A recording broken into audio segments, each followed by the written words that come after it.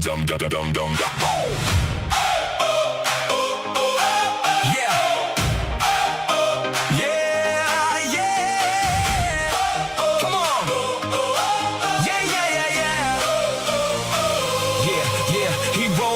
With a twisted T, talking about stars and synchronicity. Don't let me cut my hair, he cried. Mercury dancing in his chaotic eyes. Do you believe in God? He said it's complicated. Tarot cards and magnifying glass, the whole damn stream was captivated. But he kept talking after he got muted. Still preaching truth, nobody disputed. No sound, no clue, definitely no sobriety.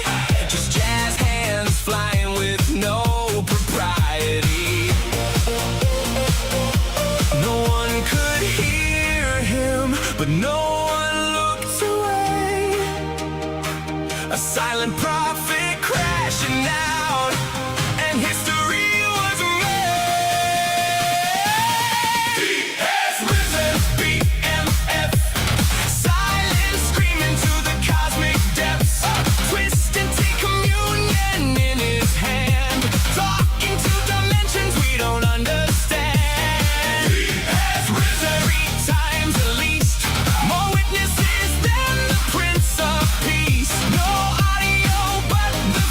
Was real, all hail the prophet with the hemorrhoid wheel.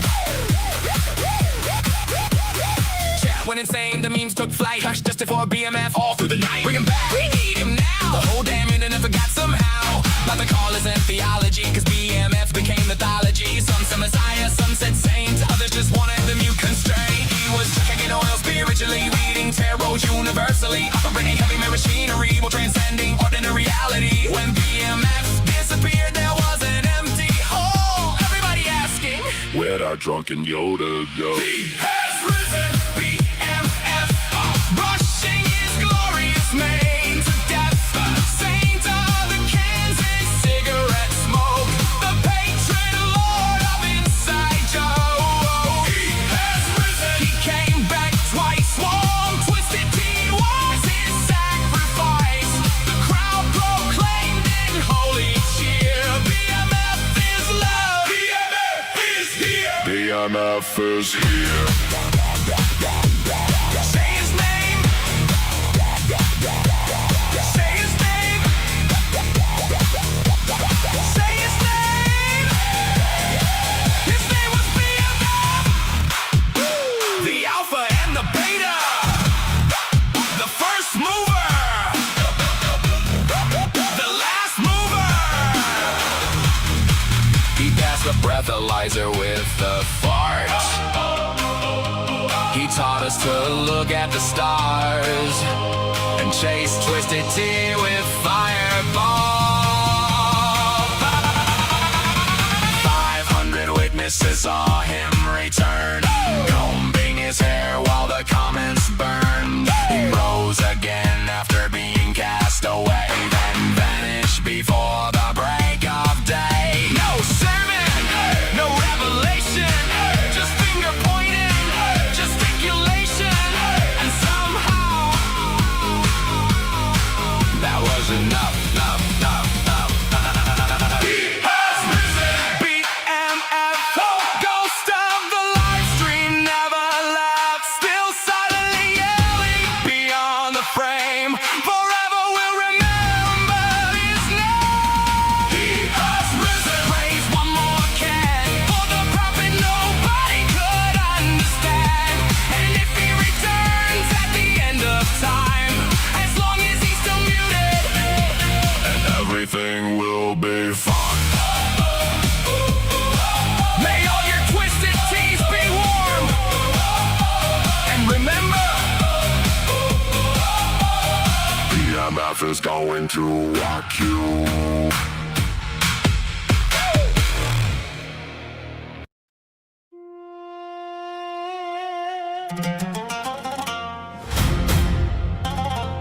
Yeah. Somewhere on the internet again. Another apologist talking wild. Dr. M's report to the scene.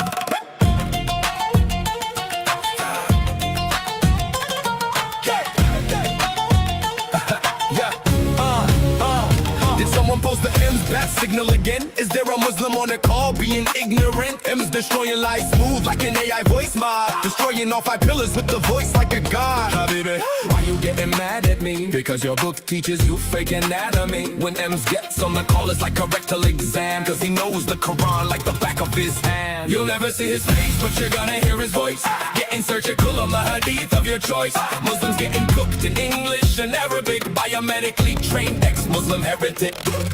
Gonna diagnose that cognitive dissonance that keeps you believing the Quran's nonsense. Did you say between the ribs and the backbone, bro? Sure, but that's a cell phone, bro. Blood clot gone and then into bones. You have no clue how an embryo grows. Just wait one beat, you're about to get owned. And M's cuts you down with the biology he knows. You think your prophet's with the moon, are you stupid? You probably also think he never screwed a kid. Miss me with your Muhammad, police be upon him. Justice for Aisha. You'll never see his face, but you're gonna hear his voice, getting surgical on the hadith of your choice. Muslims getting cooked in English and Arabic by a medically trained ex-Muslim heretic. Did someone post the M's bat signal again? Looks like another apologist needs attention. Dr. M's has entered the chat.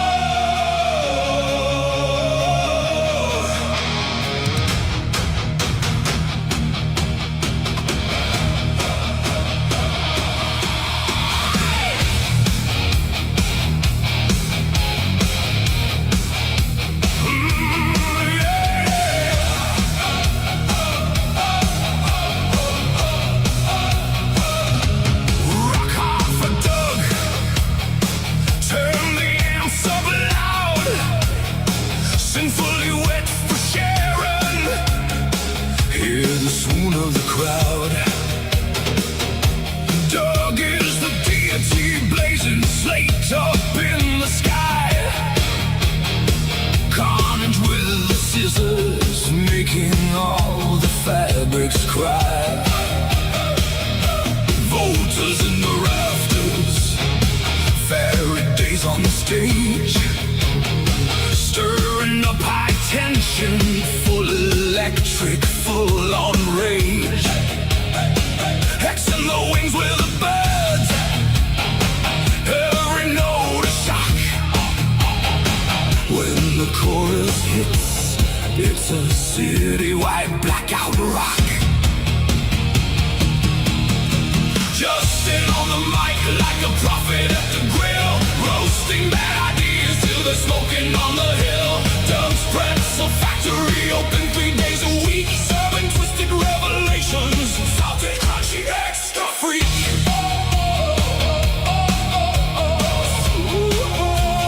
Salted, crunchy, extra freak.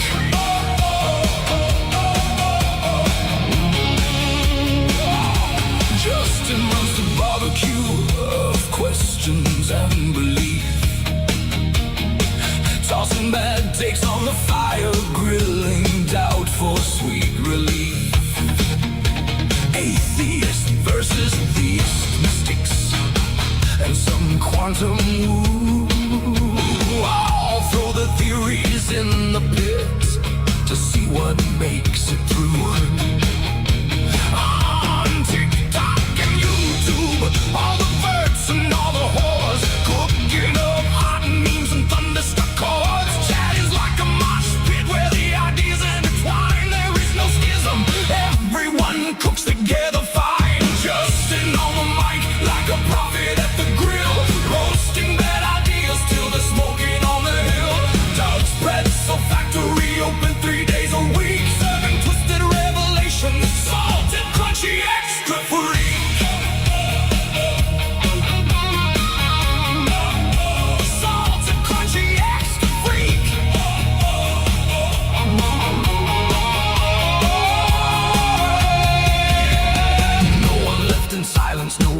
haunting in the back. Every soul stage diving in this cosmic snack attack. Justin shouts the gospel of the beat and the bass. Show us Christian love and make that baby pace. To set the flame to high, let the feedback be the guide. A dog's pretzel factory, we rock and shout with pride. One last chorus screaming as we raise our fist in time. Rock hard for dog, let's go! It's just in time. Justin on the mic like a prophet at the grill, roasting bad ideas till they're smoking on the hill. A dog's pretzel factory open 3 days a week, serving twisted revelations, salty, crunchy, extra.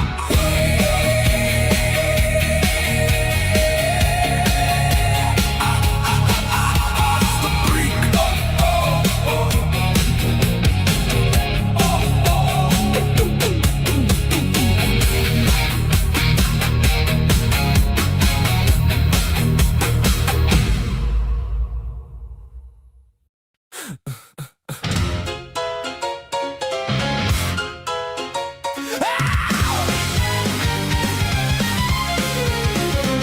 You dress up doubt in velvet robes, throw dead men's quotes like holy stones, name drop Plato and wave your hands like a mystery will make us understand. You sell transcendence cheap online with cherry-picked and twisted lines, a sermon built from smoke and mirrors, preaching louder cause the truth gets nearer. You claim spirituality, philosophy and historicity, but all you got is sophistry. We don't believe your silly fairy tales, but we're ready to talk about it if you want to. We'll even fight about it if you need to. So light the match, strike up the choir, turn your doubt into wildfire. We're dancing on the altar rails tonight. You call it faith, we call it theater, cheap illusions dressed up deeper, but everybody loves a beautiful lie. Whoa, whoa, you want salvation with the spotlight glow. Whoa, but the house always wins the holy show. You wear gullibility like couture, but every answer sounds rehearsed. You quote the saints, ignore the science, then call your contradictions guidance. A martyr complex in high heels, selling wounds that never healed. You need an enemy to justify the glitter in your bloodshot eyes. You claim spirituality, philosophy and historicity, but all you got is sophistry. We don't believe your silly fairy tales, but we're ready to talk about it if you want to. We'll even fight about it if you need to. So light the match, strike up the choir, turn your doubt into wildfire. We're dancing on the altar rails tonight. You call it faith, we call it theater, cheap illusions dressed up deeper, but everybody loves a beautiful lie.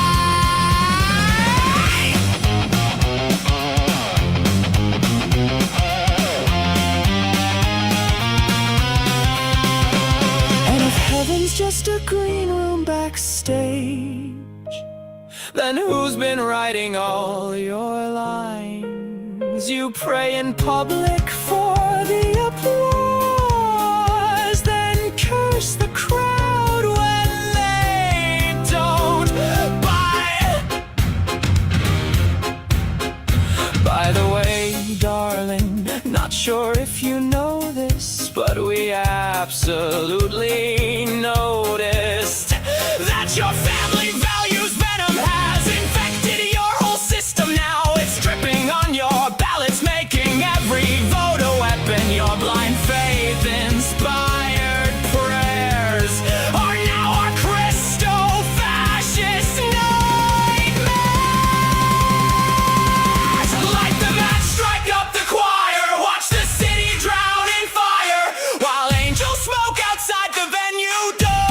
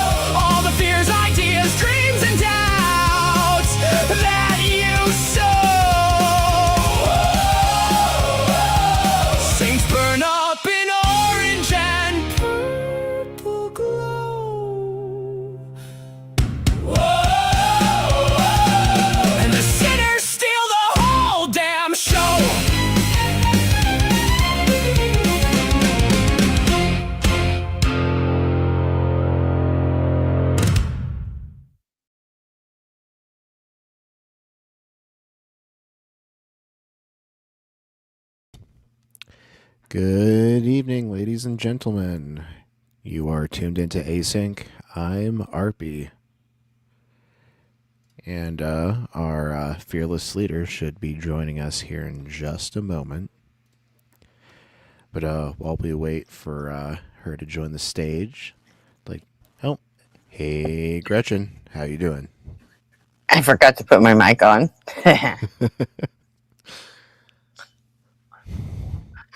I spent way too much time fucking around in DC tonight. Yeah, it sounds like there was a lot of fun that was being had. And we had a golden arm and a freak double feature in chat. It was great. Oh goodness, those fellas never learn. No, they don't. But hey, he's gonna learn on Friday. Golden Arm has been threatening to call in for like forever. Yeah, I'll believe it when I He's see it. he's been using our stream and Taco's stream and all that to quote sharpen his argument. And finally, YouTube Punk His is like, you know argument, what? I fucking had it with you, dude. Fucking call in or go the fuck away. You know? his argument is about as sharp as like an inflated balloon. I know, and we'll see. I mean, I want to, you know, he doesn't like you very much. Right, because I tear his stupid arguments to shreds.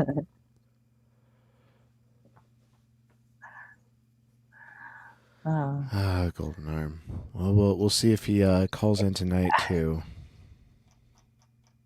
I doubt Yeah, it. he said he was, but he also said he was going to start drinking. So, I mean, okay. I'm like, I don't drink too much, and you're not coming on. You're not coming on the stream. So, I mean, yeah. do you? I don't like arguing with drunk guests. It just feels like hitting a toddler. It does. It really does. And I don't like what it says about me that, I don't won't do it. I'm not going to exploit somebody like that for anything. Right.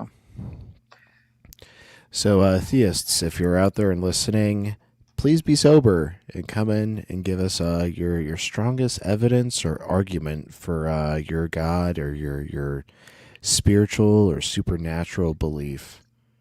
We want to believe things if they're true. So if you can prove their truth, step on up. Also, friends and chat. Oh, JR, that is disconcerting. Well, definitely don't do it because we don't want you to do that. So we want you here. And yeah, dude, take your own advice. Do the cutoff thing, like you were telling me this morning.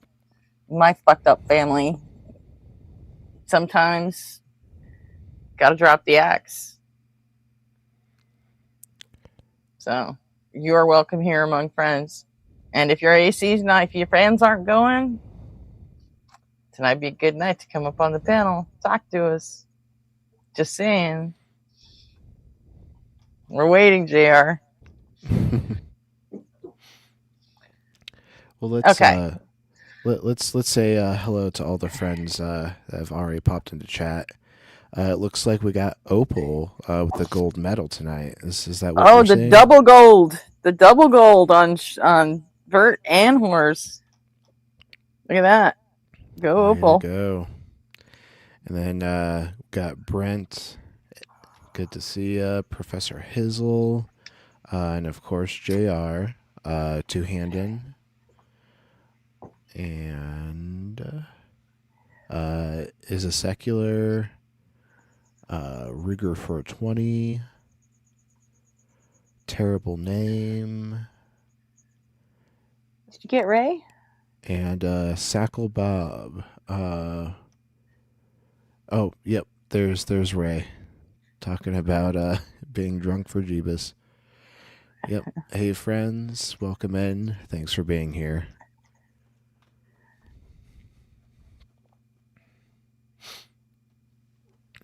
Keep your chin up, JR. We love you. We adore you. I caught Stay Justin here with us before. always.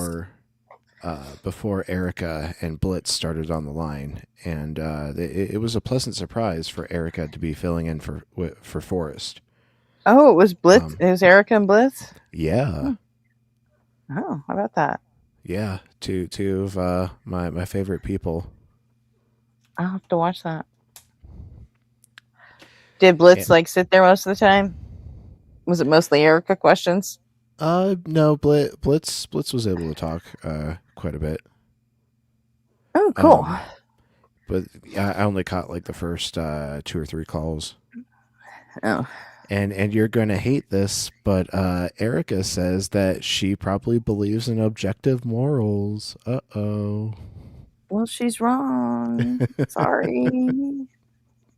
And we've got Maddie D in the moral realism camp. What is your definition? Because I know you're one of the ones that say that their definition of objective isn't mind dependent, right? What is it? No, subjective. It's stance dependent, or not true in all cases. So objective is true in all cases. It's stance dependent, or not stance, case dependent. So objective is true in all cases. Stance independent. Yes, or true in all cases. Whereas subjective would be case dependent or stance dependent. Because like a stance is subjective, like by definition, right? And that's why I corrected. When you're saying it's stance independent, you're saying it's subjectivity independent. So that's like circular logic right there. That's why I corrected myself and said case dependent. Yeah. But then true in all cases, I'm pretty sure I could tear that apart too, and I'm gonna get to work on that. So true. You think objective isn't true in all cases? Huh? I don't think there's anything in this world that can be true in all cases. Like 2 plus 2 when you're equals talking 4? When you're talking about people, no, it can't be. Yeah, but it's not like objectivity isn't limited to people. Well, morality isn't, or morality is. That's all I'm saying. That's all. I mean. Okay, good luck on that. Sounds like you've got your homework set out for you. Is morality some like ethereal substance just floating around all the time that just is always like the same thing?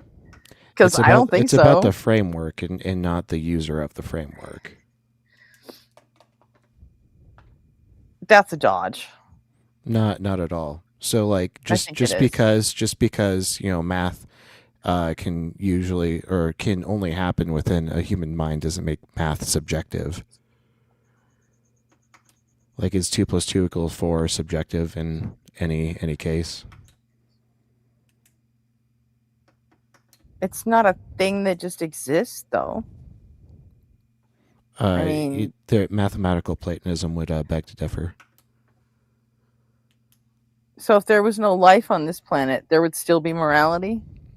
The framework would have the capacity to operate. Who would have been around to write the fucking framework? Nobody. So no, the framework. Where to go? Where does it go? Doesn't need to be written. It's just it needs to be thought up. Okay, let's not fight this early in the stream. Save it for later. Yeah.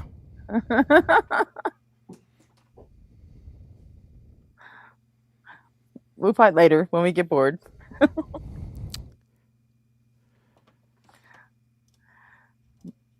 So I've got. I'm not a big Erica fan anyway, so it's fine. Boo! I got into this community because of Erica.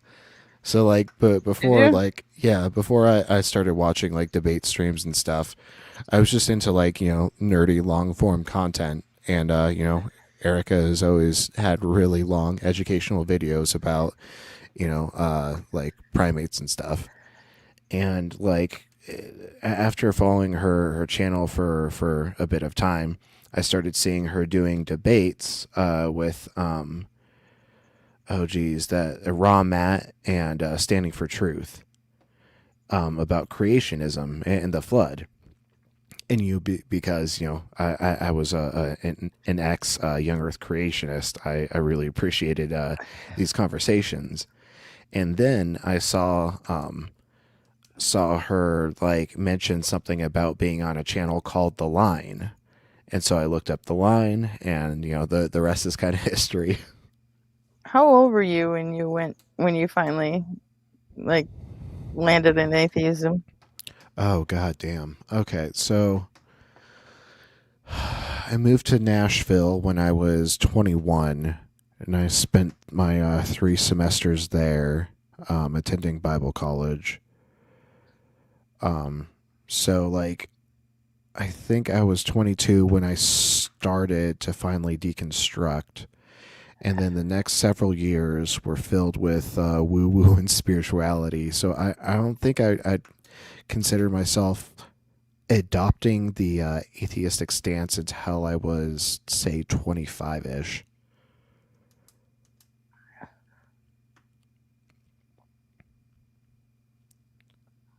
Yeah, I'm trying to put the timeline together in my head, and that seems about right. Because I had So like moved a back to 5 year kind of deconstruction with a woo yeah. detour. Yeah. Ouch, man. It sounds hard. I feel so bad for everybody who like had these like long deconstructions. Like it just sounds painful, and I'm glad I got off easy. Yeah. So Well, aren't most young adults like figuring out their shit, whether it's religion or politics or like their self identity? Like I kind of feel like yeah, you don't really solidify like who you're going to be as an adult for the rest of your life until about 25 years old. I think I did more like 21, but that was me. But then I had these like two competing religions in my head my whole life, so and which kind of sucked there at the time. But then when it came to deconstructing, it turned out to be a great tool in the toolkit. You know, it was I almost like wish. a switch. It was almost like a switch for me when I actually sat down and read the Bible and the Book of Mormon, and I'm like, these don't even fucking work together. What the hell have I been thinking for 20 years? I'm like, this is bullshit. It's all bullshit. Yeah, I think I had the disservice of having read through the Bible multiple times before going off to Bible college, under like the coaching of like my preacher. Because for Boy Scouts and Cub Scouts, I was doing like a Bible reading program with him every week. And so, I like, had a I was different basically being experience. hand fed all the apologia. Yeah, they didn't want us reading our Bibles, so we never did. And not in the Pentecostal and not in the Mormon church. It's just like neither one. They don't want you reading it. So Yeah, because they I know, mean, like, reading the Bible is the yeah, quickest because path to atheism. yeah, Oh, Pi mentioned what did it for me? And 3.1415926. Sorry. Terrible name. I mentioned Pi. I always got to rattle off, but I'll stop myself. yeah, and I did it all just to avoid having to christen my kids as Catholics. Mm. This is like a fucking religion world war in my house for like 6 months, and then it was like, well, shit. I guess I'm nothing. Then all right. So, but yeah, I never watched any atheist content before, because I was always in politics world. So, Mm. and the guy who dragged me into this isn't even. He doesn't even do debates anymore. Carbon. Oh, yeah. Yep. You like to talk about Carbon. I love Carbon. I He's mean, funny as shit. he's only been gone since January, right? Yeah, but he's not. He said straight up he's not coming back. I mean, people say that, like, Danny Philtalk said that, and he's been, kind of reemerging. It just depends on, like, you know how big that dog is, and whether you'll be That's able true. to stay out of the game for long or not. Yeah, that's true. I think it just depends on whether he comes back like um, mainland or not, because he's in Hawaii. So I think he hated the late overnight streams. Mm-hmm. It's Because I kind of think he kind of wanted funky he with wanted that more time. viewers and callers, but he's like 4 hours behind California or something. So yeah, by the time he got home from work and turned it on, it's like everyone was in bed. So I see him around TikTok sometimes. So I mean that dog's still there somewhere. Yep.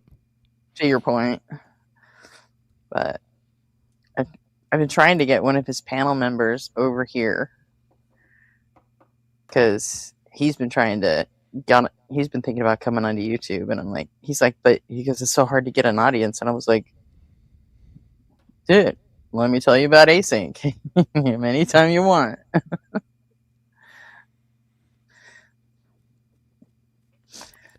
Yep. It'd be nice to be able to help use our platform as a springboard for other people. Get their Yeah, toes wet, and that's the idea. That's the idea. So, I mean, I don't think people just want to hear us all the time. I mean, I know I wouldn't. I mean, But that's just me. Like, you know the phenomenon of you can't stand your own voice. Like, whenever I record something and play it back, I'm just like, oh, is that what I really sound like? yeah. But apparently, people don't mind my voice as much as I do, so I'll just accept it. Yeah, I guess mine gets real screechy when I get riled up about shit. I wouldn't characterize it as screechy. It can be hard to listen to.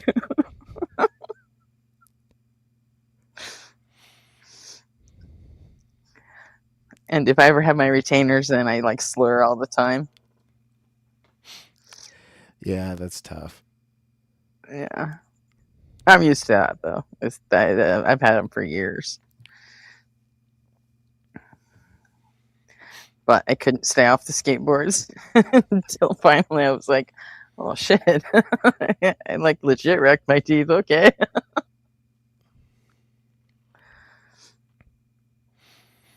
I was supposed to wear a retainer because I had braces for much longer than most people. I had them for like 5.5 years. But then, Damn. yeah, during I wasn't able to wear my retainer during cancer treatment just because of the bacteria that can accumulate on it, and so I just you know never got a new fitting when I concluded my treatments. And my bottom teeth have like shifted a little, but it's not terrible. It's not like all the work of the braces were undone because my teeth were fucked up before I got braces. Mine were never really all that fucked up. I had braces for like 2 years, and then I had a neck gear to correct an overbite, which I never wore, so it never got corrected. And then and I think I got those at like 9 and got them off at 11, and that's when I started skateboarding. And just over my teen years, I'd literally knocked out like 6 teeth and ended up with like crowns or bridges, or depending on whether I just chipped a tooth or like fully knocked one out. And then by the time I got in the army and they pulled my wisdom teeth, they were like, "You've broken. You have 2 bridges and you broke them both." I'm like, okay, so put new ones on. They're like, "No, we can't."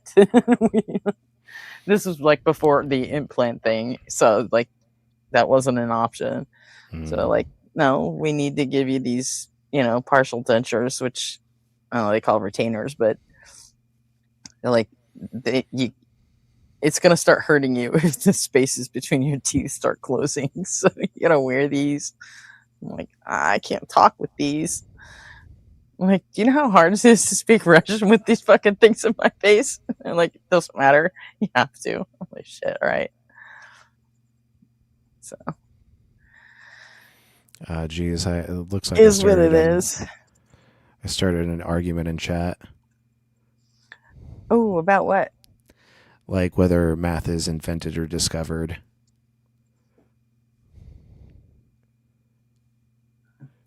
These concepts have been debated for centuries. Yeah, So that's. good I luck, mean, folks. that's not something we're gonna figure out in chat tonight. But I mean, do you? And thank you, Git. I'm glad you like listening to us. Thank you for that. Carbon is cool. I barely got to watch his streams. Yeah, Ruger. Carbon kicks ass. Love him. So mainly I got into Carbon for the politics, and then he started going atheist. I'm like, hey, I'm atheist. I can fuck with this too. Hey, let's go. And then yeah. And there's people in the streams going, have you ever heard of deconstruction zone? I'm like, no, I never have. What is that? Yeah, so my introduction to Justin I listened to a was little bit of that, and then someone said Joel and Mezzo, and I'm like, all right. And I'm like, oh, I'm in. We're done. We're good here. I got all I need. Thanks. yeah. So I think Justin did a feature on the line before he was a regular, and that's when I started following him. But I didn't start following his channel right away. I started following him like on AXP, because then I noticed that he was like the regular host of AXP every Sunday. And then I eventually started watching his channel when he was still doing like the vertical only, and like he was using like the the auto green screen backgrounds, and he had that what was her name? I think it started with an H. She was always like Hanji. part. Oh, Hanji. Hanji. Yep, Hanji. Yeah. Yeah, she was always part of his lives. Yeah, I never watched The Line until, I don't know, like a year ago, maybe. I used to watch The Line like before the election when Jimmy was just doing the straight politics ones. Mm-hmm. It was just him by himself, and those I watched. But I don't even think it dawned on me that that was an atheist channel. I thought it was just like a debate channel, and I only watched the the don't vote for Trump lives that he did. So Yeah, those were always really frustrating, yeah. especially the amount of like independent or like abstaining leftists that would be like, I'm not voting, or I'm voting for Jill Stein, Mm-hmm. and had to rehash that conversation over and over and over. But it was important to constantly hammer home the importance of voting. Unfortunately, the effort fell short. I wish Parker would do a stream that says fucking Jill Stein or abstention voters, please call me and tell me how you're feeling now. Yeah, he seems to You know what? focus on MAGA. I would fucking love that. I would love to see someone do a stream. I mean, I would do it, but I mean, I don't think anyone would call. But I would like to actually talk to some honest, Jill Stein voters, or I'm not voting for anybody bullshit people, and ask them how you feel about your vote now. Like, honestly, you regret it? Probably not. But most of them are hard-headed enough to not, to not accept the reality of the situation.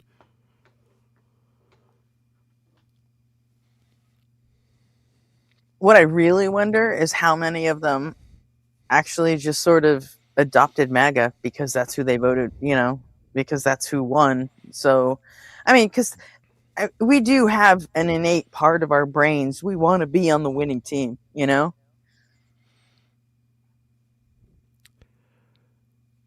That I might mean, be there a are more there are neurotypical thing. Because like I feel I'm like I don't have that inclination. I think everybody does to a certain degree. I mean, it's just like anything, any other part of your. I just think some people are more susceptible to it. I mean, I wouldn't be obviously, I can but agree with that. even though I'm neurotypical and I wouldn't be susceptible to it, but there are people that are, and like I said, I say all the time, people have gotten they've figured out a way to tap people emotionally because the system they're actually voting for is so huge and bureaucratic and it's just unwieldy that nobody wants to do the heavy lifting that it takes to learn it and figure out what the fuck you're actually voting for.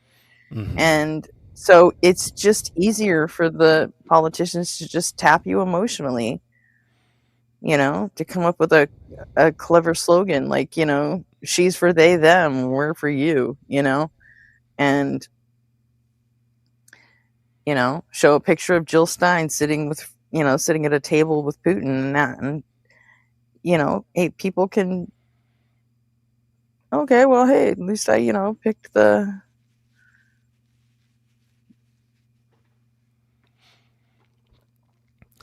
didn't pick the losing team. So I just wonder how many of them actually kind of like have like just been absorbed into to MAGA. So Yeah, and it's part of that sportification culture that we have in the U.S. with our pro sports teams being so huge. I think I saw a statistic saying like there are over 150 million viewers of the Super Bowl every year, mhm. and so that's over. Or no, that America has what 320 million, so it's almost half of the country watches this one Mhm. single event. Yep. And Clockwork Rex, I mean, I know you don't think your vote can fix anything, but I mean, we see people like that every day saying that on this stream. And maybe if you all like made a different decision, maybe it would.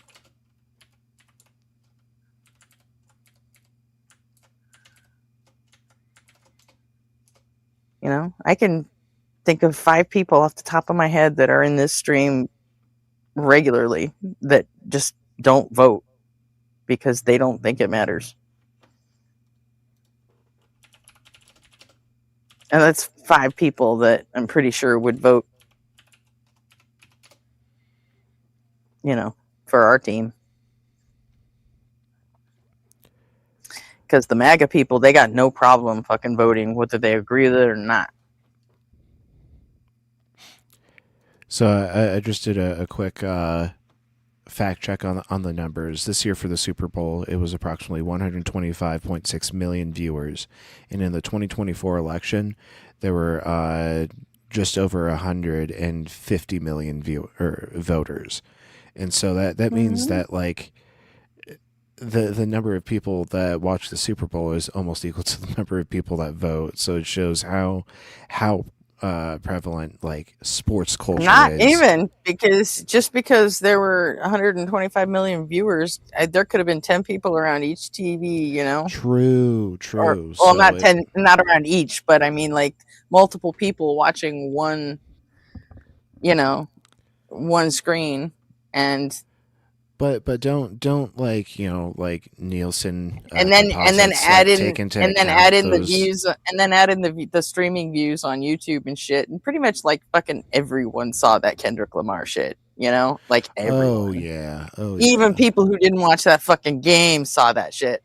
So I mean, and then worldwide, I mean, come on, it's not even a thing. That's why I say if anybody ever wanted to take over America, do it on Super Bowl Sunday. It's your best shot. Yeah, It the 100% streets are is. more clear than on Christmas. Oh God, have you ever been to like Disneyland or Six Flags on Super Bowl Sunday? It is a dream. It was Oh great. man. That is the Actually, day to that's go. really smart. I should like plan to take Hmm. my family there for the first time.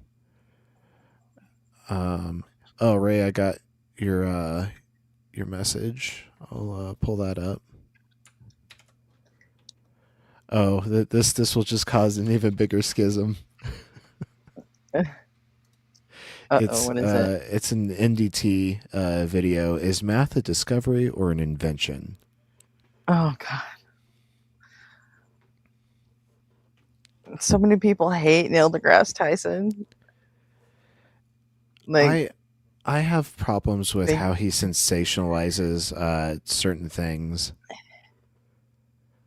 but like as a science communicator, you kind of walk that line of like entertaining like the layman to like getting more interested into these topics, and so like you do gotta like kind of spice it up a bit and like maybe make some claims that are slightly larger than life, um but like then like it cools off when you get into the nuance of the things. But because like I'm already familiar with a lot of these concepts, it kind of irks me at the slight inaccuracies he introduces.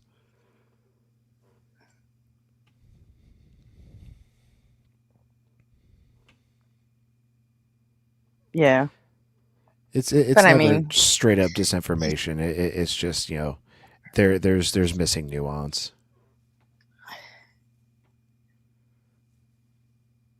yeah, but he's not like a science teacher or anything. He's a science communicator now. So Yeah, I yeah, mean, and that's why kind of there's brought a up lot of the missing nuance performative. in what Professor Dave does too. But I mean, Oh, speaking of Professor Dave, did you guys ever watch that Dan Richards video? uh, I did. I don't know But if we did it on on on stream. stream. Okay, if you didn't do it I on think stream, then it probably didn't happen. So we can always react to that. I've still got that in the queue. there really isn't much to react to with that one. Oh, for real? Okay. Yeah, And it's a pretty long one. it's well, actually, you know what? It's only like half of it is Dan Richards, and then the other half is like an interview with somebody dunking on Dan Richards, if I remember correctly. Okay, well I'll keep that in the And maybe it pile. was mostly the biggest part of it was just a review of the other two or three videos he did dunking on Dan Richards. I, I think it, and it was like there were a couple of Graham Hancock swipes in there and Jimmy Corsetti and like all of Milo Rossi's favorite targets. So, yeah. Cool. Well, yeah, I'll keep that in the maybe pile then Yeah. for the It didn't meantime. need to be that long. He only needed to make a 10-minute video saying, "Oh, Dan Richards is fucking making a new video crying about me again." And then dunk on him a little bit and say, "Cry about it forever," and then go move on with your fucking life. That would have been fine cuz that's essentially what he took an hour and a half to do. So,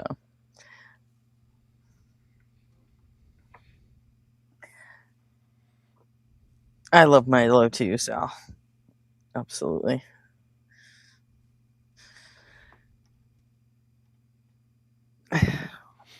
I think Milo's going to do politics next time.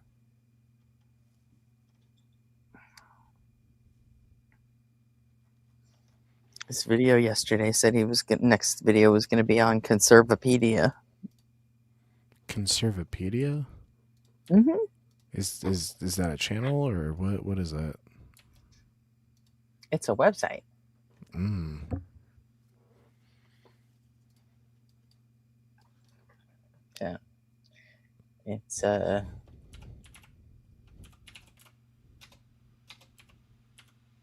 it's an interesting one. It's a right wing, like Wikipedia for politics. It's fucking cracked. I swear to God. Don't look it up. Oh, too late. I'm It'll trying to drive you pull it up fucking right now. crazy. It's taking a really long time to load, which is like concerning. Probably just like packed to the brim with trackers. Oh, and it can't even be reached right now. Oh, it can't? Really? Is it No. down? It might be. Here, go to down detector. Oh, I got it. It came up for me. It's Conservapedia, the trustworthy encyclopedia.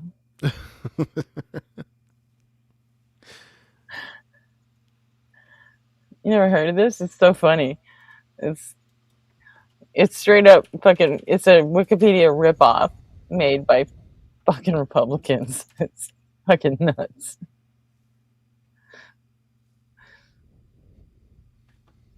So,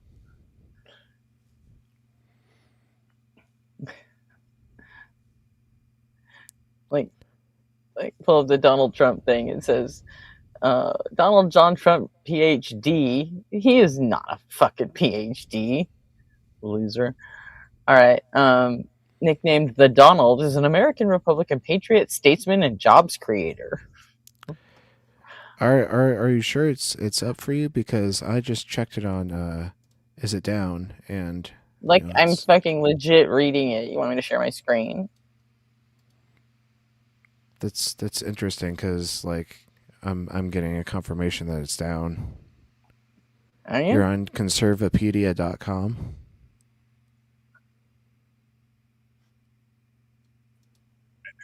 Hang on a second. Hey Kelsey, how's it going? Hi. Apparently someone wanted to debate me, so I'm giving them the chance. But I'm not going to sit there and talk to 20 people in the comments. Yeah, don't need the blood sports down there. Yeah, if you folks want to hash it out, come on up here. You want to hash it out? Come up here. We'll have a conversation. Have some laughs. But you want to talk in a chat that's going to end the moment the stream ends and never be seen again. What's the point? I mean, we keep our chat replays attached to the lives, so technically you can still see them.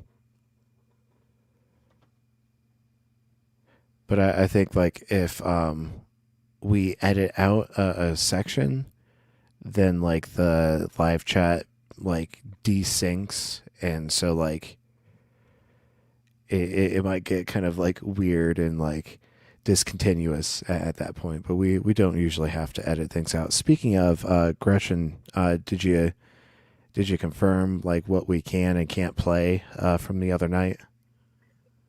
Oh, yeah, they were all cleared. Really? Yeah, all of them, but Surprised it the said fuck out of me possible. losing it was cleared. It said possible content warning, and then I clicked on view details, and it said no impact, no impact, no impact. Okay. So, but I hid the stream anyway. I privated it because we talked about some fucked up shit this morning before sign off. The more personal family stuff. Yeah. And What did you guys talk about? Talked about how my dad killed 1 million people.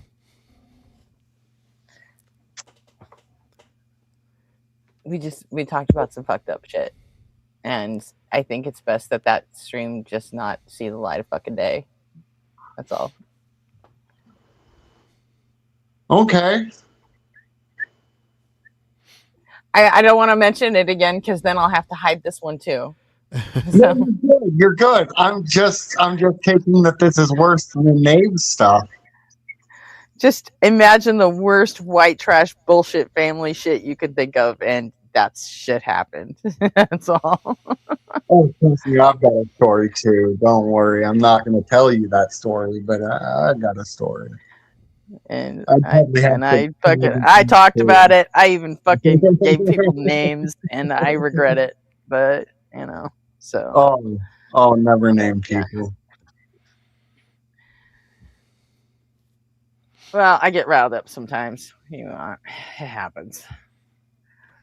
No, it was so much worse than the Taito show. But so much worse. I can My tell family, my family is a white trash rehab carnival waiting to happen. It's like just you would never guess that we came from fucking Southern California if you knew about all this shit going on in my family. When I came out as an atheist, my mother called me a terrorist and disowned me, so it couldn't be worse than that, trust me. All right. I think it kind of is. So, I mean, if that was the whole thing, I wouldn't have hidden that. I wouldn't have probably hidden it. You reported me to the FBI. What? For being an atheist? For being an atheist. I have had so they're just fucking stupid then. 3 separate conversations with the FBI about my family because I'm an atheist. And I'm really shocked that I ever had to have a conversation with the FBI over this stuff.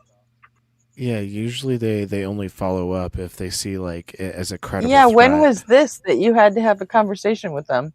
Back in like 2012, 2013, something like that. Maybe it was 2015, but what I really don't recall the FBI doing interviews about atheism back then. What happened was I linked a video from while Obama was president. Yeah, okay. I linked a video from Thunderfoot to my mother, and it happened to be that she thought you could make a bomb out of what I linked. It was from Thunderfoot. He was investigating Coulombic explosions. I think I'm saying that right. I could be saying it wrong. But he was investigating Coulombic explosions, and he documented it, and he named YouTube in it. So I thought it was really interesting because he found YouTube videos very helpful in his scientific research.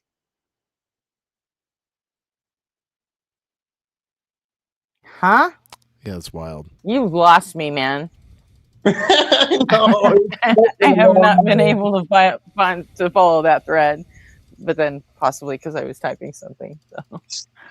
It's Coulombic explosion is what happens when sodium metal hits water.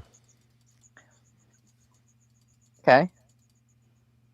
How does that what does it have to do with the FBI and atheism? That's where I'm lost.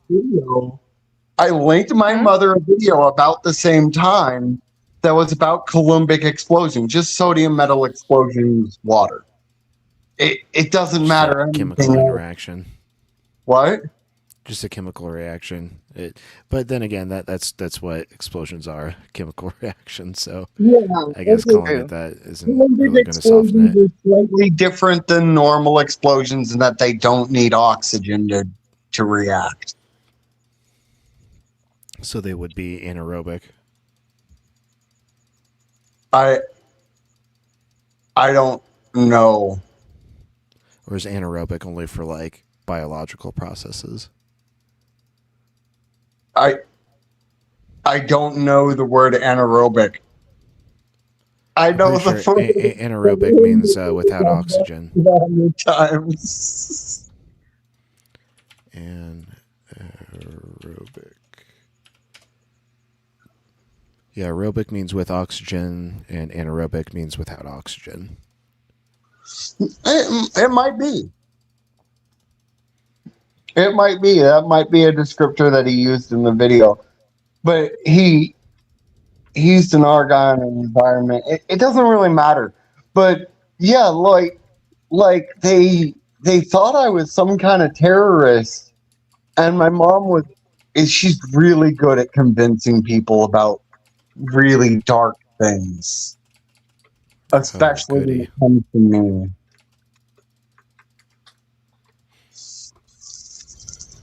So everyone rallied around the matriarch.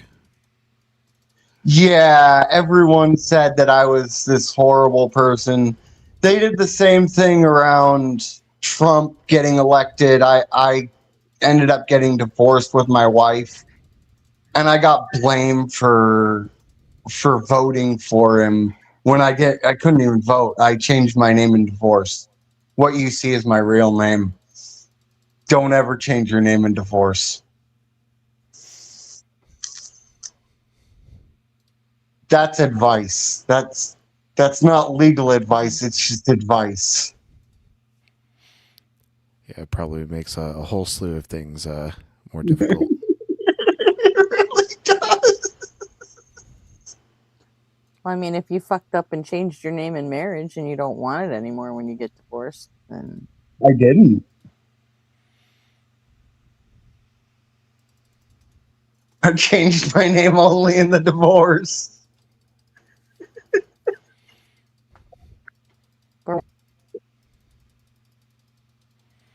Going for that new start.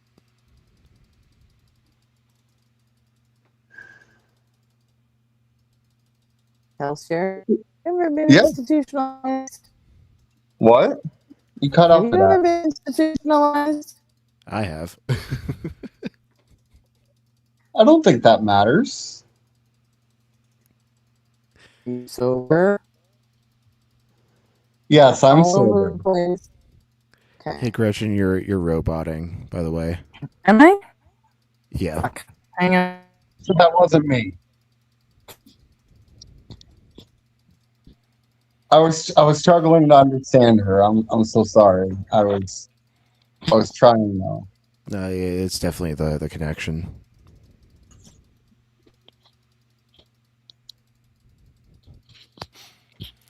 Yes, I own a pair of those grippy socks that they give you. I own a few.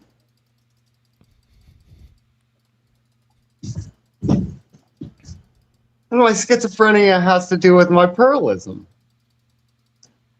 Mm. I don't think once you're schizophrenic, you get to decide that you get to believe in a god, because if you believe in divine command theory, and you're schizophrenic, you're fucking stupid. Yeah, it might be harder to deal with what is and isn't reality.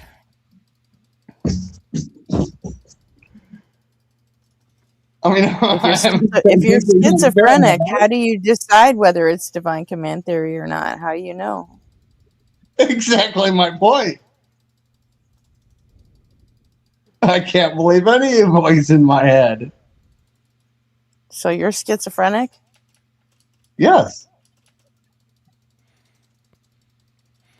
Yeah, one of my best friends was diagnosed with a Apologies. schizoaffective disorder over the pandemic. The stress of the lockdown is what made it trigger and emerge. Oh no, I was a Christian. I got injected with haloperidol against my will while at the hospital. Long story short, I started having hallucinations on the spot and never really came back. Do you have both auditory and visual hallucinations?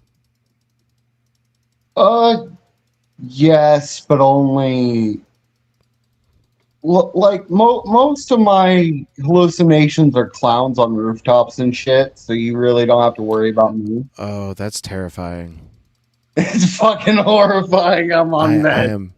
Yeah, I'm afraid of clowns. That would. Oh boy. Just imagine 1,000 variations of it lining all the rooftops. Yeah. I'll be right back. I'm going to go reset my connection. Alrighty. Okay.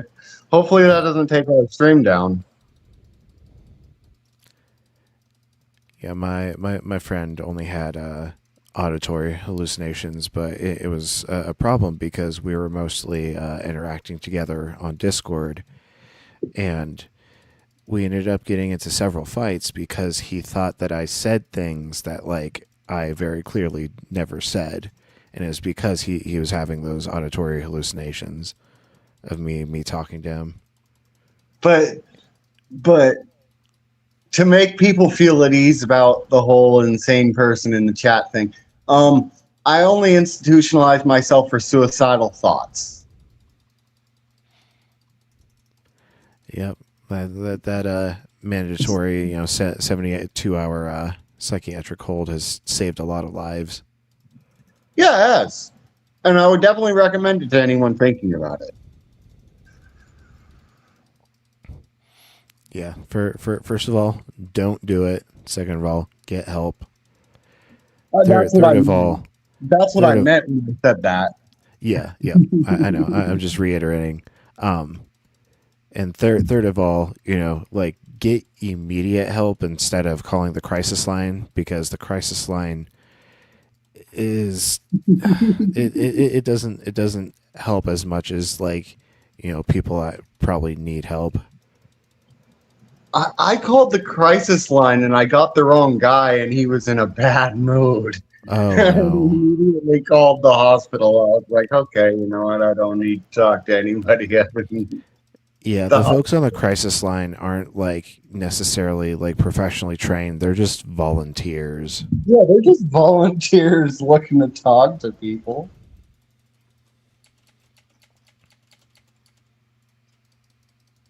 Is she coming back? Yeah, she's fixing her connection. Those darn routers. I probably need to get mine traded in. It's like around the same time every day, around 2 p.m. Like my router just locks up, and I have to like go and like manually power cycle it and everything, and it is it's a pain.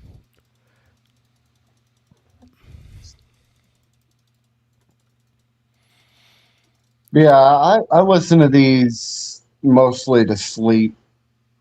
My meds make me tired. You take anything similar to Seroquel? I don't know what Seroquel is, but I take Ambien. I used to take Ambien, but it made me too loopy. Like it made my phone screen like seem 3D. Some sort of like weird hollow mirror effect. Yeah, I will be eventually. I mean, I took my Ambien. It'll eventually kick in.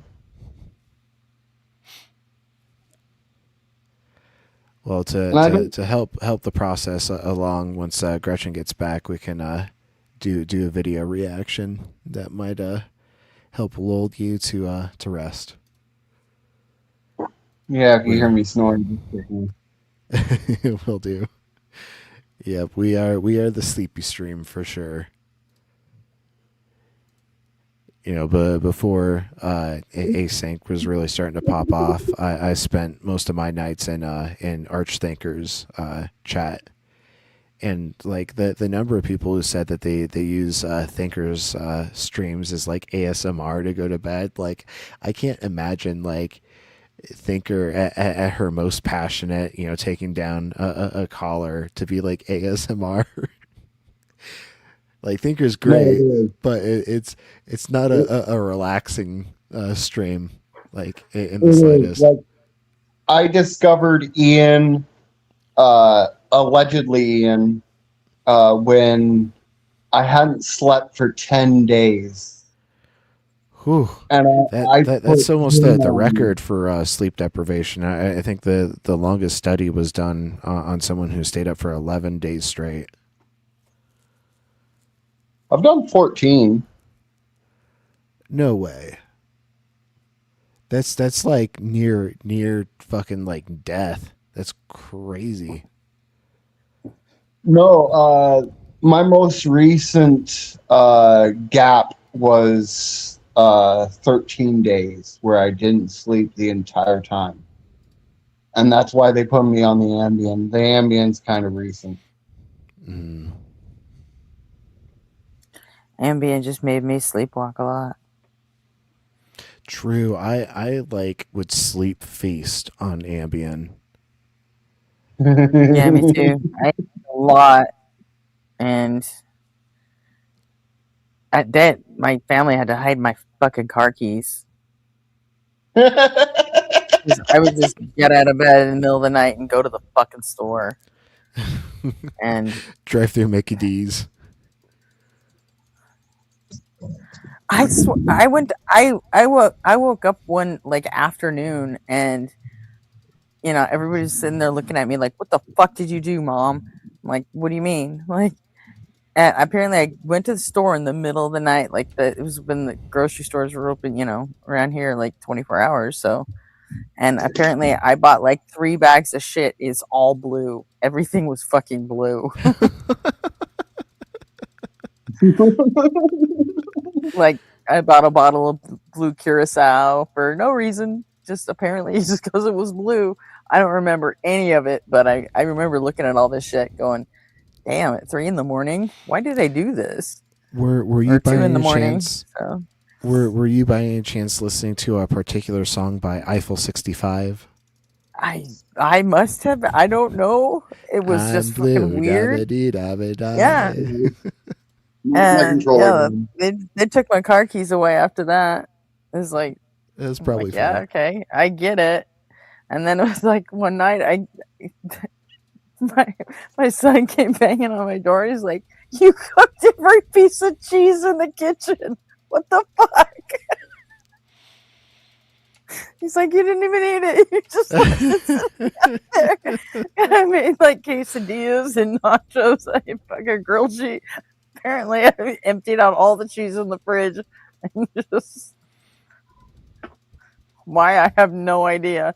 Like, I'm like, But yeah, it's yeah, time to get off of that shit. So, and then I ended Yeah. up on Restaurant after that with the temazepam. Ambien was a solution to me not sleeping for, I think, 13 or 14 days. What's that? The Ambien was a solution to me not sleeping for 13 or 14 days. Yeah, I think my problem with Ambien is I would take it and then like it would shut off part of my brain and I would forget that I took it. So I would take some more, and then I would forget that I took it. I'd take Ooh. some more, and then it's like, and then I'd pass out. But then at some point I'd wake up and just like autopilot. I have no memory of any of the weird shit that I did. I had to play like detective with like receipts and look at the sink and find out what dishes I made last night, or it's like a detective novel every day. It was weird. So that only It lasted hurt for the about brain 6 months, but not and I thinking was of like, it. yeah, I can't be taking this shit anymore. But it definitely it had me thinking though for a while. I'm like, didn't that one guy like drive across town and kill his fucking ex-wife and said it was an Ambien? I'm like, I fucking get it now. I totally get it. It made perfect sense to me all of a sudden. Like, because I have absolutely no memory of any of the shit that I did.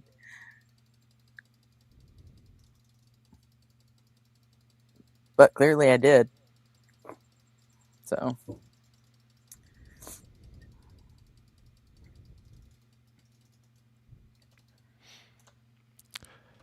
All right. Should I show the videos we have on deck for tonight?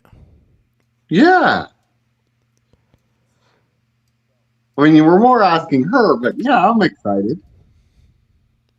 Sweet. All let's right. go.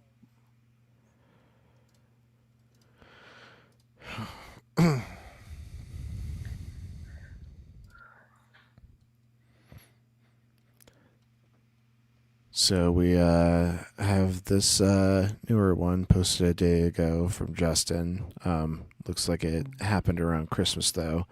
Clown Christian thinks crying is a valid argument. This Dr. Blitz one, theist question mark, spews incomprehensible gibberish for 22 minutes. And then finally, we got Eric Planet Peterson. Guest disagrees with me about the truth. Oh, damn.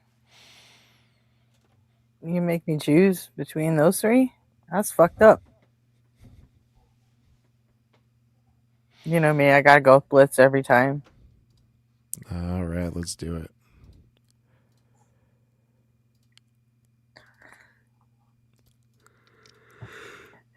Oh, excuse me. Oh. I'm out of energy drinks, and so I might be a little slower tonight. Gotta go to the grocery store tomorrow. Gotta refresh that main line. Oh wait, I have to switch. Here we go.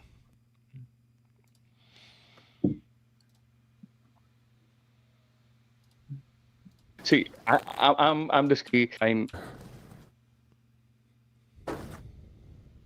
Mechanical Living, can you hear me? Hi, am I audible? Yeah, you're audible. Am I audible, sir? Yeah, I can hear you. Mechanical Living, do you believe in God?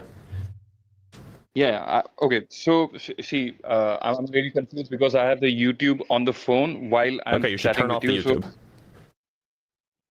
So it's repeating. So it's repeating. Actually. Yeah, so you should turn off the YouTube. Just close out of the YouTube. You can still hear me here.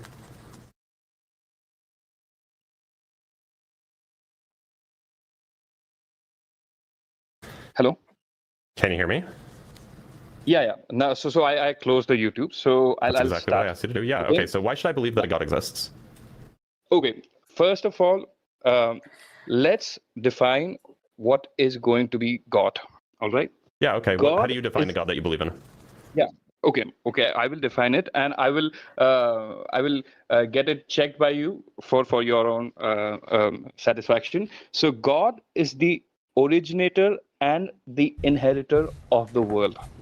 When you say Does originator, that sound right? when you say originator, does that mean something like Well, thanks for joining the panel, Kelsier. Hope you and your Ambien get you some good rest tonight. And hey, Jackie, good to see you. Hide your keys. Right. Don't go to the store and buy blue everything. I blew everything. does it have a mind? Did it do it? Did it No. originate the world intentionally? Don't think through human. Let's give it a Did it have intention? No. Let's not paint it through human Well, look, eyes. if you use a vague, Let's call it the soul. definition like that, I would say that it's plausible that there is an originator for the world. I don't know what it would mean for the world to inherit the world, but that doesn't mean that a God exists. No. In the in the understanding that I have. Let's not come to the point. All right, let's not come to the conclusion. I'm not saying that proves God. I'm not all right, saying. we were on the first I don't step. think you're saying that proves God. I'm just telling you that that definition is not compatible with the standard understanding of what a God is. Like you can be an atheist. Why and still not? Of course, Jackie gets management superpowers when she blacks out on Ambien. But I message my friends weird things that make it awkward to talk to them the next day. Ambien blackouts are figures. not created equal. Yeah, mine definitely aren't. think that the universe has an originator. An originator doesn't have to be anything with intention.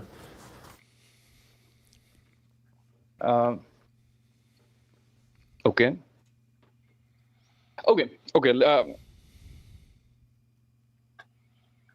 Okay. I want to ask So do you think that the originator hasn't? Oh my God, Leaderhead! Yeah, that last call was insane. And I felt so bad for Ian's girlfriend. Did or did they forget to get their girlfriend from the train, or did they forget to take her to the train? I thought she just needed to be taken to the train.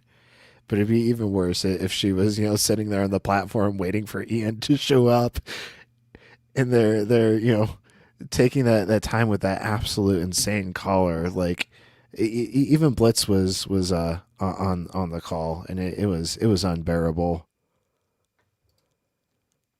We can maybe play that here like further into the show, but it was definitely one that's going to get clipped in the next couple of weeks. I guarantee that.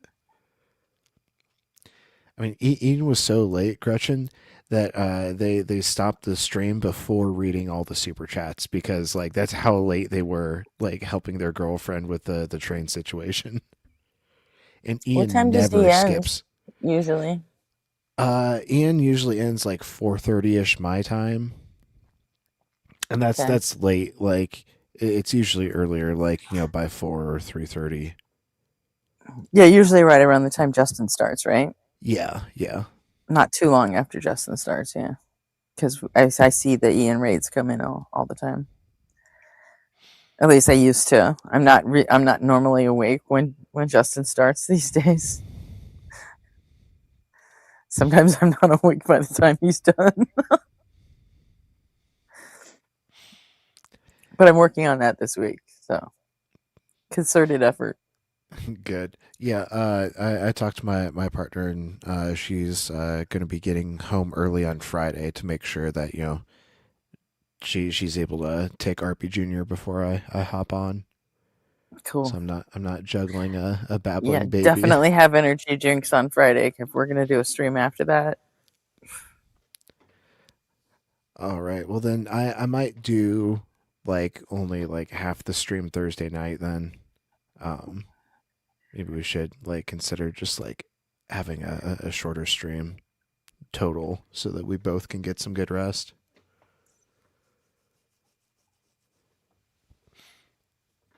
Maybe that might be a good idea. Yeah. We'll talk about it. So we could also split up the other thing. Yeah, let's talk strategy offline. But on a good note, I did find I still have one Adderall pill left from my old prescription. So I'll probably take that Friday just to make sure I'm completely locked in. My last work. emergency stash. But I'm also scheduled to reconnect with a psychiatrist, so hopefully I can get my script re-updated. Updated. Yeah. Good. So Yes, but babies are wonderful. we can also take it in shifts too. I mean, even the other show, I don't think we need to be, both there the whole time. You know what I mean? Yeah, that's probably fair. Especially since I plan on being on TikTok and letting you do the internet part. Because you don't fuck with TikTok, so. Yeah, I mean, joined. we may as well use it as a chance to get the TikTok thing topped off too. If you're going to be shooting for live access on your account, it makes the most sense for you to be doing right. Excuse me. Yeah. Oh, big yawn. Yeah, it makes more sense for you to be doing the TikTok connection, and I'll just be connecting through Justin's proprietary software. Yeah. So, wait, don't say that. We've talked about it on stream before. In case Golden Arm's listening. Oh, okay. Yeah, but we talked about it last night, and I privated that one. So, shh. Okay. Shh, I don't want Golden Arm to know what's waiting for him on Friday. Okay. I wanna say a meme, but it'll and just like solidify it even more. Okay. Anyways, here's Dr. Blitz. Tension. We just did a Joel and Mezzo, like acting like not everybody can fucking hear us. Oh shit! All right, Gretchen. no, I'm awake. Really, I'm with it. We're good. I'm Lock not in, quite Gretchen. awake. Lock in. I'm trying to All wake. right, Oh my God. let's go. I think he has no intention. The Okay. originator Why do you has call no it he? intention because I want to give it a pronoun that's not a neutral pronoun. I want to Why? give it agency. It doesn't. If it doesn't have intention, it doesn't have agency. No. Okay. Let's digress. All right. I want to ask you 3 questions. Can you grasp your hand? Can I grasp my hand? Yeah, sure. No. Can you grasp your hand? No, Yeah. you cannot. Of course I You can. cannot. I have another hand. I'm doing it right now. No, I'm not. Okay. Does the caller think like Dr. Blitz is a pirate with like a hook hand? Like you're not talking to fucking Long John Silver up there, buddy. Can you bite your teeth? Probably not. The teeth are the thing that do the biting. No, right? And the third question is going to be: can you see your eye? In a mirror, And sure. I was gonna say no, not in a mirror, but you can't see it, right? The way Unless I you use a mirror, see of the course. person in front. Yeah, it's because the instrument and You could see your eye if you like dislocate or if you pop your eye out of its socket and point it at your other eye. You could absolutely do that.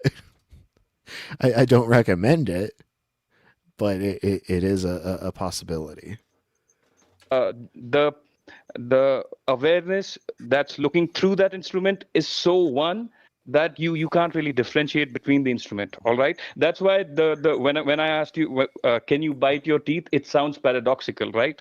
The thing that It's not defines paradoxical. The biting. answer is just no, unless one of your teeth falls out, right?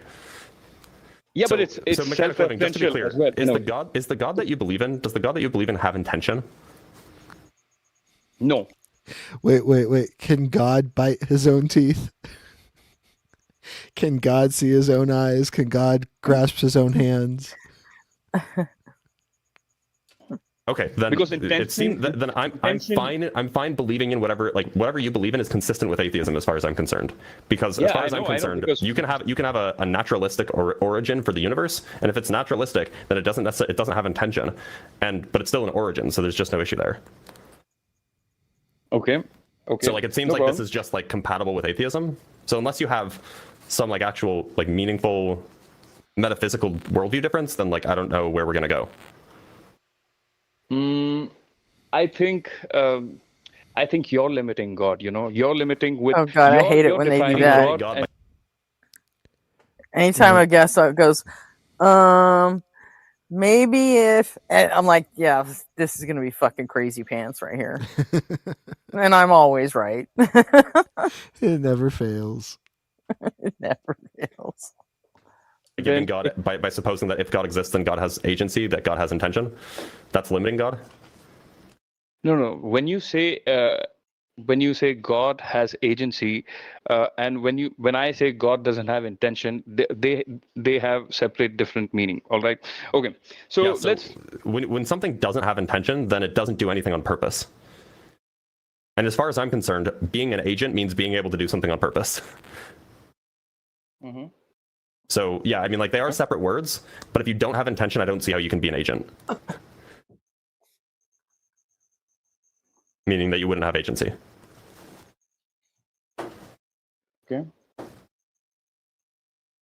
Okay. How is this definition?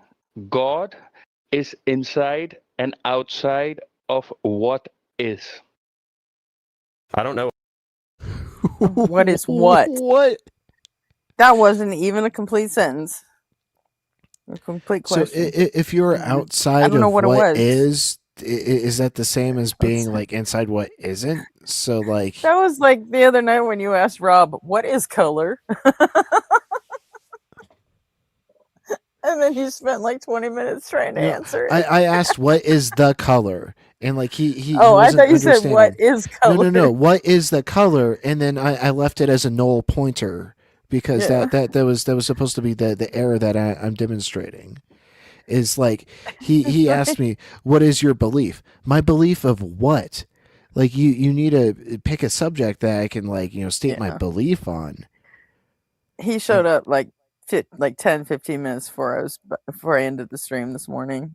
And Oh, no. he was like, "Where's the call link? Where's the call link?" And I'm like, "It's not happening today, Rob. I'm about getting ready to shut it down.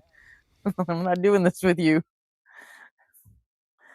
He's like, "Come on, just put up the call link." I'm like, "No." So Yeah, Rob's we're gonna get another another one. visit from Rob. I hope he calls in sober next time so that we can like get through his motorcycle. Was he drunk? He seemed drunk at the end. Yeah, I had to check or at out of least, that. like- I couldn't tell if he was like inebriated or just fucking dumb. In the beginning, he was just dumb, but Yeah. then like he seemed to be less and less with it, and so I assume he was probably drinking during the conversation. Yeah, that was.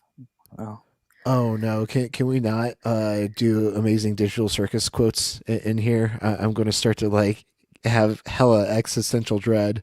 That show is like an entire like exercise in like infinite existence being like an absolute trap, and it always has me questioning my sanity. I've never even heard of it. I see you, Salamander. I see you. Terrible name. No, it's not just Rob. This is a guy named Quantum Rob Conversations with a Z. Yeah, if you could call that a conversation. Yeah, that was not a conversation.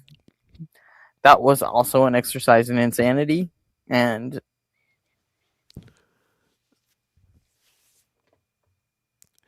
Yeah. I guess we'll see what round two. I guess we'll see how round two goes. Yeah, Rob, if you're listening, come up anytime. But let's keep the refreshments outside of the stream. How God could be outside of what is if God also is. How could God be outside itself? And Salamander, I'm mostly kidding. Like it's a great show. It's just like really has me going like, what the fuck at the end of every episode. It's a trip for sure. Yeah. Okay, so this is a really good question, and It's not. It's to be clear, that was a rhetorical question. I was pointing out that there's a contradiction in the view. No. It's going to work. Okay, so the three terms we need to really Can a thing understand. be outside itself? It will be, and you will like it. You will like the explanation. You think a thing can be outside itself? Yeah, a thing can be outside itself, inside itself, and be itself Well, at the same I think time. kind of by definition, if you take inside to be like subset inclusion or like subspace inclusion or something like this, then a thing by definition is inside itself. In that the subset, in that the whole is a subset of the whole. But I don't think a thing can be outside itself if you take inside to be a subset and outside to be not a subset, because a thing can't be not a subset of itself. It can't be a superset of itself. That's actually a theorem. It's a mathematical theorem. I know it's a theorem. Okay. Let's can I interest you in a really funny example? But before that, we need to meditate on three words: contingent, necessary. I've never heard of Infinity Train, but I love Steven Universe. Steven Universe is great. Are these all cartoons? Amazing Digital Circus and Steven Universe, yes, are cartoons.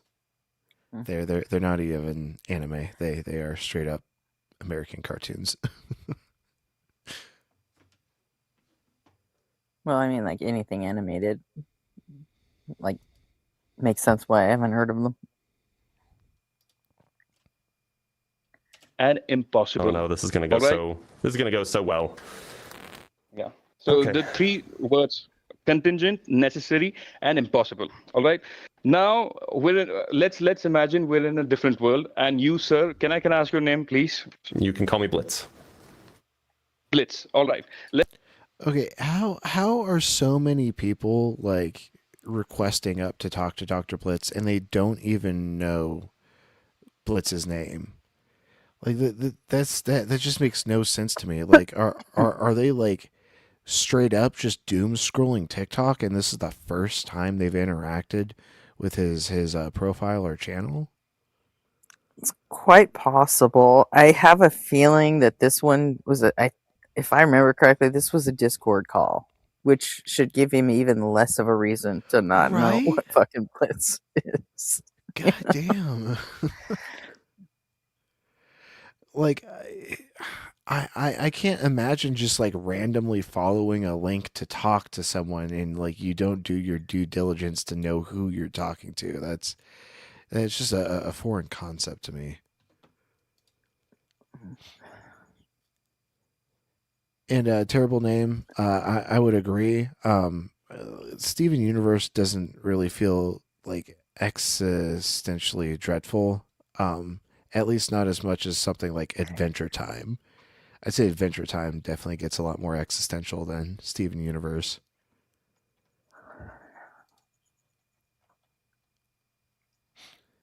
Infinity Train is a cartoon about loss, acceptance, and self-discovery. It felt sort of like an opening wound. Okay, cool. Yeah, I'll here. Let me open up the wiki so I can add it to my list. Thanks for the suggestion. Let's say in this parallel world, Blitz is a famous actor and, Okay, and a famous celebrity. I'm familiar with modal necessity and modal contingency. These are all things that I'm familiar with. So you could just make the argument. You don't have to. You don't have to meditate on it. You can just make the argument. Okay, so the point I'm making is the center of the circle. The center of the circle is simultaneously inside and outside of the circle. No, Because the center of the circle is definitely within the circle. It's definitely inside the circle. It's definitely not outside. See, it's the reason it's outside of the circle is because it's the condition of the circle. Because it's the condition of the circle. It's the condition. The center of the circle is the condition of the circle. I don't know what you mean if you're using the word condition there. Can there be a circle without a center? Please tell me. Sure, actually. You can just take it as an abstract topological which space. Which type of circle are you talking about? Just an abstract topological space. The topological S1, not embedded in anything. It doesn't have a center. Oh, and it's a circle? Yeah. Has all the mathematical properties of a circle, topological S1. So it doesn't have a center? Does not have a center because it's not embedded in a higher space. It's not embedded in a larger space. So there's nothing but the circle. The circle's the only thing. You know, it's not embedded in some larger space that makes it two-dimensional rather than just one-dimensional. Okay. Now, if you're talking about a disk, you could also have a disk. A disk has a circle. A disk has a center, definitely. Can you have a center without a disk? Sure, it would just be a center of something else. But by this argument, then, everything is inside and outside everything. Every property is inside or outside everything that it's a property of, which is kind of nonsense.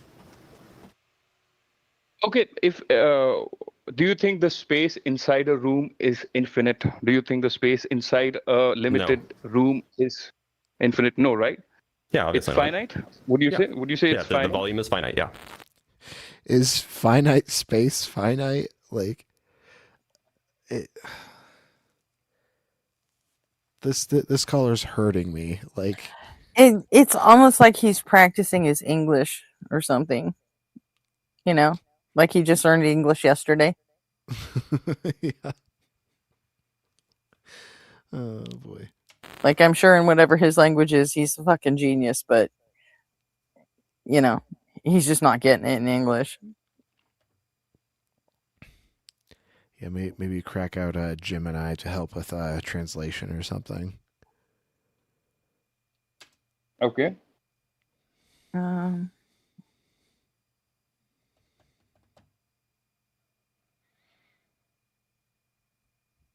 Is something happening? No, I'm just meditating or contemplating how to Is it- best explain this. Okay. Uh, Hopefully, the way that you best explain it will end up being an argument for God. That'd be good. See, I'm discovering myself too. The reason I came here is because I want to know if I can clearly put in words what I feel is the true divine thing. Well, I think that we've already okay. established what the answer to that question is. Can you restate that so that Don't worry about it. I feel good. It's fine. Okay. Okay. What about a Mobius strip? All right. What about it? You know about Mobius strip, right? Yeah. You know about Mobius strip, right? Yep. So What about let's it? say we're on a Mobius strip and we're walking on that straight road. You're in a way it's a circle, right? It from some angle. No, it's not. It's not a circle. It's I know cyclic, it's if not that's a what you're circle. saying, but it's not a circle. Yeah, it's cyclic, right? Sure. It matches some property of Yeah, it shares some things in common with a cyclic. circle. Sure. Yeah. So it's through that Mobius strip a person walking away can come from the inside to the outside and from the outside to the inside of that No, circle. there is no inside and outside. There's only one side on a Mobius strip. Okay.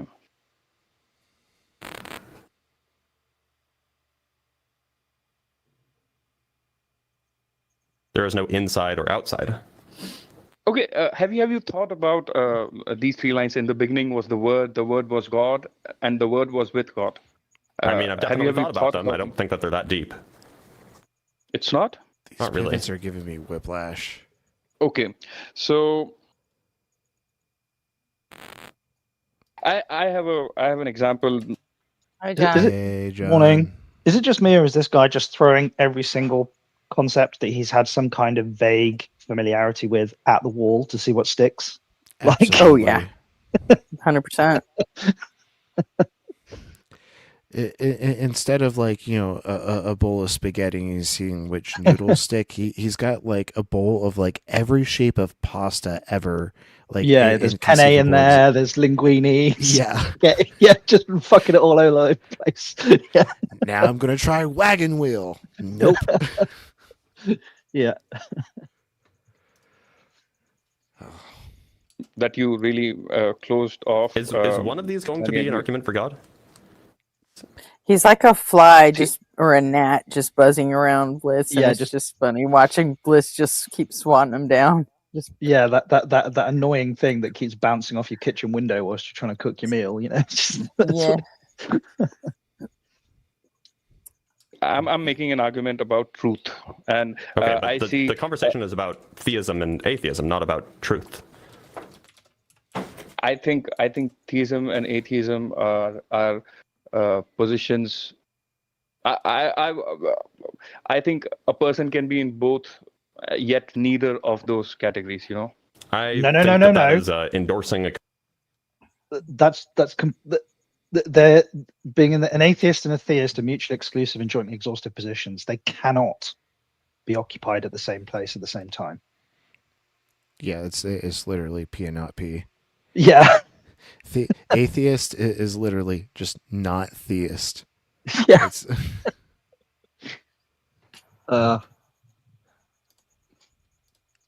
Contradiction. Yeah, it's terrible. Yeah. See, I don't think that we should love endorse contradictions. I love contradictions. I don't.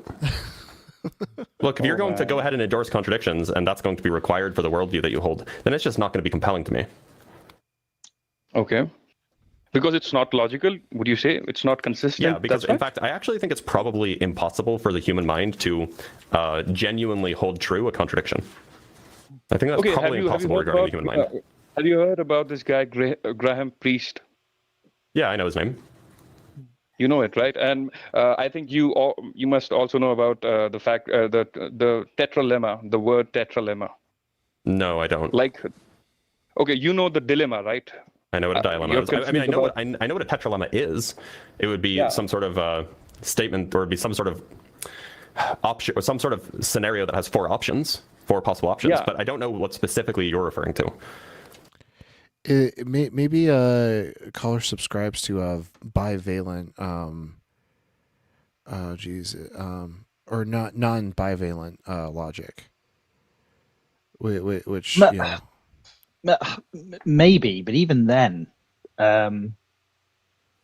you can non-bivalent logic can still have would still account would. Let me have a. Well, you can still have internal contradictions with respect to the logic, and like it doesn't seem to account for his position completely. It would make more sense than anything else. Yeah, I think in non-bivalent frameworks they call them contraries rather than contradictions.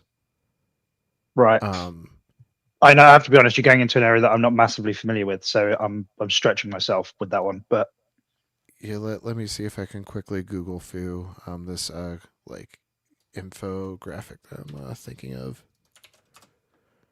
Okay, yeah, found it.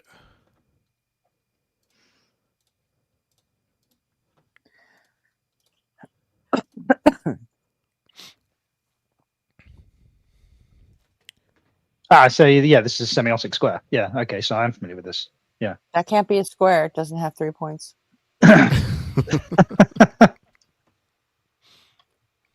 Learn it from you.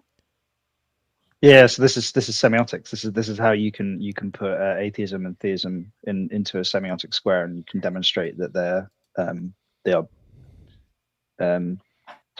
that agnosticism is an independent position. It's not just some sort of like amalgamation of the two. Yeah, right. Because you add on like the knowledge claim along with the position. Well, no, this would just be from the position of doxasticism. So you don't even need to introduce the knowledge claim. This is just with respect to belief, absent knowledge. So, for example, like an agnostic is an independent, not being convinced by the position. Whilst it puts you in the set of non-theist, it is an independent position from atheist, which is to believe that the position is false. So it's purely dealing with belief, doxasticism. You don't need to introduce knowledge. Obviously, when you introduce knowledge, the concept of I Gnosticism. think you're right. Equinox, it's obviously a semiotic rectangle. Pedants, all of you. Obviously. Now, when I was looking into like non-bivalent frameworks, I was finally able to suss out like the nuanced like distinction between that and like what would constitute like dialetheism, but like I'm not quite. I should have like made a note on what made them explicitly different, but like essentially without like callers bring up tetralemmas, which doesn't necessarily lead to non-bivalent frameworks, but like right now it sounds almost like they're just a dialetheist, and they do think that some contradictions exist. Okay, sorry, Gretchen. I'm obviously making you sick. That or she was giving she was giving somebody a very unenthusiastic blowjob on the. I got the valley. They gagged me with a fucking spoon.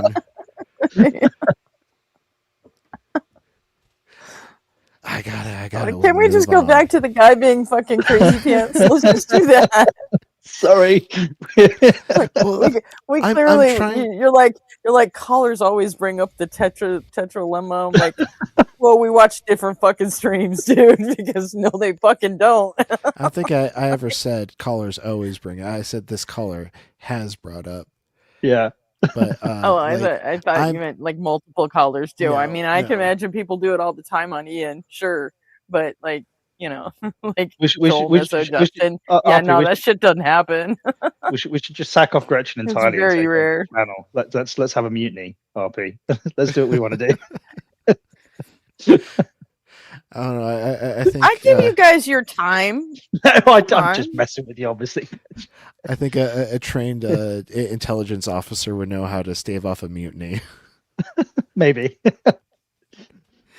Oh, Yeah, I not know gonna where the roll. end stream button is. Absolutely. I know how to fucking shut that shit down in a heartbeat. all shits and giggles, right? Let's jump back in. Yeah, so I the also know where four the options ban are: button a is, thing is John. real, a thing is unreal, a thing is both real and unreal, and a thing is neither real nor unreal. Yeah, All right? that seems like a false tetralemma. In fact, it seems like it's actually a true dichotomy. Either a thing is real or it's not, and there is no other option.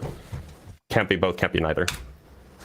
No, I think I don't disagree. know how you would have something that is both real and unreal, unless you're equivocating on the word real, of course. Oh, is love real? Would you say is love real? Yeah, depends on how you mean real, but yeah. Right, a real but in a way, if you want to reduce it to activities in brain, you can't really find it, love. You Well, can't then we're find love equivocating on the word for a real. specific- If by real you mean like, is it like a phenomenon that we experience? Then absolutely. If by real you mean like something made of particles, then no. But you can't say that it is both real and unreal in the same sense. Yeah, there's different domains, isn't there? Like with respect to like an emotion. Well, an emotion is electrochemical, so it is real. Ultimately, it is a physical thing. But like our Yeah, it's a sensation of it is combination of non- neurotransmitters. Exactly. Yeah. Not that hard to figure out. Well, I think like the weirdness gets into like when we're examining the qualia of the emotion and like Exactly, yeah. questioning whether that is real. And like I take like existence and reality to be like to include like emergent phenomena. Absolutely, yeah, of course. So qualia like can absolutely be characterized as real because it's an emergence. Yeah, no, I hold that position too. Absolutely. Awesome. Like that's just an equivocation fallacy. See, the felt experience of love might be real, but the word love, all right, just the word of it, it's not real, right? Are we going somewhere with this? What? Did he just fall in love? Is that where we're going with this? Caller saw Blitz's face and it was all over. But even what he's just said is completely incoherent. Like the syllables, the letters. This the whole word call has been completely incoherent. yeah, well, yeah, but it conveys a meaning which correlates. You think he was going to with- bring it together at the end? Well, no, obviously, but the word love like conveys a meaning that correlates with an emotion that most humans, assuming they're not like deranged somehow, experience. But ultimately that experience is like if I say I'm experiencing the emotion of love and another person says they're experiencing the emotion of love, whilst we understand the meaning that we're trying to convey to one another, we don't have a first person experience of their experience. So there's always going to be a degree of ambiguity in what we mean when we say quote, when we use the word love, but it has a sufficiency to it for us to be able to successfully communicate. But this guy, I don't think he's getting into the technicalities of like the differences of experience. He's being much more rudimentary and frankly moronic. Look, man, words are just noises that we make with our mouth holes. And like, it's not the noises that are doing the communicating; it's our psychic telekinetic ability to communicate with our brains, with our minds, man. Yeah, no, like I have a feeling that like Caller is like dealing in more sophistry than philosophy at this Do you point. think he's a fan of Deepak Chopra? Oh yeah, 100%. Like, how We're is this going getting us with to it. God? See, the wordness of love. Did you just say is the wordness? outside- Yes, the wordness. I'm sorry, why? Why did you say the wordness? Yeah, he's I going to don't start think love talking. has wordness. He's going to start talking about nameology and wordology in a minute, I'm sure.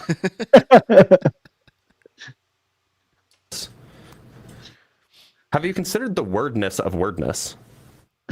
Yeah, I've considered that. Is the wordness of wordness real or unreal? It's both. It's fucking both.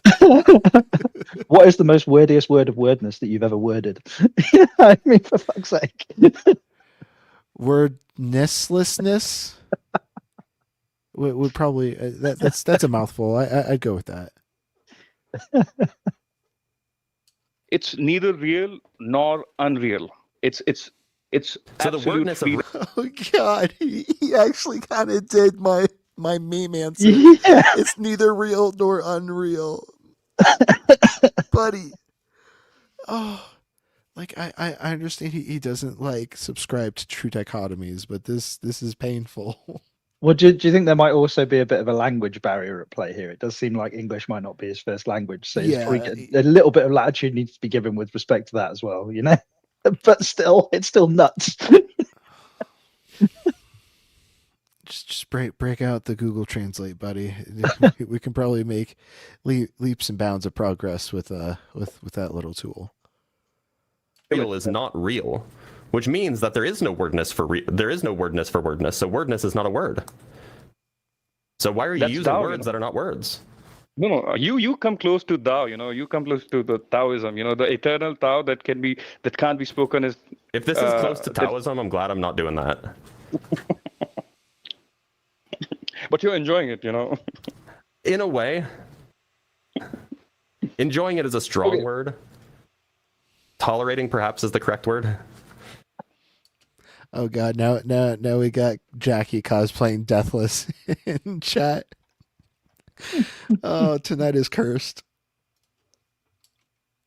So tell you what, what, are we though, going somewhere with this? It What's is that? occasionally when you listen to stuff like this, like nobody could ever accuse me of being of not being confident in my positions, and I don't think I could be accused of being an actual simpleton or something like that. But listening to people like this does make me feel a lot smarter than I actually. Yeah. Do you know what I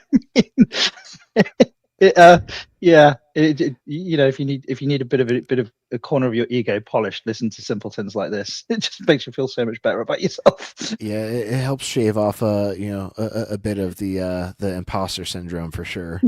Yeah. That is directed towards the topic of the conversation, or no?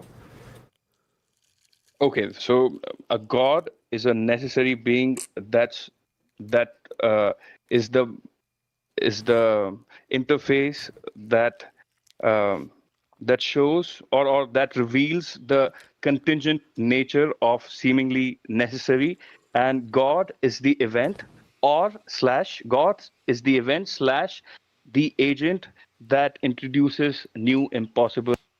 Events like aren't agential. Events don't like they don't have intention. They don't have the capacity to like be any other way. They just are. Well, I've never really heard anybody give an example of a god where the god can do something that is logically impossible. Like I've never heard a serious apologist of any kind make an argument for a god that could, for example, produce a square circle or a married bachelor. Like most apologists at least have the internal integrity to realize that would be a lunatic thing to say.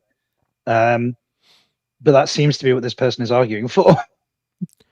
I mean, I've had plenty Maybe of in his head, the conversations. / is the operator that does that.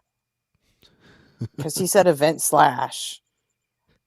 Event divided by agent. Maybe, I don't know. I'm just trying to help a brother out. Well, a slash in English English or British colloquialism would be to go and Yeah, take that's a piss, right? Yeah, exactly. Yeah. Don't touch my piss.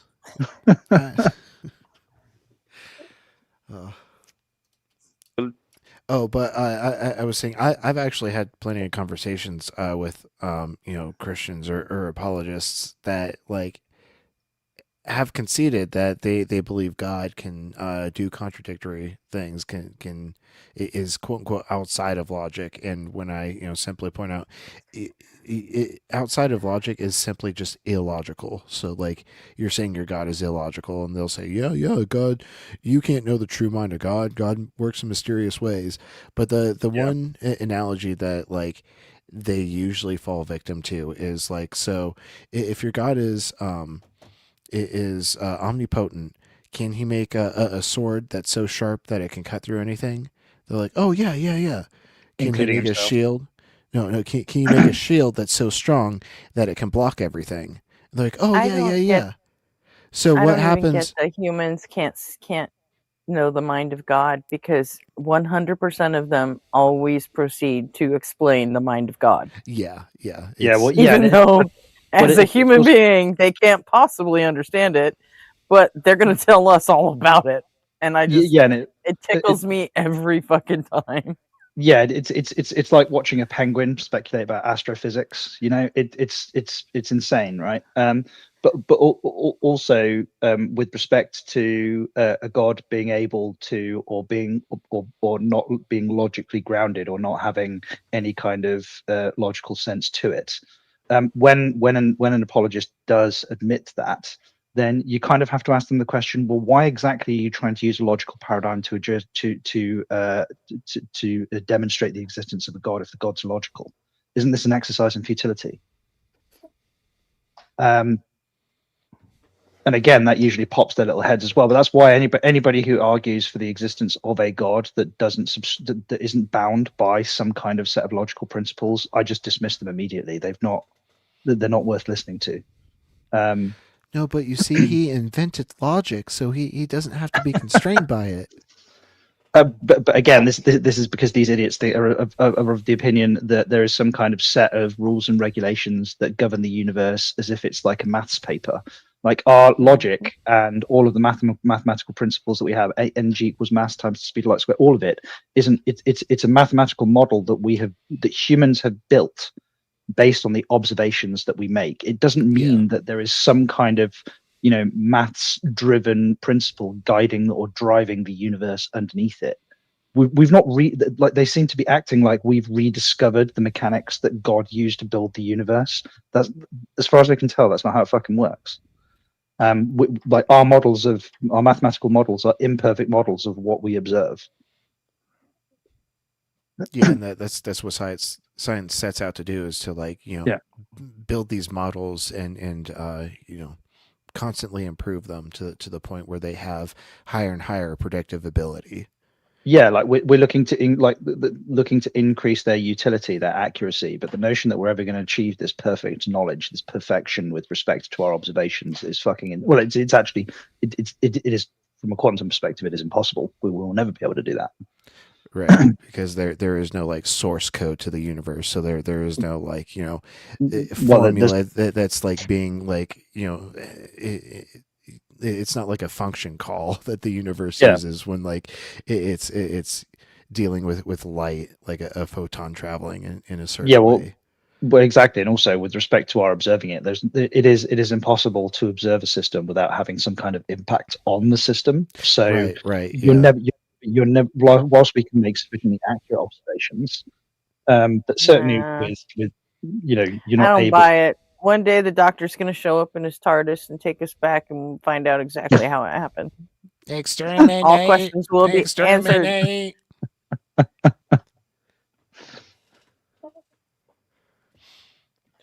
Yeah, like the uncertainty principle. If somebody's going to come up with some kind of resolution or some kind of solution for for the Heisenberg uncertainty principle or the observer effect, then I'd be very, very appreciative if they explained how to me, and they can explain how whilst they're on their way to go and collect their Nobel Prize. So I'm sure if somebody had solved that problem, we would have heard about it long before now. Mm-hmm. To the world. This is my definition. So that seems consistent with atheism. If God is just whatever is necessary that, allows for the possibility of contingency. Yeah. Okay, that's consistent with atheism. Welcome to atheism. The only absolute is God contingency is dead. itself. Like, God is dead, God is dead, but he's is alive God also to us. undead? Oh my God, he did it again. God is dead, but he's alive to us. Like, buddy, just stop when you're far behind. He's just a contradiction machine, isn't he? That's like he's just Just the principle of explosion over and over and over.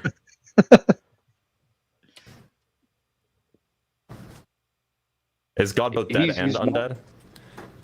He's not dead. He's not undead. He's dreaming, and he's never waking up. You know why? You know why? God's never waking up. Hold on.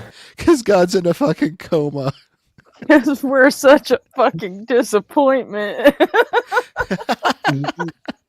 Yeah, this is this is just Deepak Chopra levels of woo. You know, there's no. I don't even think this guy knows how his sentence This is gonna like a end when very he starts the wordiferous sentence. version of J Money, is what we're doing here. You know? I genuinely, I do not think that this caller knows how their own sentences are going to end when they start the sentence. He's just meandering all over the place. You know? Same applies for J Money, I think. Hey, Jay actually tries. I think Jay knows. I know he where tries. I he know wants he tries. to land the plane before he takes off. I Appreciate that wonder, about Jay. I wonder how far he would get if he like just didn't fucking load up on the fucking weed before he tried, you know? It just ends up being stoned musings. It's like, come on. Yeah, someday J Money and I are gonna share a blunt. We're gonna get down to the real, brass tacks. I get the feeling that the strength of weed that J Money indulges in has probably come out of like a government laboratory somewhere. No, it's not. It's not your usual stuff. If you get my meaning. I mean that's probably fair. Like I get shake, and so it's usually like lower THC percent, but like I get like an ounce of shake for like $30, and that shit will last me like almost a goddamn year. Did you say $30? What? Yeah, the fuck? for an ounce. Like an eighth in the UK is like 20 quid, which is what, Yeah. $24. Yep. That's what I used to pay for an eighth, $20 of like solid nugs, but because this is like the shake, like the stuff that like ends up on the bottom Yeah, of gotcha. like Yeah. the bin, but like It's the stuff that when you've got to the bottom of your bag and you pour the bag out into your paper, and like when you roll it, it's like pouring out both ends, like Yeah. because it's so loose and so powdery, like you struggle to do anything with it. Yeah. Ever since I've had RP Junior, I've cut significantly back. Yeah, it's the sort of stuff where you can't actually really roll it. It does have to go in some kind of glass bone paraphernalia. Yeah, I have a giant water pipe. It's got a long neck for a bunch of ice, and so like it's super smooth once it hits my my lungs, because like I need this in order to survive like any sort of combusted smoke, because the cilia in my throat fell out during chemo treatment. Really? Yeah, and so I have an extra Wow. sensitive throat. You've been through the medical ringer, man. My body is unrecognizable. Yeah, sorry about that. Well, I say sorry. Obviously, there's nobody at fault. You It's did just it. You did it. You gave me cancer, John. But it's funny with respect to the illegal herbage. I used to smoke quite a bit, but since kids came along, I've like the only thing I tend to do now is drink. And I definitely drink too much. I try not to. I'm trying to dial it back. I can only have a drink on weekends now. Try not to, like, it became such a habit to get home from work midweek and just open a couple of cans of beer, Mhm. and it just became like routine, and I'm trying not to do that if I can help it. But certainly with the herbage and with the other how can I put this, TOS, experimental pharmaceuticals, amateur pharmacology, that I don't, outside of like special occasions, like if my wife and I go to like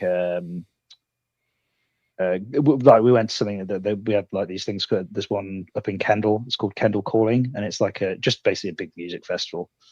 And obviously, if the kids aren't present, and there's some trust. Are you saying you like to be a fun guy? I do like to be a fun guy, yeah. Ah, yes. But yeah, obviously, or any responsible parent, I think, would mitigate that kind of risky behavior as soon as kids come along. Like you're not just risk assessing for yourself anymore. You're risk assessing for you, not just for you, but for a whole family as well. Yeah. So. 100%.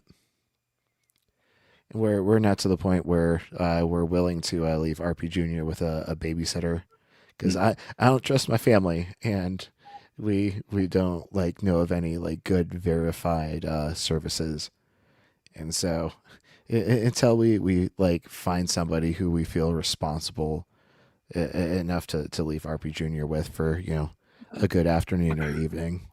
Yeah. Well, the Wait first till time you get to your second kid, you'll be leaving your 2-year-old with your 3-year-old RB Junior in fucking 10 minutes. See you later, Tarquin. I'm down the pub. Don't burn the house down.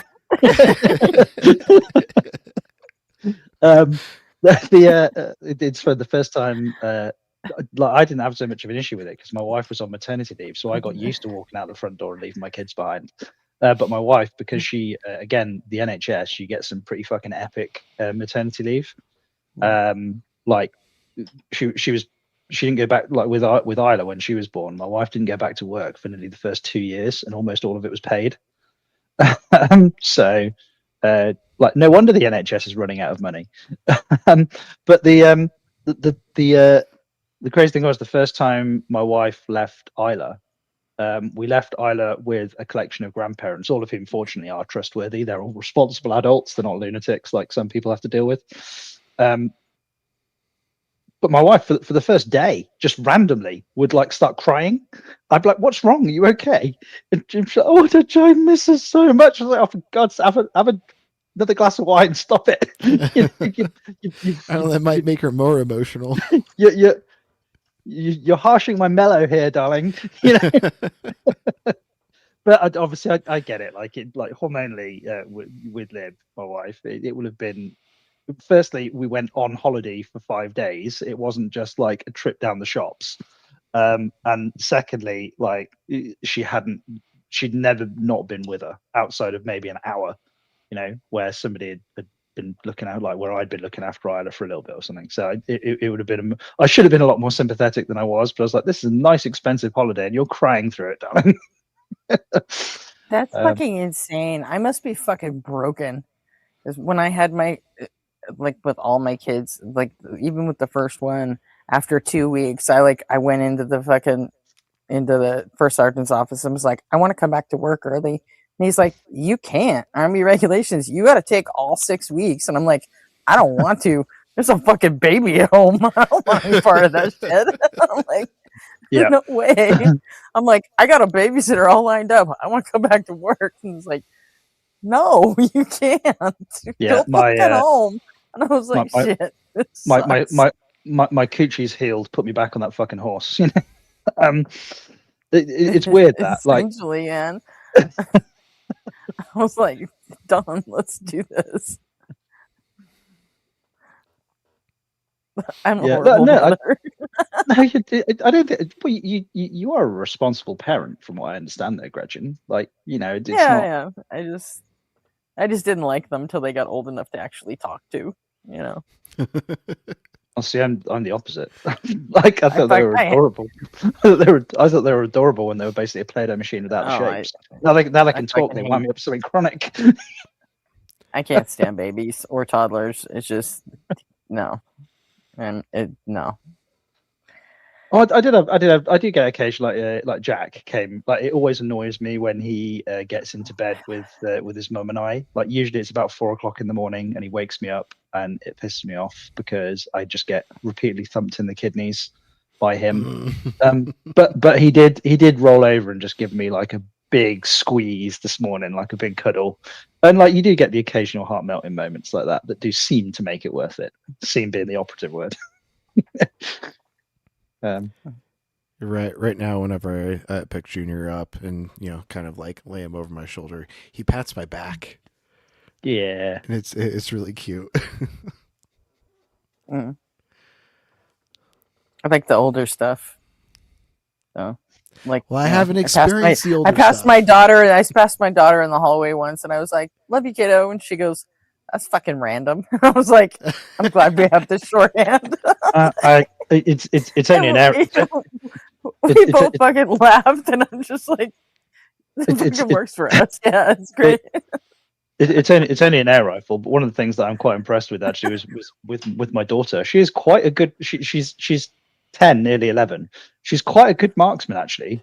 She groups sub MOA with my P750, like no problem whatsoever. She's going to be a lethal little missus when she's older. You know, that was quite surprising. I thought.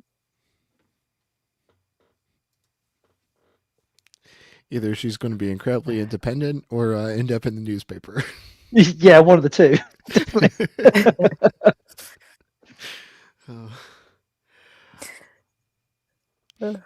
All right, I think we've done enough kid talk. Don't Yeah. wanna bother definitely. the non-parents in chat.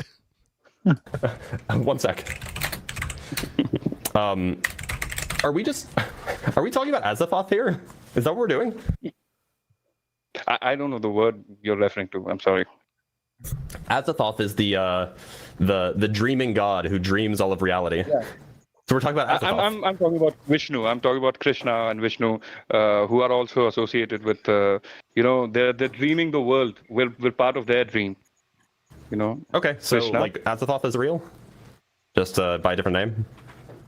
Did he say he was a Hindu at the beginning of this? I don't remember No, I that. don't think No, so. he just said he was like a general theist. Fuck. Like, just come out and say your religion. Like, I noticed that, like, you know, mostly Yeah, or at Muslims least and make one Hindus up do like that. fucking Deathless does, you know? Do you know, like, as much as I don't believe in any of them, my favorite type of At least gods are Deathless picks Baha'i so he can like shoehorn any fucking theology into it, you know? but my favorite type of gods are the ones that conform to some kind of archetype, like the god of war or like the god of thunder or something. Like at least they have like these, like they're like they're a personification of a human quality. That you can, whilst I don't think they're real, I think that they're useful with respect to, literally to the archetype, like the Jungian perspective of it. Which again, not true, but definitely more interesting than this like all-knowing, all-powerful asshole that like kills us, you know, en masse on occasion. Yeah, at that point, they're more like forces than like Yes, yeah. agential beings. They're like pulling the strings of destiny. But yeah, Pantheon frameworks are far more entertaining to entertain than these just basically mono theistical frameworks. Yeah, definitely. It's like monotheism is like the kid on the playground that's like, oh, I have infinity armor and I can fly, and like your bullets turn to jelly when they touch me, and you can never do anything ever, and I always win. Yeah, it's the my dad can beat up your dad mentality type. Yeah.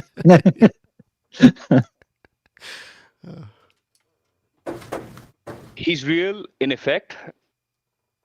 He's unreal in There's concept. there's actually a Frankie Boyle joke about that, and it's hilarious. It's when he's talking about like he always thought that it would be great to have two gay parents, like two gay dads when he was a kid growing up, because then when those arguments happened on the playground, the threat wouldn't be my dad could beat up your dad. It would be my dad could fuck your dad, and your dad would like it. Or I have two dads that could beat up your dad. Like, two will always beat one. Yeah. For as problematic as Louis C.K. is, he has a pretty funny joke where he's like, "Yeah, I have two daughters. They're gay. They haven't chosen to be gay. I'm just raising them gay." Right. Just yeah. Well, again, it's like you know, how exactly do you indoctrinate a sexuality into somebody? You know, Yeah, like when you the don't. second you engage with it practically, like it doesn't make sense at all. It's you know, like it's again, it's what was it? Who's the Australian comedian? Oh, He Tim Minchin? Jeff. he Jeff. So yeah, he popularized the word cunt. You know, Jim Jeffries? Yeah, no, Jeffries. Or no? no. Oh, what's his name? Australian guy. Is it Jim Jeffries? Yeah. That's in America now? Yeah, that's Jim Jeffries. Is that yeah? No, it probably is Jim Jeffries. Yeah, The only Australians I can think of are Tim Minchin and Jim Jeffries. So that I googled Australian comedian uses cunt a lot. And AI overview says you are most likely thinking of Jim Jeffries. Jim Jeffries, yeah. He even famously referred to himself as the Rosa Parks of cunts. So yeah. But yeah, he's got a bit where you know he talks about like you know how people like men like you know make a decision about dicks pretty early on, like this one is good enough for me, oh no actually I like all of these. Like and that you know men are greedy with respect to whatever they decide that they like. You know, if they decide they like vagina, they want all vaginas, and if they decide they like dick, they want all dicks. You know, it's quite a good bit, but he frames it with respect to like he has a bit about his dad as well, where like his dad was like quite a conservative old boy Australian, and he thought that he had become like a progressive because his position was, you know, I don't mind if people are gay as long as they do it in their own home and they don't involve me. You know. And he's got this whole bit where he goes, you know, there's like two gay guys, one's wearing like, you know, the black gimp suit and he's oiled up. And they go, hey, you know, should we just check with Jim Jeffries' dad before we... I like his take on guns. I don't mind if people my are straight, favorite just of as long any- as they do it any, at like, home away from comedian. me. Yeah. Yeah, I've always found that odd. Like, you know, there is any kind of like, I don't do. Would I be comfortable with like people walking like half naked down the street, fondling each other? No, but I wouldn't be okay with that if they were heterosexual or gay. Like the gay bit isn't the bit that's important. It's the overt public display of affection that transgresses some kind of such social acceptance. It has nothing to do with whether they're the same sex or not. You know, Right. The exhibitionism is Yeah, exactly, strictly contingent on the consent of the audience, and there are definitely venues in which like you can consensually engage in exhibitionism, but oh yeah, of course. Like not, I mean, not the general populace. no, well, no, exactly, and like you know, the one of the areas that like. So let's put it this way: I've been clubbing in Berlin and thoroughly enjoyed it. And there are some clubs in Berlin that you know when you go in. I mean, I've never managed to get into Bergheim, for example, which is probably the world famous one. But they're really, really selective about who they let in. Like it's almost impossible to get into that club if you're not like a native German speaker. But like I've been into a few other clubs like Tresor and stuff. Tresor is a club that's in like it's an old Eastern Europe, East Germany power station, like a decommissioned power station. It's fucking epic club. But yeah, with respect to the exhibitionism there, like they're just people walking around naked or like wearing like sex paraphernalia and stuff, and it's completely acceptable because that's what you expect when you go into that club. You know, everybody has consented to having that kind of experience. Yeah. To the degree that you know, like I'd never been to a club like that before. I was there with some friends from Germany. And we walked into the entrance into the club. You actually enter into like a bar area, and then you can go out into the main like the main dance floors and the different rooms where they've got different DJs playing and stuff. And we just stood at the bar having a beer before we indulged in the bag of Skittles that we procured before we got there. Yeah, and I just turned around having a beer, and literally there was you know, you get those like bench tables where the end of the table is against the wall, and you can't all get around the table. You've got to shuffle past one another. There's just I presume a couple, a boyfriend and a girlfriend, and the girl just got up, hitched up her skirt, leaned over the table, and the boyfriend started just pounding her. And the response of everybody on the table was just to lean out the way slightly so that they could still maintain eye contact, have their conversation. I was just like, what the fuck is going on? But you normalize to it really fucking quick. It was weird, but kind of like liberating at the same time. And bearing in mind, I enjoyed this space and I thought it was a great time. And because there was consent that was had obviously by all, even as like a slightly right-wing English conservative, no problems. It's fine. As long as you know that's what the deal is before you go in, why should it be an issue? Yeah.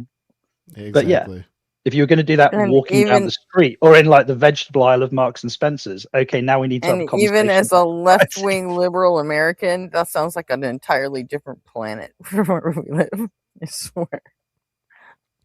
I mean, I've DJ'd an orgy here in the States, so Yeah, those types of environments definitely exist here.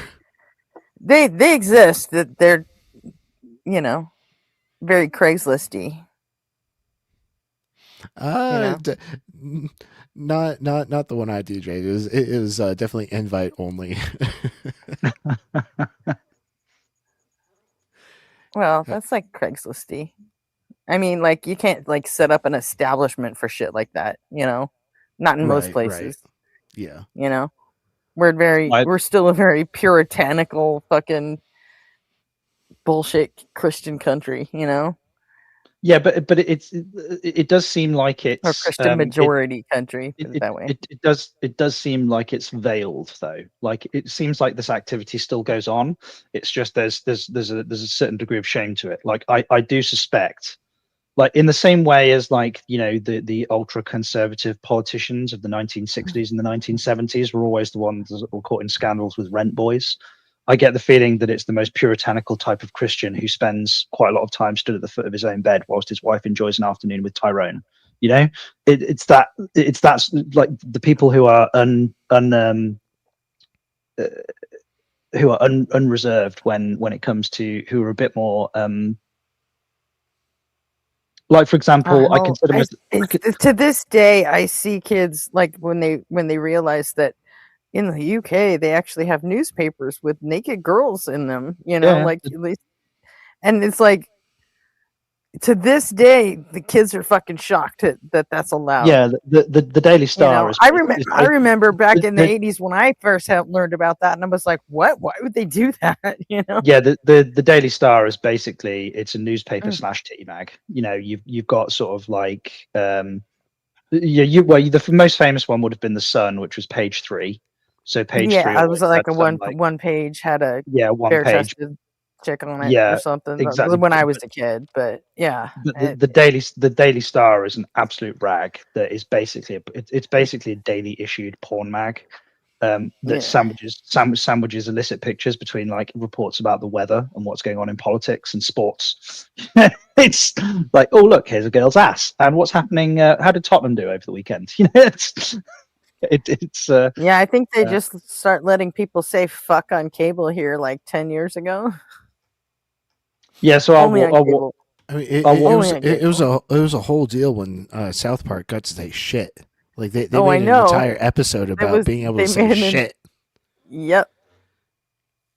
But I mean, that was this fucking century.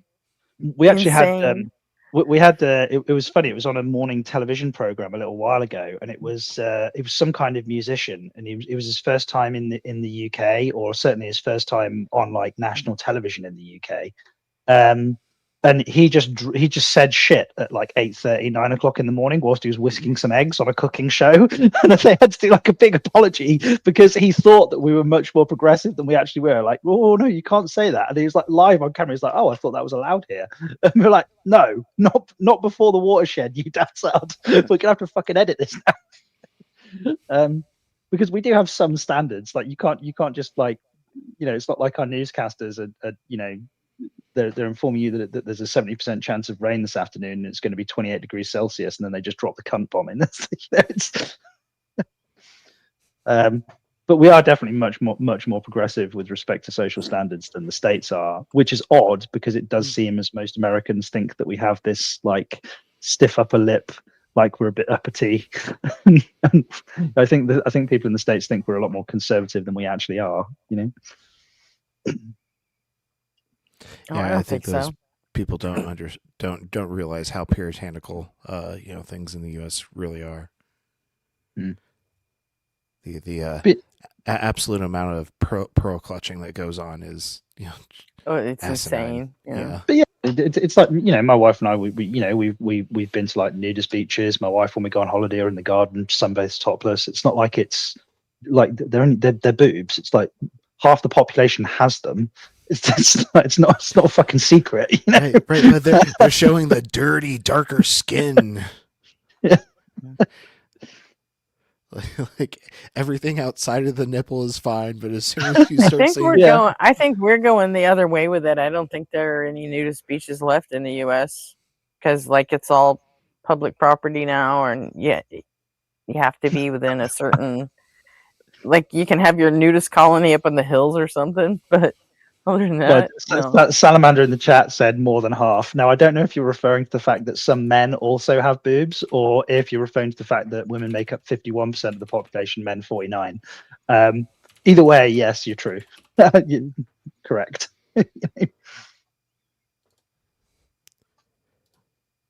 I saw this post on Reddit this last week, and I'm going to see if I can try to pull it back up.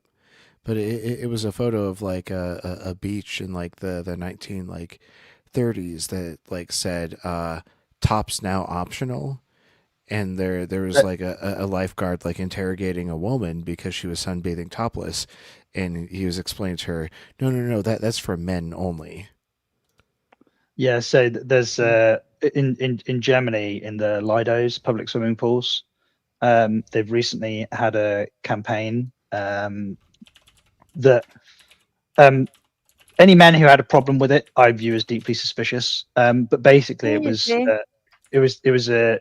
public swimming pools in Germany or in a certain area of Germany. There is now no longer a legal requirement for women to wear tops. There is complete uniformity between the clothing requirements for men and women. It's still required that you have to cover your bottom half, but covering the top half is optional for both men and women.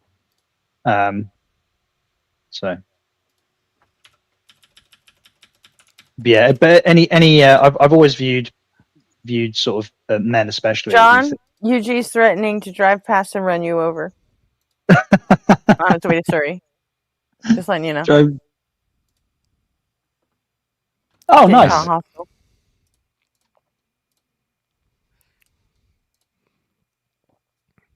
How far away are you traveling from, UG?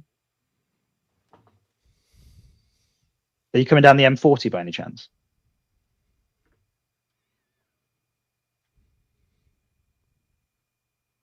Because the junction 15 of the M40 is about 4 miles from my house. So if you are driving through, if you've got an hour and you want to stop and have a drink somewhere, a coffee or a beer or something, UG, I'd love that. Actually shake hands in person as opposed to just engage in debates online and stuff. That'd be brilliant. I'm super jealous now. Yeah, that's why I love these platforms. I've had the pleasure of meeting two of my chat friends in real life, Jamneck and Neck2. I look forward to meeting more people in the future. Folks, if you're ever coming through Denver, feel free to hit me up. I know plenty of good restaurants we can get a bite to eat at. And I'm literally like 10 minutes from the Denver International Airport. Like my house is basically like on the way, like any route to DIA. Right. I've only met California people so far. Justin and Carnage, I guess. Isn't it like I'm surprised how many Brits like do appear on these panels, to be honest. Like given that it's not Brit centric, I mean time wise, like Gretchen, I don't know what it is with you. Like you obviously are clearly some kind of insomniac. But More nocturnal, yeah, but I just function better at night. That's all. Yeah, same. I do yeah, sleep during the day, so I'm not a total insomnia. I've tried to like get a grip of my sleep pattern. Like I'm one of those annoying people who only needs about 4.5, 5 hours sleep to function. But there are altogether too many medical studies that show a correlation between people who sleep less than 6 hours a night and how can I put it, abbreviated life expectancy. And the fact that all of my uncles on my dad's side of the family, my dad included, were kind of the same way. They didn't need much sleep either, and not a single one of them managed to make it to 70. I've taken an active effort to try and remedy that. That's fair. I've already accepted that fate. Just because of the health conditions I've dealt with in the past have definitely truncated that expectancy. Yeah, not nice to think about, but your medical reality is definitely different to mine. I'll give you that, RB. I'm just living with the philosophy: smoke 'em if you got 'em.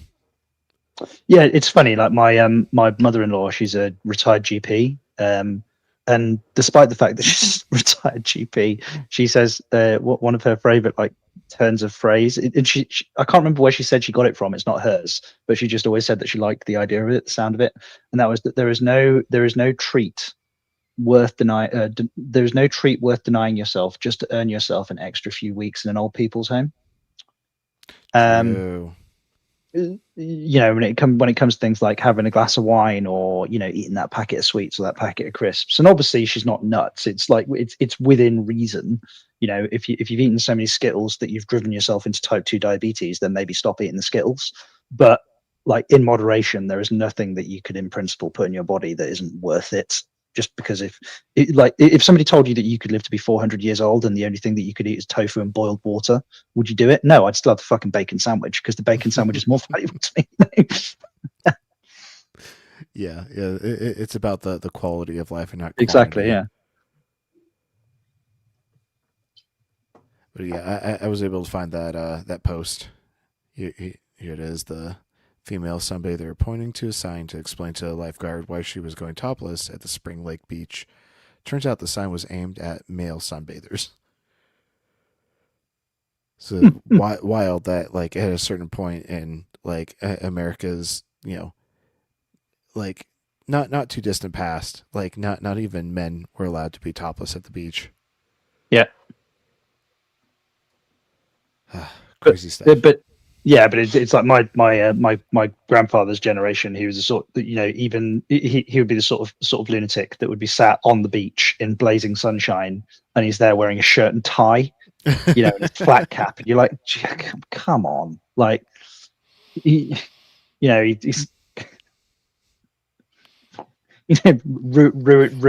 ruining his like leather brogues in the red hot sand. What? Just put on a fucking swimming costume and have fun, you lunatic. There's nothing like a day at the beach without getting heat stroke. All right, I am going to have to start. What's going on here? Whoa, how is Blitz playing on? Oh, on your it's end? because it was the stream that I was listening to on my phone in the background. And I turned my Okay. phone on and it just started playing. So that's weird. Yeah, it was Yeah. Looks your paused stream. to me. Your stream familiar. But on that note, I'm gonna have to start getting kids to school and stuff, so I am gonna have to go. But I'll catch you All later. right. Lovely talking to you all again. Okay. Yep. Later. Have a good one, John. Bye, John. All right, we are close to finishing this Blitz video, so let's go ahead and get through it. So the concept isn't real. The effect is Yeah. real. Sounds like what you're telling me. Yeah, the felt experience of me feeling that all of this feels so orderly that a person, we're all inside a person, an organizing principle. But how organized is the unorganization?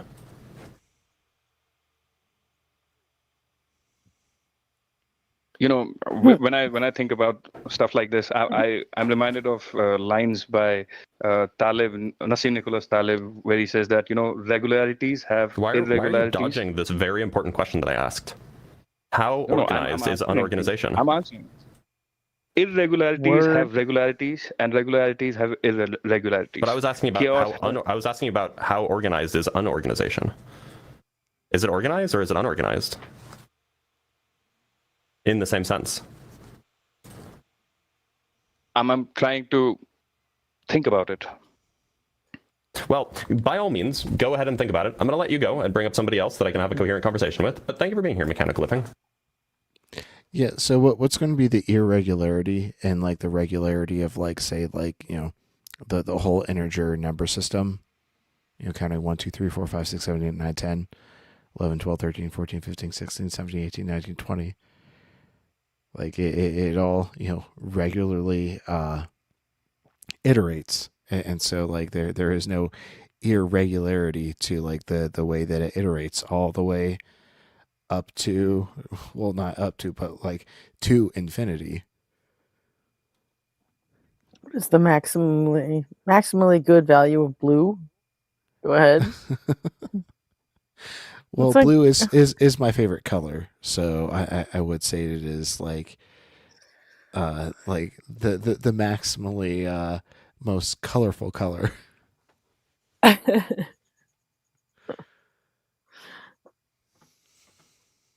mean, technically, green has 2 of the colors in it, so that's even more color than blue, right? Boo, boo, green, boo. So is purple. Purple's better than green, but still boo purple. Blue Purple's all the the way. best. Purple's my favorite. I think purple is nobody's favorite too. Purple Is used to it? be my favorite when I was like super into Barney as a kid. Huh. I hated purple when I was a kid because my dad's favorite football team was the Minnesota Vikings, That's fair. and like everything was fucking purple with him, and I liked the color, but I didn't want to fucking ever make that my favorite color because of my dad. So I'm like, black. Everything's black. Black's my favorite. Done. Terrible name. How And I can got a you have little older, and I'm like, yeah, fuck it. I like purple. What the fuck? I mean, terrible name. How can you have a favorite prime? Primes like give me like anxiety for some reason. Like I get fight or flight like response if like my volume control is on a prime number. Like it has to be on like at least like a divisibly odd number or an even number. Like my partner, she'll put like the TV at like 19, and I'll be like, no, it needs to be 18 or 20. I can't do this. I need to leave the room. you have done too much math. That's a sign that you have done too much math. Fair. I am weird as fuck. Terrible name. And I will die on the hill that primes are unnatural. They induce that feeling of uncanny valley as far as integers go. You're super fucked when you turn 37. I don't know what to tell you. I mean, you're gonna have to spend a whole year like that. My age is 36 plus 1. Yeah. All right. Well, next up, we either have that Justin clip from Christmas or the Planet Peterson clip.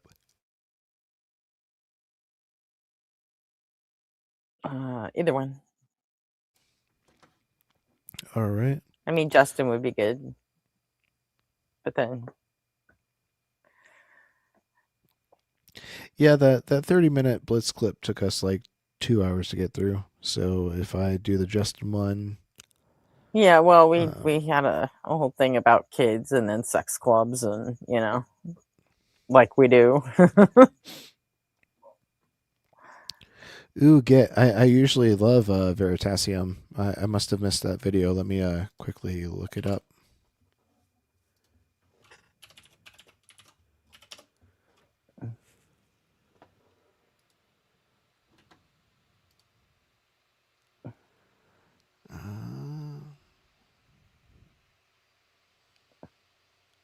Is the one titled "We're 99.9% sure this pattern is true, but no one can prove it"? Is it like some sort of like predictive framework to like predict new primes? I'm guessing. Because like a huge, yeah. So like a huge thing in like cryptography is like, you know, predicting new primes, because like prime numbers are, you know, really good for like encrypting you know, certain systems. And so if someone could develop a reliable method for predicting new and larger primes, like you'd basically be able to revolutionize the entire field of cryptology overnight. And you know, with you know, AI systems becoming more and more prevalent, it would be incredibly important to have that predictive ability. But thanks for the suggestion, Get. I'll certainly add that to my queue and watch that sometime tomorrow. But yeah, let me pull up that Justin video.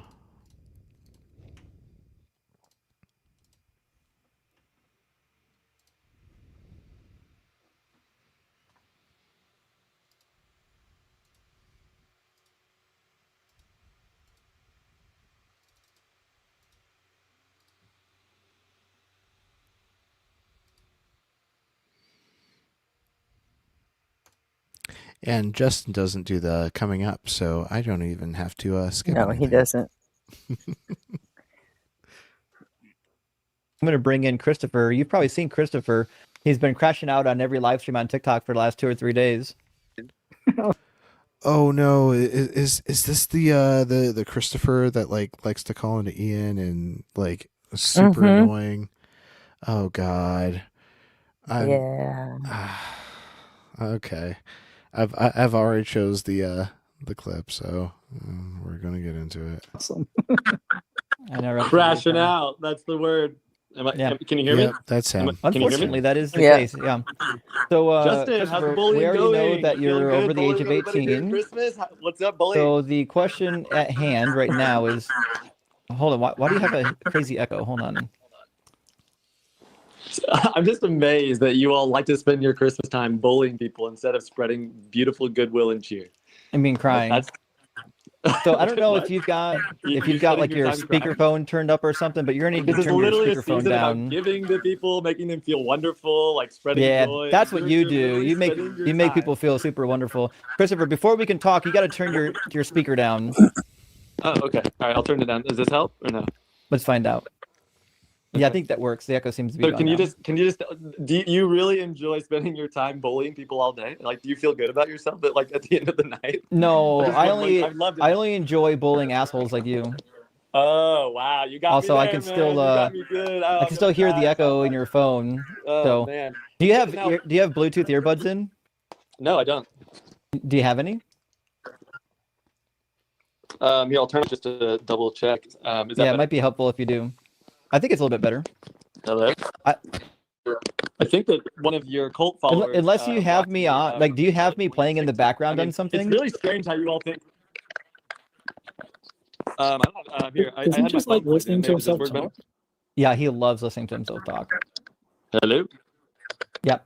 No, I'm just. Oh, yeah, I just love listening to myself talk. Yeah, sure. Well, let's talk about the topic.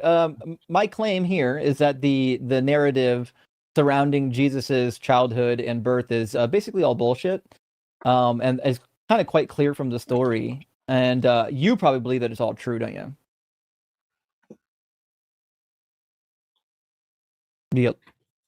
Did you mute yourself? You're not muted. Where'd you go? Who's the co-host? Is that GE? Kind of looks like his phone. Yeah, that's that's definitely G. John Gleason. That's 100% G. And did you see my Discord message the other night? Maybe. Folks, Godless Engineer is subscribed to our channel. Oh That's yeah, I huge. know. That's huge. I love it. I love John. Fell behind his computer. That bro's all over the place over here.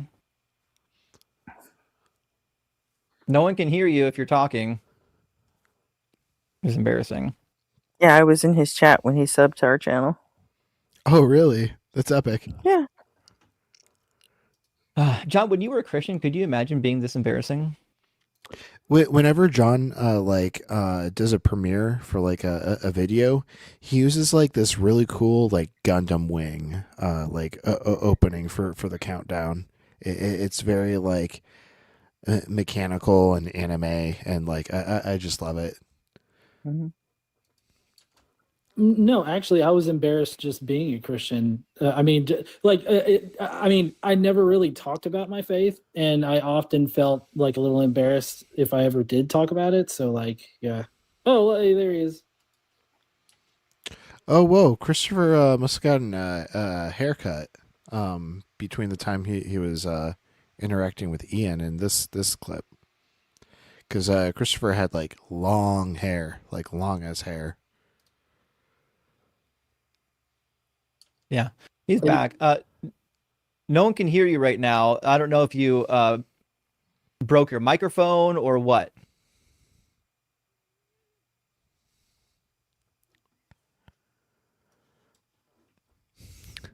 This is embarrassing. He's giving off an energy right now that says that he takes pictures of his screen in order to share screenshots. Yes, yes. Yep. I think it's 100% correct. That seems to be the case. And now I hate that shit. Whenever someone like posts something on Reddit and they literally pull out their phone and take a picture of their computer screen instead of hitting the button that's designed to screen grab on your PC. I don't know. I don't know. I do it sometimes. So, oh, Gretchen, don't. I mean, don't. well, like if I'm on Discord on my phone and doing something else on a different device, then yeah, it's just like real quick, you know. I have Discord on both devices.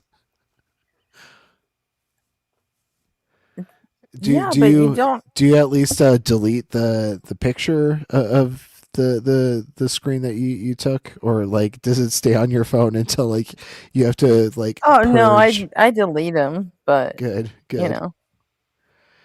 So my partner is like constantly like at like 99% storage capacity for her like iCloud account. And I keep telling her like just download your pictures. Like you have a laptop now. It's got a terabyte of storage. Just download them, put them on there. We can even buy you an external hard drive to back them up, so you have 2 copies of them. So you don't have to worry about like, just keeping them on your iCloud account. But she's like, no, I'll just go through and delete the unnecessary photos. She's like going through like and deleting like a bunch of screenshots that like she shared for like one instance in her group chats and things like that. I do it mostly when I'm text messaging. So, and like, I finally figured out that if you just open the text message and just hit the attach, then it'll let you either pull a picture from your gallery or just take a picture, and then it doesn't save it to my phone. It's just saved in my text messages forever.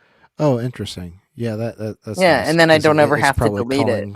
So yeah, it's probably calling the instance from your cell phone company's server instead. Mm-hmm. Yeah, that's a lot better than storing it locally on your phone. Like, oh, I screenshotted this Facebook thread, and now like that full resolution photo is sitting on my phone, taking up like 100 megabytes. Yeah. Anyways, that's my nerd rant for right now. I think the situation is that he's got a really bad connection, because It seems Justin muted me. No, I did not mute you, Christopher. You just didn't know how to work your own. You know how to work your own hardware. Here, we'll try to get him back on YouTube. Interesting that the bunny. Didn't you just say a minute ago that you couldn't request up on TikTok? I'm back in the bully room. Oh wow, I'm so scared of Justin's cult. Oh my gosh, here they come. Just to be clear, you said a couple minutes ago that you couldn't request on TikTok. Well, the request box wasn't there. I'm not sure if maybe one of your mods. Now it magically came back. Well, it just wasn't there. I mean, I'm just telling you the truth. Sure. Why would I lie about it? I'm sure. Okay. I can think of a few reasons. So let's talk about the Christmas story. How much of the Christmas story do you think is real? Well, I think that Jesus lived. He's a historical figure. And so if he's an historical figure, regardless of the Bible, then he must have been born at some point. So if he was born, then that means that we should celebrate the birth of somebody who changed the world. Adorable. Problem there. If he was born, does not necessitate that he was the Messiah or in any way like supernatural or the Son of God. Like you're only advocating for the historical Jesus right now. Oh, and why aren't we celebrating Alexander the Great's birthday? Why aren't we celebrating? Yeah. Every day is someone's birthday. Let's do that every day. I'll see if I can zoom in on this, but as you can see from his TikTok profile picture, I'm not even going to bother bringing up the paint instance because it is super pixelated. But you can see in his TikTok picture, he was a lot more hairy, at some point in the year. So seeing him with that cleaner beard was kind of a trip. Well, I didn't ask if he was born. I think we all conclude if he's historical, he was born. I asked do you believe when the biblical story tells his childhood, do you believe that the childhood story is true? There's parts that are probably true and there's parts that are not. And it doesn't matter to me because the person changed the world and we should celebrate him. Adorable. So when was Jesus born? About what time period? Okay, first off, can I just ask that you don't censor me and you don't kick me out for no reason because you're afraid that I might beat you in this debate ahead of time? I certainly ain't censoring you or kicking you out. You'll get cooked the same way you got cooked last time. I know you're used to getting muted because you like to talk over everybody and you don't know how to behave yourself. And you're just used to people kicking you because you're like an intolerable piece of shit. But I certainly won't be getting kicked from my live stream. It's too much good rage bait to kick you. Justin, have you ever studied projection psychology? It's going to be a really hard day when you do. I'm watching it. I'm watching it happen in real time right now with you, Christopher. Okay, well, everything that you literally say is just literally your own frustrations with your own psyche. Yeah, I'm rubber and you're glue. Notice how he said literally instead of literally? He like completely dropped the R there. More, please. More meta. More meta. Why you should be embarrassed about more meta rather than avoiding the topic. When was Jesus born according to the Bible, Christopher? This is why no one wants to talk to him because he can't actually stay on topic. Your intellect, teach me everything you know, Justin. Who stepped away from the faith that he literally committed his life to? I asked you, Christopher. Yeah, Christopher is like the personification of the term cry bully. Like he literally comes in like crying about like being bullied, but he's like bullying the entire time. So it's like, he's literally like he's a blowhard. That's exactly what he is. Like Freud would have a fucking field day with this. I'm sorry that do you know? You stepped away from the most beautiful. So you don't know. You have no idea when Jesus was born. You just came up here to pontificate and to avoid actually talking about the topic because you've never read the Bible and you've got some sort of like psychological problem that causes you to think that you're a divine messenger for God and that you're like a gift to the world. When in reality, you just get on people's live streams and make an utter fool out of yourself. And just so you're aware, Christopher, I don't have to mute you because my microphone's louder than yours. Okay. All right. So please, super intelligence, teach me everything about life. According to you, when was Jesus born? Jesus was born around 2,000 years ago, and whether it's the exact. And what's the Bible say? Doesn't really matter. You what? What's the Bible say?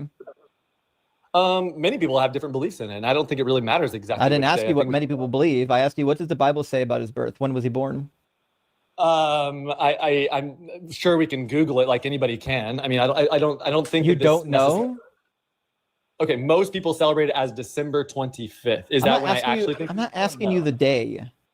I Okay. never asked I- you I was think Jesus that born on most Christmas, so I need you to believe that he was take born- a step back and put your listening ears on.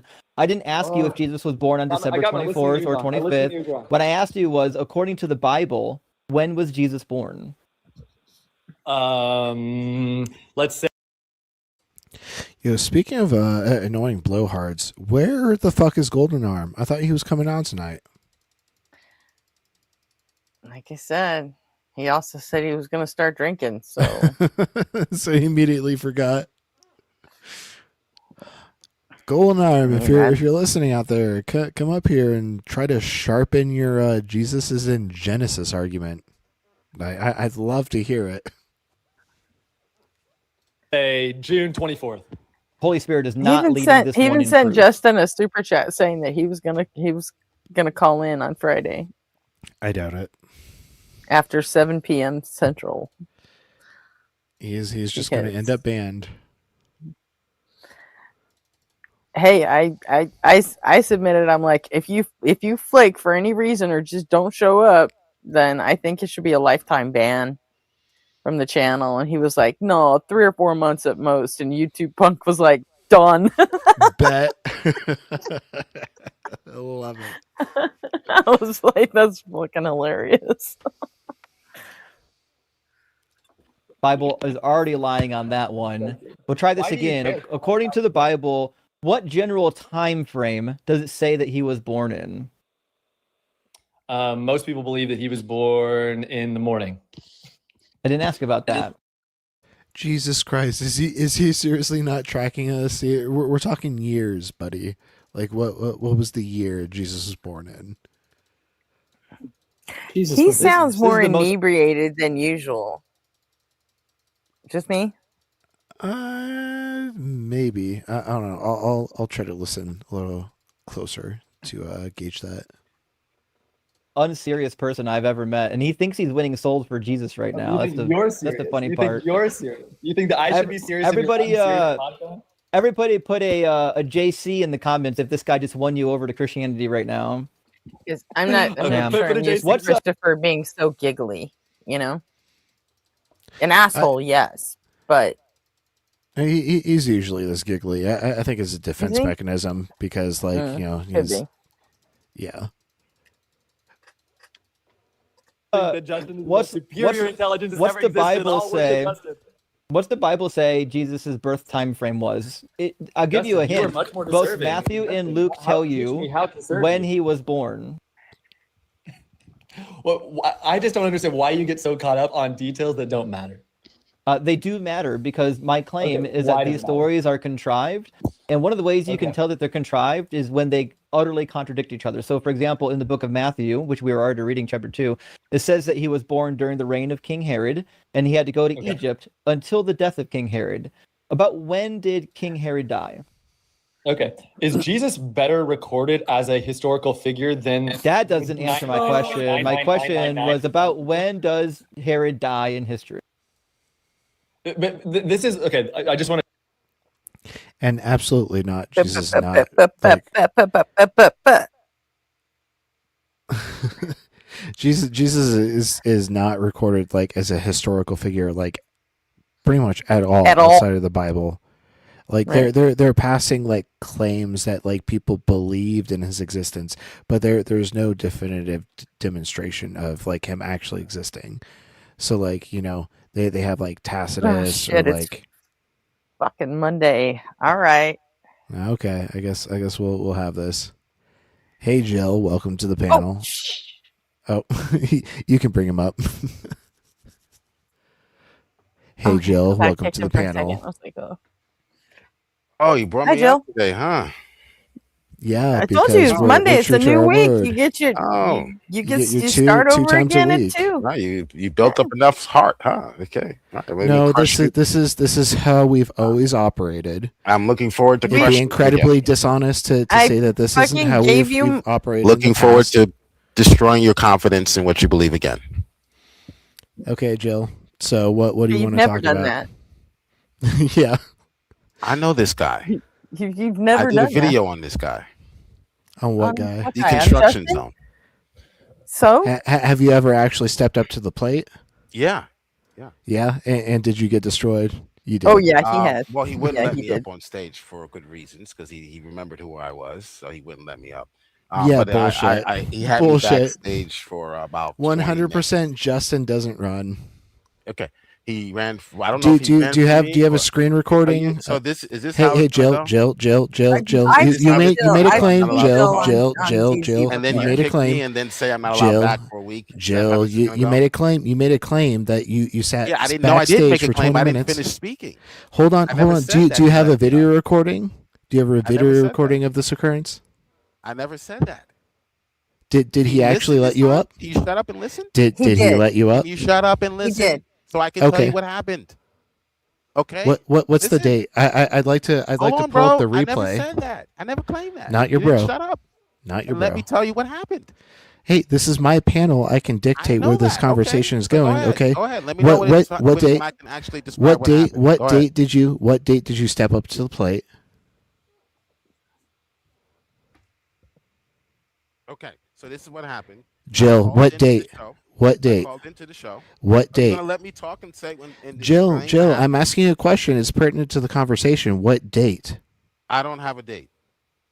Okay. Do you So I have called like in- any sort of time You frame? didn't Because clip it? No, because Really? it didn't make you it didn't on clip air. it because you got absolutely destroyed. No, I didn't clip it because I didn't get. Can I explain what happened, genius? Shut Oh, up. thank you. Yes, I am very Okay. smart. All right. Shut Much up. smarter than Control you. yourself. Control yourself, please. All right. So I Nah. called Where into did the he show. remember you from? I called into the show. Now, if you want to see me crush somebody that's just like Justin that argues the same, I don't care about someone who's like Justin. because Justin is special. We're talking about Justin right now. No, because Justin All right, so Justin I did is call the in. topic So I at did call- Let me hand. tell you what happened. All right, I did call in, okay, and he kept me backstage, so I never got on air. And I watched him eat whatever he was eating for about 15 minutes. He would not let me up on the show. Wait! You And never got then- on air. I and thought then you he just ended said the that you stream. did get on air. And then he ended the stream. Jill, okay? you're contradicting your story already. What's You that? said you said that you did get on air earlier, No, I but did now not. you're You saying didn't that allow you me didn't to. get You on kept air. Over talking. That's why you can't hear what No, I'm no. saying. I'm just trying You to said make he sure that kicked this you because conversation he remains remembered linear. you. And then you'll be able to hear what I'm saying, bro. That's all. So You said he were you on kicked you a because previous he episode? remembered you. Did you not say he kicked you because he remembered you from last time? Stop over talking, and you'll be able No, to Jill, hear. what I'm saying. answer That's Gretchen's the way you question. started the already. fucking story, Jill. I never got on because he would not allow me on panel. I made Jill, that Jill, clear. have you ever been on Justin's show?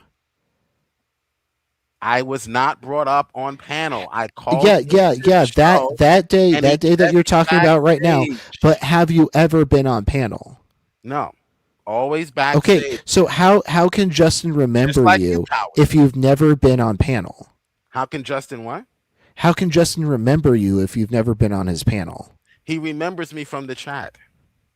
From the chat? Yeah. You think that Justin interacted with you in the chat? Yes, and on Justin his barely channel. knows the chat exists. I Right. believe he remembered me. I may be wrong, but Justin- I believe. Okay, I believe barely knows I can that. accept that. I believe he recognized me from comments where I crushed his arguments in the comment section, which I often did, and he would not allow me up. So That's you what I believe this believe. without demonstration, I like on disagree with faith? that. Conspiracy theory. It can be a I conspiracy disagree with theory, that. but that's what I believe. Okay, I great. have So we seen agree you're a Justin conspiracy ignore theorist. flurries Please of go fucking on. super I chat. can't prove that Doesn't he watch knew it. it was me. I can't prove that he knew that I was even backstage. In fact, he may not have known I was backstage because he was eating with his camera on, and I was watching him devour oatmeal.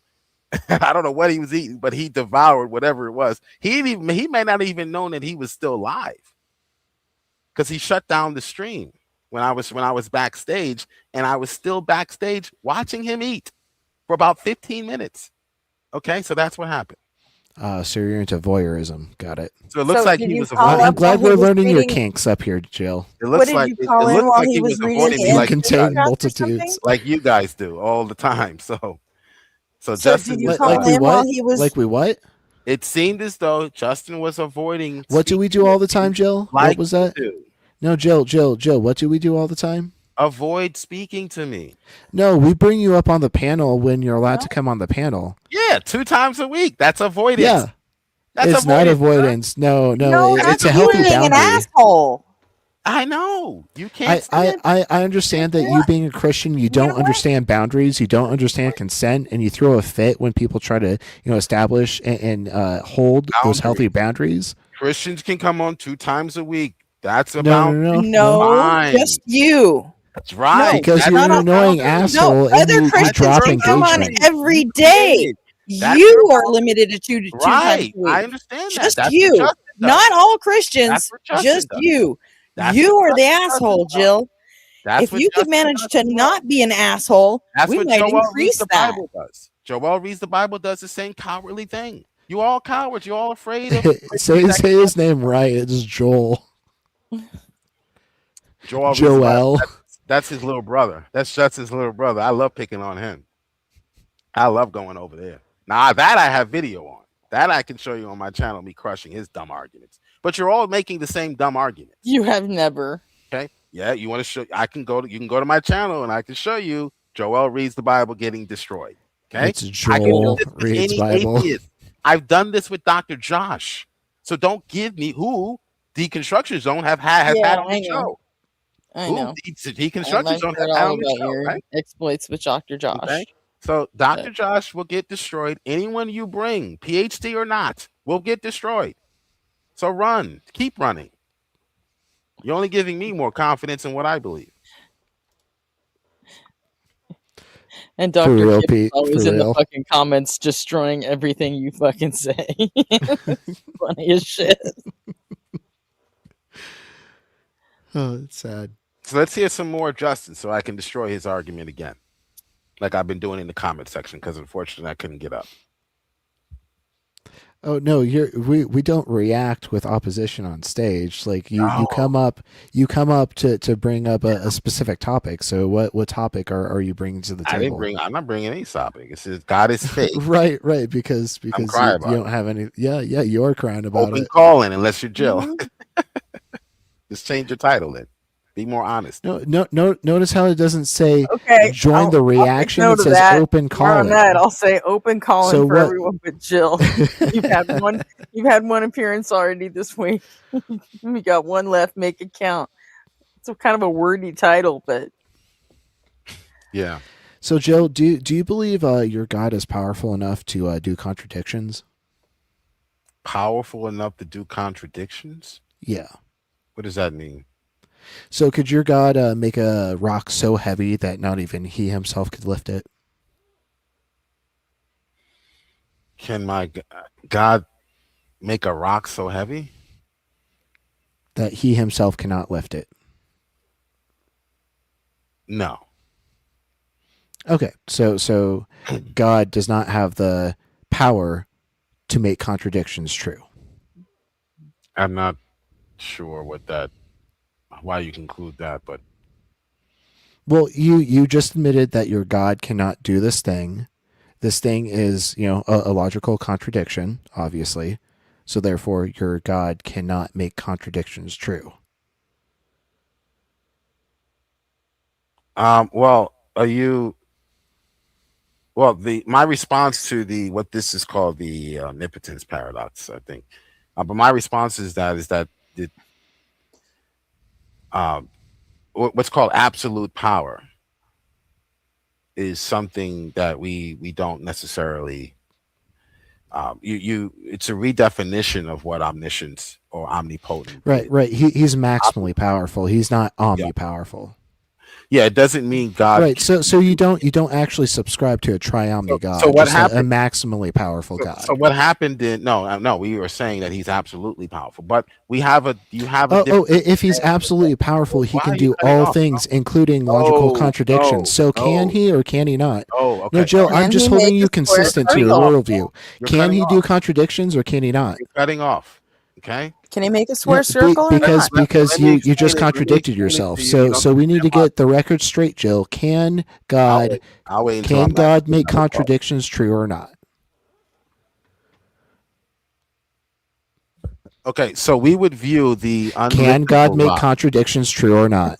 Yes What or does no that mean? question, Can he make Jill. contradictions true? I don't know what that means. Can he make a squared circle? No.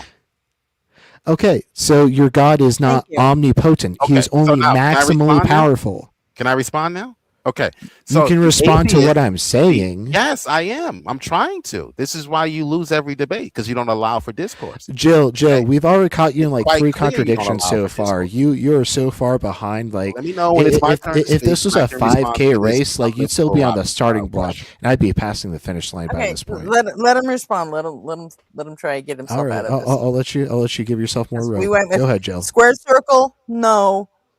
Then how do you explain it? Okay. Go, Jill. So let me know when it's my turn to respond. I Okay. just did by saying All right. go, Perfect. Jill. Perfect. All right. Can you mute your mic for a second? Because you don't seem to be able to control yourself. Fuck no. But someone's responding to you.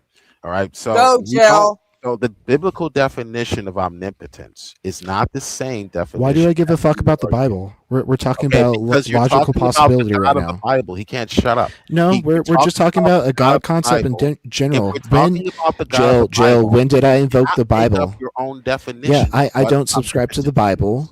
So go ahead and give me a reason why I should even accept any sort of biblical definition. You done? Okay. So if we're talking about Go ahead and give me any sort of reason why I should accept any biblical definition. I Go am. ahead. I am. Can you shut up long enough to hear why? Because we're Can talking can about you the God of the directly Bible. Can answer? you shut up long No, enough? we're not talking about the God of the Bible. We I are already talking established about that. the God I of the never Bible. invoked the Bible. I Okay, never so invoked the we're not Bible. talking about the God of the Bible? Yeah, We're but talking he about is. a God, a That's the potential God he God concept believes at on, I all. though. don't have any response to a random arbitrary God. If you're going to talk about the God of Christianity, it is the God of the Bible. So if you're doing an internal critique, then you must use a definition. I'm not of doing an omnipotence. internal That'll critique. give- I'm okay, doing then I have a no logical response. Then I critique have no of any sort Okay, of response. God wait. concept. Then I have no response. Time If you're out. not talking Like, about the if God we're of the Bible, talking to then don't Jill, talk to then me. we are only talking about the Christian God. So Okay, thank you. I Thank you. don't This really think it's dishonest fair guy that over we, here doesn't want to do that force because him he to knows he's believe going in to get the anything truth. other than what he does. Thank you. I mean, So we are shut up, talking Jill. about I'm the God of talking the to He's Bible. RP. simply but he's We are simply talking about just the God of the attempting Bible. to Thank you. pass the hurdle He of wants like to try to proving run a from the God God of the Bible. they Deal with the God of the wants to Bible. try If to you want to run. The criticize the God of omnipotence the Bible. thing, for one, that comes out of Christian lore anyway. So you're already So in internal dishonest. critique area. So dishonest. They want to do it. You want to do a Shut internal up, critique. Jill. I'm talking to fucking RP. Do an internal critique and be honest about it. Shut up. You can't be honest about your inability to prove a God Okay. outside of the Bible. But go ahead. I'll go ahead because and he only believes in the engage God in Why this. is your inside atheist the buddy Bible. correcting you then? So I think that's the field we kind of got to play on. I mean, if we're No, going to be fair. Jill, she's just trying to steel man your position so correcting that you. like you have a fighting chance. She's correcting So you. so that this Thank this dialogue doesn't end prematurely because Thank this is a good content. Thank you. So, okay, so when you are criticizing the God of the Bible, don't run from outside of the Bible to get your definitions of omnipotence. That is dishonest. Okay, it is dishonest, but it So is an atheist apologetic tactic that what I'm is very your familiar with. definition of omnipotence? The Go ahead. biblical definition of omnipotence, which you should be using, not Epicurus or any other. That's a normative Okay? claim. Can you give me a reason why I The should be biblical using it? definition, okay, is that it He's does just going to not run from mean that. Go ahead. it does not mean the ability to perform um, actions that go against what his nature is. Okay, we would say that God cannot do this, not How because do you demonstrate God's nature? hold on, brother. No, how do you Not demonstrate God's not nature? because, hold on, let me finish my point. You need a Say mechanism that God to be cannot able do. to determine I'll what wait. is and I'll isn't wait. God's nature. I'll wait. No, you made a claim here, I'm and muting. Wait. I'd I'm like you to go wait. ahead and demonstrate the claim. How do you know what God's nature is?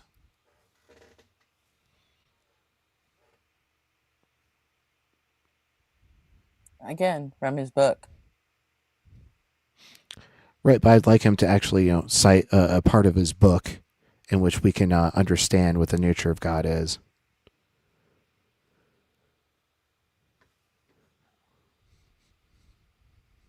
Well, I mean, I'm not just Joe. going to grant that his book says this unless he can show that Oh my his book god! says You know this what? thing. This is why you get fucking limited to twice a week, Jill. This stupid fucking bullshit silent treatment Oh, shit is fucking It's not lame. silent to me. Every time I try to speak, he It's overtalks. fucking lame, dude. I just mute and just let him talk. Okay, just trying to be honest and fair. Just having my Just interlocutor. answer the fucking questions. I'm It's not trying that to. Every fucking time hard. I say the answer, he starts over talking. It's You can- 3-year-olds that start can do it. over-talking. Okay, so when we say omnipotent, we do not mean that a pig can all of a sudden fly now. So if it goes against God's nature, he cannot do it. Right, and Like- what like is for what is instance, God's nature? How do we cannot determine fly. what God's nature Okay, he's is? over talking now. Okay, I'll wait. You know, I'll wait. because we're stuck on this No, point. he What just is God's asked you a nature? question. You brought up God's nature. It's not unfair to ask how do you know what God's nature is? Yeah, I'm directly engaging with your words. How Nobody's do we determine what over-talking God's you. nature is and is not?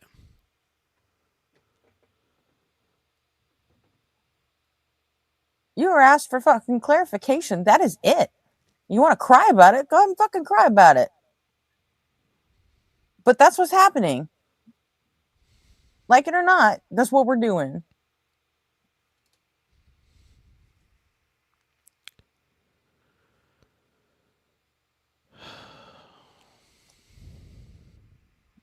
This is why you get kicked, Jill. Yeah, we Being can't an have asshole, dead air. like right now in real time. Like you're literally being an ruining our asshole. show by not talking.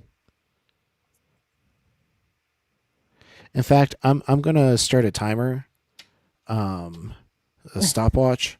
Once we hit what Gretchen would say 3 or 4 minutes of dead air, then we go ahead and just drop.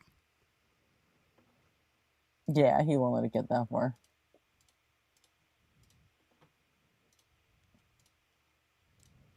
All right, it's my turn now. Go Oh, ahead time. and give me the mechanism in which we can determine what Yeah, is and is not time. God's nature. Okay, so let me so first let me finish what I was saying. And No, then we no, you can answer my question. Well, How do we I am determine answering the what first is? question you gave. No, The no, first no, question. Now Joe. you want me to Answer the question that we are currently on. What's that? What? How do we determine what is and is not God's nature? What the scripture says. And where No, does the no, scripture talk about What God's does the nature? Give scripture say? specific It says that- examples. in the scripture, it says that God cannot lie. It's speaking about his nature. He cannot do something. Okay, Literally. that doesn't entail God's inability to So when- do contradictions. Exactly. Okay, if you shut up and listen to the argument, you'll hear the argument. You don't know the argument. Okay? So we would argue that this is not because he lacks power. Our definition, the biblical definition of omnipotent, does not mean what you want it to mean.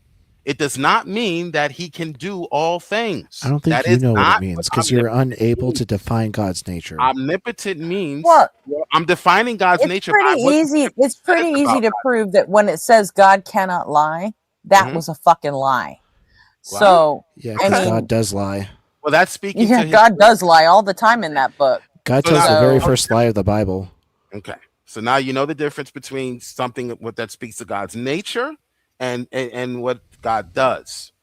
You haven't No, even been able to that's your demonstrate God's interpretation. nature. That doesn't say anything about God's nature. God's That's nature- your fan fiction version of what God's nature is. Omnipotent. Okay, let me prove it to you. You have a logical conundrum that Okay. you're not dealing with. Okay. Omnipotence cannot mean, okay, learn to do things called deductive reasoning. Learn to use it. Okay. Omnipotence cannot mean that God, omnipotence can never mean that God can do anything. Why? Because the Bible says that God cannot lie. Therefore, the definition of omnipotence has to be something else. No, And no, it no. is- But that in Therefore, when itself they was a say lie. when they use omnipotence, they're simply using an incorrect term. Logical. It's called logic. Okay. No. Do we need to break down the You're using- etymology no, of let me correct you. omnipotence, me omni correct and potence, Let me correct you. all power? Let me correct you. You're using the word differently than how they used it. They had it before you. genius. No, they You didn't. you were born The in concept of 21st century. omnipotence pre-existed the Bible. It pre-existed you, and when they coined the term, when Yeah, Christians coined and the term, omnipotence when pre-existed the Christians Bible. coined So the so term, whether it pre-existed when me is Christians completely non coined the sequitur. term, when Did Christians Christians coin did the not term, coin the or term. did that the term Hebrews coin the theological term? no. Omnipotence is a Christian. Christians came up with this term to describe God. So when they came up with the term to describe God, they had something different in mind than what you have in mind today. All powerful means you could do anything. It's not what they meant by omnipotent. That's not what the Bible teaches about God. It teaches that he cannot do everything. In fact, you can do one more thing Now, than what God. words did they Lie, choose to like you're doing right now. convey? What words did they choose to convey all powerful then? In the Bible, Mm-hmm. they described his power. Basically, they described what his power is. They didn't give you a term. The term was created Right, later. so they didn't actually coin the term. Christians did later, and they did No, not they mean didn't. what you mean today. No, the term already existed in its Latin origins. Of course, it had Latin origins, but when Christians are Are using you it saying? for Are you saying that the verse that says God cannot lie, that explains God's nature? yes, Are you it tells pointing you to a part. It gives lie you part of God's that nature. claims that part of God it. can't lie, and saying Mhm. that we should believe that, and that So we You don't have to believe it. we No, can interpret anything from that other than God's a fucking liar? Jill, you understand that Latin predates Christianity by quite a bit, right? Latin predates Christianity. Yes. You're talking about linguistically, yes. Yes, and this Christians term borrowed a existed, lot of Latin and this terms. term omnipotent, omnipotentum, it existed in Latin well before Christianity was ever established. So Duh. therefore, Christians were never able to coin the term omnipotence, It's in the Latin Vulgate. What are you talking which about? predates Christianity, What are you talking buddy. about? So Christians did not coin the term omnipotence. The Hebrew text uses So the word. you've already been proven a clown on another point. That's Let's not my continue. argument. Sir. That's not my argument. My argument is that You made a claim that Christians coined the I said term Chris- omnipotence. They didn't coin the term. The term came from their language, their culture. They Incorrect. popularized It pre-existed their culture. Yes, that's where the words come from. The words that Jesus used pre-existed him. But how Jesus uses the word is how we use the word. We What don't verse take does the word. what God. verse does Jesus talk We about don't take the omnipotence? word. I'm speaking. What verse does Jesus talk about omnipotence? Any verse in the Bible, Jesus. No, no, Any verse no. in the All of Bible. it. Sorry, It's all absolutely omnipotence. fucking not. Okay, let me finish my statement and you won't misconstrue it. Any verse in the Bible is using the popular cultural words that are used of that time, dummy. Okay, we're not mistaking that. We're not saying that they invented these words. We're saying that when they used these words, they meant something different than what you want them to mean today. In the Christian world, they took the term that's This is used for devastating pagan to myths. you. You know They- what? they took We the use word- the Brockenheimer hold on, let method me make the to point. Let me determine make what the the point. words mean. They took the words that was typically used for pagan I'm myths. gonna die on that hill. And they did this several times over. Okay, not just with this word, but they took several of their words. Okay, Can and we use the they applied it. They interpretation applied method it. where we Hold on, just read hold the on. Let me words finish the point. and then like Let me finish the look point. at what those words mean? Let me finish the point. They took words that are normally used to describe pagans and they applied it strictly to a monotheistic creator. So that is the definition that we are using. We are not using another definition, the one that came before or one that came in your time. Thank you. That is So a they lot of didn't coin the fanciful term thinking to say words don't omnipotence. mean words. Thank you for conceding that point. Let's go ahead and continue. All right. So it's in the Latin Vulgate, and it replaced they replaced the Hebrew titles. The Hebrew title is El Shaddai, Almighty, all sufficient. Okay. They replaced it with terms like omnipotent. Okay. So what? All right. But what do they mean by that? What they mean by that is the same thing they meant about God in the Old Testament, El Shaddai. El Shaddai is the Almighty. However, he cannot lie. Okay, so your definition of El Shaddai can never They mean coined it, can but then do they replaced anything. it. And Logically so what? speaking, listen, you could say Oh, it's a so- lie. You could say that God cannot lie is a lie, fine. But that's how they defined God. They defined God as being almighty, No, that's how yet they why define why God's can't not honesty having the right there. ability to do why something. can't your God lie? Not having the ability to do something, yet still being almighty. So what does almighty mean? It cannot It means- mean Almighty logically just sounds speaking, like coat through for deductive a reasoning, weak pussy it ass cannot God. mean Why can't that your this God lie? being can do anything. No, why Common can't sense, why guys. can't your God lie?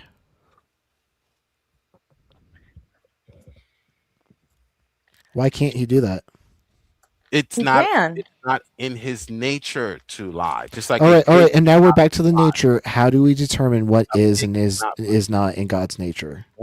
Because the text is describing what's in his nature. I Why does cannot the lie. text not say Not it's I not in will his not nature lie. to lie? Okay. So all right. so If we'll, I we'll say only have we'll only have categories of inclusion and Guys, not this an is exhaustive rocket list science. because the text is This a is not finite rocket work science, of bud.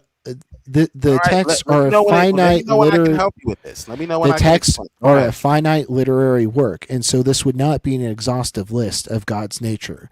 And so, are you claiming that like we can only know part of God's nature by examining the texts?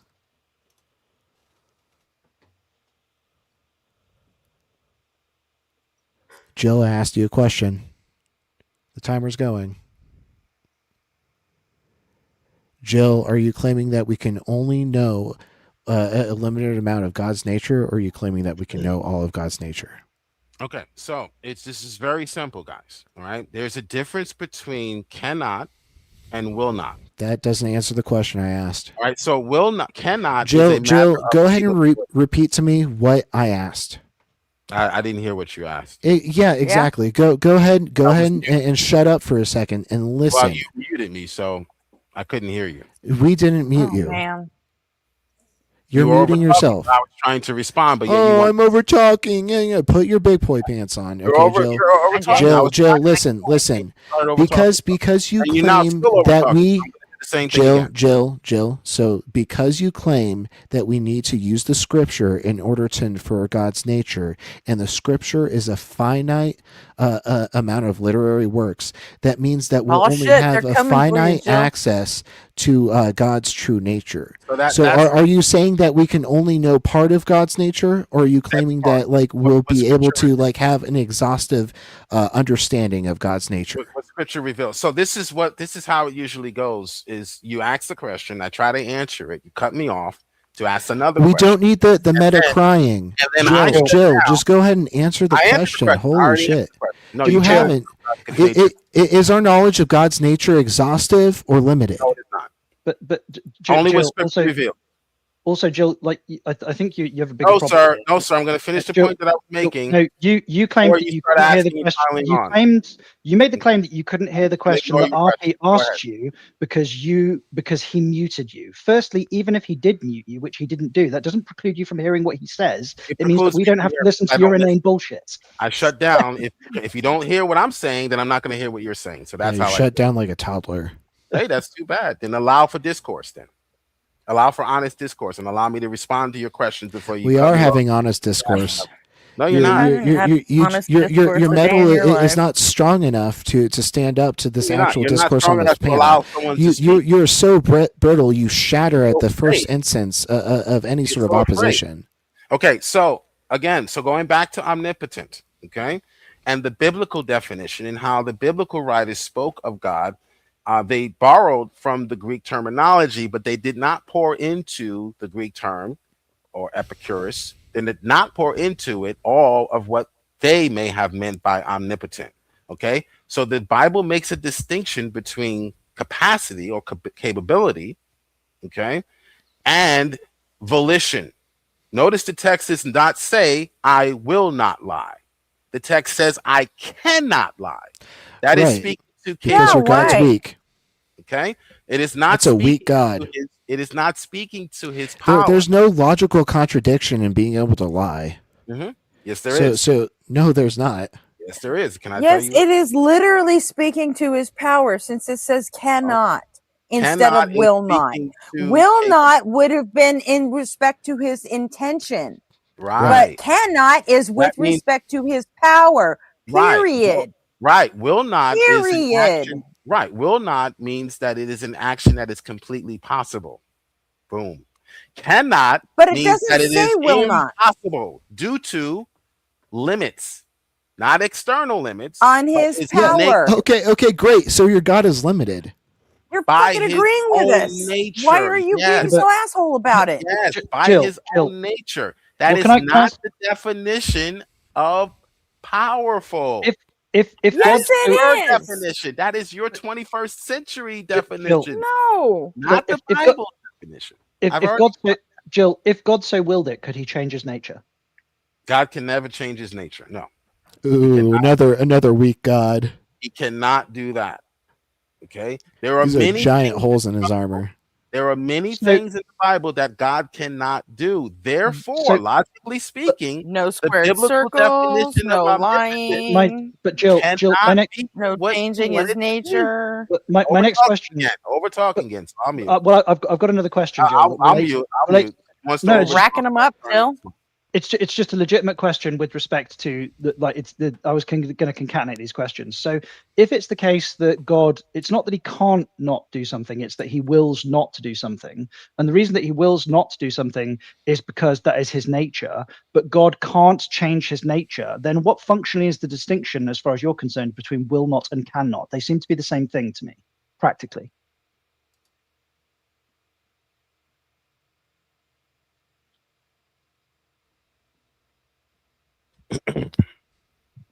Oh, it got quiet. Well, then, because that's what happens when a Because question he's waiting ends. for an I'm answer. waiting for an No, answer. we're gonna over talk. When I start talking, then all of a sudden it gets really, really loud. Why is Hey, that? John, go ahead and ask the Quiet question now. again. Because Maybe Jill, you have Jill like a obviously huge has fucking lag tracking on your issues. internet connection. So- I don't know, Jill. Just answer the Sheesh. fucking question. So does everybody understand the difference between the biblical definition of omnipotence and what you're trying to define? Jill, it as? did you hear anything that John said? No. Okay, Right, John, okay, go let me- ahead and ask the question again, please. So you seem to be wanting to make a distinction between will not and cannot. Now, I asked you the No, question. no, I don't. The Bible does. Oh, who's over talking Uh, now? Who's over talking now? No, fine, as Quick, a point of clarification, that's fine. I don't mind that. That's reasonable. I do the same. You know, there's Well, no issue and there. that's what I do to Jill too. But then he cries about over talking when I'm trying to get a point of No, clarification. you start asking. So do another it's conversation. very rules for the not rules for Not me. for me. You start Yeah, asking yeah. another question. All the belly aching. Now, You and know, answer the you're first. constantly evoking Go some ahead, sort brother, of go ahead. like, yeah. Victim Okay, John, statements. yeah, Okay, yeah, exactly. so the distinction between the what you, so okay, fine. The Bible states that there is a distinction between will not and cannot with respect Right. to God's power when we're talking about the attributes of God. No, And it I asked doesn't. you. Mhm. Well, I know it doesn't, but I'm trying to steal man Phil's argument. Okay. So the distinction here, I asked you the direct question of can God change his own nature? So what No. you're saying is the reason that God doesn't do things is because he chooses not to do them, despite the fact that he practically could. And No. the reason that he chooses not to is because that's No. part of his nature. That's not the argument. The argument is that God cannot lie, just like a pig cannot fly, because it is not in the pig's nature to fly. Okay, it doesn't mean that the pig is weaker than the fly. Okay, the pig is not weaker than the fly. He just cannot fly. But Not in his nature to fly. but So your regardless your of, dumb argument doesn't make sense, even on the natural. well, Ooh, wait, so this makes God Even when we're contingent on his comparing nature. Animals, your dumb argument Yeah. falls apart. but it's Okay, also- everybody time out. I have a question from Discord. So, Jill, if God created humans and if it is in our nature to sin, if so, then didn't God create us to sin? No, because God did not share every attribute, including omnipotence, with humans. He did not share that attribute. Therefore, humans can sin. This is a total sidebar. This has nothing to do with omnipotence. Well, no, it does, because that's one of the attributes that God keeps to himself. God only shares certain attributes with humans, and one of them is not perfection or omnipotence or omniscience. So God doesn't have the power to God- create sin. That's ours alone, right? So we're more powerful Sin is than God. natural. Sin is, you can do one more thing than God. If you think that makes you more powerful because you can lie, then go right ahead. Yeah. I'm sure that's Definitionally, it does that's make an us more atheist. powerful. That is an atheist 'Cause understanding. power is a set of properties. That's the same understanding. Great question, Robin. Thanks for sending that in. That is Satan's All right. position as well. Proceed, guys. But with respect also, to God not being able with this answer, real quick, with this answer, you're conceding that God does not have full control over our natures or full control over the nature of anything He creates. What? I just said He does not give us. So obviously He did have control. Right, on the right. powers No. and the abilities that If we have. there's Can I- something that we possess gonna that He did not overtalk give us, then every He time does you not ask a have question? control You're gonna over overtalk the creation of our You're gonna nature. overtalk the response every time a question is No, given.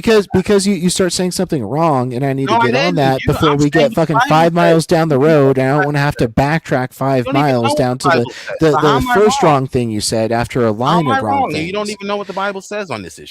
You know, it's not even what the telling me Bible what says. It's what you just claimed. You said that you claimed that God did not imbue us with the sin nature, and yet we possess the sin He does nature. not give- That means no, that God does not have complete control over the do not natures possess the that we same are nature imbued as with. You were lied to. We do not possess the same nature as God. Never said No, that. I never said same nature. Put your fucking listening ears on. I said No. sin. S-I-N. Do you We did understand not the difference inherit between the sin nature from God. S-A-M-E and S-I-N, You're Joe? still wrong. We did not Do we need inherit to the go sin back to nature. elementary school and have a fucking Did not spelling inherit the test? sin nature. You're Jill, still wrong. We Jill, didn't is there- inherit a sin nature, but we have a sin nature. Is there- Therefore, God does not have control over the nature Does that not we mean are God imbued does not have with. control because you have a sin Jill. nature, fool. Jill, is there you is there talking any is there That any was ability? purposely done. God is there- purposely created creatures that would eventually fall. He knew Is there that, is there and He had any a plan to redeem them. So He Jill- did create us with the capacity for the sin nature. yeah, He is there created us any with the capacity to fall. Yes. is there any With the- ability that It humanity Another actualized contradiction. creation itself. Hold on. Before we get on to more questions, that you're I jumping just want to around. state for the record, and you Jill still said I don't was know- more powerful than God. Yes, you are, Fuck because yeah. you can lie. Because based on your definition, your stupid definition of omnipotence, which makes zero sense. I can also Fuck off, make a Joe. rock that's so heavy that I think the can't lift biblical it. definition is Therefore, better, I can do something that God cannot more do. intelligent. Okay, makes more sense logically. The biblical definition makes more sense logically, because just because a bird cannot or a pig cannot fly doesn't mean it's more powerful than the hawk. In fact, the hawk will destroy it. Okay. All right. So your definition of omnipotence makes zero sense. If that's the Greek definition, then they make zero sense, just like you make zero sense today. The biblical definition is more logically Your coherent. inability to track doesn't mean that I'm making zero sense. Okay. Yeah, and also More the analogy, logically the analogy on which coherent. is more powerful, the hawk or the pig, is kind of Okay. nuts as well. It depends on the domain in which they're fighting. Like if you were to get like a hog and a hawk, and the hawk was on the ground, that hog is absolutely going to stomp that hawk into oblivion. Yeah, hogs give to like a ton. That just demonstrates that being all powerful doesn't mean you can do anything. The bear is more powerful, or the lion is all powerful. He's the king of the jungle. That he cannot fly. No, you've So already you're- considered that your God is So not all powerful. logically, on a child 5th grade basis, your argument for omnipotence, your definition falls in the garbage where it belongs. Go ahead and biblical demonstrate how it's definition fallen into the garbage instead of just asserting it. corresponds to reality. That's why I like the Bible better than whatever you promote, because it corresponds to reality. All powerful. Oh no, does it not doesn't. mean You don't want to go that there. you can do anything. Prove me wrong. So Why is would there? So what? Can we just cut the Only legs book out of I this back? promote And, is the dictionary, Logically speaking, prove me wrong. Someone. and you're please. failing. but then when you say that your God is omnipotent or omnipowerful or all powerful, we're having a semantic argument about how the word should be applied. Can't we just like cut the legs? Can't we just say that from your conception, Jill, your God isn't all powerful; he's maximally powerful? No. There we go. Problem solved, No. right? No. Well, why do you have a problem with? We're not like, going but you seem to be making the argument for maximally powerful I don't without know what wanting that to use means. the Now you're word creating maximally another powerful. term. Now you're creating another term. The term that they used was all powerful, and they used it And we've before- demonstrated that's the incorrect term to use because Okay, he is that's not fine. all powerful. That's fine. All powerful And means and does the, not at the mean beginning of this conversation, I tried to give you the out of maximal power. I don't know what that means. The term that the Bible uses is all I grant power, that. because maximal power, you'll have this. You can also say that maximal power means that he can't lie. So he still cannot lie. He still cannot do something. So what does it mean to be Right, maximal and that's why If- it would okay, track onto your idea of your let's take God your so argument. much better. Let's take your argument to its logical conclusion. If maximal, Yeah, go ahead and if reduct you on my argument. I'd I'll love to wait. see this. I'll wait. I'll wait. If maximal powerful is a better term, then how is it then the person that can lie would be more maximal powerful, would be higher in power? It makes no sense. So who's the maximal? Maximal powerful? entails Most all powerful. things that can be done for that that makes entity. zero And sense. so if you're saying that your God Response to me. can't lie, it still falls under the purview of maximal power.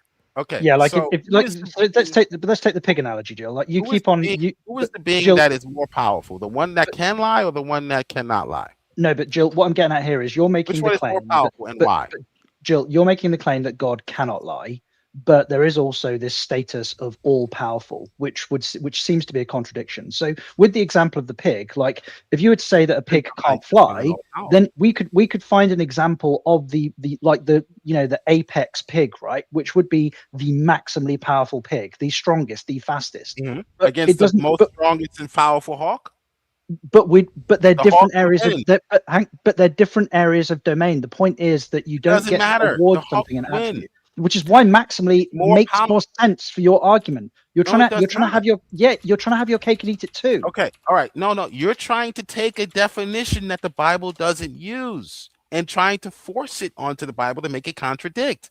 If the Bible is using a definition A, you cannot come with definition B to try to make it contradict. It doesn't make any sense logically. Use the definition that the Bible uses. If you want to believe they got it wrong, they use the wrong word, that's irrelevant to the fact that they're using a word differently. Respect the way they're using the term, and if you're going to do an internal critique, then all powerful means that you can not do something. But in fact, the argument. That's not what all powerful entails. The argument is this. Jill, do you understand what all means? All doesn't mean some. All means all. It is the entirety of the set. And so if there's a property that is discluded from the set, it is definitionally not all. It is only some. This is so simple. I don't understand why you don't get it. Okay, let me try to explain it this way. All right, all powerful does not mean you can do all things. If I want to say someone, definitionally, that's exactly what it means. He's laughing because he knows he's caught. If I want to say all, Jill, does all mean some? Jill, does all mean some? Jill, does all mean some? Does all mean some? Yes or no? It's a very easy yes or no. Does all mean some?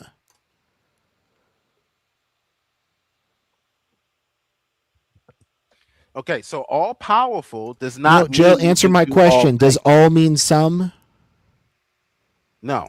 Hey, Git, okay, how you doing? so All then right, I'm gonna drop the out for a few category minutes. has to be set. You have to set right, definitional. No. All There is powerful. there is no category for all. All is inclusive. It is exhaustive. It is the entirety of the set itself. I'll wait so that I can actually answer you. I'll wait. Yeah, but you do understand what RP's getting at here. Like all is a superset. All encompasses all things. When you use the word all, you don't get it. There is no exclusionary criteria that can be applied to the word all. All is a superset. You're includes conflating everything. all power with all abilities. No, Having all power. Jill, hold on. We're just dealing with the prefix all. You had a chance to speak. Let me respond. All power just simply means that. It doesn't mean all abilities. God does not have the ability to lie. You are conflating words. Thank you. So we're now He's not getting it. He's not getting it. Yeah, we're now going to have a semantic argument about the distinction between a power and an ability. All powerful means that you are the most powerful. That's it. Yeah, but we're not just talking about the domain mean of that you can do all Jill. things. That Yeah, has but Jill, nothing to do with the word power. Joe, all. we're not just talking about like the domain of weightlifting when we're talking about God. When people say all powerful with respect to the creator of the universe, they Mhm. mean all things in all places at all times. You No, cannot they be don't so mean that ignorant they that you can don't do think you don't all understand that. things. No, it does not mean that you can do all Like, things. if I said I am the most powerful clear. weightlifter, if I said I'm the most powerful weightlifter, then I'm obviously speaking in a very specific area of domain. If I said I'm the most powerful weightlifter, nobody thinks that means that I'm making the claim that I'm the We're most not gifted, speaking. What domain gifted are we speaking neurosurgeon. about? Okay, But so when you're what domain talking are we? about, Okay, great. That's a Jill, good point. That's a Jill, good point. So when you what apply the domain are word we all speaking of? powerful to the What creator right? of the So fucking what universe, it domain? means in all places and all Okay, so times, right? what domain are we speaking of when we say God is all powerful? What domain are we speaking about? Good point. You don't know the domain, do you?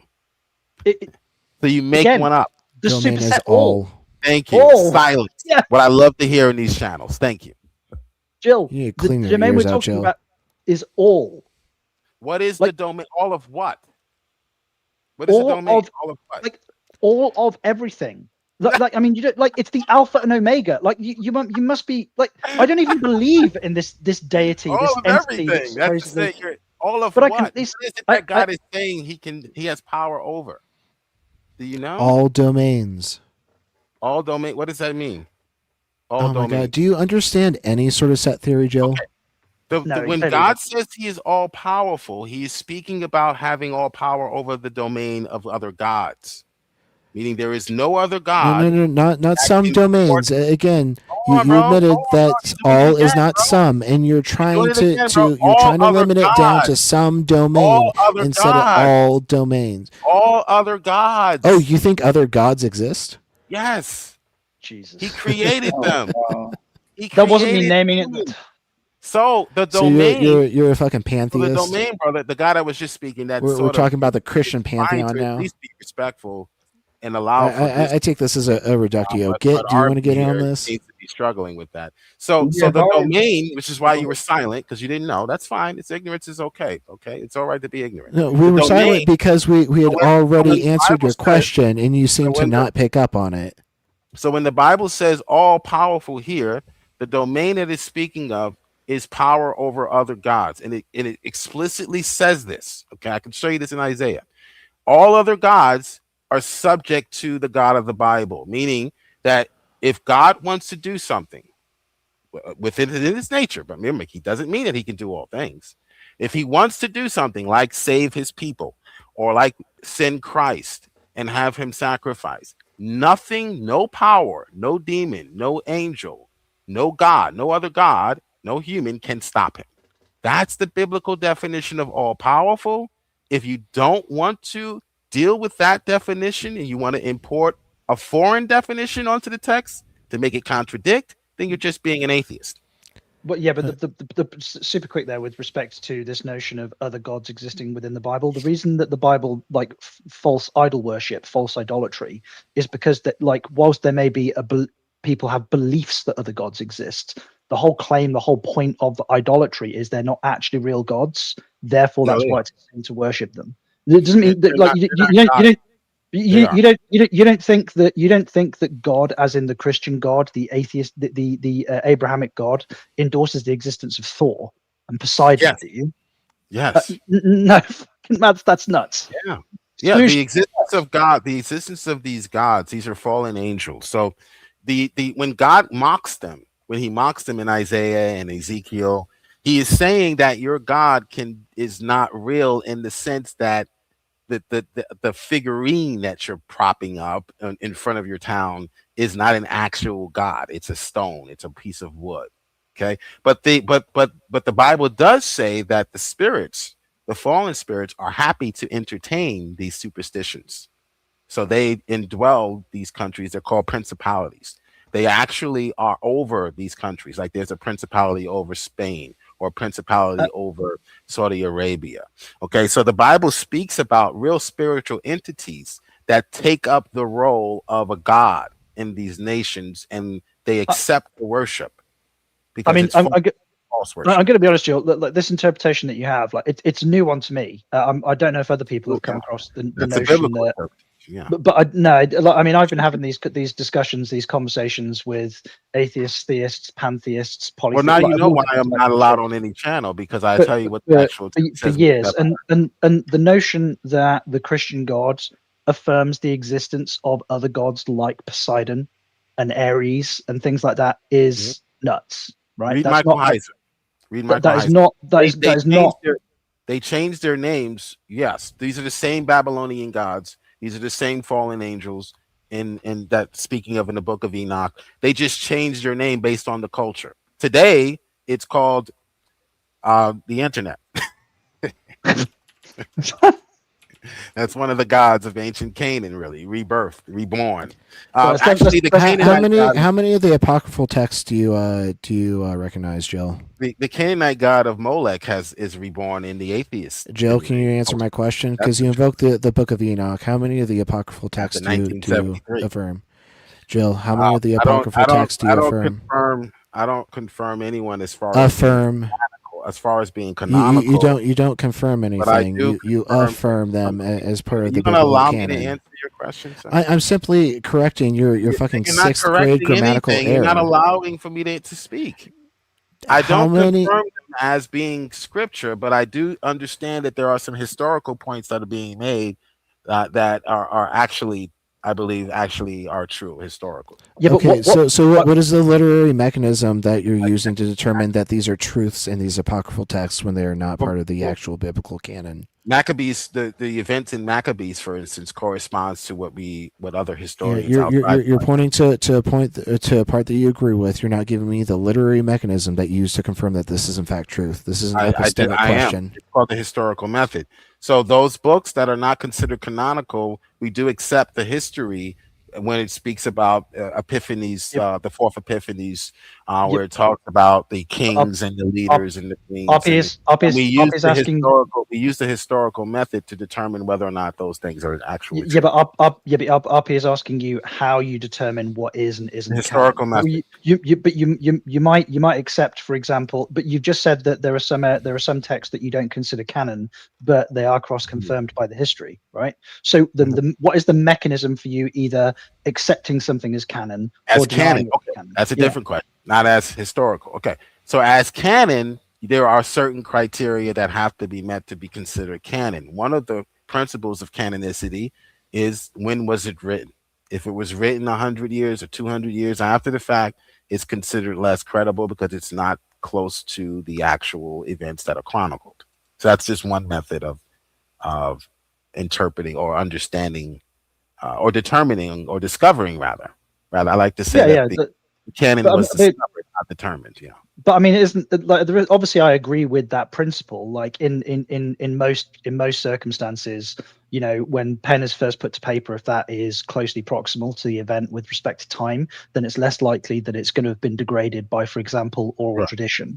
But that just seems to be rudimentary. That wouldn't. There are plenty of things. Enoch wouldn't meet that qualification. It just wouldn't. So that's then why evoke Enoch at all? Because Enoch does speak about things that do correspond. It doesn't matter what it speaks about. You don't affirm it as true. Canon. Many things could be true, but we don't consider it to be canon. So you have no literary mechanism to determine if anything said in Enoch is true.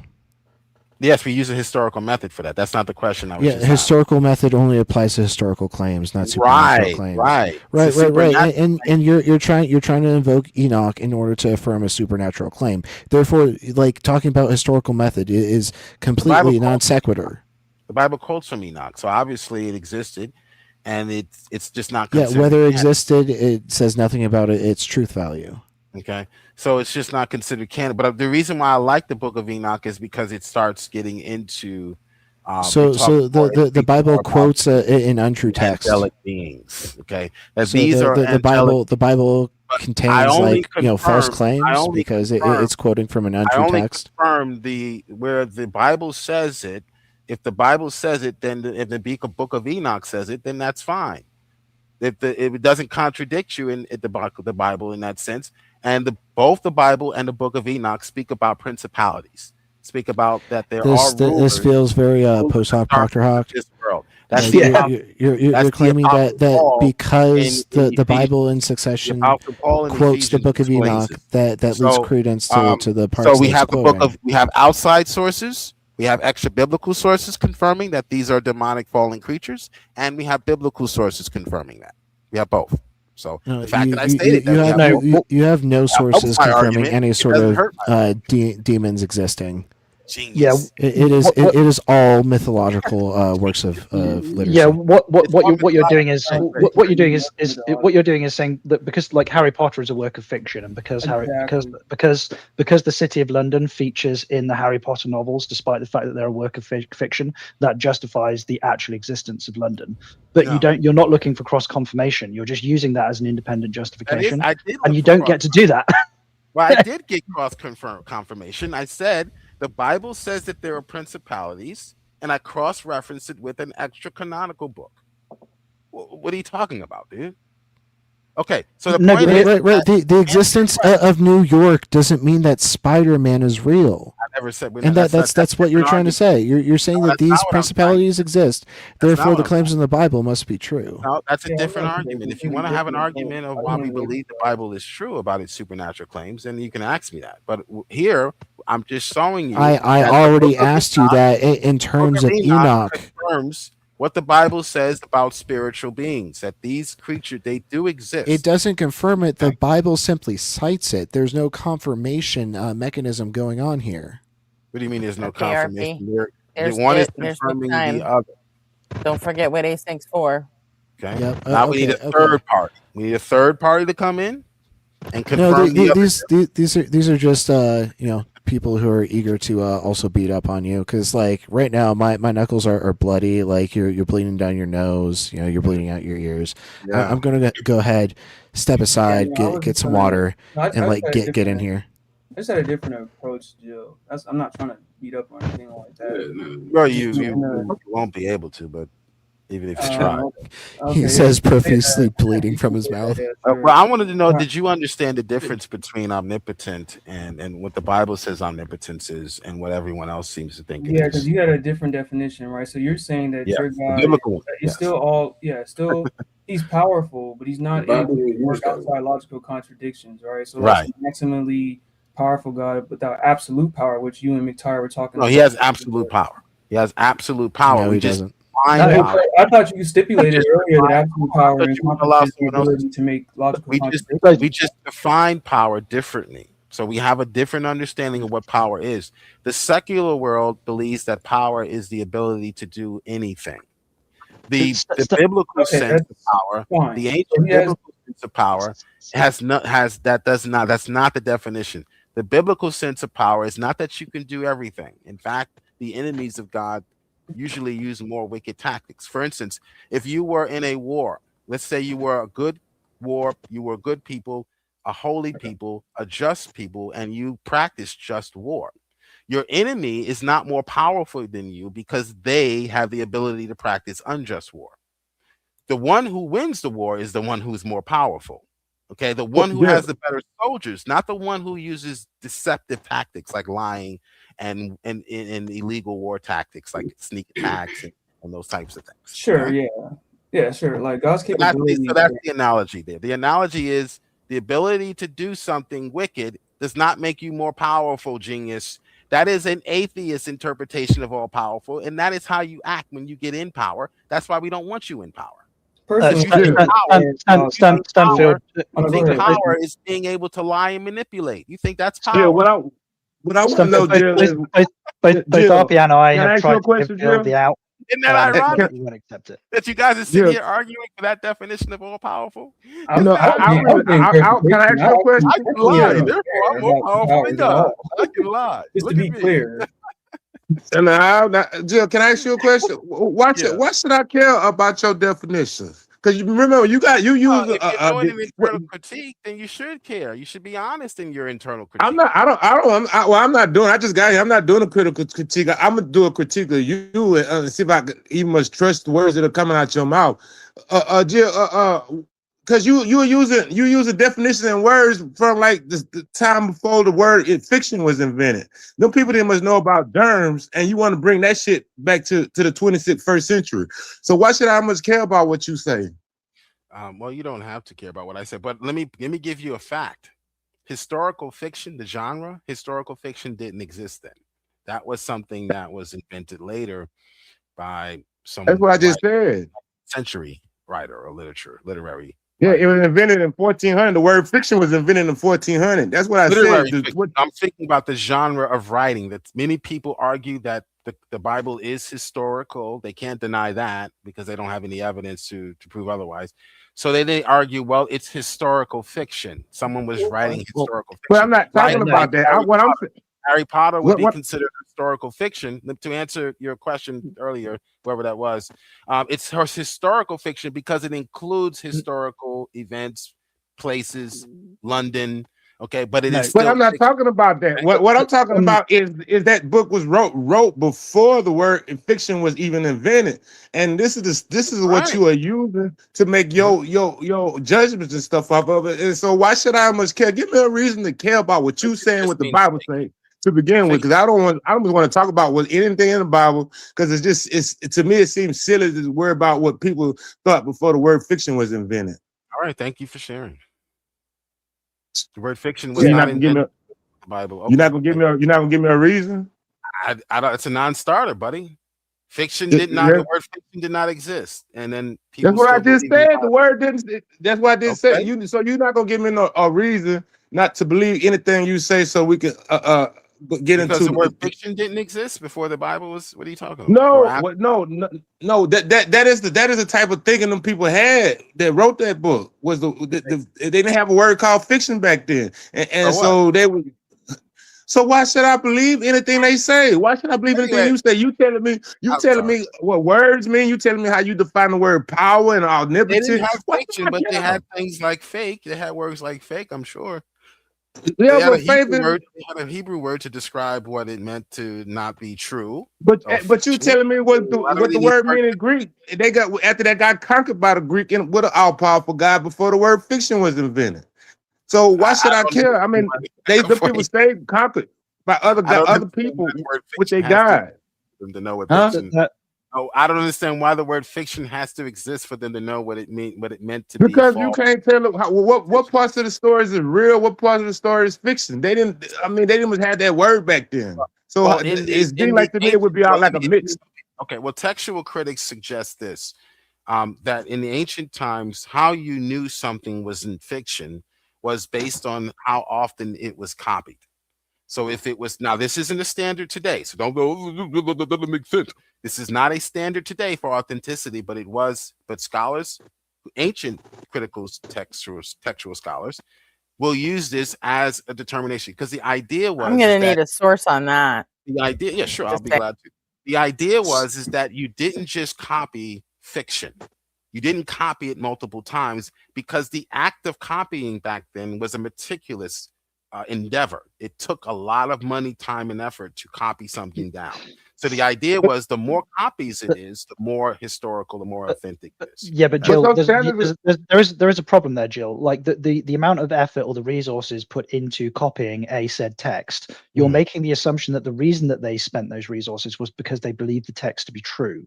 That is the assumption. That is the assumption that I'm making. That is the assumption of textual critical scholars.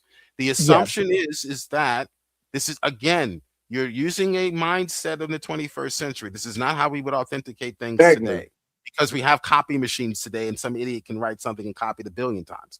But the idea was, this is what they are saying is the criteria. If you want to argue with them, go right ahead.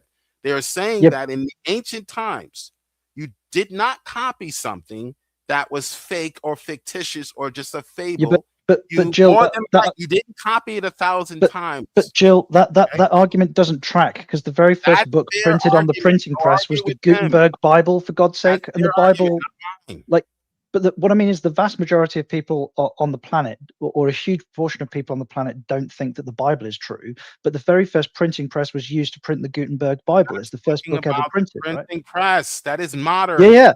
No, but what I'm getting at is that your text. But your text, scribes, let writing on me try this. papyrus. They're writing No, on he's not. animal skin. He's not. John and Retard's not Animal agreeing skin. with you. I don't understand what's. They're going on. writing on animal skins, and you're talking about a printing press. You know how And, ridiculous you sound. No. and I'm Well, asking you why should firstly, I care? Because that standard is stupid. They if you would have got the any type of disease back then, you would have died off top because they would have prayed for you, they would have faith on you, and you would have died. So now we got these newer standards today that work a whole lot better than what they had back then, and you want to bring that shit back to life. Why should I care about what the ancient Scholars standards know were? because scholars are honest and they know that it is improper and it's not fair to use a modern standard. Right. So for why an should we use ancient the text. ancient standards? Why should we use the ancient Because standards? it's They're an ancient inferior. text, retard. yeah, That's why yeah, you but, use the ancient but No, Jill, I'm not asking you about. I'm not asking you about. Point of moderation. Hold on. No more Jill, fucking warnings. No fucking R slurs. You do it again and you're gonna get fucking banned for real. Watch your fucking mouth. Oh, wait. I'm just asking you why should I care, Jill? I hold don't care on. about Jill, anyone apologize for the Say slur. something about me using the R word. Go ahead. Somebody else wants to say something. No, Jill, apologize for saying the R slur. Oh, I apologize for saying the R slur. You're gonna kick me Okay, now? thank you. Are you gonna No, kick me now? because you Right. apologize, I'm going to conversation. allow you to stay on the panel. But like Gretchen said, you say it one more time, you're gone. Sure. Do you I'm understand? Looking for any excuse, but go ahead.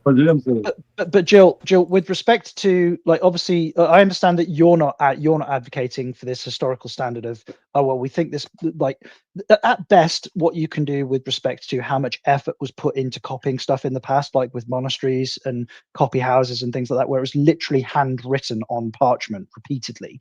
There was a whole industry based around it, essentially. And how much effort you put into copying something, you can certainly make I would think it would be reasonable to make the adjudication that because they put so much effort into copying it, they thought that it was true at the time.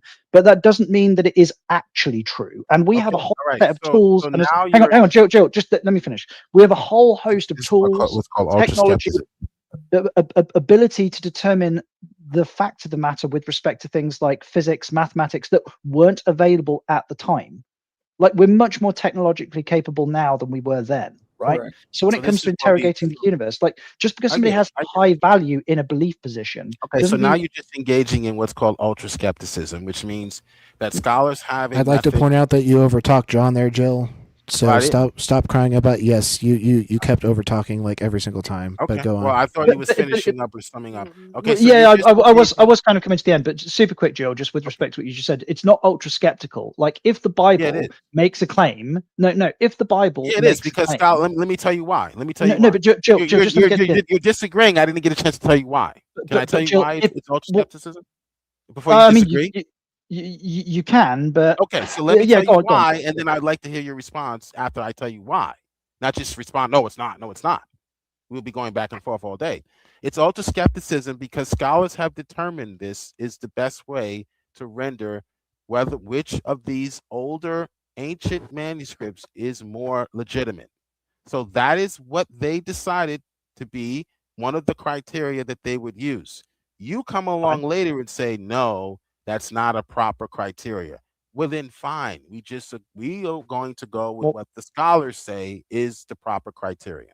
No, look, with respect to, there are some claims that the Bible makes. There are some claims that are made in historical texts with respect to things like certain miracles and stuff, where despite the fact that obviously the people believed they were true at the time, and despite the fact that they invested a high degree of effort and resource into copying and recopying and copying these things that they believe to be true, there are certain things within like modern physics that preclude them from being true. We know they can't be true. Like that, the mechanism behind like the parting of the Red Sea, for example, is fucking nuts. It's physics breaking. So I don't care how many times somebody copied it or how much they believed it to be true. It's not. I just said scholars do not care if you are convinced. Okay, textual scholars do not care if you're convinced of the events that are going on in Livy or the events that are being spoken of in Socrates. All they're doing is saying this. These are all ancient texts, and we need some criteria to determine which ones are more reliable historically. And one of those criterion, whether you believe any of the events that happened are true, doesn't matter. Your ultra skepticism doesn't matter here. Okay, scholars have determined that the best way to determine which one of these texts or which one is more reliable is how many copies. It's called the bibliographic test. How many copies were disseminated, were made? Because the idea is that if it were false and if it were fables and everyone knew it was fables, you would not spend the time, the money, and the effort to mass produce it.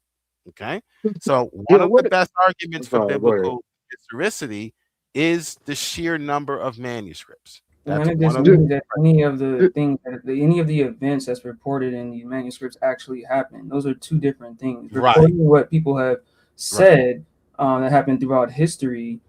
Jesus' resurrection, for instance, Nero's resurrection, this whole embodiment of resurrection stories, which I know little about. These things did happen as reported, but I would say as reported is different from the events actually occurring.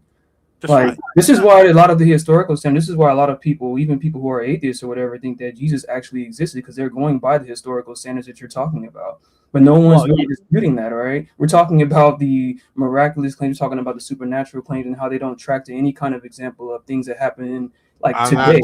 No one is suggesting that. No one is suggesting that reading the Bible is going to turn you into a believer. That's not what I was talking about. I wasn't talking about the Bible turning you. Yeah, I mean, that the miracles were actually true and that people just didn't perceive these events as miracles. That is a different topic. If you're talking about reliability, then the New Testament is more reliable than any ancient source, probably more than any ancient source combined, based on the principles that scholars actually use. If you want to prop up other things like your skepticism, then none of these ancient texts would be considered. That's why we hate these. Because they all talk about miracles. They all talk about gods. They all talk about all these things. Yeah, but Jill, what I want to know, Jill, what is your objective? Are you here so we can just talk about the Bible like a story, like Star Wars or something, or do you want us to use these standards in the Bible so we can start living our life in your Lord's favor and say Jesus is Lord and all that stuff like how you do? What is your objective here? Because the way you answer this question is going to decide the way how I move with you from the rest of the night. My objective is to teach you, to help you learn how to read the Bible. That's we're going to just talk about like Star Wars. You don't care about all right, I agree. How to rightly interpret the Bible. Just talking about a story. It's just a story thing. I agree. The story is stupid. So you all powerful don't mean all powerful. Whatever you say, it's stupid. So whatever you say. That's a perfect example of what all powerful means. I educated you. Yeah, it's stupid. It's stupid like the story it come from. So yeah, I agree. Whatever you say is right then. We just talking about a story. It's a stupid story. If you want to believe it's a stupid story, fine, but at least know what it means, what it says. I can believe Shakespeare. But why? But do you care about Star Wars? But I still know. Hold on. Othello is a stupid story, but I still know what it means when Desdemona or when Iago says to the king that Desdemona and the Othello are the beast of two backs. I know you like stories, man. You like stories. Time to study. Jill, you like stories. But Jill, I mean, the only thing I take within in that last little dialogue is the notion that the only thing you've brought to me that is novel piece of information is that there are some people who think that God affirms the existence of other gods like Zeus and Hades, etc., which was novel to me. But other than that, there is no principle or concept that you've brought to the table this evening where you have educated me on the concept. What is the biblical definition of omnipotent? Does it mean that you can do anything? I mean, it's your interpretation of a stupid story, man, that was written before the word fiction. So you were ignorant of omnipotent, and you. I've already given you that. I'm ignorant of your definition. I mean, because his definition came before the Bible's, but when the Bible uses the word, it means Almighty. It means El Shaddai. It means that he cannot lie, but that there is no other being that is more powerful than him. Okay? I mean, but also that's quite clear, and you didn't know that. Private chat, please. There's a message for you in there. What was that? And Darth Vader said the darkness is very accepting. They accept all those who survive. All right, so what? This is a story. You want to talk about a story? Let's talk about stories. Who like Star Wars? I like that. They got different definitions of words too. that we don't Why- normally say. Joe, why, Yes, why do you right. think Perfect. Thank you. why do you He's think a God learning. exists? He's Why do you think learning, a God guys. exists? Why do you think a job. God exists to begin with, Joe? This So is the if you first want to know what Star Wars this is means like by this is, saber, huh? if you Yeah. want to know what Star Wars mean by saber, you're gonna go where? To Star Wars. You're not gonna go to the Nature Channel. Right. Okay? Good Right. job. Good job. But should I Good care about job. it? I mean, Whether you care about it is different than being honest about it. Yeah, you're right. And you're right. The problem I have and with atheists is that they're not honest. They try to go I- outside of the text to get the definition and force it into the Bible to say it contradicts. Look, this isn't what God can't be omnipotent because this is my definition of omnipotent that I'm forcing into the Bible. This is my definition of lightsaber. So Darth Vader couldn't have used a lightsaber. This is a contradiction. You are absolutely right. I'm not gonna argue the point of the story with Logically, you you because guys are at the bottom of the pit, logically speaking. Because when it comes to logic and reason, you're at the bottom of the pit, in my opinion. well, I like the bottom. Who's had a race to the bottom? I win every time. Like being at the bottom. Yeah, I'm in the race. I'm a bottom. What is a lightsaber? What is a lightsaber? What is a lightsaber? Is it what Harry Potter says it is, or is it what Luke Skywalker called it a laser sword? He called it a laser sword. That's what Luke Skywalker called it, a laser sword. So where are we going to get our definition of laser sword from if we're critiquing Star Wars? We're going to But get does it it from matter, man? Are we living our lives by Star Wars? I mean, you're not. Let's try How with about a omnipotence. dictionary? You said you're not trying to propose us that we should live our life by Jesus Christ and all that stuff, and we're just talking about a story. And I can't really talk to the story because I've read the Bible many times front to back face, but it's been years, and I'm trying to forget it because I regard it as mind pollution. But maybe DJ Arp, I know DJ Arp went to the school on Bible stuff, so he can sit there and talk the story with you all day. I just want to know, is this stuff real and should I live my life by it? Is there a God? And you said you're not here to do that, so I don't care. It is real, and you should live your life by it. Yeah, but in order for this what's also your to be real, we need to establish that this God exists first, right? He's not going to have that conversation. He runs away from like any sort of like philosophical God proof. Oh, okay, that's the only reason why. He hides in the Bible because he's incapable of having that conversation. I had that conversation with Taco before he decided that his argument wouldn't work. Yeah, we're not Taco. Never say that name here. Oh, yeah. But I had those. Do you have a reason? I have those. It's going to be completely irrelevant of the Bible or like God's omnipotent, or I like using the moral argument for God's existence. I think that's the strongest argument for God's existence. You only have subjective morals within the Christian framework. Mm-hmm. Subjective to God, yeah.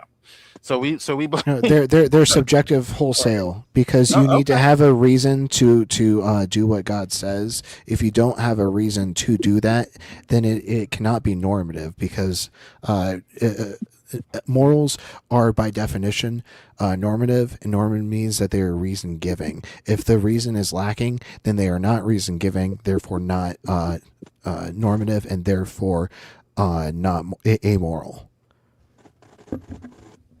Yeah, how do you go from some sense of moral realism to God exists, or like some divine command theory to like God exists? It's just word salad. So no, it's not. You want to hear my argument? Your inability to track does not mean that it's actually word salad. Now, divine command theory will definitionally always level out in subjective morality. I mean, do you know I'm presuming that you accept divine command theory, right? Or maybe you have some other. No, divine command theory is not biblical. No. Okay, so what's your relationship? Okay, how do you establish that God is real given morality? Go ahead. Do you know what the argument is from morality, or do I need to present it in like a syllogism? It depends on what you're arguing for, particularly with morality. Yeah, it sounds like you have an atypical rendering. About subjective moral. You're talking about what are you talking about exactly?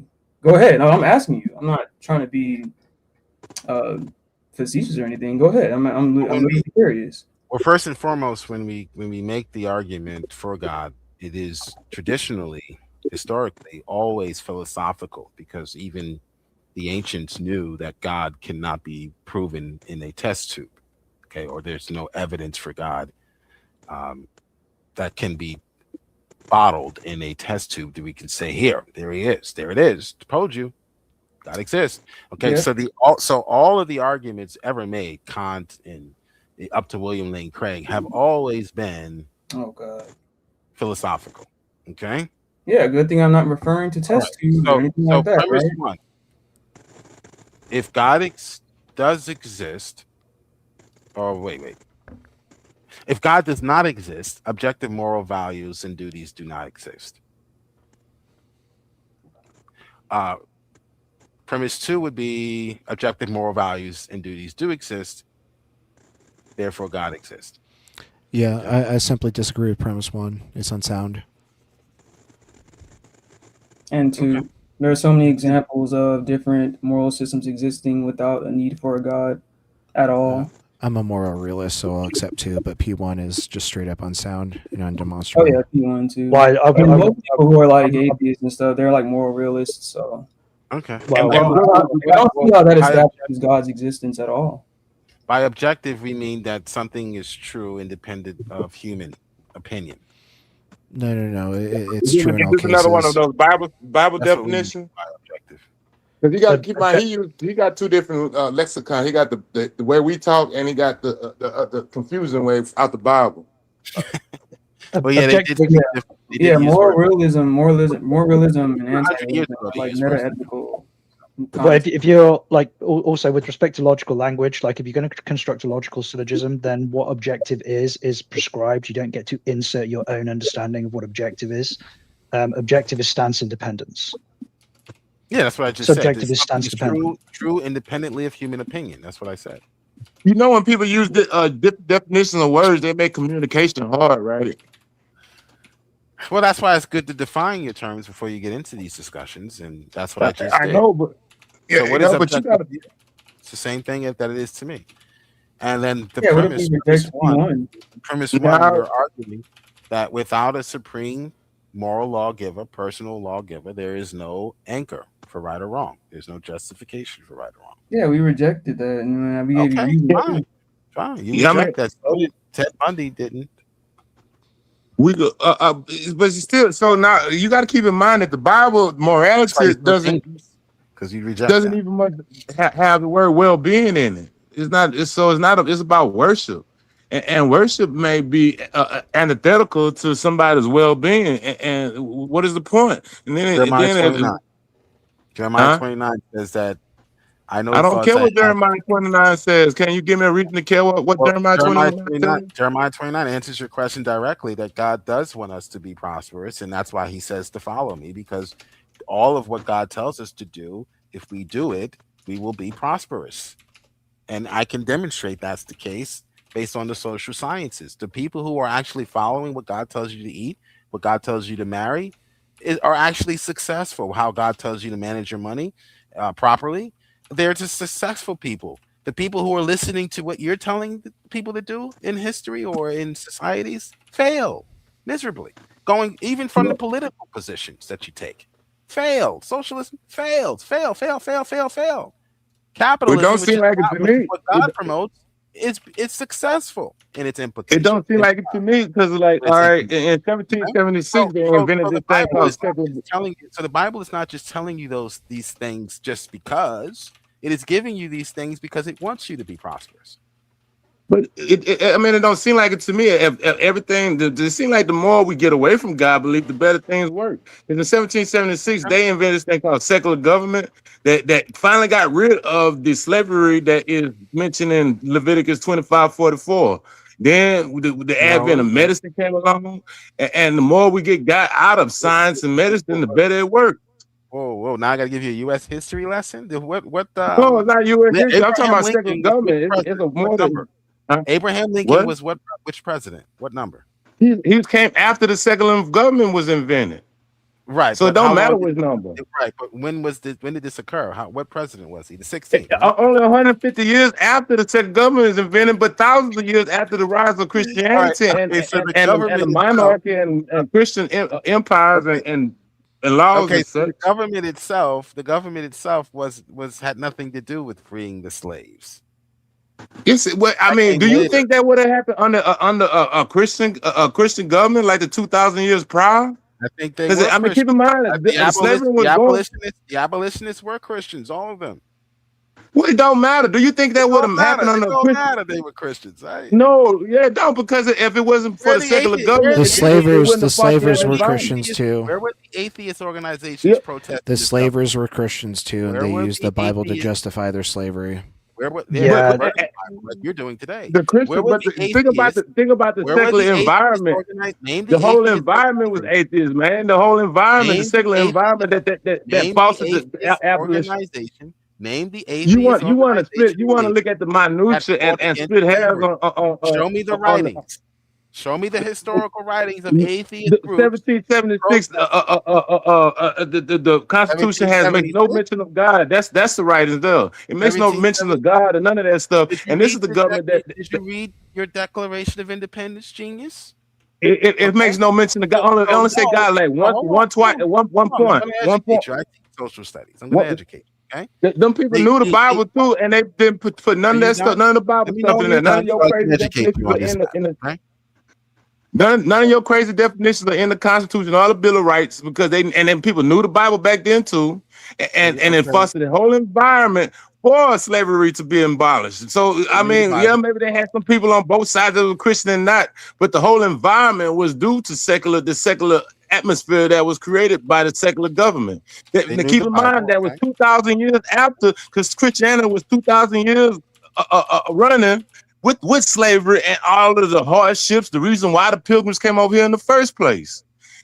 That was Christianity. Christianity presided over. Are you done? Well, okay.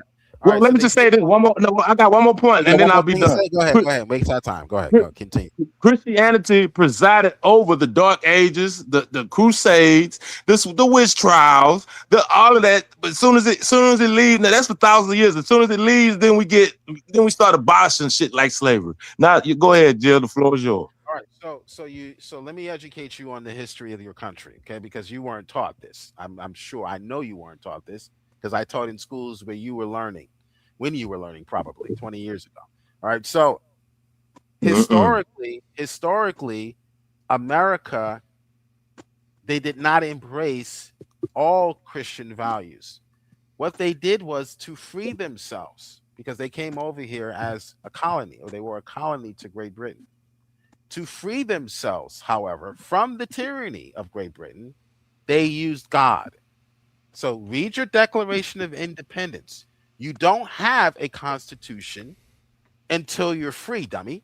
You can't reject God. You can't have the freedom to reject God until you impose God's moral prerogative onto your entire situation. So what That's they a did genetic fallacy. What they did was this. This is brilliant. This was brilliant. The founding forefathers, I'll always respect them, even though they were not necessarily Christian. I will always respect them because of their intelligence.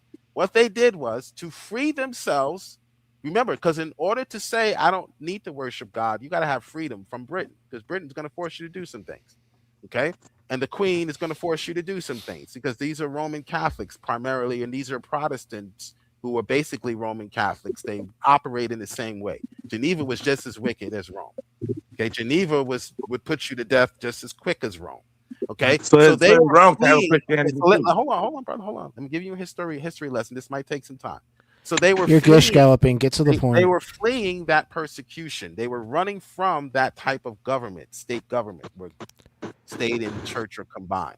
Okay, and then incorrect. The Pilgrims came over here because they wanted to impose even stricter religious. 97% of the people who came over here were Protestants. They were protesting against the Catholic Church. They were Puritans.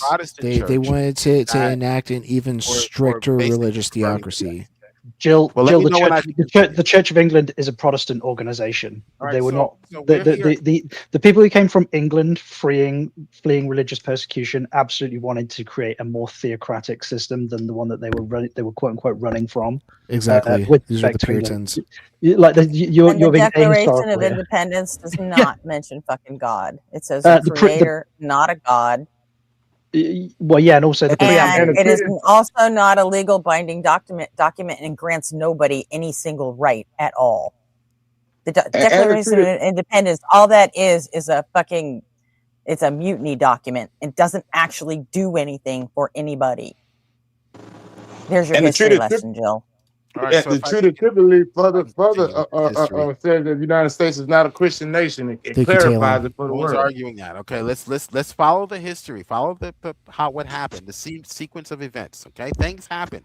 You need to know what happened first, then make your decision on whether or not you're going to accept it. I don't really agree with your history. No, you're not teaching a fucking class, Jill. I'm teaching him. We know what fucking happened. Well, he doesn't. He's black. We can fucking what? He doesn't know. He does not know what happened. He was taught something different. I grew up teaching in the schools. Did you just Uncle Tom him? So let me educate him, please. What the fuck are you doing? He called me Uncle Tom. He doesn't know he's black. What the fuck are you saying, Jill? The Uncle Tom. Okay. Well, he said he didn't know. He said he doesn't know it. Hey, hold on. Let's let Jay talk. Jay's been pretty quiet this entire time. From what I heard, he said because I try to educate you on what black. You get what I'm saying? Like pointing out he doesn't know it and he's black. Like maybe this is something that he should know, but he doesn't know. Like not he doesn't know it because he's black. Like that's just pointing that out. Oh, I'm not an average black dude. I don't know what I had put the phone down and walked away for a minute. I didn't really hear what he was saying. No, that's what I'm saying. I caught that part. I didn't want to ruin the whole thing just because of that. When I caught that, offering that up. Okay. What you think, Jay Money? Should I be offended? No, you shouldn't. I mean, I can't tell anybody how to feel offended, but from what I got from that, that's what he was saying. Like he wasn't saying because you're black, you don't know because you're black. He's saying you're a black man and you don't know this. I don't know. That's like an arrogant statement, though. Yeah, I know what I know anyway. Won't allow me. I can't tell you how to feel. They won't allow it. They won't not allow you to learn the history of your country. They want to continue to pervert the history, and that's why they won't allow me to speak and tell you what happened. I mean, number one, who is they? And number two, I'm not the type of black person that didn't let people allow me to do anything. If I wanted to learn something, I learned it. Trust that. I did. I know I got knowledge. I had things, access to things that you probably wouldn't even understand because I would took the initiative and get this shit on my own. I didn't let people to dictate to me what I can learn and what I can't learn. This is their challenge. So we can set up a one-on-one if we can go over the history of what happened when the Puritans. I don't really believe anything you say, Jill. You haven't gave me a reason. I keep asking you for reasons. Why should I believe you? I can't give it here. Obviously, I'm going to be muted and not allowed. All right, all right. On that note, I say let's then. So we can set up we can set up our own conversation if you like on your channel or some other channel. But obviously, yeah, because you're getting spanked here. Conversation here. Your ass is pink right now. I bet you won't be able to sit down for a week. Yeah, and also, I can't wait for you to understand the history with respect to the emancipation of slaves globally around the world. Like when you start learning about William Wilberforce and the West Africa Squadron, you're going to fall off your fucking chair, Jill. He was a Christian. Wilberforce was a Christian, genius. So again, where are the atheists protesting slavery? Where are they? Where are the atheist advocating groups? Where are they? They didn't exist. Jill, the document most used to justify slavery and the document most used to justify the ending of slavery was the same fucking book, Jill. I'll try. Yeah, they perverted it. The same book. They perverted the book. I wrote a paper on it in my. Why were we using they and them? They perverted identify these. Did you get rid of science? No, we don't get rid of science because people perverted it. Okay, hey, so was your paper featured in the toilet stall? So let me go back to trying to educate this man. I bet it got a lot of brown marks. Nobody can pervert science, by the way. So the declaration, they won't even allow this to educate me. They won't allow without a reason to believe anything. Just like the Dixiecrats, they will not allow you to learn what your actual history is in America. Here we go. Just like Bull O'Connor and the Dixiecrats from down south, the white racist liberals, they're still racist today. They won't allow it. They won't allow for you to learn what happened when the Mayflower came over here. What actually happened? They want you No, to think I that just educated we're you on evil. what happened when the Mayflower came over here. They were escaping. You were actually trying to deny that reality. They were escaping. And when I Why brought did it it up, it take completely 2,000 years shattered in your the entire advent of? argument. Okay, time. Why did it They take were over 2,000 years escaping, in the sir. advent of the secular government before it even was an option They were to not. eliminate They were slavery? not. They were not looking to set up a secular government. They were looking to set up a government in which you had the right to choose whether or not you wanted to be a Catholic or not. Okay, they were not saying that being a Catholic is evil. Hold on, No, brother. incorrect. They The were not saying that The being a Puritans Christian was wanted to evil. enforce only their religious They were saying that religious school forcing of thought. people to be Catholic or Christian is evil, which is 100% biblical. Okay, so that is what they were saying. Well, What they were all saying you've managed to show is that atheists didn't care while the Christians were violating other Christians. I mean, you're talking about Christian on Christian crime, and atheists are completely innocent in all of it. So, Jill, just if you read your for the Declaration record, of Independence, now the that's what you're Declaration of describing. Independence is what makes you free to even sin against God. They use God. Get this. Sin doesn't they exist. use God. They invoked a creator. They called him the creator. A creator, not a and he God. says that the creator is The founding fathers were deists. not Yeah. another Can I human or a can I church just state. The founding fathers were So not. you're yeah right. at most they were deists, but State, McTime, they don't like this information. They do. They hate all right. it. They want to Jill, lie. I want to know why it took 2,000 years. Why? I'll mute for another 5 minutes, maybe, and then maybe they'll allow this information to come out on this stream. But we may Jill, have to set up a one-on-one. Why did Jesus do it in the Bible? Why did it take 2,000 years after Jesus and only after the advent of the secular government? Because you're probably right. The Christians did. They probably wanted to force their type of Christianity on the rest of everybody in this nation. But there was so many different types of Christians till they realized, hey, I don't want him to force his Christianity on me, and I don't want his, and he don't want me to force mine on his. So let's just make the government secular. That way, everybody can have their type of Christianity. Because in order for you to have freedom of religion, I need freedom from religion. Perfect. Thank you. So the idea is that Christianity teaches that you come to Christ by way of Christ alone. You do not come to Christ by someone forcing you. It don't teach you how to abolish slavery, though. Threatening to burn you alive. Okay, that is not of God. All right. So the earliest, Yet it's in God's book. 97% of them were Christians. Funny that. Protestants. Now, the reason why we know separation of church and state was not what liberals perverted to mean today.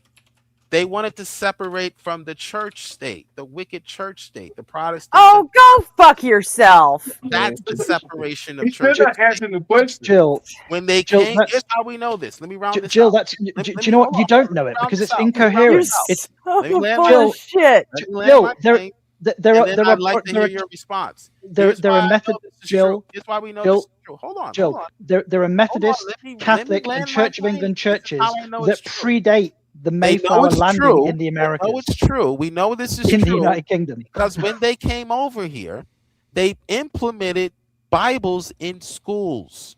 That's how we know separation of church and state was to separate from the church state, the wicked church state. No, that is not. No. Because Andrew Jackson had got that shit out of the earliest colonial men and women, when they set up their schools and their government, they placed Bibles in those schools and in the government. It's probably true until Andrew Jackson became president because he was the second president and he got rid of all that shit. True or false, atheist? I just said true. And Andrew Jackson was the second president, and he got rid of all that shit because they did the case of Virginia where he said that he didn't something about you can't the thief can pick my pocket. What you know what I'm talking about, Arthur, with Andrew Jackson in the case in Virginia.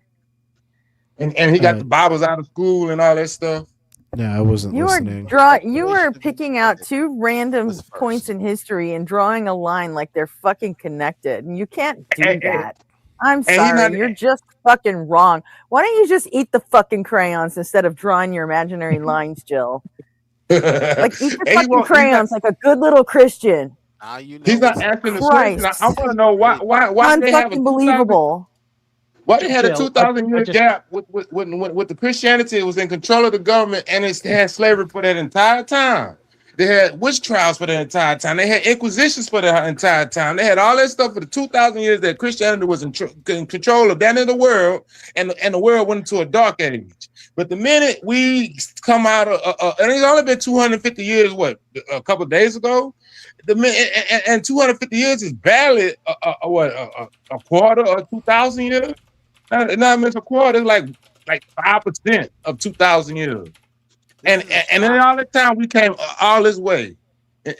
Why so much time on a Christian government that with the world going to a dark age? These historical facts are a shock to many. Okay, they are a shock to many atheists. That's why you're silent right now. But Jill, like, just with respect, banter, because you can't prove me wrong, and you've never heard this before. Jill, with respect to the history, I just want to challenge you over something here. And I realize I've battered you a bit, but this is important. I've just Googled Roman Catholic churches and Protestant churches, all of which were in about 3 miles of my house. There's the Church of Our Lady, there's St. Peter's Roman Catholic Church, there's the St. Joseph's Roman Catholic Church. A lot of Catholic churches, what's your point? Yeah. And then Protestant Jill, churches. Robin is fucking cooking you in chat.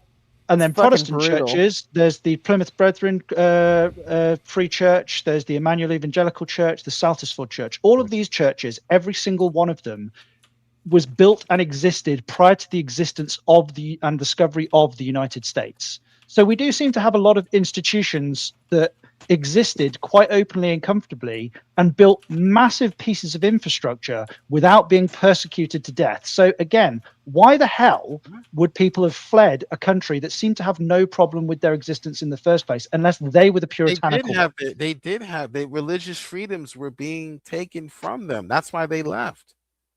When you have a church state where the government now is imposing religion onto people, even Christians, even people who say that they're Christians, they were imposing their rules and their laws and abusing the scriptures, which is something we should flee from as Christians. When people are abusing and doing what you guys complain about often, using the Bible to browbeat and to put people to death and to excommunicate and all of those things, God never intended to be the case. And Protestants protested the Catholic Church and the Church of England because they implemented a church state. It is wicked, and it is to be separated from that. That is separation of church and state. When they came to these countries, up until 1950 or so, you had Bibles in the school. No one considered that to be separation of church and state until you guys came along. Jill, can I just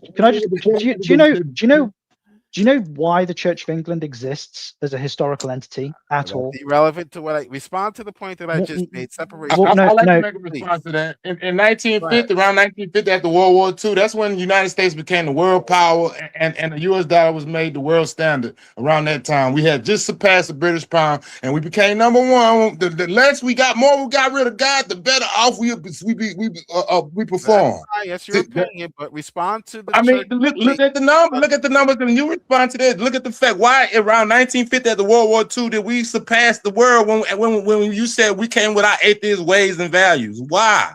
Why is it 2,000 years under Christian rule and it's a dark age? You have in a bit of a conundrum right now. That's why we're so silent.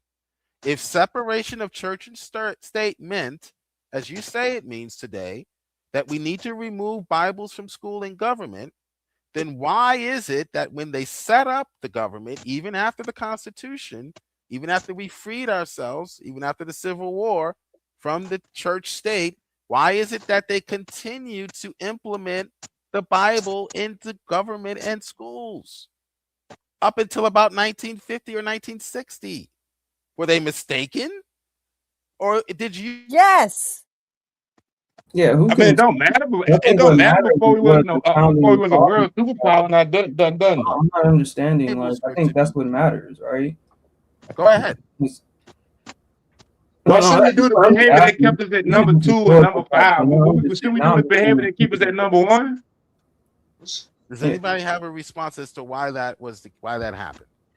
Yeah, Why- Jill, I why do. is Are you that- contending with your question? Are you contending that everything the United States has ever done is the right thing and was meant to be that way? You fucking serious? No, I'm saying what And actually aren't you a happened. black man, Jill? Because that's what I'm you're getting saying to you by saying perverted because church we and had state. You Bibles in perverted schools that long, separation of well, church and that state. must be what the way they fucking wrote No, it in I'm the telling you, Constitution. you're pervert. I'm not. Listen, if you No, disagree you're with the me, one perverting it, great. dude. You You're perverted the church one and state, saying not that me. separation of church My and state just definition of meant church, that we could separation of still church have and our state Bibles in comes from the schools. What Danbury the letter. fuck is wrong It with comes you, from the Jill? damn history of our country. Where is your definition of church? No, separation you're of church and reading state come history from? wrong. Go ahead. Maybe you should start Show with me I'm English wrong. then. Show me I'm wrong. That Where the does U.S. your government You is are a wrong. definition of Christian church and state nation. come from? That's It doesn't all come that's from the being said. Danbury That's letter. It factual. doesn't come from our history. You made it up. Who made what up? No. Your definition of separation of church and state is currently today, for the past 40 years, 50 years or so, has been we need to remove God and the Bible from schools and government. That Is not the definition of separation of church and your state. definition of separation of church and state. It's not, but even under your estimation of Just read the words. even under your estimation of what you're talking about, you gotta look at the timeline, Jill.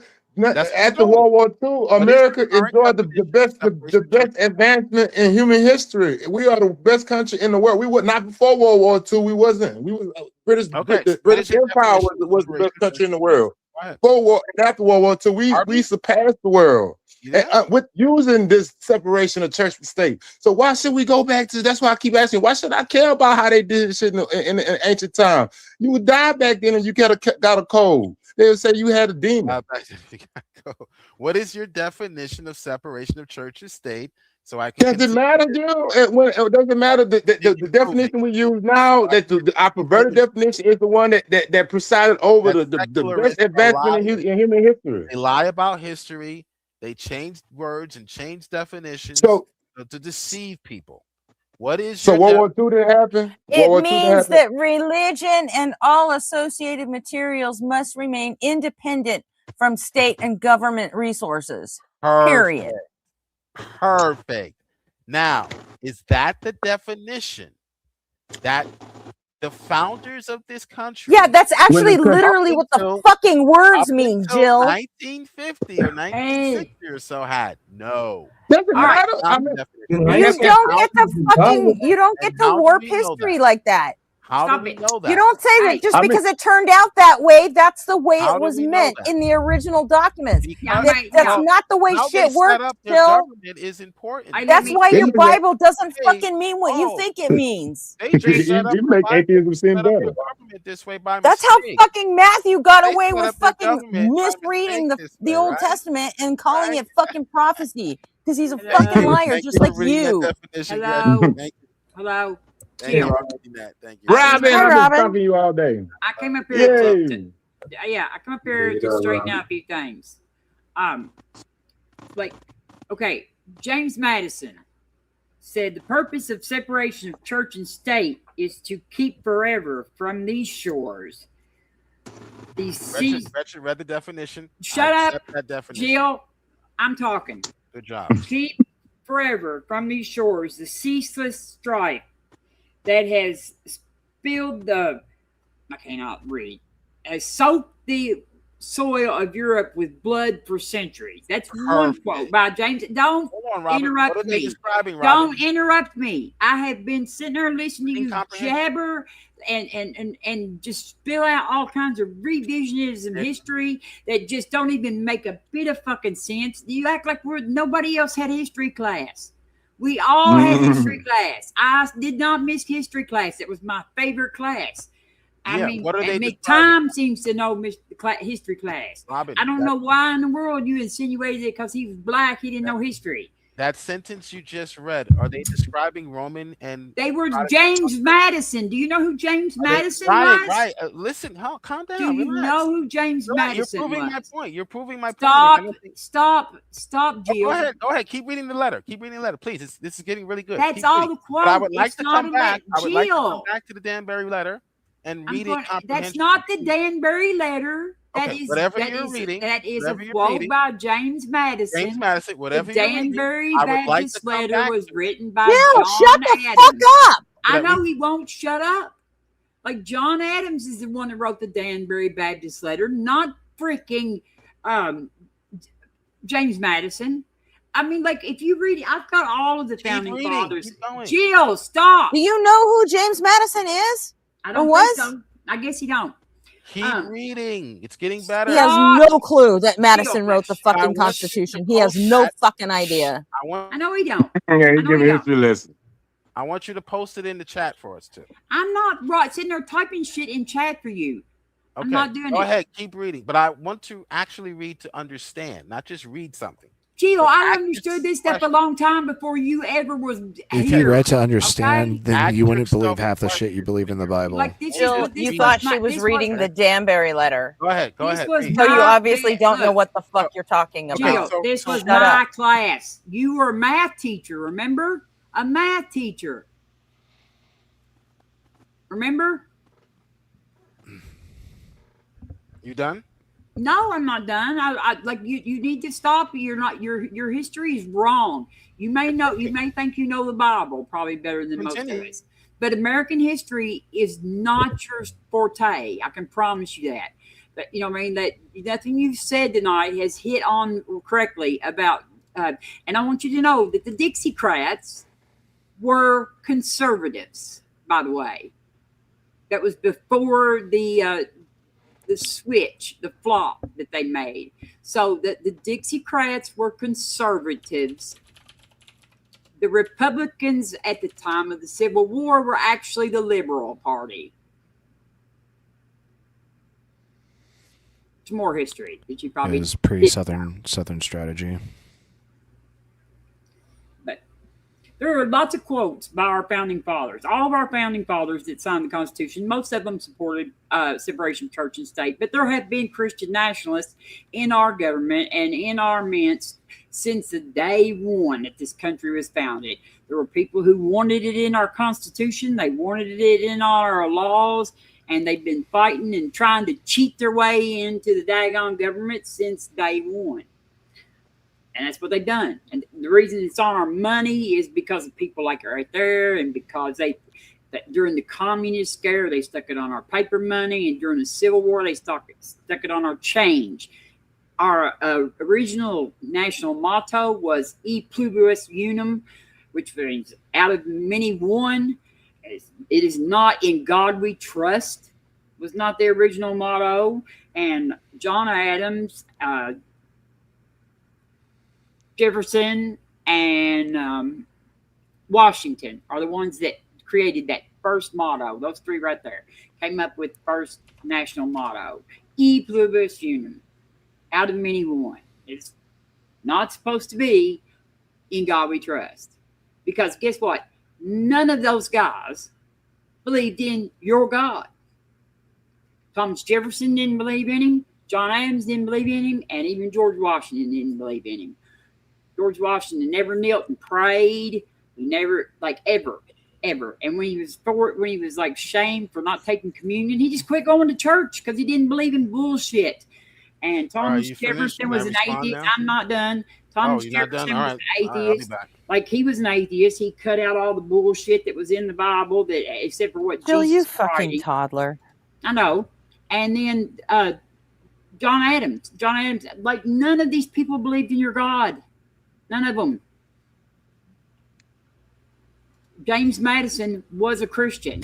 The one that wrote the thing that I just read you about separation of church and state. He was a Christian, and he recognized that it was still necessary to have separation of church and state. That's all I got to say. Thank y'all. All right, so we're going to don't run away. Don't run away. All right, so we're going to engage. Ain't nobody running away from you. Okay. Now, I want you to keep that text up because I'm it proves done. my point of what I was trying to argue. And maybe you didn't hear my point. Okay, so let me make my point again. All right, because sometimes people respond to points that were never made and they waste people's time. My claim was historically. Projection is crazy. Nobody was responding to points you never made. We were correcting your fuck ups. You didn't correct. That's what was happening. That's what Robin did. No, she did not. She did not respond to what I said.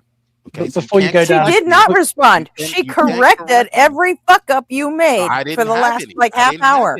Here's my claim. She made. Yes, you did. I said. I never said. I've got to drop off. So before you go down another fictional rabbit hole, Jill, I'm just going to say, Tra. But yeah, like have fun, guys. I'll see you later. So this is how atheists operate. They prop up straw man, things that you never say, and then say, "Oh, I defeated your argument." Here's my argument again. Now, see if you can actually refute it this time. Okay, my argument is that when they came here, the Protestants came over here, they were fleeing a church state. That is the separation of church state that they were referring to later in their letters. They were separating from the wicked state churches of Geneva, of Constantinople, Rome, and Protestant groups who were persecuting people because they did not want to follow their religion.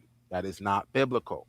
Okay, so when they came here, no, the Puritans were simply not allowed to practice their more strict version of their religion across the pond. If you'd like, that's irrelevant. They came over here because they wanted to be. They wanted to be more strict. They were Puritans for what they wanted. They weren't escaping anything. They were throwing a hissy fit that they weren't able to be as bigoted as they wanted to be. They came all the way across the Atlantic. Yes, they literally did. Yes. Bro. Can I continue? Not your bro. Not if you're just gonna lie. Genius, because many of them were being burnt to the stake. No, they weren't. Go ahead and demonstrate that. Okay. So, Jill, no, you don't get to move forward until you give me a demonstration that they were being burnt by the stake. Like I said, MC Jill. Are you confusing Christians and witches? Yeah, you made a claim that they were being burnt by the stake. I'd like you to go ahead and demonstrate that. Set up a one-on-one. Make time. Okay. I think you're confusing Christians and witches. This is not something most liberals will allow to be spoken. Why can't you just demonstrate it now? Yeah, you can't demonstrate it because it doesn't exist. Every time I go to talk, he starts over talking. You just saw me trying to get my point out. Jill, I've pointed out several times. I think you're talking now and you're not getting your point out. Well, when I begin making my point, Arby will start over talking. So again, you're talking now. No, you made a claim that is unfounded, and I'm not going to let you get away from that unfounded claim. I'm talking about your unfounded claim. Yeah, your tears are delicious. They're a little salty, so I might need to drink some actual water later. However, Jill, are you able to demonstrate your claim that these Puritans were being burnt by the stake over in Europe?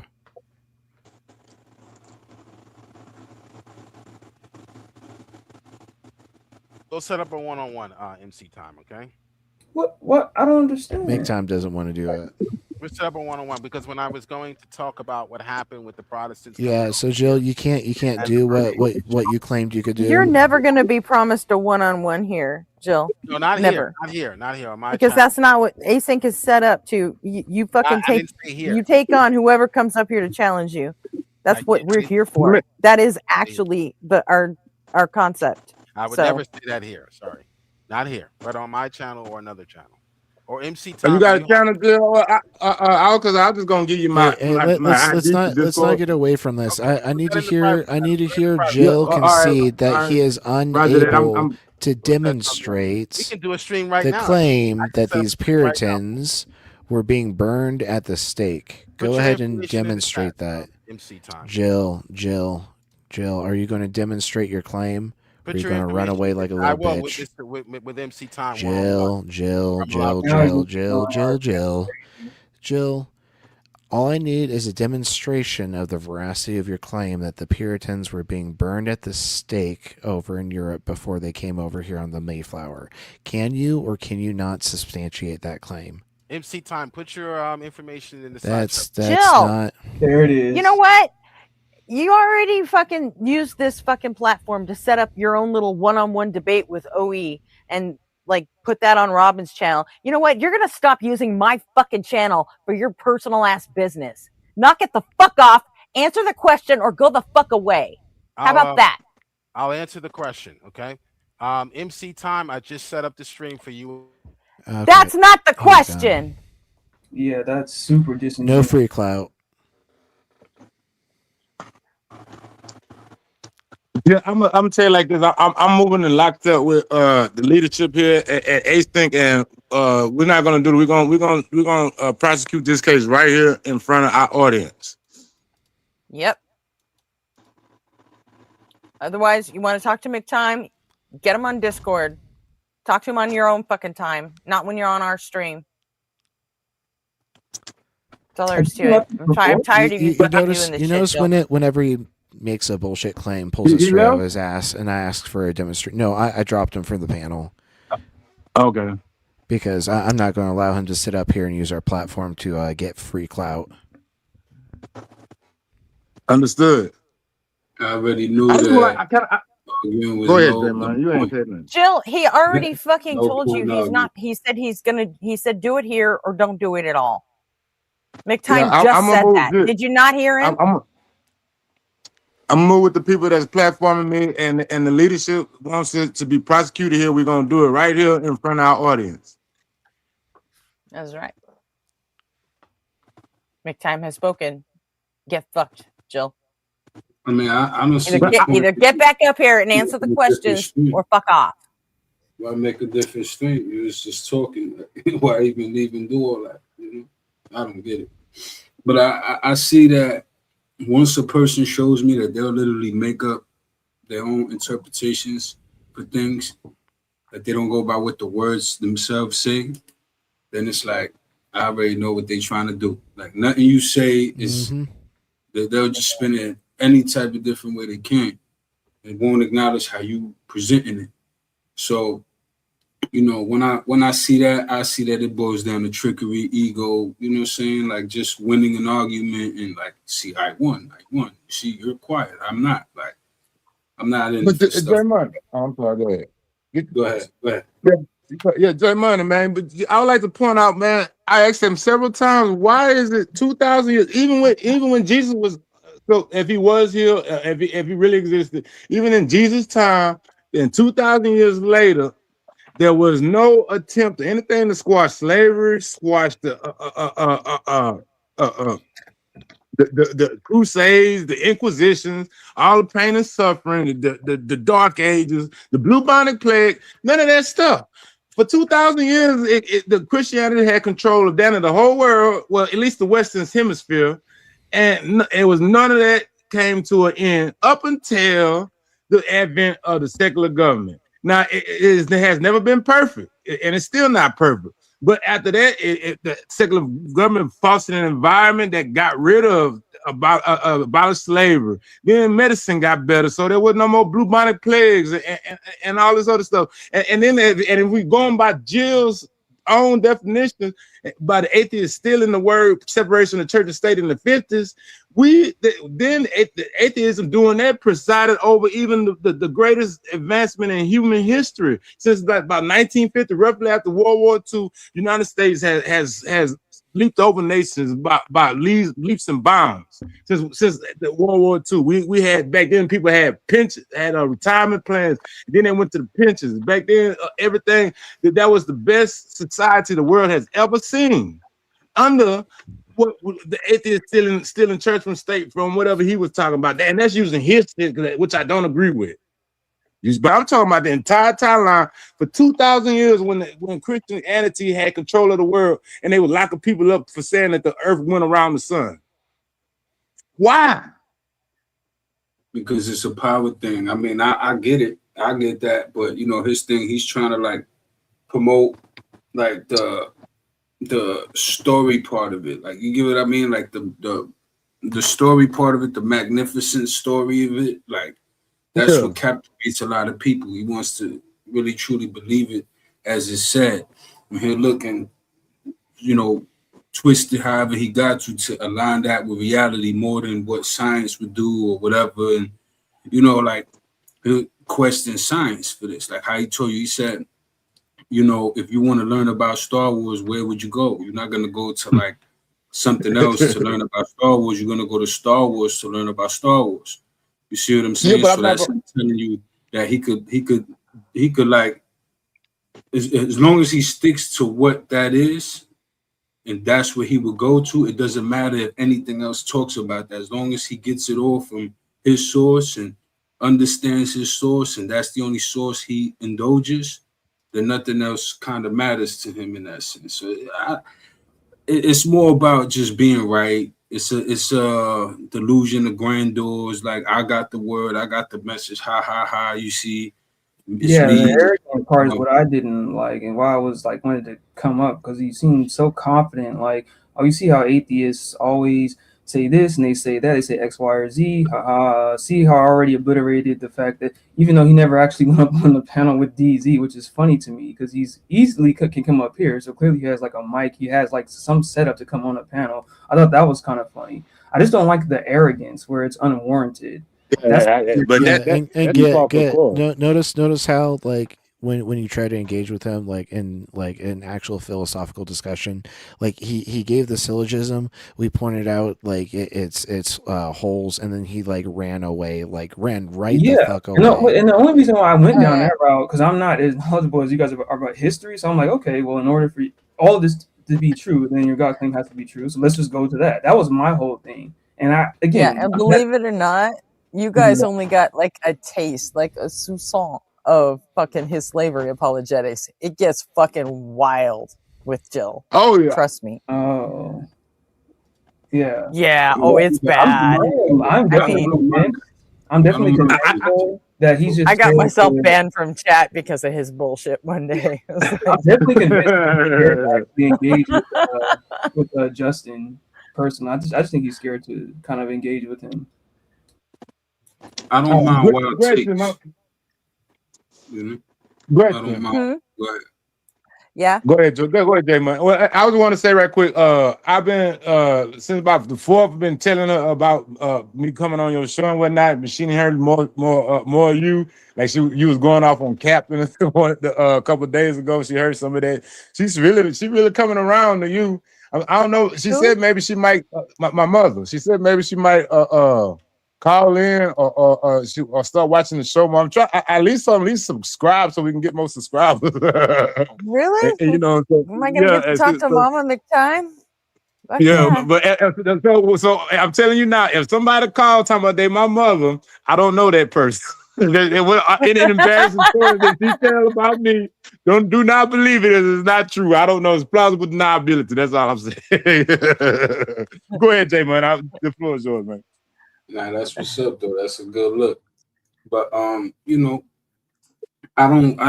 understand already what it is with certain people. So when I see that, it's like, all right, cool, do you cook? You know what I'm saying? I don't got nothing against the guy. He believes what he believes, let him believe what he believes. But as long as the only thing is, he teaches, as long as he ain't like pushing that up on kids, then that's all good. You know what I'm saying? Do you live your life? Yeah, absolutely is. It was just the arrogance that personally kind of ticked me off a little bit. It's just why is the arrogance here? Like I've dealt with atheists so many times. Oh, I'm sorry. So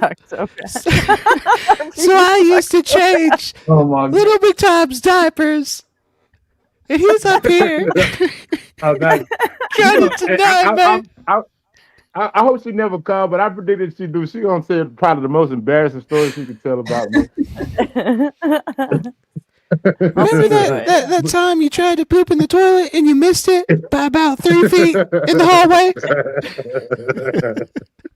Because she said, "Oh yeah, I got some stories for the people that if you call in, Mama, I'm gonna deny everything." That's okay. You can deny it. We won't believe you. Always believe Mom. She impressed with the way you be laying down, and especially on the political stuff. Now the atheism stuff, she don't really too much like that, and that's probably if she don't call, probably be the reason why she don't.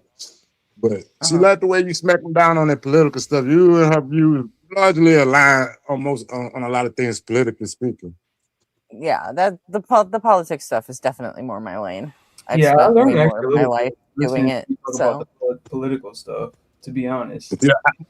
What was that one that was trying to talk about the camps where they pick people up and do the drugs for doing drugs and stuff? He called like 2 or 3 days ago. She heard some of him. She didn't like him at all. And she was a drug counselor too. She don't like drugs. So, but she don't like that type because she knows that when you start giving police the power like that, they're gonna use it for all kind of different other things. Like you give them more discretion, the more you people be in jail, the people they don't like for just stupid stuff. yeah, who was that? Who was that guy? I'd have to look it up. I think his name was Anthony. I don't think Was it Antonio? He was the something like Latino that riding the bus. I was getting beat up on the bus. You remember? Yeah, he definitely had a Latino name. Yeah, the one that grew up in LA and was a banker that And now he's in apparently Houston. can't afford a car in Texas, so he has to take the bus. Where he's been like, come on. Now he's in Houston. He was just a And- rage baiting fool. We need to And you run our gotta country do a like lot El of times- Salvador. Like what? Seriously? That guy was insane. I'm not saying this happens all the time, but a lot of times people bring some of that stuff on themselves when they get attacked like that. Because if you going around saying something, that's when people, man, they jump on you. And like when I was in the Navy, did you ever have that problem, Gretchen, when you was in the military? Like, it was something about those East Coast. No, hey, J Money, please forgive me on this, but I'm just telling you my observation of East Coast people, right? They like to cause a lot of problems everywhere we go. Like, I went to the club with this one guy from the East Coast, and he goes in the club. This girl that we met in the city, it was in Pensacola, Florida. This girl we met out in the city took us to a real club where everything was on and popping, right? Because we went to a little boring club. It was Born in the Mug of that club. And so we went with her, and the guy from the East Coast, he go in the bathroom and tell all the other men that he gonna rape that girl. Why did he tell it? I don't think he even much meant that, but here's what he said. And come to find out, she was kin to everybody. That's her city. She was kin to all the people. She was talking to her cousin, and they beat him up. And then like other times with East Coast people that go places and call everybody country Bammers. You some Bammers. Back in New York, we don't do it like this. We do it like that. And then they get beat up and they take their clothes away from them and they make them go back. That part I have experience with. Like anybody from fucking Philly or New Jersey or New York, and they're all gonna tell us how much better it is back east. It's like, well, then why the fuck didn't you just stay there? You know? That's not a good representation. That you could take out all the bad seeds and be like, you see, this is how they are. Like it's not that way. Like don't let you know. Hey, but Jay Money, my daddy was from Philadelphia. I don't have any experience with them causing, trouble like that, like with the girl, but yeah, you can't swing a dead cat without hearing someone from the fucking East Coast saying shit's so much better in New York. Like, then why are you here? There's a lot of shit that people there's a lot of shit that people out there. I live in LA. We're like the transplant capital of the fucking world. Everyone moves here. And it's like, and then they all just talk about how great it was back home. Like, then go the fuck back.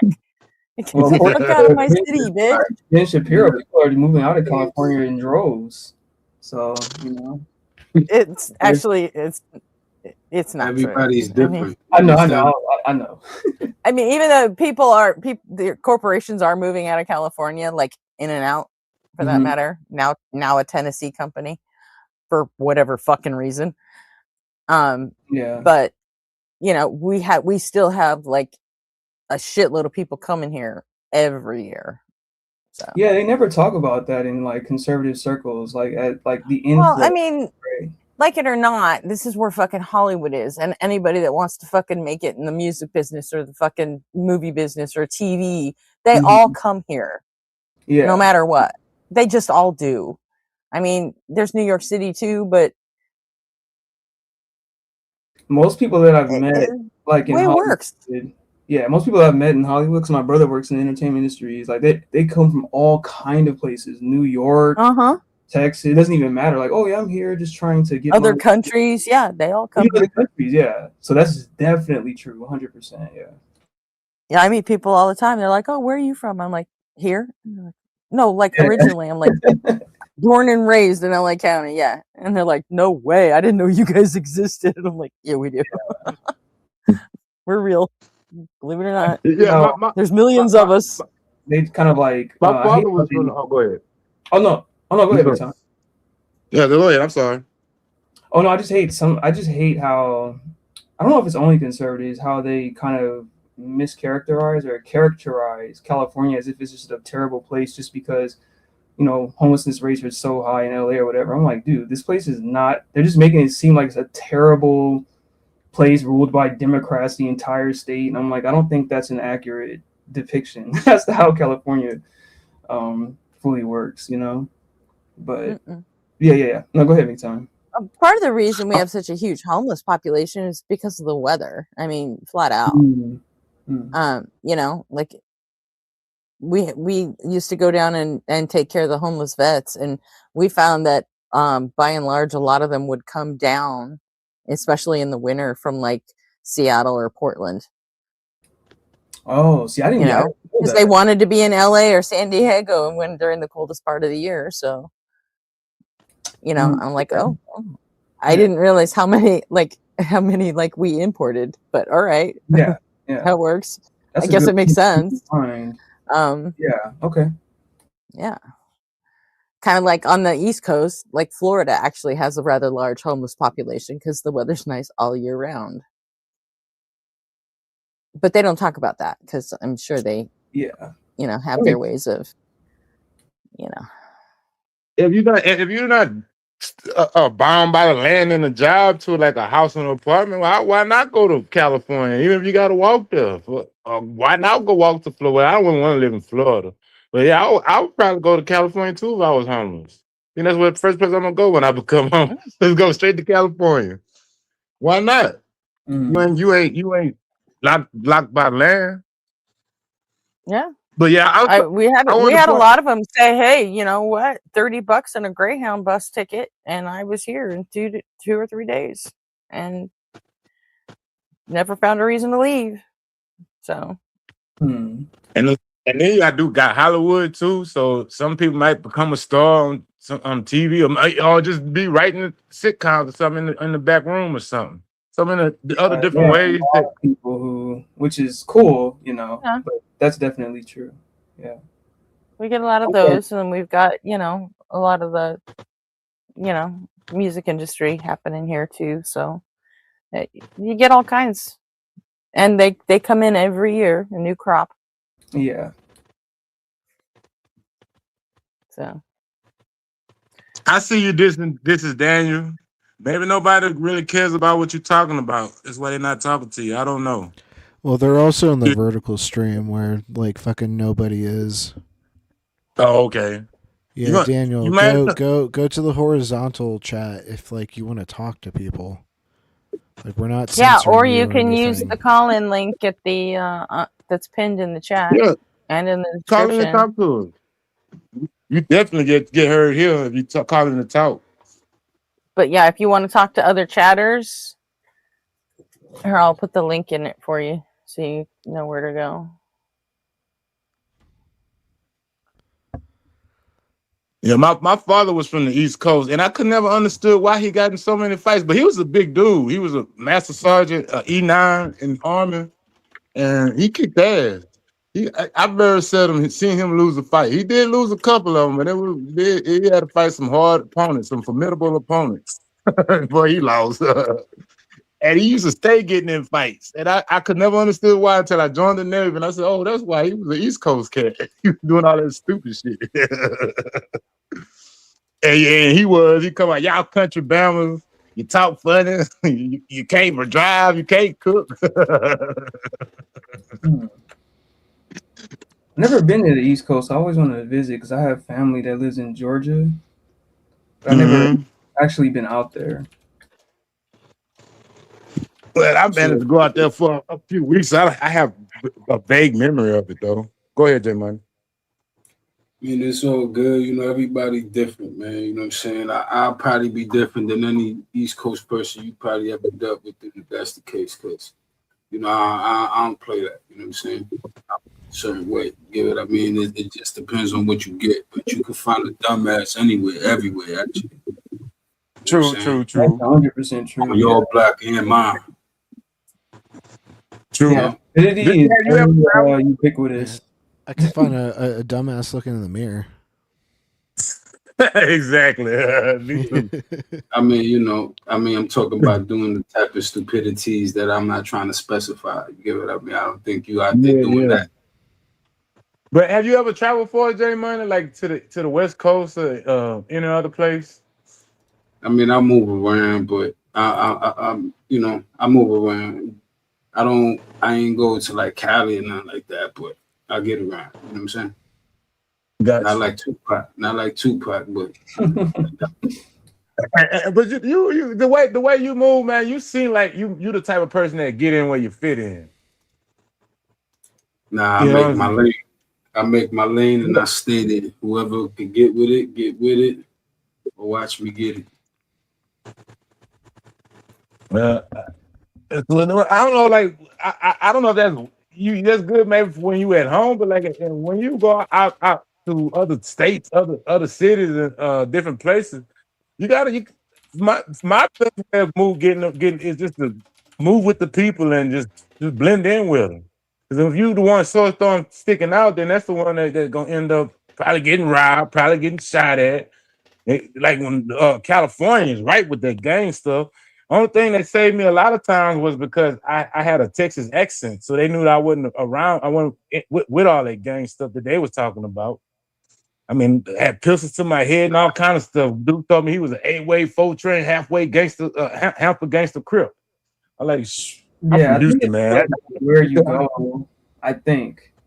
I honestly don't care about shit like that. To be honest with you, to be quite honest with you, it really doesn't matter to me what type of crib, this, that. The way I move, what's gonna happen is gonna happen. You understand me? That's gonna happen regardless. I can't do a damn thing about that. It is what Well, it is. you can kind of navigate out of them predicaments, though. I mean, once you get in a predicament, then you in it. But you can kind of if you're black in the hood in LA, I'm sorry, you have to fucking navigate it. I'm sorry, there's just no two ways around it. No, what I'm trying to tell you is I honestly don't care. If you're black or Latino, you're in it. Even if you're just walking through, you better know where you fucking are and know what color you're wearing.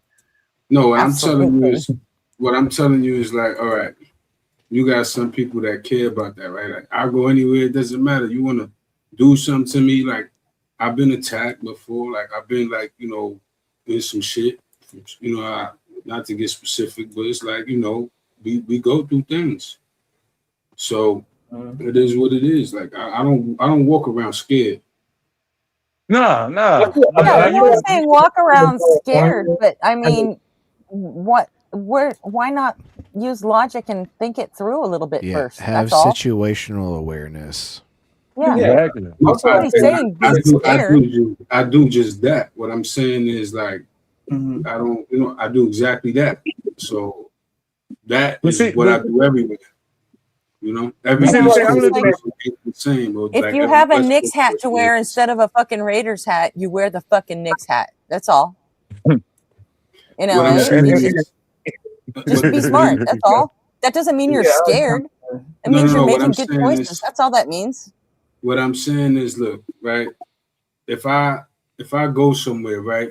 Let's just say if I'm going to like, I don't know, somewhere and the Knicks are playing and I'm going out there for the Knicks, I'm gonna wear my Knicks jersey or hat or whatever the fuck. I don't care who say what. Like I'm going to the game.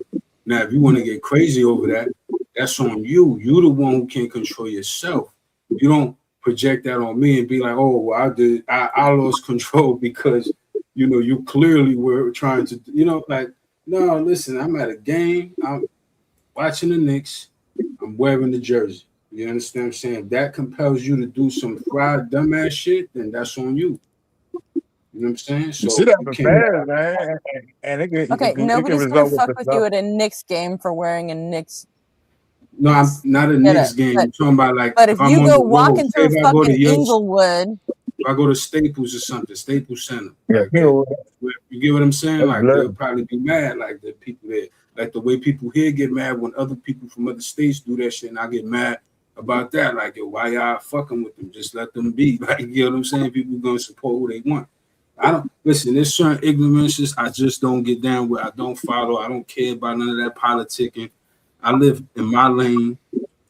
I don't offend nobody. I keep a certain energy. This is why I come about this shit the way I do. Like, you know, No, I I respect that, That's but not it's the like, point, Jay. And you yeah, know it. it's I can only I have speak to for be very, myself, not the look, other I have East to be Coast people very, that ask questions. yeah, but I have to be like I'm not gonna carry myself right like the same way that I walk through Melrose in LA or whatever, in the same way that I walk through some super racist place that still has sundown cities in Oregon or someplace in Louisiana. Like I'm gonna like act differently and approach differently because now the social environment is different. The entire environment is different now, right? So I am gonna change up my act. I don't know if that analogy fits one to one, but I think like it just you just have to be careful where you are around. You can't carry yourself the same way one to one exactly. If that makes sense, Jay. Yeah, Hey, I could be wrong. I can't do that. Real, I got real it quick. me. Real quick, I wanna respond to a comment that Bong and stuff is or said. So there's this pirate captain. He's manning a ship, and his first mate comes up and he says, "Captain, there's a ship in the distance." And the captain's like, "Arr, how many cannons do they have?" "Oh, sir, they only have 2 cannons." "Arr, we have 6. Go ahead and fire at will." "Oh, and by the way, first mate, bring me my red shirt."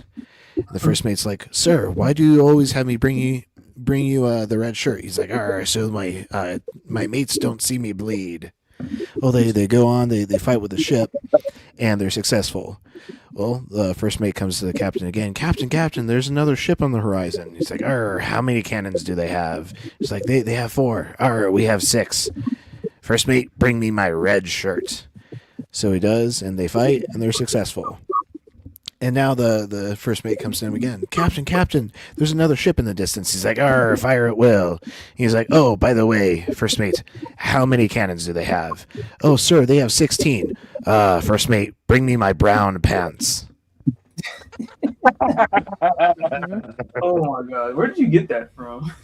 It's just an old joke. It's an old joke. Oh man. Big money.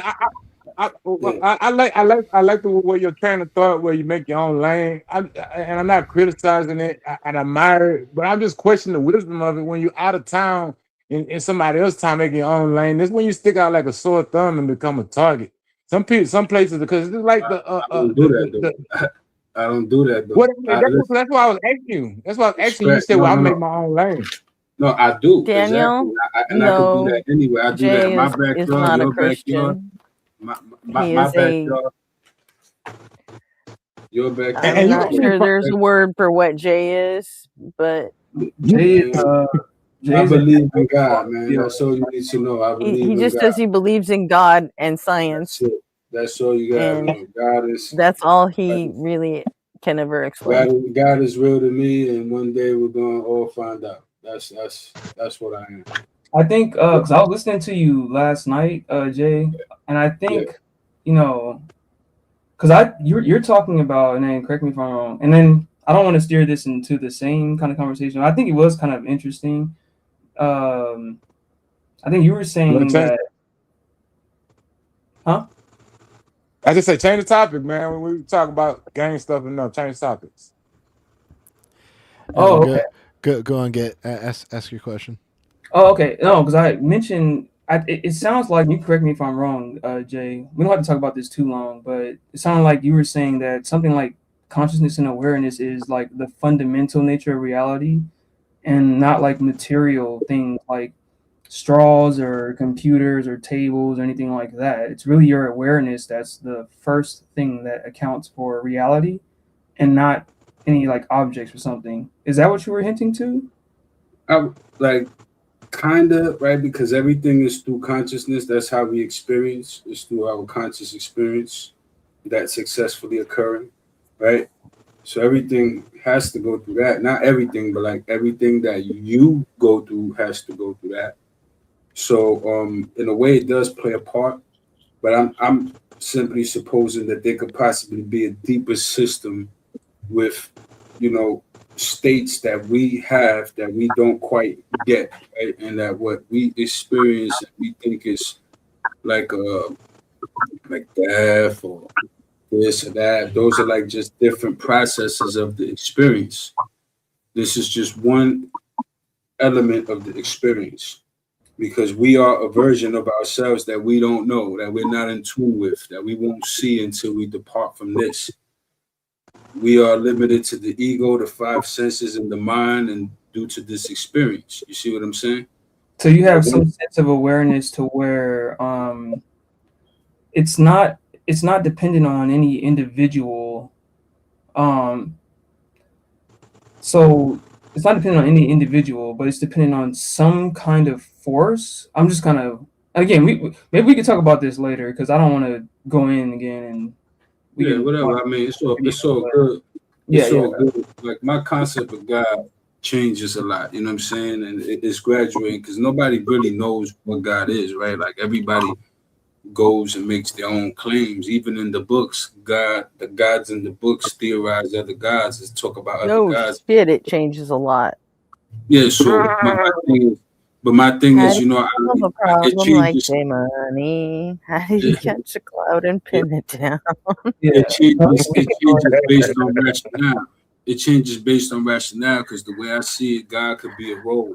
Like based on all the things I've taken in from the different arguments all across the board, it's very possible to me that God is just a role, a entity, like no different than the mayor, no different than the president. It's a role that's fulfilled, and it's a role that allows for creatorship to happen, of being on a certain scale of existence, the way we are here on the earth. You know what I'm saying? Like, but just out there though. Okay, we can talk about it later. Okay, all right. I was just a little curious. I mean, I'm fine with it. What I was thinking, and Arthur, correct me if I'm wrong, but my thoughts on what Stan question was about the fundamentals of reality is, wouldn't that be the universal wave function? Because without that, even if things do exist, nothing can interact with each other for anything to matter. So it wouldn't be, nothing would matter, right? I mean that's a framework that is proposed. You know, wave function monism. That So the it's all hypothetical. physical is able to. Well, yeah, it's like there's no like experiment that can verify wave function monism. It's a philosophical framework. You know, Same way there's no experiment that can like verify analytical idealism or ontological idealism. It's just a hypothetical framework. I think it's philosophical because like you can only experiment and gather like empirical data on the physical. Yeah. But wouldn't the truth be demonstrated in the fact that it's an underlying principle for quantum physics, and quantum physics is like 97% accurate as far as our prediction That's value? for quantum field theory rather than like you know a monistic you know grounding of reality. And then idealists, certain idealists would agree with you and say something like quantum mechanical systems and everything like that, like wave theory. That's all true. They're just saying that awareness is necessary and it's fundamental for any of those facts to be like quote unquote like real. Yeah, so somehow the mental is sustaining the wave function, which is gibberish. Yeah. No, I'm talking about that because because the current definition of an observer, which is, I'm assuming is swallowing up the term awareness, because we got to be aware to be an observer, is the interactions between all of the distinct particles and things in reality and physics. So even if there wasn't anybody with intelligence to observe it, things would still happen because they're all interacting with each other, which is their version of observer. Yeah, so essentially observation is different in QFT than like, like mental observation. It's essentially just like an interaction, and when a quantum system like interacts, it forces it to become entangled through that interaction, and so like it collapses into like from a probabilistic state to a specific state. Yeah, I agree on that. But I mean, because for me, the problem, and this is why I don't really. That's why I keep asking Jill or anybody who would care to answer. Why should I care? You up trying to bring back some type of old way of thinking before the word was fiction was invented, and the time before we knew about germs. Into the 21st century, there has no prediction value for anything. I can't use this for nothing. When we got a certain principle, standards, and things, we can predict better than 90% the outcome of what's going to happen. Like I was talking about the schematics. When with electronic schematic, you said you probably because you said you got a master's in electronic engineering, correct, Arpin? No. You said bachelor's, right? Well, anyways, but electronic, electronic theory, which comes out of quantum physics and all that stuff, and we can draw schematics on paper and give it to somebody else, and they can build that system within 90%. And I mean, it's gonna work 90% of the time. The only time it's not gonna work is when it breaks. Same thing with mechanical engineers. Same thing with or you send a voltage or amperage that is not to spec. Yeah, exactly. As long as But the I mean, IO is appropriate to spec, like it's gonna work. So you can look at these schematics and these stuff like prophecy, and they work within 90% of the time. Why should I replace that with something that works less than 90% of the time? What for? What is the point of being less accurate, less precise, and less able to get stuff done?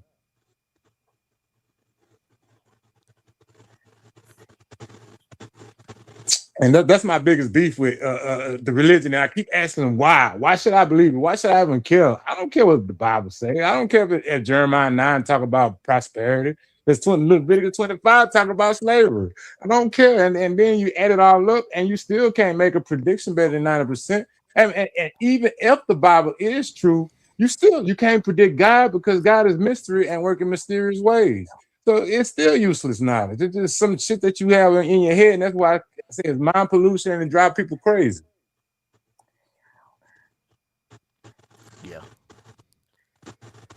Like when you were bringing up the fact that there wasn't a word for fiction back then, I wanted to like bring up the Odyssey and ask Jill if that was like historical, whatever the term that he was using. Because the Odyssey certainly, actually references places that exist. And so by his criteria, like he should also be believing the events in the Odyssey if he's also like using the same criteria to accept the New Testament. Oh no.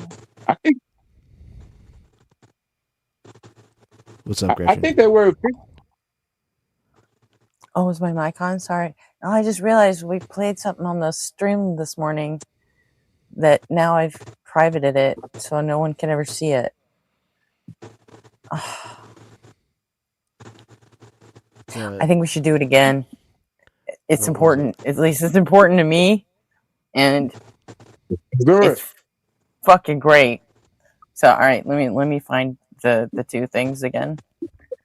Battle stations, everyone. Well, here, let me quickly squeeze this short in. So, like, have y'all heard about like how the Onion acquired InfoWars?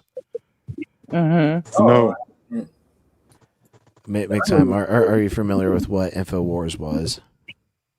Yeah, Alex. I to a certain extent, but I might need a refresher. Go ahead, Stan. The Enterprise and all that. He's a great guy. He's fucking insane. Excuse my French. Yeah. Hey, you good? Yeah, Alex Jones made that. Fucking say all the fucking fucks you want up here. Okay. No, I have a deep hate for that guy. But no, go ahead. Yeah. So like What basically, info- Alex Jones was like pushing Yeah, the yeah. conspiracy theories of what was it, the Sandy Hook. Parkland shooting victims and their Sandy families, Hook. Sandy or Hook. Sandy Mhm. Hook. Yeah, that's my bad. Thanks for the fact check. So yeah, so like he basically like got people to like harass the families of Sandy Hook, saying that they were all like crisis actors and shit, and so they sued him for defamation, and like the court like awarded them like what, like $1 billion fucking dollars. Like $2 I billion, remember close that. to $2 billion. Yeah. Yeah. And so like, because Alex like is trying to hide his money and all that shit, they basically like took possession of his company and put it up for auction. And the Onion made a bid, and the families accepted the bid, and so now the Onion owns InfoWars. And so now Tim Heidecker is the lead anchor for InfoWars, and this is a clip from their very first episode that just came out this last week. Yeah, I wasn't sure how Tim Heidecker was going to go over, but I really thought it should have been Steve Hofstetter. But I mean, I'm pleasantly surprised. Another Ben Collins win. What's on your mind? Well, I just want to say that everybody is talking about how Alex is dead and there's a new Alex. And I just want you to know that's old news. People know that shit. You're saying you had access to this information? Oh, yes. This is common knowledge. Alex is basically a character who gets replaced like James Bond or Bozo the Clown. It's not Bozo. I reject that, sir. I believe in patterns. I believe that things repeat themselves over time. But, sir, I think you're chasing down the wrong rabbit hole here. You should just go back and look at the different Alexes. You'll notice that it's, again, I hate to keep saying this, but it's Bozo. Now, I understand you're making an analogy to the various bozos that have played Bozo the Clown over the years, or Superman, or even Batman. You had Michael Keaton playing him. That's different than Bozo, I feel like. Bozo's saying that is the same Bozo.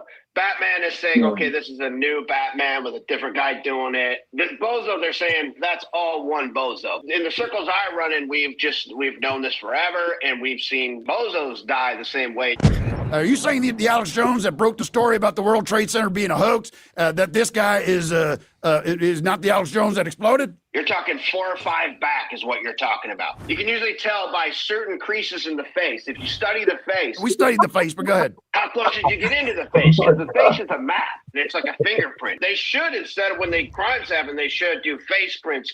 If you're so smart on this, and we'd love to have you on again sometime to explain a little bit more about where you're coming from. Yeah, I would be glad to come back, and I would be glad to do a little bit more research myself to make sure I have some things to say that could prove my point better. But I'm telling you, I know it in my gut.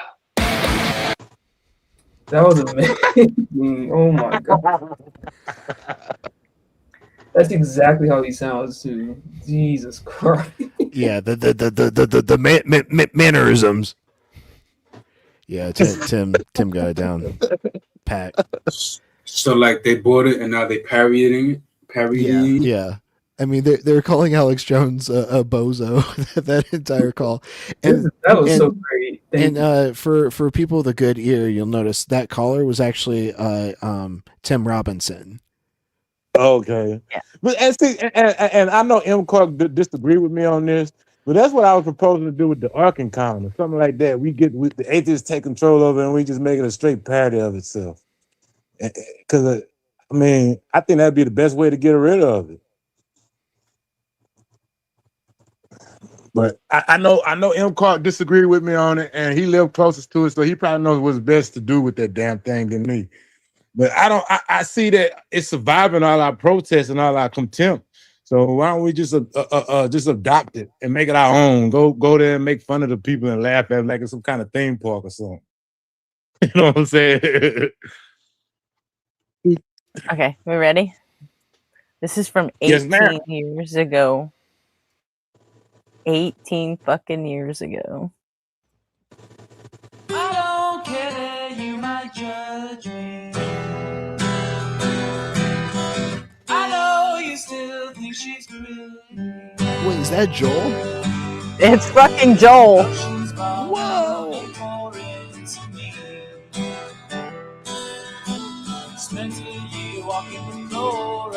the sea. Oh,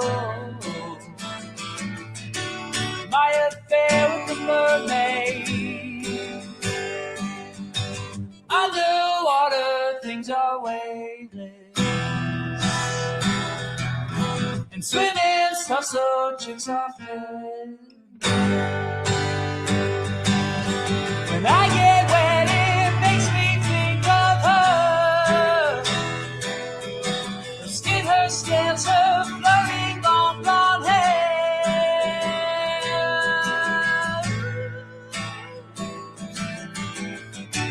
My affair with the mermaid. Na na na na na na na. Na na na na na na na. Well, you'd be tempted to if she swam up to you, saying, "Baby, are you looking for something new?"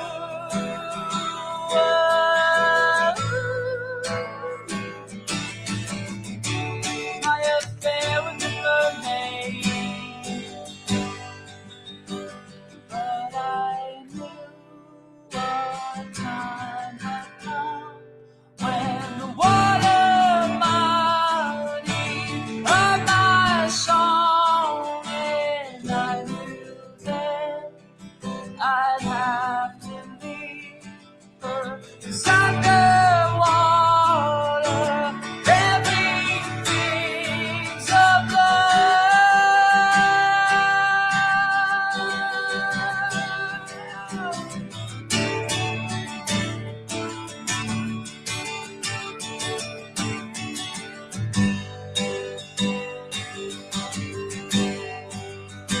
Oh, when I get wet, it makes me think of her.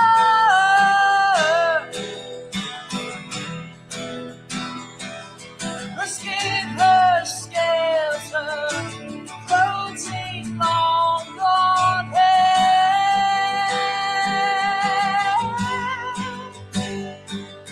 Oh, my affair with the mermaid. My affair with the mermaid. Oh, my affair with the mermaid. My affair with the mermaid.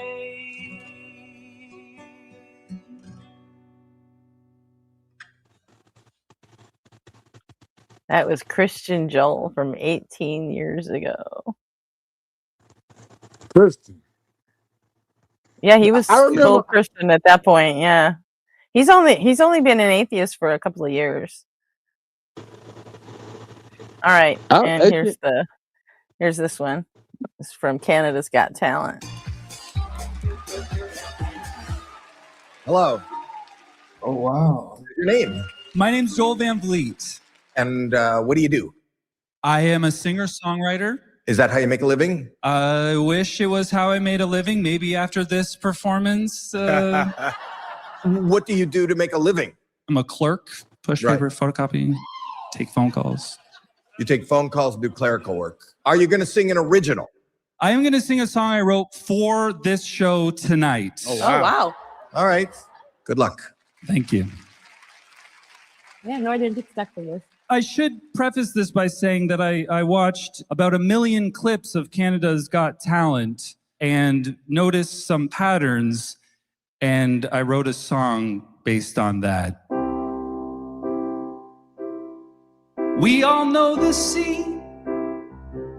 Another tall white geek.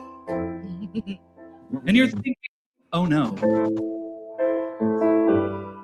Not another one. My receding hairline has made me cry. But I overcame this great loss so that you can feel inspired. And you're thinking, all right, I'm moved. You got me. But when does this get fun? I know I'm not showing any signs that I'll be able to blow your mind. Turning point, turning point. Well, then suddenly I'm incredible. I'm the best you've ever had.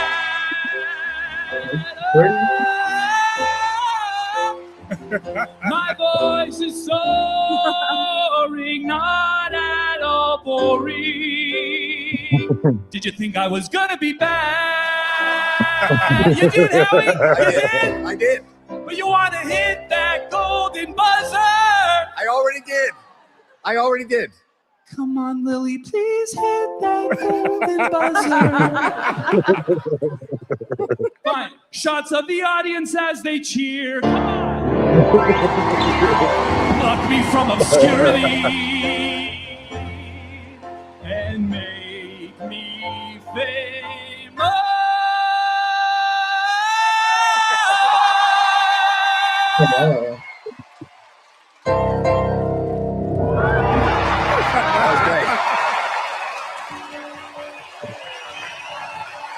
I gotta start watching more Joe.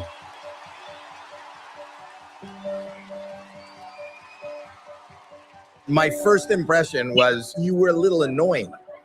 And I didn't really expect anything. I've never heard a song that tells a story as it's happening. And that made that original, that made that fun. You're going to be proud of this shot. Thank you. In all seriousness, I'm really sorry about your receding hairline. You're looking at the future, buddy. No. What you did here tonight was innovative. It was creative. You should be proud of your clerical self. Thank you so much. I give you your first yes. Thank you. I'm delighted to give you your second yes. Trish. Thank you so much. It's a yes from me. Thank you so And much. Marty. Mr. Van Vliet, it is a big yes. Thank you. Thank you. 4 yeses. Thank you so much, everyone. You're all beautiful. Thank you.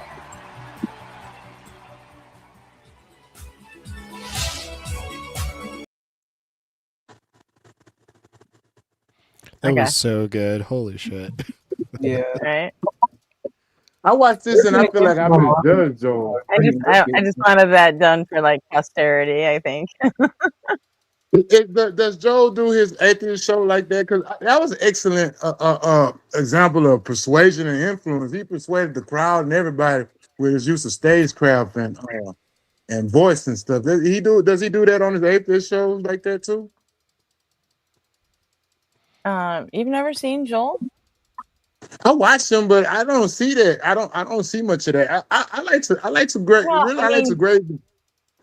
He does a debate show, so I mean, it's like a whole different thing. But I mean, he jokes around and he has like, you know, gimmicky little jingles that he plays that he wrote, and you know. But I mean, like for instance, Jim Bob. Jim Bob is another one that uses stagecraft and appeal to the audience for his influence and I persuasion. have no tactics. idea. I've never seen a single Jim Bob stream ever. Oh, please don't bring up Jim Bob. Please, McTom. I don't fuck with. All right, I'm just talking about what I'm trying to get at is I like to look at the way people like for instance Justin. Justin uses his knowledge of the Bible and I think his work in ministry to manipulate people in certain positions, and then he just dropped the hammer on their ass. You know what I'm saying? And it's all fair, and that's what I like about it. Matt Dillahunty. He used practicality and logic and reason to keep him from going dipping inside of that stupid book called the Bible, and keep him on the surface level, like I was trying to do with Jill, because I didn't want to get into the Bible and litigate none of that shit. That shit is stupid to me. So therefore, you're gonna have stupid conclusions. So it don't matter. So Joel uses music and comedy to reel his people in, and then lays and traps them that way. Yeah. And that's why I said I watched this show and it made me feel like I misjudged him, because I wasn't too impressed by him, and I don't watch him. Like I watch him every now and again, but I don't really watch him. But I'm gonna watch him with a different look, with a different eye, so to speak.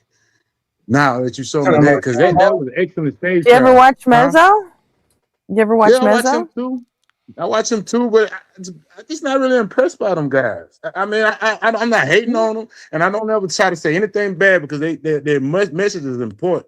We need to get people to be more reasonable, and however you reach it, you reach it.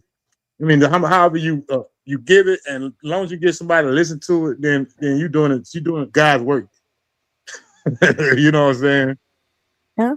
But I just like to watch these. I like listening to the callers too and see what type of manipulation tactics they try. How they try to use confusion and as like shade and throw out lies here and there just so to see if they get challenged or not. I mean, I just like the whole thing because I can when I start listening for that and hearing for it, when somebody do it to me in person, I can down the hill like 2 or 3 words and know which way how this guy's gonna act. If he's a bad actor or not, or what, you know what I'm saying? But if trustworthy, so that's where I'm at. I like listening for their manipulation tactics and their persuasion, influence, and the way they try to influence people. Yeah, Do you ever I watch like other Joel. kind of content, big time, like other than like debate content, but just kind of videos, long form videos where people are just talking about specific subjects? Sean Carroll comes to mind. Yeah, I love him. Not like a physicist or whatever, but just other kind of content. Even some of Professor Dave's videos where he's not debating. I'm aware of Professor Dave, but I haven't watched too much of him. Oh, okay. No, I'm just kind of curious because sometimes I love Sean watch Carroll. too much debate content and then not enough content where people just have copious amounts of information just talking about a particular subject or whatever. Not saying you're doing that or anybody else is doing that, but I'm just speaking for myself. That's the only reason why I was curious. Well, I mean, because I love to watch documentaries and especially science or stuff. That's how I got off into the manipulation stuff. I will be honest with you. I had to go to court. I had to go to court, and I was litigating my case as a pro se attorney, which means I was representing myself, and I was trying to figure out how to do this. So I looked at sovereign citizen and something going on. Thanks, Robin.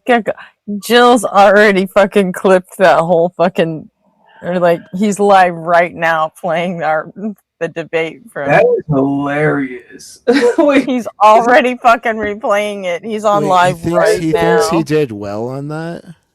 I know guess. Is he? Did he like clip all the parts that he thought he won on? Looks like he started 41 minutes ago. It would be so disingenuous if you didn't play the entire thing. Where it started with Arpy and you, Gretchen. I kind of remember the entire. Yeah, he started the stream after I dropped out to make room for you guys. And then So he skipped the part where I was spanking him over and over and over before it became a dog pile. Of course, yeah. Yeah. And he's still avoid going, any so. part that I'm actually chiming in. Yeah, he recorded the whole thing. He chopped off the beginning. So It's not like to me he's gonna show the part where he avoided answering my question. Why hadn't Christianity for over 2,000 years do anything with slavery, with the plagues, with the thing only presiding over dark ages? Yeah, that part. I don't think stream you is. throw that. I'm sorry. Go ahead. The stream is called "Educating Async on Separation of Church and State." That is funny. I'm pretty sure he's gonna cut out the part completely where Robin came in. He's gonna cut that out completely. Oh, he would never do that to Robin. It don't matter because the people that like him are gonna agree with him anyway. That's true. That's true. He's It got don't matter. 4 people watching. Well, I mean, hey, it's probably his mama and his wife and his daughter or something. and him. The both people. I don't like I said, I don't know controversial takes. My thing is, it's all about respect, right? Like, I won't hit you with a condescending tone, no disrespectful stuff like that until you initiate that. Once you do that, then that's when you open the can of worms for that. People go wrong when you do that, and they don't want to hear that. You know, like in their mind, they can't do no wrong. So it's like that's where we might clash a little bit, but I don't got nothing against the guy. You know what I'm saying? Believe what you want. But you call me a dummy. You call me a dummy. People who are disrespectful. I don't like what happened. Yeah, like he's cool. It's not that I don't like him. Like he's cool, like, but it's just he should tone that down a little bit. It'd be easier to have a conversation with, because a lot of the shit. A lot of the shit that I got disagreement with the Bible is the human factor. It's the human, because to me, look, I don't write off nothing. I believe in something more, right? So it's not impossible for me to believe that a group of people back then found something that was really real, that has some realness to it, and just decided to present it their way. Like, I know how it is. I've seen people do that before. It's kind of like when you stumble across a new plug, right? You're going to become the line to that plug. You're not just going to let everybody have the new plug, because then how you going to get money?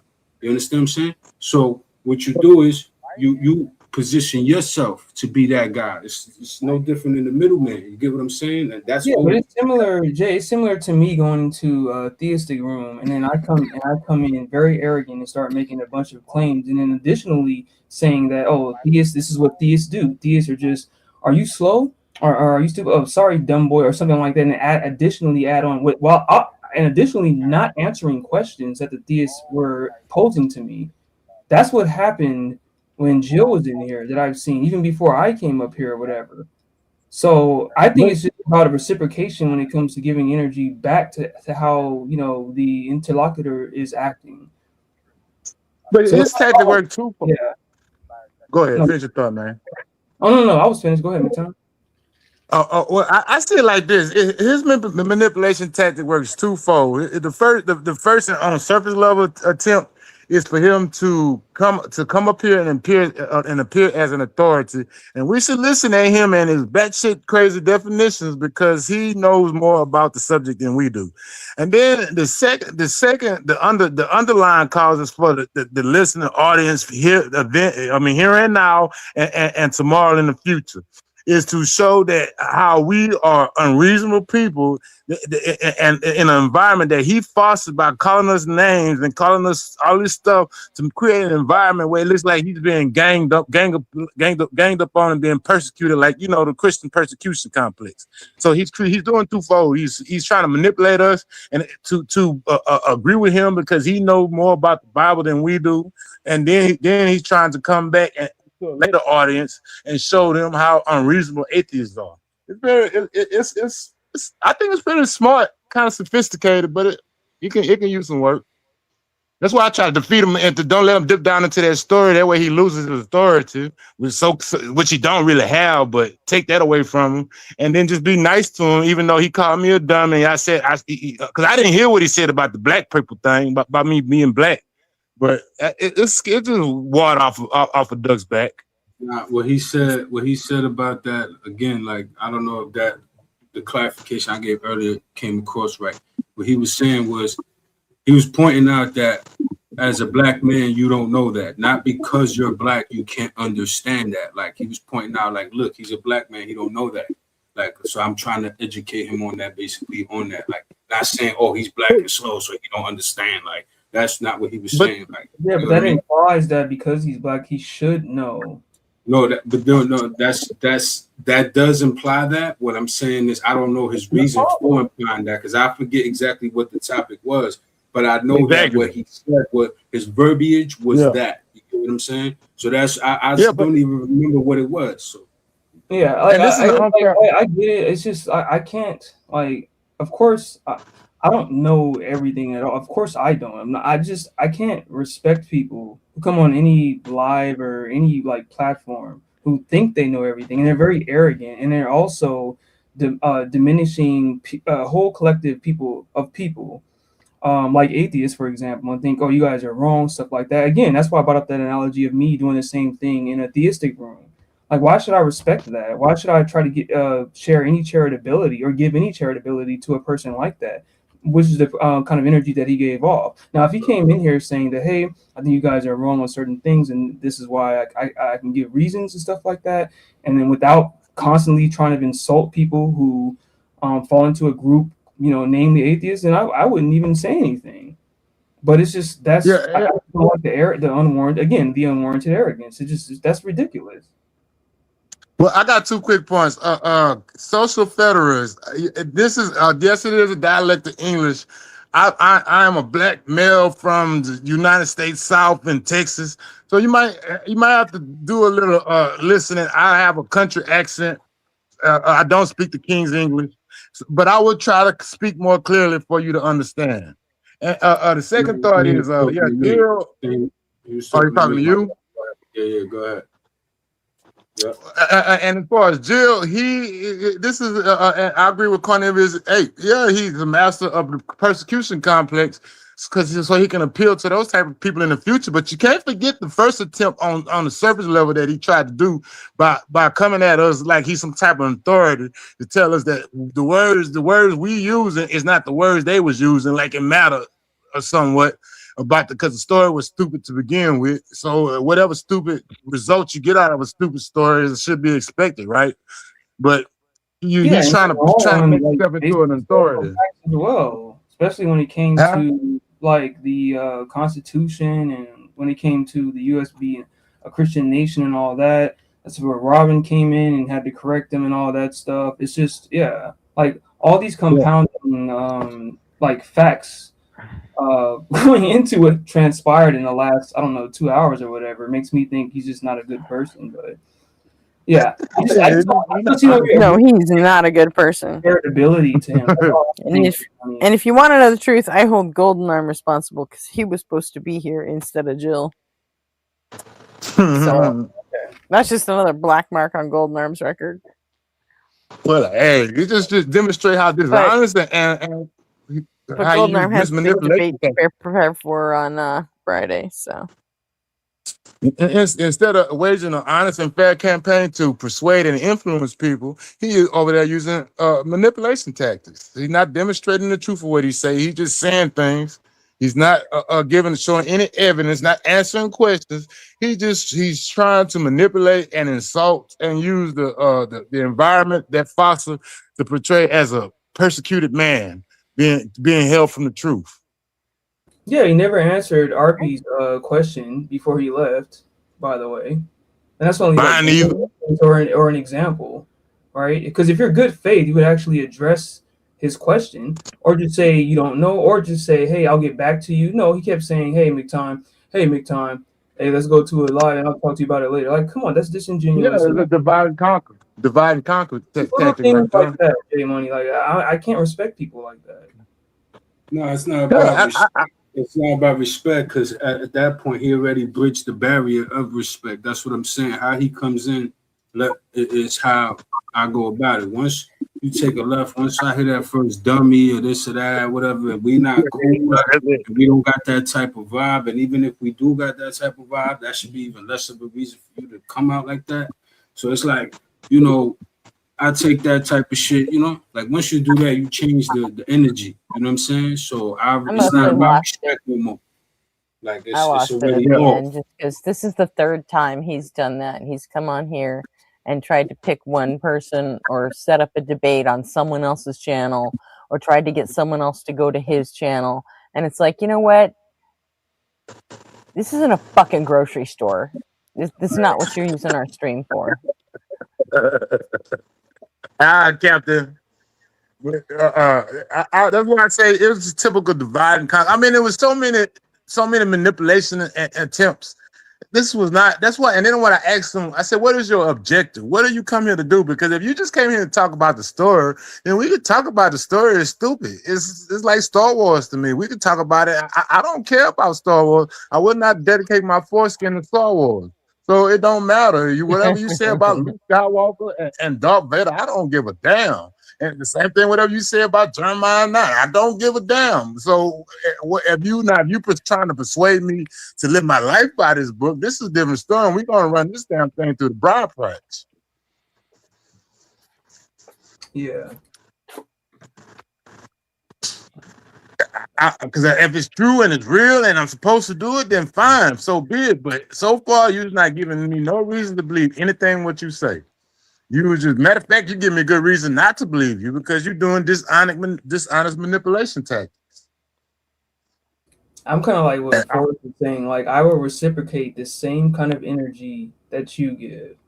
As long as you come in respectful or anything like that, then cool. But as soon as you start coming in disrespectful and you think you know everything, and you want to start insulting people, whether it's passive or aggressive, then I'm going to do the same. And I think that any kind of like platform or people who provide platforms at all should hold that principle of reciprocity.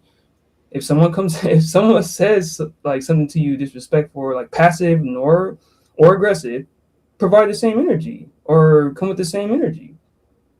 So I think that's completely logical. I don't know. I just think that Jill gave off bad energy. That's the first time that I've seen him or interacted with. Well, I'm gonna go on the limb here and say that I suspect that J Money and you are younger than me. My blood pressure can't handle getting all mad, especially on the phone with these people. I can't reach out and touch them, so it doesn't me any good to let his insult bother me. And plus, it gives him territory to operate his thing. And I'm trying to practice a scorched earth policy. I don't want him to set up a beachhead nowhere in my vicinity. I'm gonna push him to the seat and I'm gonna keep him there. And he's not gonna be able to use any of those tactics to gain a foothold on my territory. That's my objectives. That's exactly where I come from. I can't do nothing to you. You can't do nothing to me. So the only interaction, it should be cordial. You understand what I'm saying? Exactly. If it's not cordial, and we can't go. I'm gonna treat you the way I would in person. You see what I'm saying? Like that's the way I always am. I come at you. You know, it's always cool. It's never gonna be just me coming at you for no reason. Mm-hmm. Do that. You get what I mean? I'm not like that in person. That's what I'm saying. I tend to put my hands on people when I get too mad. This is what I'm telling you. Yeah, so I can't do that. Right? You can't do that. Charges on me. The internet, right? You can't do that on the pen, bro, right? So that's what I'm saying. So that's why I might as well be going. You might as well be a nice guy.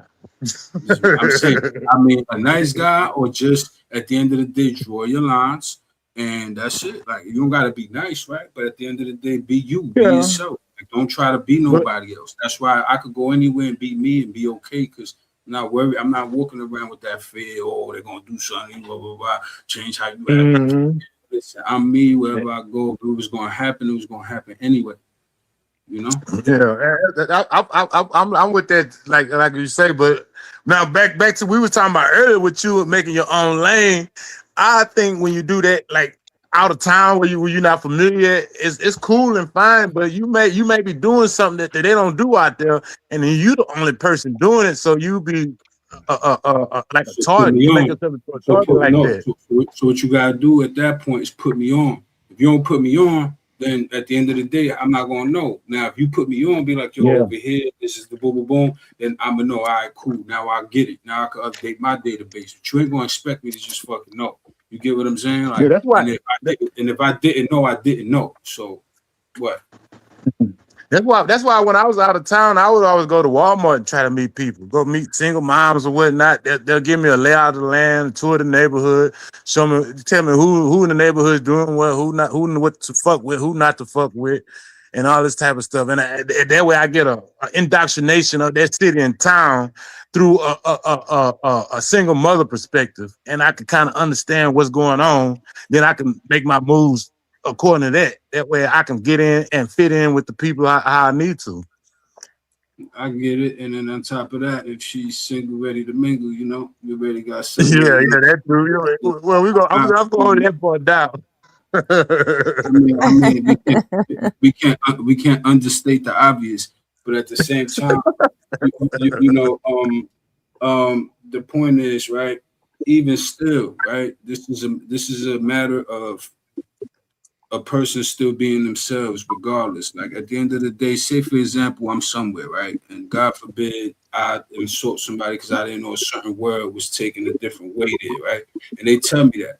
At the end of the day, it's going to be wherever that person takes it. You get what I'm saying? Because that person might not be ready to hear nothing or want to hear nothing. He heard what he heard, and that's that. Like, I'm not from there. I'm one of them New York dudes. They put all them stigmas on me. And guess what?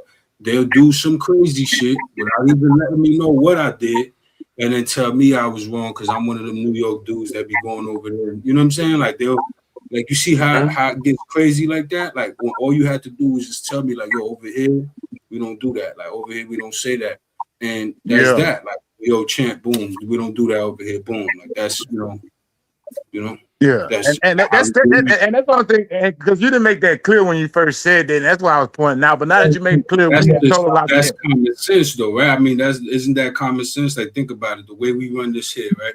We don't just come. The way that you said it now, that makes perfect sense. Yeah. Like, because listen, people. You know who the dummies are based on how they come in and how they act. You get what I'm saying? Those are the people you referring to. Those are the people that's going to get themselves hurt because they're going in there acting a certain way. They putting up an act. You understand? I'm the same way I am in person. So at the end of the day, listen, it is what it is. I said what I said. And if, that makes you feel a type of way, then, I can't do nothing about that, but you can. You understand what I'm saying? So it is what it is. Look, in person, it's a whole different vibe. You understand what I'm saying? Like, and I just keep that same energy everywhere I go because I understand how it is when a man disrespects another man. I don't get too comfortable behind the screen because I interact with people every day, like over 100 different humans every day. I interact with in person, IRL. You get what I'm saying? So that's what my job entails. You get what I'm saying? I'm constantly running across characters, getting into shit. Like, you get what I'm saying? It is what it is. But if I'm not me that whole time, I'm a fumble. Damon, now that you explain yourself, that may be common sense to you, but me and Gretchen gave you our impression of how East Coast behavior is. Because I've seen a lot of East Coast guys go out there and get beat up. A lot of them guys got their clothes took from them. They was walking back to base butt naked, cars stolen, clothes took. And if they're going to people's house, calling people country bammers, talking about we don't do this where I come from, talking about how slow and stupid these people are. And some of the times maybe they had a point there. Some of the things they did was kind of silly. But you are in these people's neighborhood and they outnumber you like 100 to 1. And you just going out there talking shit to these people is not helping you in any type of way, shape, or form. You said it right there, talking shit. You think that person that's there talking shit out of town ain't the same person in town talking shit? Like, you don't think that's just a bad trait of that individual? Because there's a lot of people out here that no, listen, there's a lot of people out here that don't do that. You can't use those one or two instances to account for millions of people. No, I'm not trying to use that to count for millions of people. What I'm saying though is it happened more than on more than enough cases. I'm telling you, even my stepdad was like that, and he was from Philadelphia, and he was a big dude, so he won most of his fights, but he stayed fighting, especially when he come down here to Beaumont, Texas. I mean, that dude got in a fight almost every week. Every week he come back with some fun. He go get drunk at the bar, and he end up beat up somebody up. Okay, but he can do that. There's a lot of people in Cali that do that. There's a lot of people in Texas that do that. In every state, I was gonna say every single state. And you're right. I was gonna get to that. It ain't just an East Coast thing, but it seemed to be happening more with you guys than with any other group that from my perspective. You see what I'm saying? You guys, right? They ain't no you guys. Well, I apologize, homie. I'm me wherever I go. I'm me on the East Coast, the West Coast, the North or the South. I'm me on Mars. You hear me? It is what it is.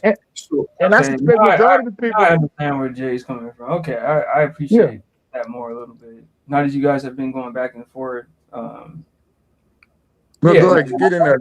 I appreciate that more. Yeah. So it's not about you, like saying that you're going to be provocative. You're just saying that you have the same character regardless of, where you come from or if you presume some people that come from here are more violent in McTime's experience or whatever, that doesn't really matter. Your character by you being Jay is going to be consistent. Is that right? Exactly. Okay. I've had to apologize to people before because I've offended them, and I don't like doing that. Listen. Well, keep in mind, I like to apologize to you on the you guys statement. I wasn't trying to. I was meaning the East. My perspective of East Coast people behavior, and it's not saying. And I suspect that majority of East Coast, like you said, the ones that's out here talking shit in the West Coast or on the South Side are the same ones talking shit back home, getting beat up back home. And I agree with you, but I'm just saying it seemed like. From my perspective, what I've seen throughout the years, including my father, it seemed that behavior and attitude is more prevalent among East Coast people than it is any other people that I met. This prejudice is prevalent among a lot of people in all kind of demographics everywhere. That's what that boils down to. This is certain traits of this group of people. You see what I'm saying? So anybody under that banner could possibly fit these traits. Like you're already looking for it in a new person. You see something, they don't even have to blatantly do it, but you'll look at it and be like, oh, here it go again. You understand what I'm saying? Because you already preset with your notions. Like they're already preset with their notions. It's all preset notions. I don't carry that. You understand what I'm saying? I take everybody accordingly. Like I sit down and have conversations with homeless people with no shoes on. You understand that? We'll sit there and talk. Mm-hmm. You understand? And it's probably just me being prejudiced. It's probably just a me thing being prejudiced because I've only seen a few and trying to judge a whole group on the actions of the few. But this is only only thing what I know is what I see. That's just my personal experience, and that's probably why we shouldn't use personal experience to make decisions to begin with, huh? Yeah, I can kind of understand kind of making judgments though, because I think humans have to use or abide by some kind of heuristic in order to make judgments. Like reality is extremely complicated. In the social world that humans inhabit is extremely complicated, and so making snap judgments is understandable. Whether or not it's right or wrong is a different topic, but I can understand why, because I stereotype people all the time. That's why I don't get mad about prejudice. Myself, because it's not a good thing, but I understand why it happens. If that makes sense, McTime. It's not about me. Hey, real quick, I need to jump in. It's my time to hop off. So, RP, don't go, RP, no. Daddy duty calls, but yeah, gotta go do daddy duty. Yeah, go take care. Go make the house so happy home. It's been a good time. Thanks everyone for hanging out on the panel. Thanks everyone in chat, and I'll catch you all. And now you're all at my fucking mercy. Good luck to all aggression. Take care. Captain is spoke. Take care, RP. You know what I was thinking, man? One day we should all come together and actually make a real song that we made, that we recorded, that is our voices, that is RP's instruments or someone's instruments, whatever. And you know what I'm saying? Like work on it. You know, this is your part in the shit. You get what I'm saying? Like this, you know what I mean? Some shit like that. Actual record, like the way it used to be back in the day. You get in the lab and work. You know what I'm saying? Like that. Like tracks like that, something like that. You know what I mean? Or just offer one or two like that. Don't gotta be too many. You don't gotta be like the whole album or nothing. So like, well, are you aware of my J-Man, are you aware of my News You Can't Use project? Because if you want to jump in that's not quite like what you're talking about, but it's a way that you can have your own voice. What I'm proposing is go ahead. So it's all good. I mean, I'll help you with whatever is all good. Like me, I got certain visions and things I want to work on. I spoke about it before. I actually got to speak to Ray Spike about his home, see if I can get through to his homeboy, something like that. Because he said he got a homeboy who makes games and stuff. And, well, that's a whole nother topic. But, you know, I got things I'm working on too. You get what I'm saying? But I fuck with you. Saying whatever it is, whatever you got in mind, just run it by me. If it's something we can make, you know.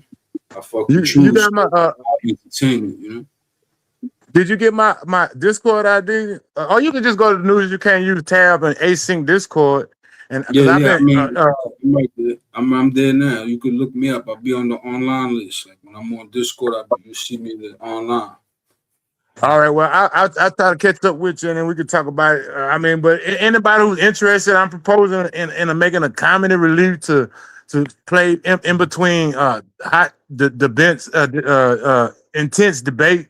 And then, you know, like how they do the music breaks where we have a little comedy show come on, and it's just basically news from your neck of the woods that make people laugh, and you can write your own story. And I play like the anchor in the studio, giving, casting to the beat reporter. If you're interested, hit me up at the News You Can't Use tab in ASIC Discord. I got I got an idea of what you talking about. It sounds pretty good. Like, you could do many things like that. You could even just look for stuff to react to. It doesn't have to be things that people gave you. It could be literally you looking up news nobody could use in the world and presenting that and reacting to it. You understand what I'm saying? And finding some sort of gimmick and reacting to it and using this as a platform to propel your own thing. Then eventually you got your own news you could use channel that now you're making shorts. You know what I'm saying? Oh, today's news you could use, news you can't use. And then you do like a little get short, you get what I'm saying? Eventually you build yourself, you use it to mold that, but always at the end of the day, focus on, building something. You know what I'm saying? Like that, like making that something, because that could be something. You know what I mean? A good segment here, but something of his own. We got to get the audience first before we can start trying to put in different messages. You build it, right? You build it, see if it works, boom, boom, boom. People bring it, boom, boom, boom, make a page eventually. Though it's all in the same Discord at the end of the day. It's all the same movement. You still bringing in new people in the Discord because that's where you're running your Discord thing. I'm talking about you making a page out of it too. You understand? Where you can make clips and like chop it up a certain way and post them. You know what I mean? Like I don't know. Like that's up to you. Like a more in-depth thing that I wasn't thinking about. We're going to have to talk about that online. But the main intention of this right here is just to be entertainment for the people, by the people. So for sure. I'm always thinking about the money. I'm always thinking about the money, Chin. You know what I'm saying? Exactly. Well, and we got to time. We aren't even at the point where we're making money yet. So no, but you will be. That's what I'm saying. You at the right point, and at the end of the day, you are. But you keep failing to do what I told you a while ago, and I saw you listen, and you put it up a couple of times, and that's great. I peeped that. Never told you, but I peeped that. You finally put up the Cash App and all that and stuff like that. Remember I told you make that? You finally did, and that's what's up. I'm happy for that. But you keep failing to do it every time. It's not pinned in. It's not right there at the bottom, constantly flowing past for anybody. I know. I felt weird doing it. That's all. No, listen, you are monetized. And I remember I told you that one day, and I'm like, yo, you could just get monetized now. You don't gotta wait till they monetize you. You could do it like that. But you was like, nah, I still want to get the benefits of coming along with that, the algorithmic stuff. I'm like, yeah, that's different. But for the meantime, put them links up. You get what I'm saying? And that's what you did. And I see that you stopped. But I'm like, that's a smart idea that you do it because you're technically monetized when you do that. You're giving a source for support. Right now, people don't got a way of doing that. You don't even got a fucking mug for sale, like for somebody to buy. You get what I'm saying? Nothing. You get what I mean? No, nothing. So that's why you're not monetized yet. You get what I'm saying? You could wait for the official monetization. And this is me telling you this without a page or doing nothing. It's easier said than done. I acknowledge that. So I'm not telling you this like it's easy or, oh, you should have been there, or you're putting you down. I'm not doing that. I'm just telling you that I know. It's a way around, right? Waiting just to be monetized. Like you never know. What if this would have resulted in $50?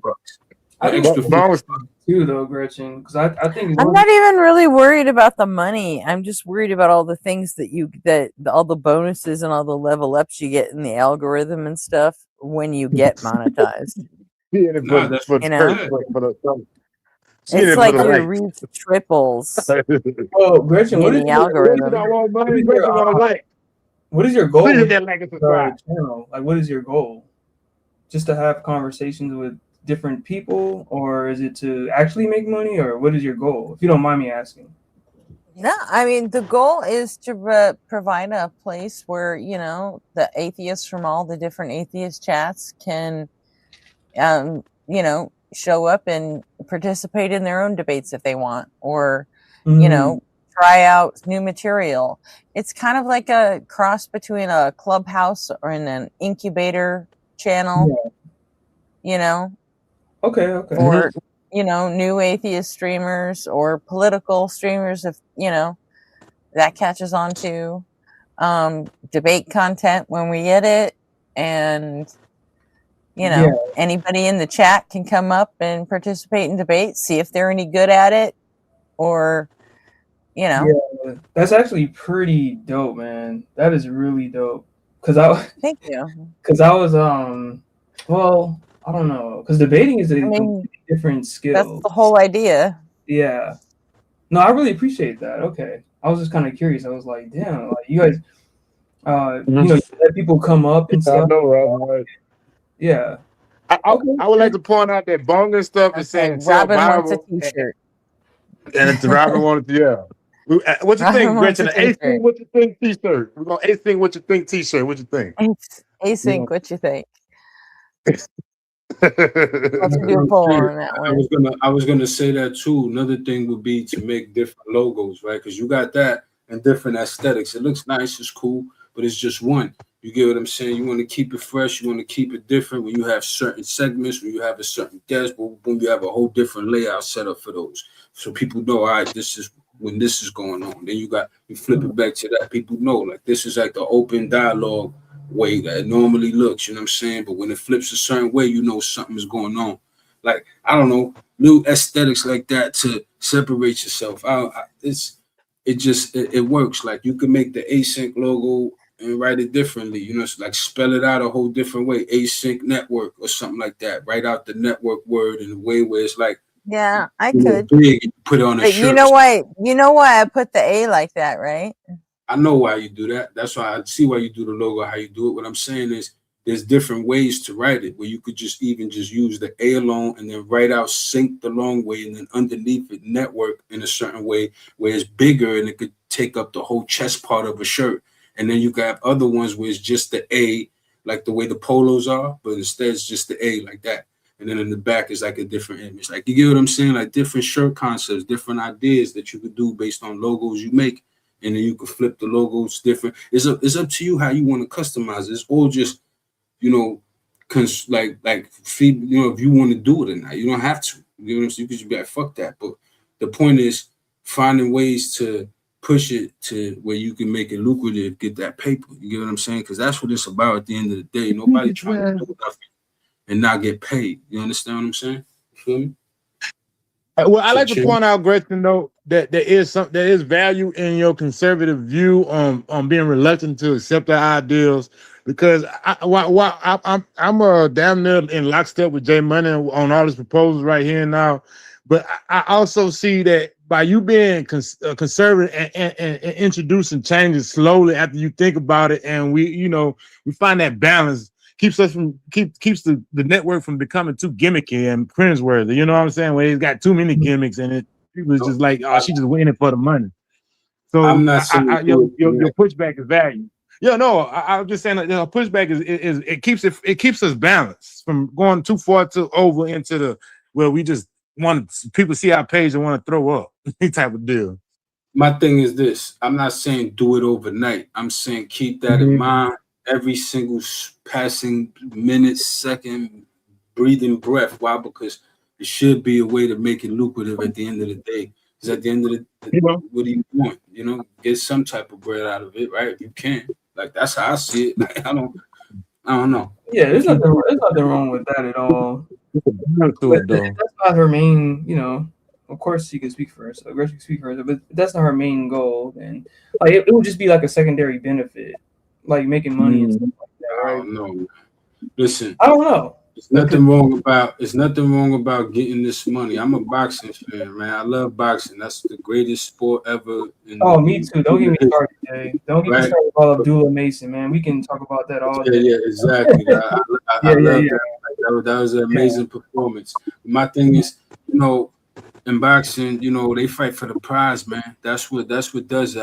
It's all this glory, the titles and whatever, but they're called prize fighters. You understand what I'm saying? Yeah, this is whatever, but it's a business at the end of the day. Motherfuckers got to pay their bills. You know what I'm saying? If not you, others do. You get what I'm saying? So it's like, you know, it just is what it is. Some people just like to spar, right? And some people just, I think this analogy will work even better with what Gretchen's doing, right? And Gretchen, correct me if I'm wrong. Some people just like sparring, and kind of just, you could just say being a coach and just helping other people get ahead, as opposed to being the best boxer of all time.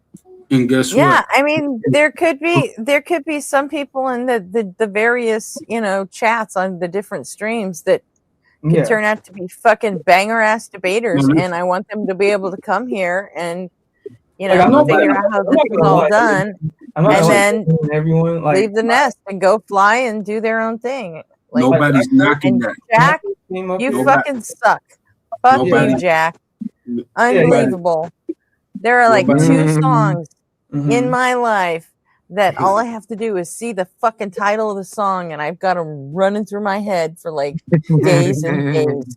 And he just posted the name of one of them, and No. now that's all I can fucking think about.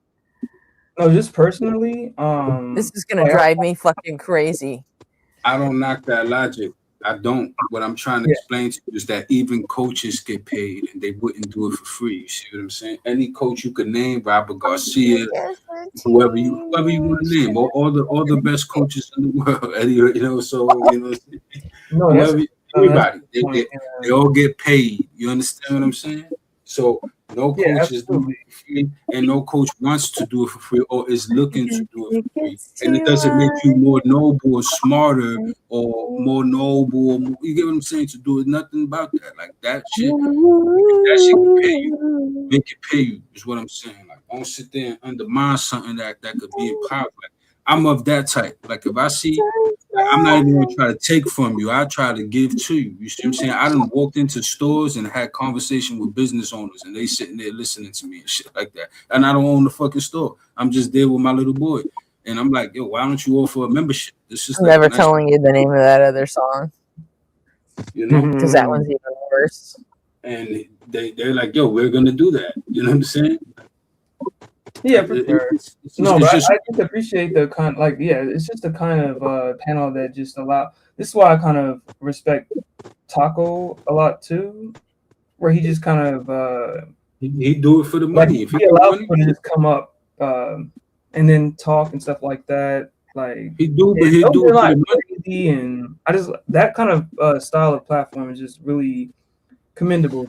That's my He does it for the money. This is what I'm telling you. He don't do it for nothing. $25 and you gonna get booted. You understand what I'm saying? That's for the money. You understand what I mean? So I don't knock it. I'm not telling you that's a bad thing. I'm not saying that to knock it. I'm saying that to highlight my point.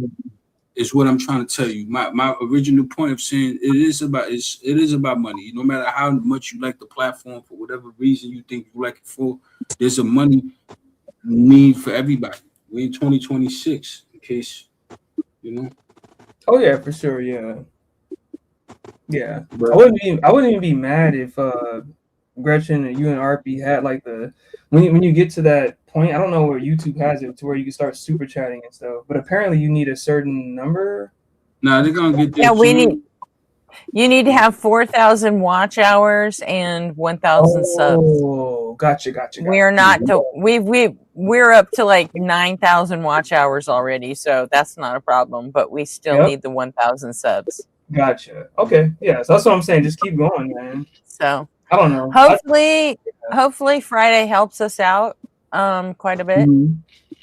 RP and I are going on DZ on Friday. Oh, nice. You're Okay. gonna get So- that in no time. You're gonna get that in no time. I promise. Like by Yeah, next- Justin's next year, you're gonna been be waiting ready. to help us out since the beginning, and I told him I wanted to at least do like the first half of it myself, just to know that I can.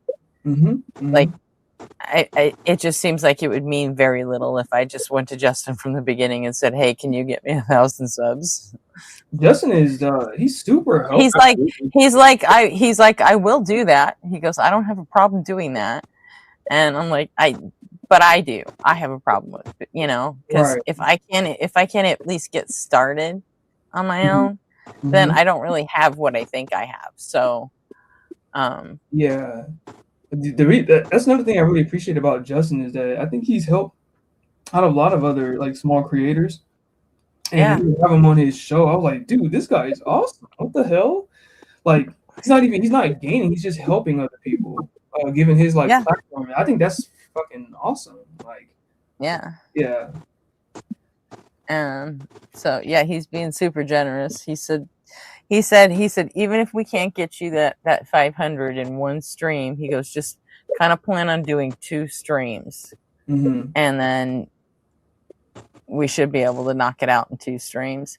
He said, but either way, you're growing super fast. It usually takes a year to a year and a half to get 1,000 subs. And he said, you've done half of that in like 3 months. So he said, you're already doing good. I'm like, all right. I mean, okay. How fast did Cody grow? Did Cody grow at an exceptional rate, or was that normal for Cody with evidence first? I credit you for that bump, Gretchen. Because I was Cody, I went on Justin and got him that bump, but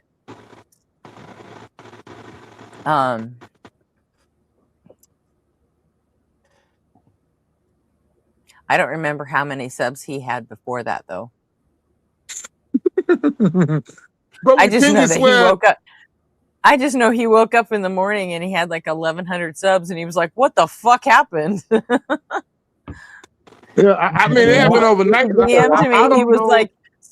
He was like, somebody told me you did this. I'm like, yeah, congratulations. There was a line in Justin that's how I found about Arc Thinker. It was those 2 channels. Thinker? I'm subscribed to her now. Yeah, Arch Thinker. Yeah. Yeah. So I love her show. Yeah, I tuned in one of her lives. I had to go. There's only so much time, but yeah, she's amazing too. But that's the thing. It's almost like it's just all about networking. I think I could be wrong. I don't run a channel at all, but yeah, channels could grow as one channel helps another one. I think I think I've been doing that for 3 years, right? For the past 300. Justin started around about the same time, right? But they relatively new. Oh, really? Yeah. I only heard about Justin because my algorithm is kind of so fucking atheistic coded and stuff. It's ridiculous. But it was through the line, and he popped up in one of my he popped up in my algorithm. I was like, okay, who's this guy? And he started talking about history of the Bible. So I was like, oh god, I gotta subscribe. Like that's how I found out. Were you the one that told me about Justin in Carbon's chat? I'm not sure. I could have been, maybe. I don't know, because I thought you knew about Justin. No, I didn't ever see any atheist content at all back then. It was just all politics, and then when Carbon started delving into the atheist stuff, that's when people in Carbon's chat started telling me about Deconstruction Zone, and then from there Joel and Mezzo, and I was like, once I got a load of Joel and Mezzo, I was like, oh, I'm home. This is great. Yeah, I found about Carbon in 2025. Like, I kind of like how the algorithm works a little bit in this aspect, right? Because it's all kind of interrelated. The same kind of content and stuff. Because I've been watching Matt Dillon for fucking years since I went to college. And then I don't know how I found Carbon, but I found him, and that's how I knew. I saw you in the chat, Gretchen. I was like, oh yeah, Gretchen's fucking logical as hell. And then yeah, you knew me from Dark Brandon, right? Yeah. Yeah. And then and then there was Parker and Dean and Santana, and then Tommy the news dude. Yeah, it gets hard to listen to Parker's or I don't know why I don't like Dean, but it gets hard to listen to Parker or Santana's live because of the TikTok callers, not because of them. Like, the TikTok callers just piss me off, and I get very upset. Like, really, are you trolling? And I just it's hard for me to listen. I don't know. Yeah, it is hard. And Dean is just sort of a. I can't put my finger on. I just don't like Dean that much. I know what it don't is. like him. I don't like him just because of something he heard, and then he decided to get another creator like fired from his actual IRL job. Oh, you know? wow. Yeah, you Yeah. never heard of the Planet Peterson thing? No. I'm subscribed to Planet Peterson, but Yeah, not my. Dean weaponized his fan base and sent them all after Planet Peterson. Ended up getting him fired from his real life teaching position. Oh, that's fucked up, dude. Yeah, it is fucked up. He did that And intentionally, or? and then I've seen videos of Dean back when he was a fucking Trumper, calling himself the Trumper in chief. Fucking piece of shit. And it was only like a year before, so he can fuck off. Not that much time, you at know? all. Yeah. Not that much time. Yeah. I mean, they're young, very influential, obviously very smart and stuff. I tune in the Parker every now and then, but yeah, I don't. Yeah, my fault. Go ahead. No, go ahead, Jay. I've been speaking a lot. Go ahead. I've always preferred the Harry Sisson and Chris Mowrys to Parker and Dean, really. What happened with Harry Sisson and I guess he had some scandal or whatever, but I don't know. It's just Oh yeah, he's two-timing some girls, but you know, he was a young, cute kid. I mean, it wasn't even that big of a deal. I don't think it wasn't even big that. shock he was dating two girls at the same time. Like, like what do you expect? I mean, come on. What you gonna say, Jay? My bad. No. Like we really got past that point a little bit. I didn't want to pull it back. The Planet Peterson thing. I'm not really too big of a fan of the guy, but that sucks to hear that happened. You know what I'm saying? That he lose his job, Yeah. Opinion, yeah. The thing about Yeah, like, you not- can actually not- go not a if person you to go just- through Planet Peterson's backlog of video. I think he made a whole video about Dean Withers and what he did. So if you ever are interested in that.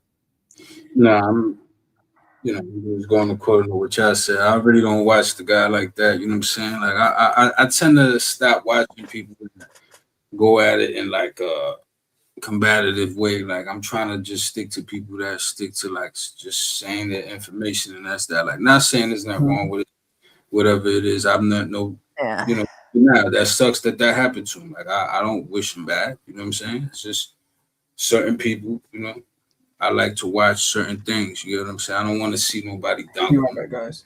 Feel bad. Nobody feel clown. Nobody get a moment, a clip, a thing of this. Oh, do you believe how crazy this person was? That doesn't rile me up. Like it's more about the conversation. You see what I'm saying? It's more about the journey, the destination. You get what I mean? So I don't know. I like the videos that are like informative. I always say it all the time, like the Dave McKeegans of the world. You know what I'm saying? I could sit through a Dave McKeegan video and just sit there and just smoke a blunt, just let my mind go. You get what I mean? Like I could. There's a lot of guys like Anton Petrov. You know what I'm saying? He breaks down a lot of scientist stuff, like scientific things. You know what I'm saying? A whole bunch of different. So I gotta watch that video still about water being two liquids. That's what I'm saying. Yeah. So you already know, like shit like that. That's the type of thing that compels and intrigues me. See what I mean? I don't Like care Hank for the Green and Anton Petrov are pretty good. That's what I'm saying. Yeah, I Guys love like him. that. There's other people too, like Michelle Dollar. You know what I'm saying? She's pretty nice. You know what I'm saying? I like her. She used to work for NASA. I don't know if she still does, but it's I a like lot of Milo her. Rossi. I like Milo Rossi a lot. Man. So like He's I look awesome. at these things. I look at these things and I do it for the information. I care nothing about the ego. I don't care if I'm right, if I'm wrong, if I look cool, sound cool. None of it. You know what I'm saying? So that's why I don't favor them. It's not because I think they're assholes or not good people or bad people or whatever. It's just the content style. All of Dave and them, like I can't get with it. Like I stop.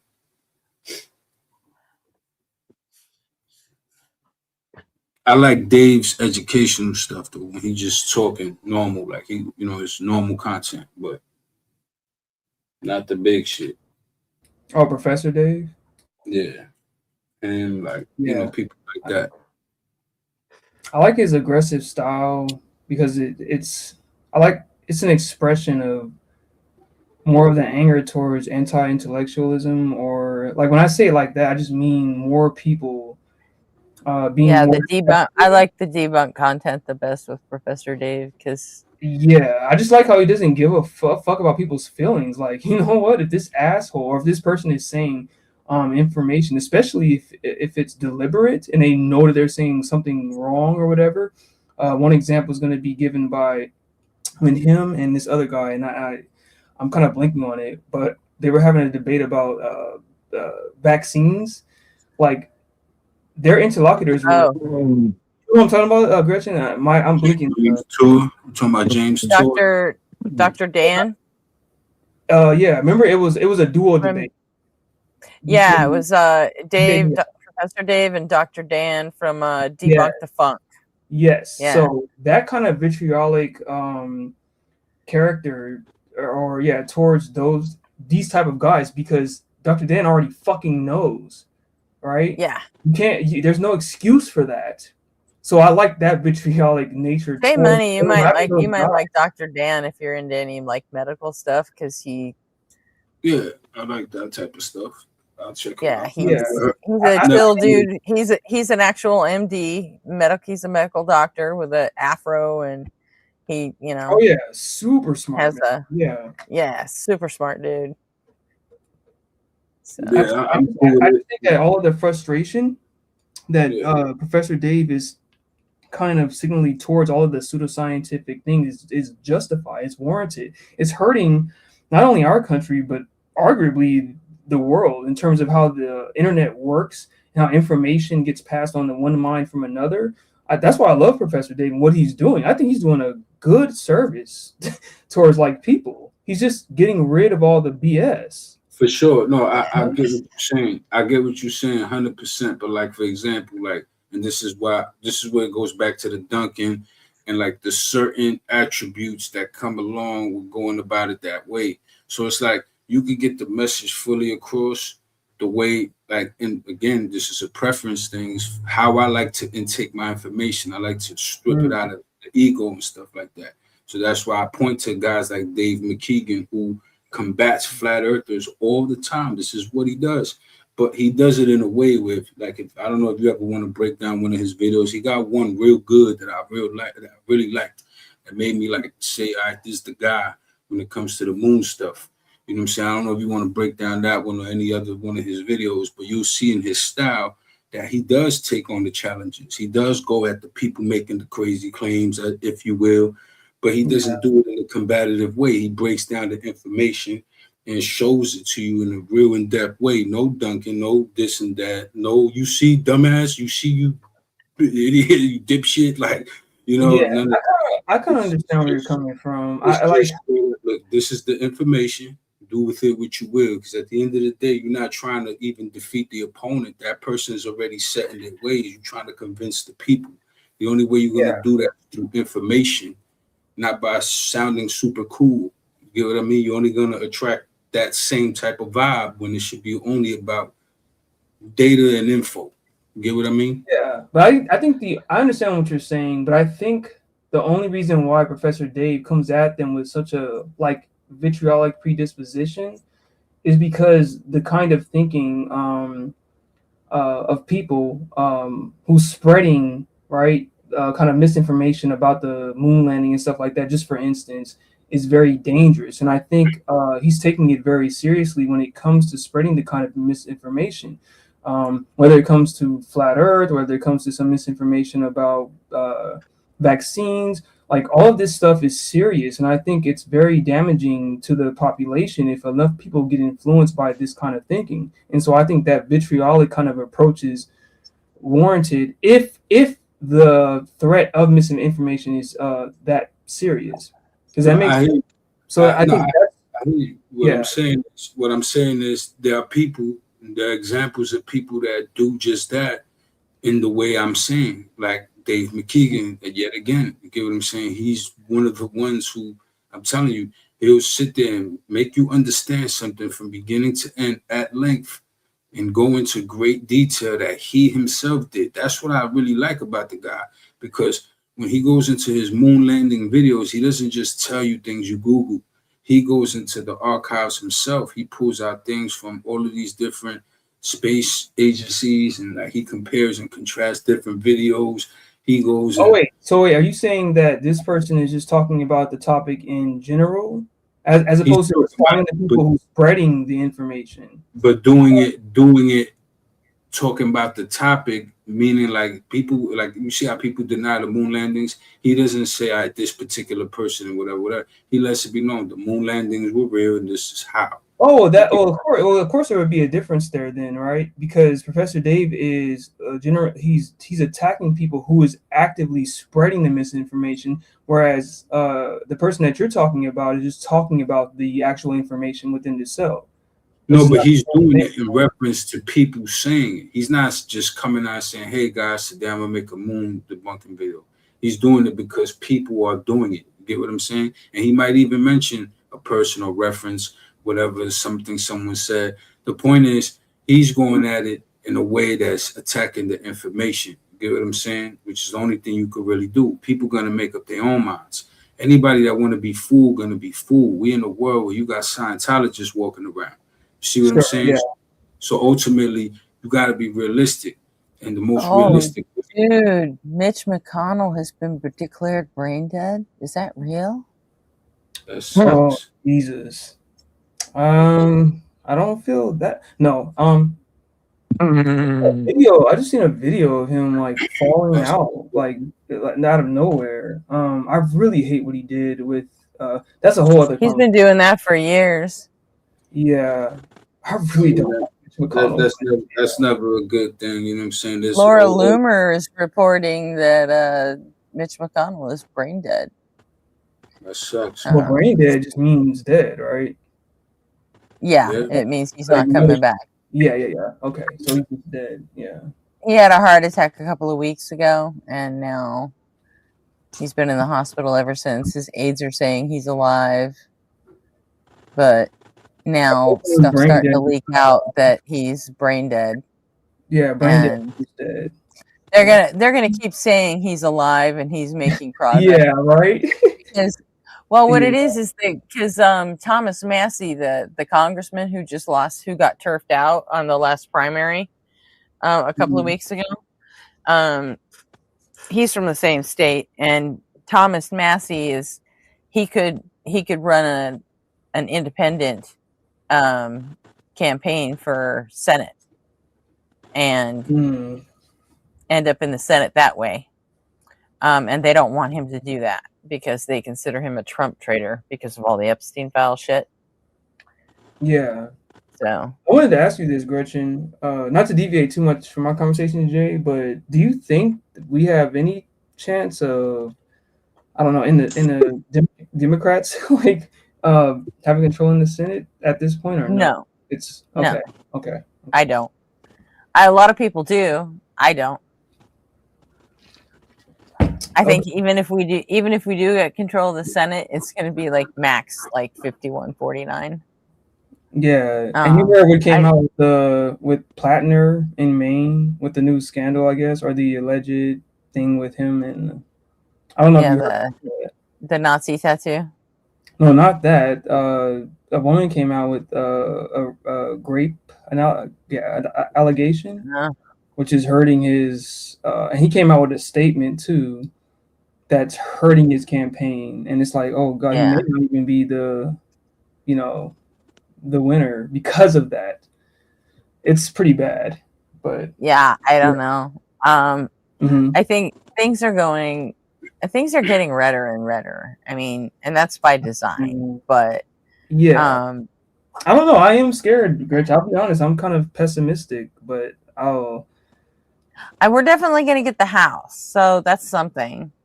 But that just means it's going to get worse for us because we're going to be the obstructionist Democrats for the next 2 years. I don't give a shit about this politics stuff. I gotta get in tune, man. But it like tunes me out because it's like I already know this shit is all a game. You know what I'm saying? They've been doing this shit since the beginning. They're gonna Yeah, do but what they particularly with this administration, though, Jay, it's I think it's important. And I'm not super well read on politics either, but it's pretty. I get pretty scared of this shit. I just had a fucking Christian nationalist. I forgot to tell you. Robin, they pulled who? Put a plug on Mitch. What was he saying? I don't know. She said they pulled him. I don't know what that means. from Yeah, I life see that support. too. Oh, is Robin saying they pulled Plattner, or is she talking about She something? probably talking about the dude from life support, like the dude. Graham Plattner. They pulled him out of the race. Oh my fucking god! Okay. Oh yeah. So all right, all right. There it is. Hopefully, he's Well, still but good.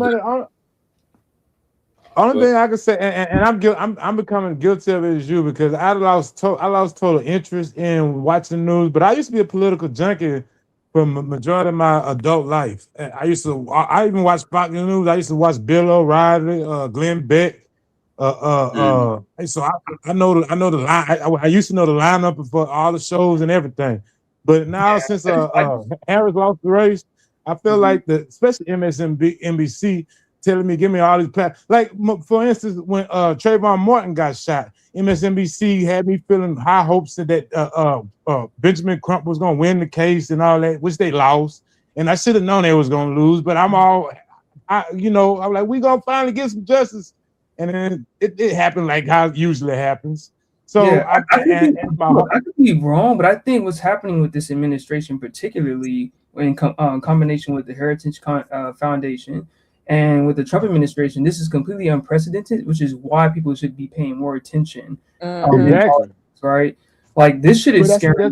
Ever since Trayvon Martin, I didn't think anything could hit me harder than that Trayvon Martin shit.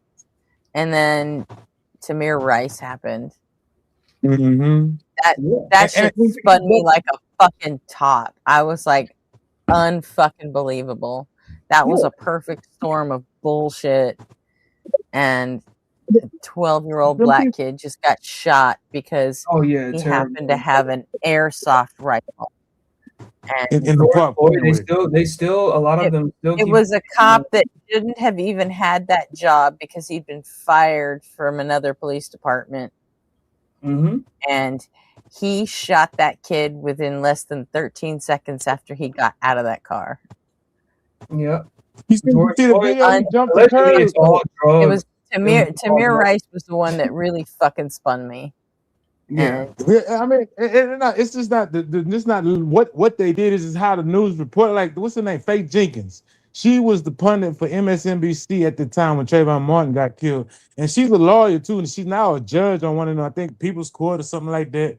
And she's very smart, very beautiful lady, but she was selling me false hopes and promises that she couldn't make good on. And then Trayvon Martin, they lost the case. This man got free after picking a fight with a little boy and killing him. Yep.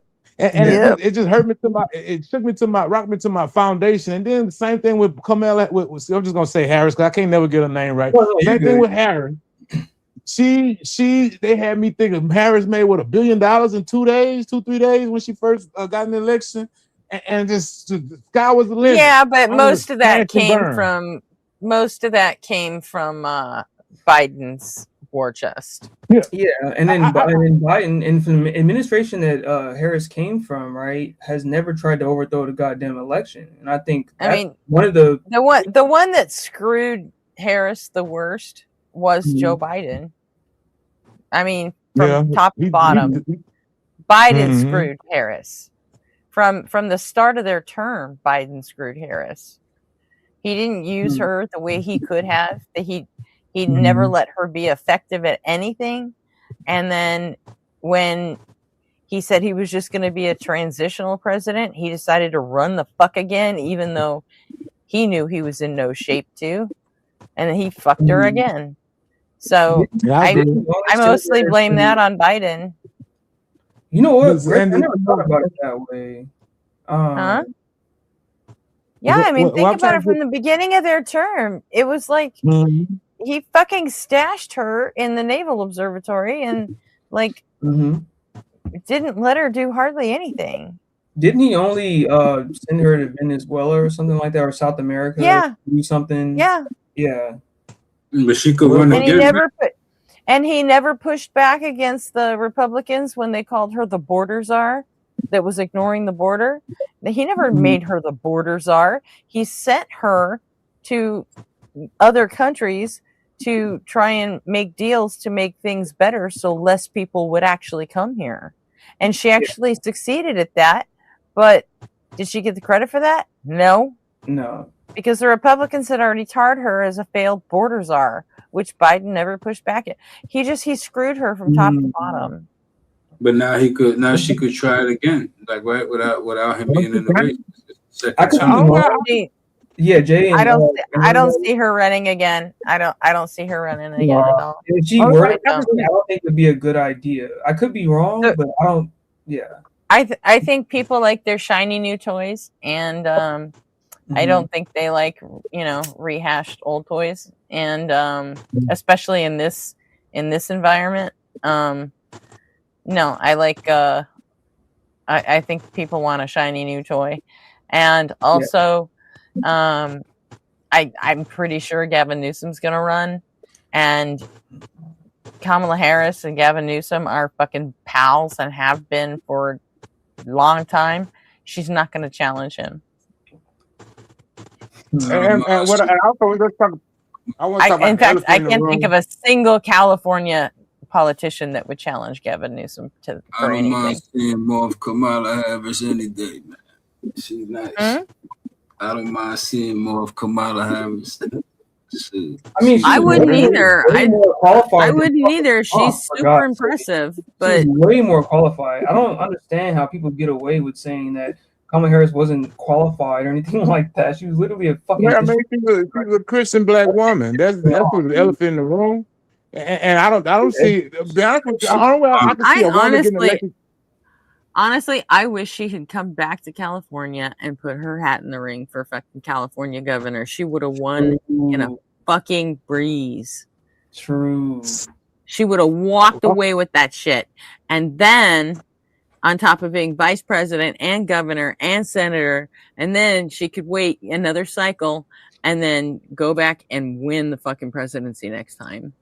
Yeah. Oh, At I this don't point, know. I'm all about just please get these Republicans out the fucking office as much as humanly possible, because all of them. The only way. That's why I don't think. This is why I don't think Tarico can win. With Matt. I'm sorry. Who's your congressional rep, Kit? Alex Padilla. I forget the other. What? No, not your senator. I know Alex Padilla and Adam Schiff are our senators. Who's your Congress rep?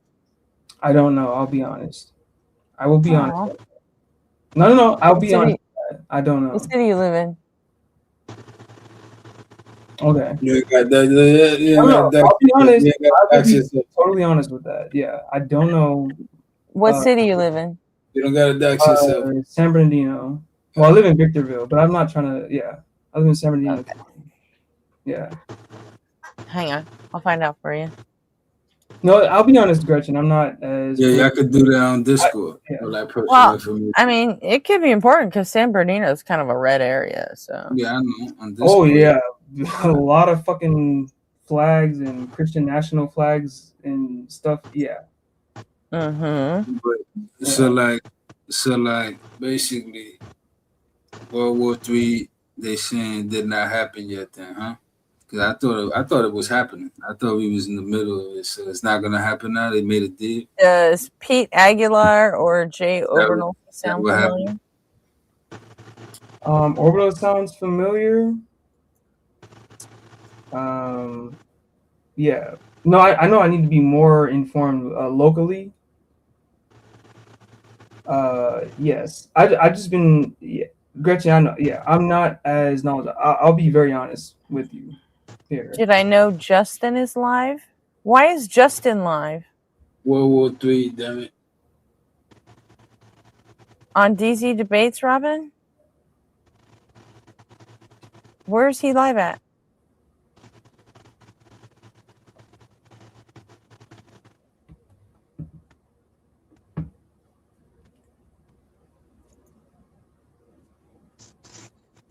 because no, I didn't know that.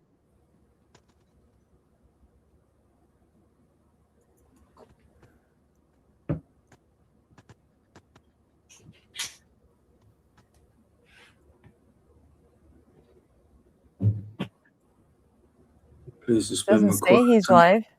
Man, so much pressure in this life of mine. My quiet times, I almost contemplate suicide. Would have tried when I held that down. What is he live on TikTok or something? No one knows my struggle. I know when it's hard to carry on with no one loves you. Picture me inside the misery and poverty. No man alive has ever witnessed struggles I survived. Praying hard for better days, promise to hold on. He said it's He cool, was, but but we it got says it's been removed. Yeah. Find a spot to kick it. We can drink liquor and no one triggers over big shit. Spot where we can smoke in peace. Even though we be still realized places where we can hold the peace and in my mind's eye see this place a place. Last got a spot for a soul so we can walk. Thugs, man. Huh. Weird. Pac is universal. No, but no, Gretchen. I'll like basically when I got my ballot for the primaries, I just pretty much did all Democrat because I had a very I got an instinctive fucking aversion towards any Republican, even when it comes to people that are gonna run for. But not then gonna- if you see two Dem, because we have the jungle primary, you know the way that the top two primary works in California. No, I don't. That everybody, it doesn't matter what your party is, everybody runs together. Like for your congressional district, everybody runs together in the same primary. There's no more Democratic and Republican primaries in California anymore. Like for your congressional seat, everyone runs together in one big group, and whoever gets the top two vote getters out of that whole group, they move on to the general election in November. It doesn't matter if they're the same party, different parties, what have you, but the top two go. So you kind of gotta, sometimes you gotta choose between like two Democrats, and it's usually best to like if you do a little research and find out if your congressman doesn't have any like problems, and Pete Aguilar absolutely doesn't. I don't know about the other guy, but you know, if your congressman doesn't have any like issues or anything, then it's best, and he's the incumbent, it's best to just keep him in that seat. You know, even if you have like a young up and coming DSA guy that you really like, the fact is you could take a guy, I think Pete Aguilar has like 6 years in that seat, which is, you know, 3 terms, which means he's moving up the ladder and he's getting the more important committee assignments. Whereas if you just take your little, you know, DSA guy that you just happen to like a lot, and what if he wins? Now your district has a freshman senator or a freshman congressman that does not know how to bring those dollars back to your district. You know, freshman congressmen are practically useless. So, because they have a lot of learning curve to catch up on, and they've only got 2 years to do it before they've got to start running again. So, unless there are any problems with your incumbent, and if he's from the party you want and he hasn't done anything wrong, then you know, and you know, Pete Aguilar, hell, he practically, you know, I think he's got more than 6 years in. He ran he was one of the heads of the January 6th committee. So, I mean, he's pretty legit. And, you know, you'll want someone like that in there, someone with clout, someone that knows how to bring those federal dollars back to your district. Because that's the only way it happens. So, okay. You know, I know there's an organization out there called Brand New Congress where they want to get rid of everyone and put new people in their place and younger people in their place. But I mean, think about what a fucking mess it would be if you had like most of Congress was fucking freshmen that didn't even know where the fucking bathrooms are. It's insanity. You don't want that. You need people with experience. You don't put brand new people in leadership. There's a reason that we don't do that.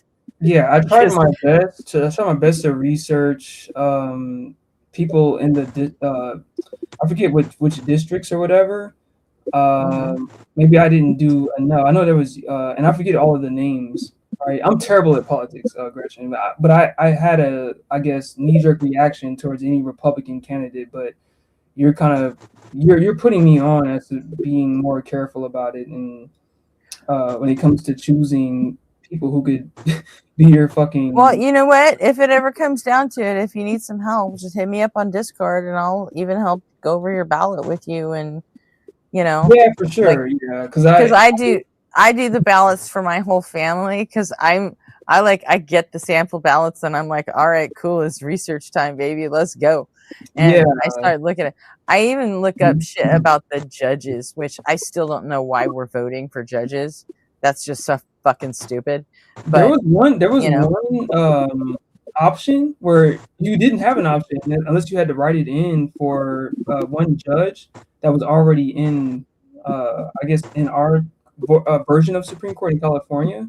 Again, I forget his name, but it was only his name. So I was like, yeah, sometimes they run unopposed. It happens, you know. Yeah. But yeah, I go through that whole fucking ballot and I research everybody, and then I fill out my sample ballot, and then I slap it on the fridge, and everybody in my family just like, fucking Gretchen did the work. I'm just gonna vote how she. No, I already know you did way more work than I did. Even my Republican husband's like, I'm just voting however you tell me to. And I'm like, good boy. Do you think it would be bad if you my Republican husband hasn't voted for a Republican in like 15 do you think years? it's bad if I voted for Katie Porter as governor? Huh? Because I did vote for her at least as governor. Did you? No. I didn't like. I don't like Katie Porter as a governor. I think she should have just stayed where the fuck she was in the House, because we need her in the House. And now, we're probably going to lose that seat to, you know, I think that she lost it to a Republican, didn't she? And Darrell Issa got it back. Yeah, and his name. And it's going to be hard to get him out of there. But meanwhile, if she'd have just fucking stayed there, it would have been fine. Because she originally dropped out of the House so she could run for Senate against Adam Schiff. Now, how she thought she was going to beat Adam Schiff is fucking beyond me. And the only reason she ran for governor is because she doesn't have anything else to run for right now. And then when it looked like Tom Steyer was like, you know, topping the charts and all that, I'm like, you know what? I actually know some of these people because I worked in California politics for a lot of years. So, and I'm like, you know what? I'm going to go with the fucking safe option. I mean, he's not flashy. He's not great. I mean, he's a good guy. He's you know, he's competent. He's, you know, kind. He's moral. I mean, he's not flashy. He doesn't look like $1 million, but Javier Becerra is one of the coolest dudes you're ever gonna fucking meet. And I was just gonna ask you about him. Yeah, I'm like, I don't know. I just we could do fucking a whole lot worse as a governor. Right. So okay. And I think that I think he's gonna end up winning, and I think that it'll be probably a nice change, turn down the temperature a little bit after, you know, gung ho Gavin Newsom. So, who I also absolutely adore. I love Gavin Newsom. Yeah, I don't understand. I hope he runs for president. Yeah, every time I talk about Gavin Newsom, I'm like, I don't think he's doing that bad. Like, everything I hear is just like, he's doing great. It's people outside of California. It's people outside of California that hate it. and they don't even know why. Ask, like, next time someone says, "Ew, Gavin Newsom sucks," ask them why, and you'll probably gonna get the same 2 reasons. Oh, well, because he threw the homeless people under the bus, Homelessness, and yeah. he turned his back on trans people, and you'll get the same 2 answers like every fucking time. Oh, is it because of the interview with Charlie? Charlie, yeah. Whatever? I don't think Yeah, that because has- when yeah. Charlie asked him about trans people, his answer was, "Well, you know what?" He goes, "I happen to know there are people at the NCAA that are actually researching this. They've got Yeah. doctors, they've got athletic specialists. They can figure this out. And since our schools are, feeders to the NCAA, I think that we should take our cue from them. Yeah, See what they politically, figure that's out, and problematic. then let the experts figure it out, and then we'll take our cue from them." And that was his answer. And I don't see how that's in any way turning his back on trans people. No, I agree. I've watched But it's like, but then by the time it gets to the fucking mainstream and through the, the grapevine and all that, people they just don't like him because of the fucking, the slick, good looking, slick talking, shit talking guy, and yeah, I don't understand it. Everywhere I go, and then again, I guess San Bernardino County is like, at least where I live, like I just don't want to say exactly where I live, but the high desert. We love him, man. It's like, remember when they tried to recall him? He won the governor's election. He won the governor's election with like a 58% of the vote, and then they tried to recall him, and he beat that shit with 75% of the vote. So don't tell me people in California don't like Gavin Newsom. Yes, we fucking do. We did everything we had to do to hold on to his fucking ass. Yeah. He was our lieutenant governor twice. He was our governor, twice. And, I would love it if he could be our governor for another 2 terms, but he can't.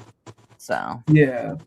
I wouldn't mind it, but I appreciate you, Gretchen, for not going on me too hard for not knowing my because I'm not gonna lie, I am new when it comes to actually getting into the political scene and stuff like that. And the only reason why a lot of people don't know who they're represented by. I mean, yeah, I should know. A lot of people don't.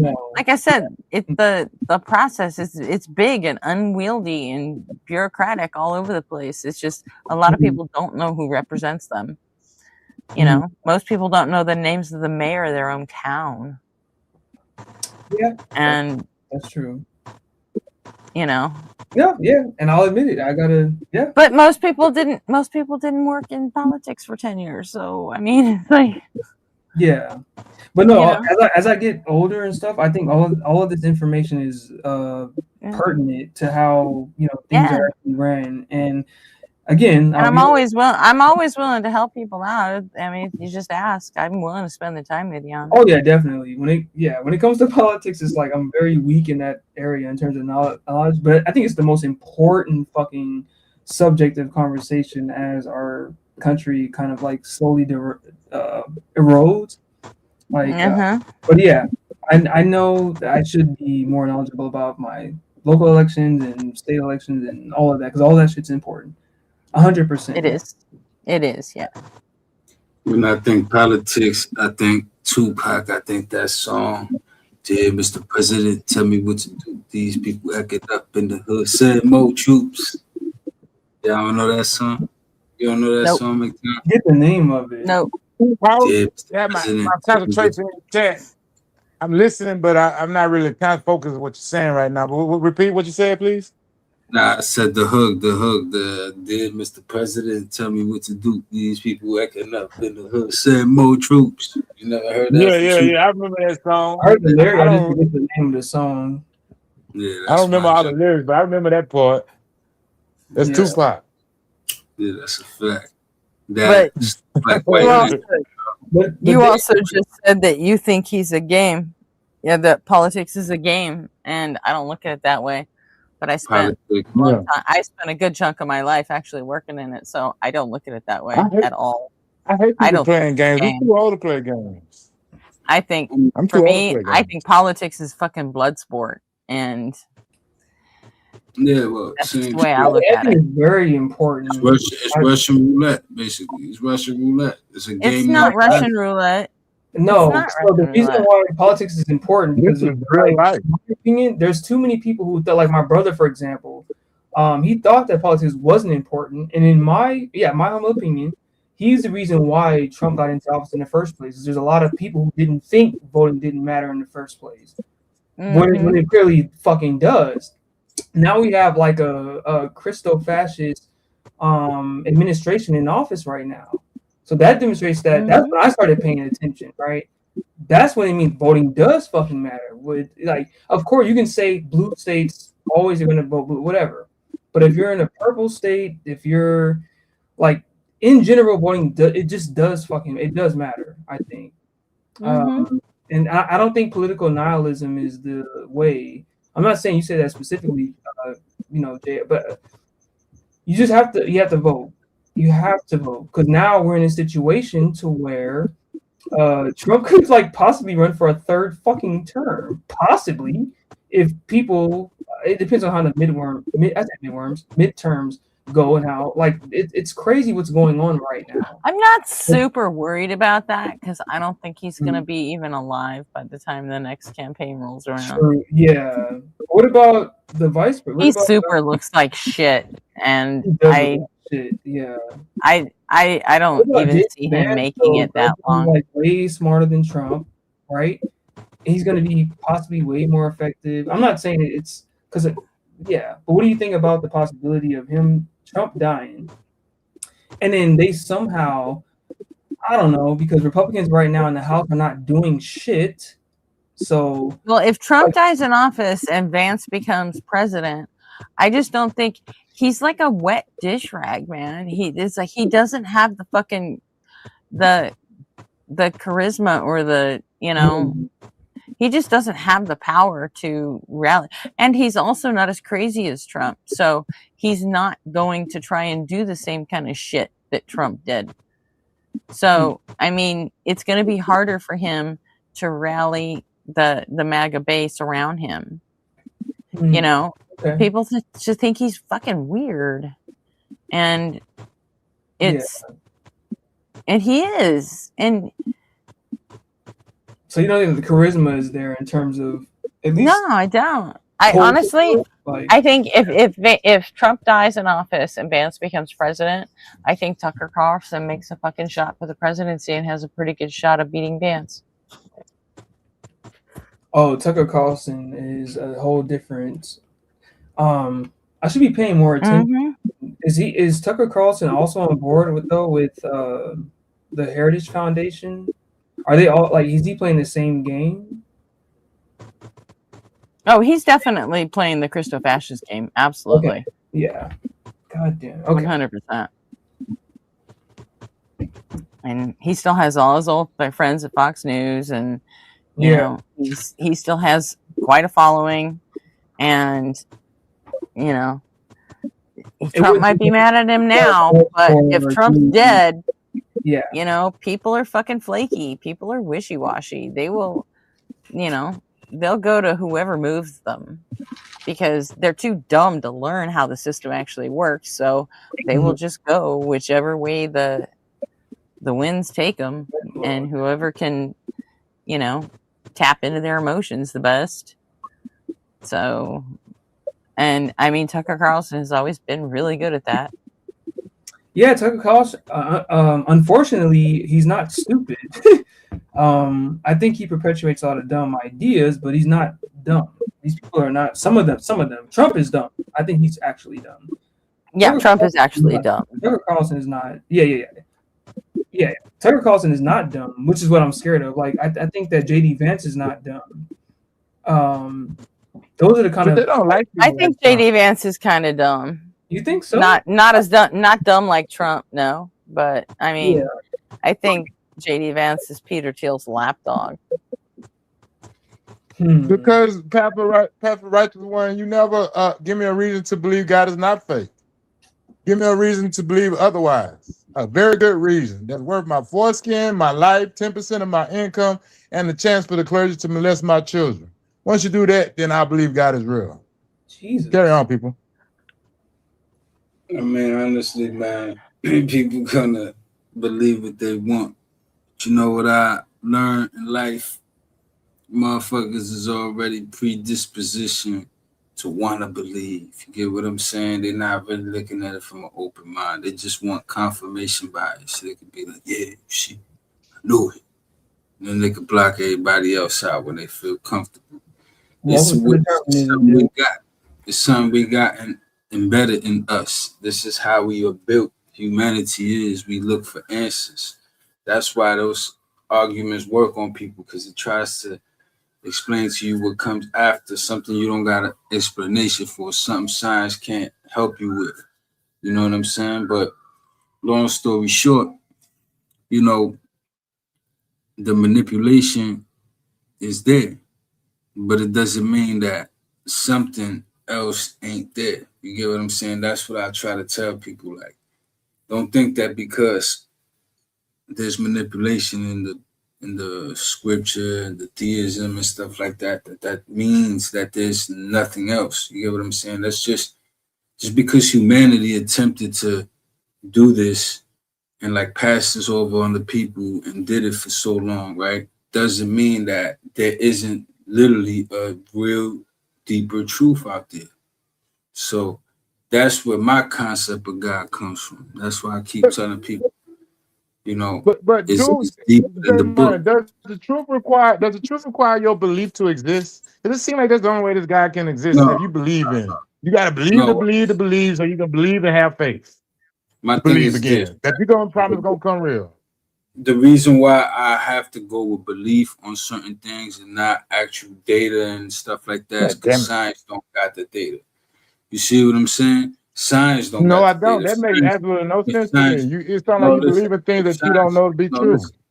If science could show me a person, right, that died and came back, and they could confirm to me, all right, nah, for real, let me go back to my slumber or whatever, but nothing happens. Let me go back to nothingness. You know what I'm saying? Yeah, but science has nothing to do with like atheism or anything like that. No, what I'm telling you that it can't get me what I feel is my criteria. Like that's what's gonna answer it for me. So in order for me to get that, the only way I'm gonna get that is by me entering that state. You see what I'm saying? And when I do so, I can't come back and tell you what's going on. You see what I'm saying? Doesn't mean I'm not gonna get my answer or lack thereof. But Doesn't mean we come back to the same question.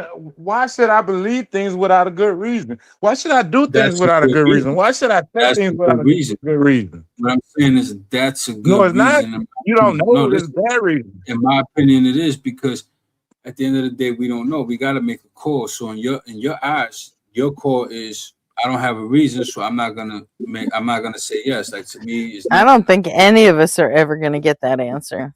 that's what I'm saying. No, we are gonna get the answer. No, we're not. Yes, we are. We just not gonna be able to share it with the next person. You're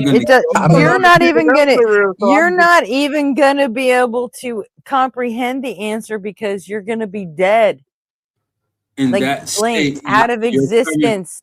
your You're not. current state, So when you find out that atheism was current fucking state. true the whole time, Listen, your you current won't even have a functioning brain you will to not be in like your current comprehend state. that. You will not be in your And I current don't state. think you have a deeper consciousness that's going to survive past death. I mean, So I that's not happen for to think opinion, that right? none of us are going to get the answer ever. Jay, That's even not after for death. opinion. You call it a consciousness that survives after death. I'm telling you, it's a process. It's not a consciousness that survives after death. It's How do something you that's know it's a process? it's a shift. It's something that happened before How you. do you It's know something that? will happen after you. You understand what I'm saying? You're Because just it making happened shit now. up. Because Jay, it can I ask happened you now. something real quick? Just real quick. Do you think okay, well first of all, your notion of consciousness is just like is it just awareness? What is your definition of a consciousness before I ask you? Attention, awareness, and responsivity. Thank you, Kurt. Salute to you, Dr. Kurt. Attention, awareness, responsivity. Do you think those characteristics, given that definition, applies to other well, not only mammals but other animals as well? Besides human beings? Anything with a brain. Anything that has a brain.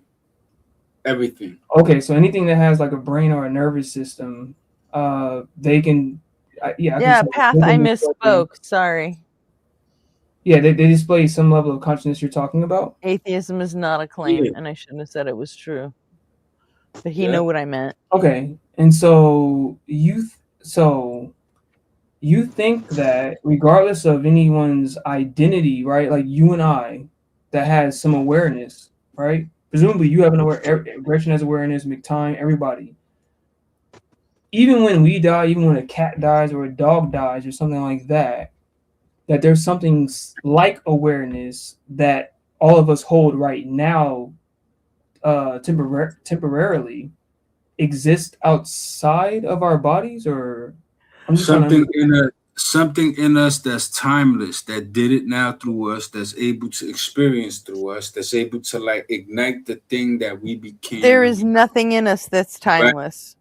But this is what I'm saying. That's what you believe. So like I'm still even like, you know, putting it well, together. You said you can't make a claim without scientific backup. So what's your backup for that? I didn't say you can't make a claim without scientific backup. You've said that lots of times. I respect science more than anything. So if science makes a decision, if scientists come out and say, yo, this is what it is, and this is widely accepted science, I'm gonna respect that. Like the reason why I don't think the earth is flat or the moon landing was fake. I trust all of that. Everything science says, I trust. So that's what I mean when I tell you that.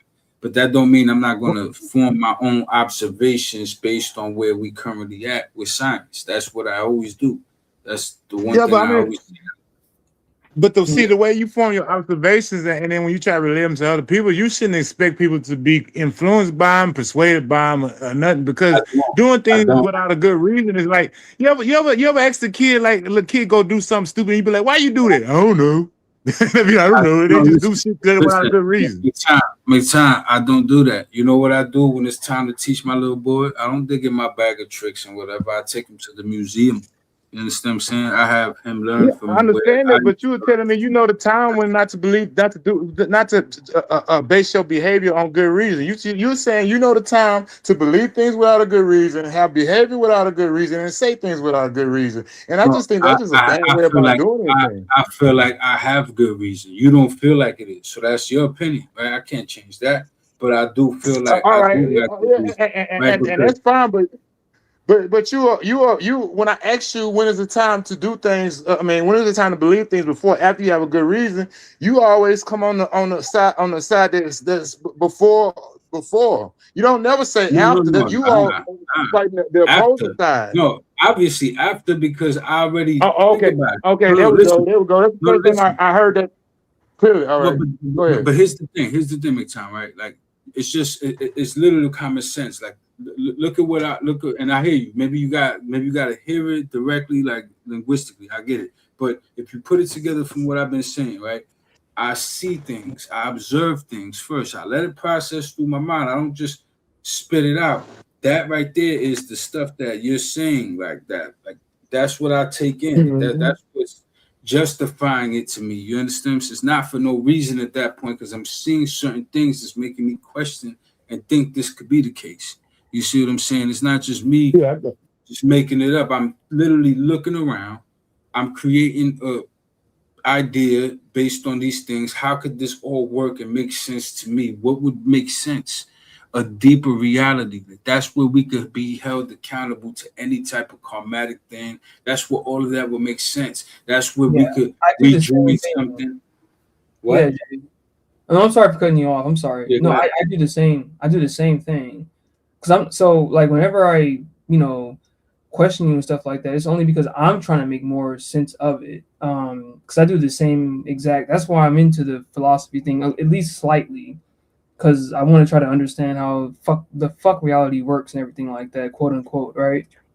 Facts. So that's why I'm asking you questions. Because I'm not saying you're wrong on anything. I'm just trying to understand why you believe like certain things about consciousness and or topics like that. I have a different notion. So when I ask you that, I'm not saying you're wrong. I'm like, oh, this is completely wrong. But I'm making an expression on why I think it's not true, but that you're wrong, or maybe that is the same thing. But I don't knock it. Go ahead. But what I'm saying is, these thoughts that I do come up with is things that I do after having already considered certain things. It's not things I'm just coming out with. So that's what I mean. That's what I mean by it's already technically built into my explanation that I don't just do it before I got a good reason or what I feel is a good reason, right? Because again, you might not feel is a good reason, but I at least got to the point where I felt like I can say with confidence that I feel like I can say with confidence that I feel that's what I'm saying. Materialism is true and physicalism is true. I at least waited to the point where I got to the point where I felt good with it. You get what I'm saying? Like before making, I didn't make the payment and look for reasons to justify it afterwards. I thought about it. Okay. Well, I like to apologize to you again, J Money, because my whole time, since we've been doing these little debates between me and you back and forth, I was working under the assumption that you know when is the best time to believe things and do things and say things without good reason. That's why I always keep asking you that same question over and over again, and it seemed like that you were telling me that you can go and do this stuff without good reason. I realized that yesterday good reason may be tomorrow's regrets. I understand that, but at least you had some reasoning. But these guys with this religious stuff don't have good reasons because you got to keep in mind what religion is asking for. They want your entire life, this one and the next life. They want your foreskin. They want your children. They want your money. They want and because it says it in the book, that's not a reason good enough for me to do that stuff. And like this guy Pat the Righteous talking about assimilation and life. That stuff, simulation theory or solipsism is navel gazing, because either you got to do well in life or do well in the video game. Whatever reality is, you got to do well in it or you're not going to survive. If it's a video game or if it's life simulation, whatever the fuck you want to call it. But and the life thing can be explained without God in the equation a whole lot better, which allows us to do medicine, create Viagra, grow your hair back, all this stuff. As long as we put God out the equation, the things get better and better over time. That's why I was pointing out to Jill earlier.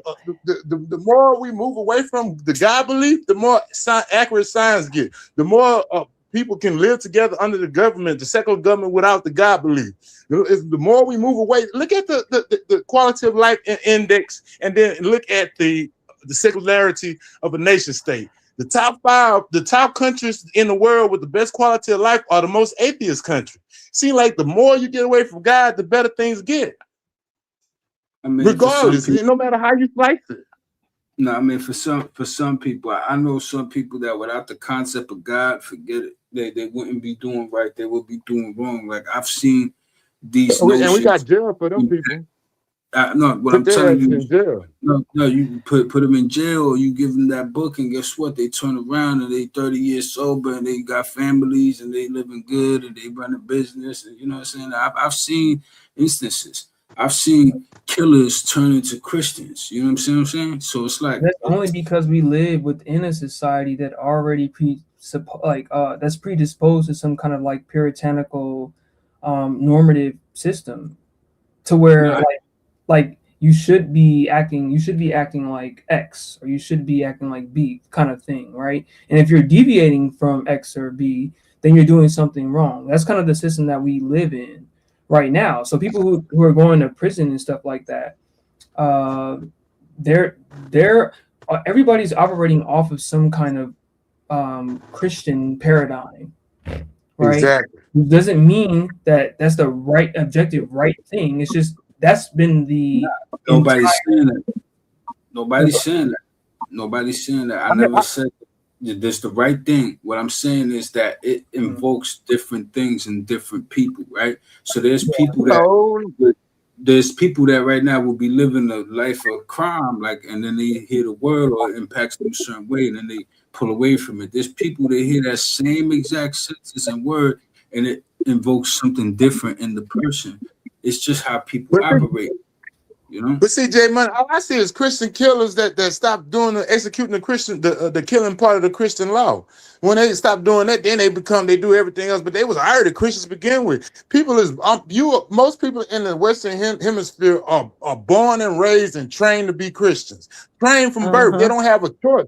They don't have a choice not to be Christian. And then on top of it, like people like me, I didn't even know I could be an atheist until I seen Matt Dillahunty, until I seen Kelly Loeffler, until I seen Justin and thinking them. I didn't even know what if I had that option, because I was thinking that everybody got to believe something. Like what my friend told me, I said, don't you care if your beliefs is true? He said, everybody got to believe something. This fool don't almost care if his beliefs are true. He don't have a good reason to believe it, and Christianity don't teach you that. They don't teach you to scrutinize the truth, because faith, only lies require faith, but the truth can survive scrutiny. No, for sure. My thing is, and I agree with that. My thing is, you know, as a kid, you just want to grow. That's when the adults put shit on the kids, and I don't do that. To me, I unlock the world for my kid. Like I don't feed him none of my preset notions. I let him just experience, and I take him to places, and I let him see the generic version of it, hear it from the professionals' mouths, science. You're awesome. You're awesome as hell, then, Jay. I don't play that. You get me? Thank you, man. I don't play that. You know what I'm saying? You got to get it straight from the horse's mouth. You know, my thing is. But even if what you say is 100% true, Jay Money, he still got to deal with the outside influence from the outside world. You can't walk 2 blocks down the street without seeing a cross on the church. He gonna go to school, and the teacher's gonna try to push that shit on him. His friends gonna try to push that shit on him. There's no way around it. His moms and his family's into that. You know what I'm saying? Like, yeah, so there's no way around it. They push it on him, but what I tell him ultimately is like, I teach him values. You know what I'm saying? That's just overall generic. Like, all right, you could say whatever. Like, you know, I don't tell him what to say or do. Like, you know, do what you want to do. Like, that's true. You want to echo your moms, whatever. I'm not even gonna knock what they doing. I'm just gonna let you know what I want to see in you. You get what I'm saying, and put you in position. The reason why I think you're better than a lot of parents in general, whether you're atheist, Christian, or whatever, is because I think, and I am going to base this on my experience, that most parents follow off of what they believed before, and most parents also believe that their children are not like new human beings who have their own ideas and beliefs with these incredible brain that has the capacity to learn so much that it should be dictated by a dictator or whatever. I think it's rare to have a parent that allows their children to learn freely, right? And then when a child asks questions, you're just like, well, I don't know, or something like that. You're kind of going along with it instead of saying, hey, no, this is how it is. This is the like doctrinal kind of like, that's very fucking rare to see. Very rare. I appreciate that. Yeah, like honestly, I just try to, you know, keep it like that with him. The way I view him, he's everything. So it's like, you know, that's like the most interesting person. So I'm like his number one fan. You know what I'm saying? Like he's like my biggest thing. You know what I'm saying? I get hyped. Yeah, that makes me cry, man. So my thing is this, right? It's about empowering him. So I give him every choice. Neutrally, I give him a neutral template. Choose who you want to be. All I'm going to be here to do is empower you. You want to be a fucking streamer? Here's the best camera available that I could buy for you to start you off. And after a while, here's another one. You know what I'm saying? You want to be a fucking whatever? It doesn't matter what it is. I don't care what it is. I'm just going to be here to pump you up in the world, show you how the world works, and then drop that. You understand what I'm saying? Yeah. This is unrelated, but real quick. So what about teaching them how to deal with adversity? Whose job is that? Obviously, that's how the world works. Dealing with adversity, right? You got to deal with that's part of how that. Let the world deal. Make that the world's problem. No, Gretchen, are you listening? Are you listening? You're not. No, it's not, because she's not listening. I'm telling you, that's part of the adversity of the world. Like I'm saying that, like that's part of. There's a blanket statement to encompass all of that, all of the lessons and all of the shit. You know what I'm saying? That I'm gonna have to go through and teach him. That being one of those things. That was just a big blanket statement to encompass that, and then just, you know, keep pushing. All I heard was the support and whatever he wants to do, I'll do whatever I have to do to get him Obviously the best to support do him, it. but teach him how to deal with the world. You can't just run around acting crazy in the world. Like, that's not how the world works. You understand what I'm saying? That's what I meant. Like, how the world works. Show you how to operate in the world, which is not like a fucking entitled douchebag prick. And then, you know what I'm saying? Like, you know, do it that way. You know what I'm saying? I'll go ahead. Real quick. Let me say this real quick. Path of righteousness. If you are in a relationship that requires fear, it's an abusive relationship. You should get out because you deserve better, man. You don't need to be fearing the people that the relationship or whatever relationship you're in is an abusive relationship. Carry on, people. Yeah, you know, I dig it. I dig it. But you're a man or a woman, to be honest. Yeah, obviously, physically, mentally, all that shit. That's why I curbed that shit. My peace of mind is what's important to me. I'm focused on that little boy's growth. That's the only thing that it is. Anything getting in the way of that, I ain't doing it. You understand what I'm saying? Like, I feel for him like how you feel about, like, let's say an exciting event or a concert. Like, that's how I feel every time I get to pick him up and do this and do that and whatever. And, you know, that's often, you know, obviously, but what I'm saying is I'm always excited for it. You know what I'm saying? Because, you know, they with the moms and they live close, you know, to the school, and it's a nice school and it's a real good thing, you know what I'm saying? So I don't fuck with that, but I'm, you know. No, the only experience that I've had, Jay, and people with children or whatever, is my niece, because I helped raise her in their first few years. So that's my only experience. And as much as I don't like kids, I think it's a different kind of thing, you know, because they go from crying a lot, which is super fucking annoying, to smiling and then exuding and exhibiting all this innocence that they, you know, where it's not their fault kind of deal. And it's like, Sam. that's where I feel bad. I don't know. How's it going? Hey, Sam. Good. You guys. Whatever, everybody. It's definitely up to any of the guardians or the parents' fault to pretty much dictate where they go, I guess. Because they're new consciousness beings. But I don't want to ramble. I'm just rambling right now. But no, yeah. Look, I believe it's important to take out your bias. Anything I feel doesn't fucking matter. The only thing I encourage him is the fun shit. You know, the light-hearted shit. Like, we watch maybe a certain cartoon, Ninja Turtle or something like that. Like, from my era, I show him how it was because he likes that. So I'll show him the old ones. You know, Sonic, shit like that. You know, wrestling, boxing. You know, I try to put him on the fun shit like that, but not to control him or push him or force him to do nothing. Nothing is forced. You do what you want. Like, we're gonna try everything down to fucking fencing. You know what I'm saying? Like, I'm gonna take you fencing. The same thing what you dealing with, Jay Money, is what I feel, because I don't have any children, and I feel black women. I could be wrong on the statistics, but these are the statistics that how I researched them.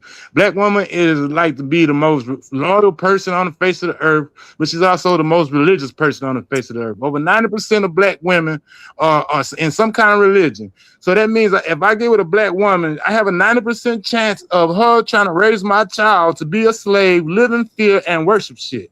And I don't condone that at all. I don't want to be like in that position like with you. I'm trying to teach my child reason and logic, and his mama over there with that bullshit trying to teach him how to feel something and worship shit. I don't want that at all. You can't control people. All you could do is do what you do. At the end of the day, you and her could be like, nah, fuck that, leave that shit alone. And then he go to school one day and fucking Jill is the substitute teacher that day. And then he fucking, that's why I sit in my house like a hermit, because I can't control people. No, you can't. But even if you sit in your house like the biggest hermit in the fucking universe, guess what? They still got to go to school. You still got people like that around them. That's why I say, you know, as long as you ain't pushing that onto kids, because that's where the damage comes in. But not even damage. It's like people going to run with what they believe. And that's just how it is. That's how the world is. So you got to teach them how to navigate that. That's all I do. Look, this is what the world is like. You get what I mean? All Yeah, but I'm teaching yeah, you I at this got you, but I'm not in that predicament though. I don't have children, so I'm not worried about. Now, see, like think I got the biggest crush on her, but I know we about the same age, and I know her baby. She ain't trying to make no more babies, but I know that woman would not raise her children to be a slave, and all the women on her panel, they will not raise their children to be slaves. But 90% of the black women I come across, they will raise my child to be a slave, man. And I don't want that. I don't want my children to worship shit. I don't want them to live in fear of nothing. I don't know where I'm making Mandingo warriors. Nah, what I'm saying is this: you can't control certain things, right? That's where you gotta like understand that people gonna be people. Like it is how it is. If that's how you feel, make sure you pick somebody who's really strongly against Exactly. that. I can control that much who I pick. But Who I that's pick, still I not can control gonna. that. But that's still not gonna eliminate the possibility I'll be right back, that guys. could be the case. No problem. That could be the case. One day you might go somewhere, come back, and they kicking that religious stuff. You hear them listening to that, like taking that, that could be something like, they're gonna grow and be their own person. You get what I'm saying? My thing is I'm just trying to unlock the world for you. That's all I'm here to do. Is just make sure that you can do every little thing once. So if you like it, you like it. You love it, you love it. You want to do more of it, I'm going to pay for it. Doesn't matter. Just do it till the day I die, till you 85 years old. If I'm still alive, I got it. Don't worry about it, son. You get what I mean? Most parents don't even go with that approach though. And I think that they should, man. Like instead of having this kind of like dictatorial approach, like to raising their kids, saying, "Hey, you should be doing this, or I get a fucking belt, whoop your ass, or spanking or something like that." Like, hey, if you're into this, I'm into it. Like, because you brought this, child into the world, so at least what you should owe them, or could owe them, is that, hey, whatever you want to do, I'm with it. Mm-hmm. I don't care. You're my offspring. Blah blah blah. I'm not going to judge you. I think that's the more realistic, accurate approach to how, at least start to like raise a child. Going along, because they're their own consciousness or whatever. Go along with what they want to do, with some restrictions, but no like authoritarian kind of restriction. That's why I like what you're saying, Jay, because it's just like, children are their own human beings. Exactly. Try everything and try it at the sponge stage. Try it when everything is exciting, new, dynamic, where you still find wonder in it. This is the time to give them all of that, because then they're going to get older and then this shit is going to be regular. It's going to be like the way we do clockwork. Get up Monday through Friday, go to work, boom, boom. It's going to be that. But you do it now, you're going to know what you want to do, or at least have tried something. So if you don't know what you want to do, you just mad undecisive. But you at least did all of that shit. You know what I'm saying? But don't it bother you that everything that you're trying to do, your objectives, your goals, can get undone when they go back to his mama house? Don't that bother you?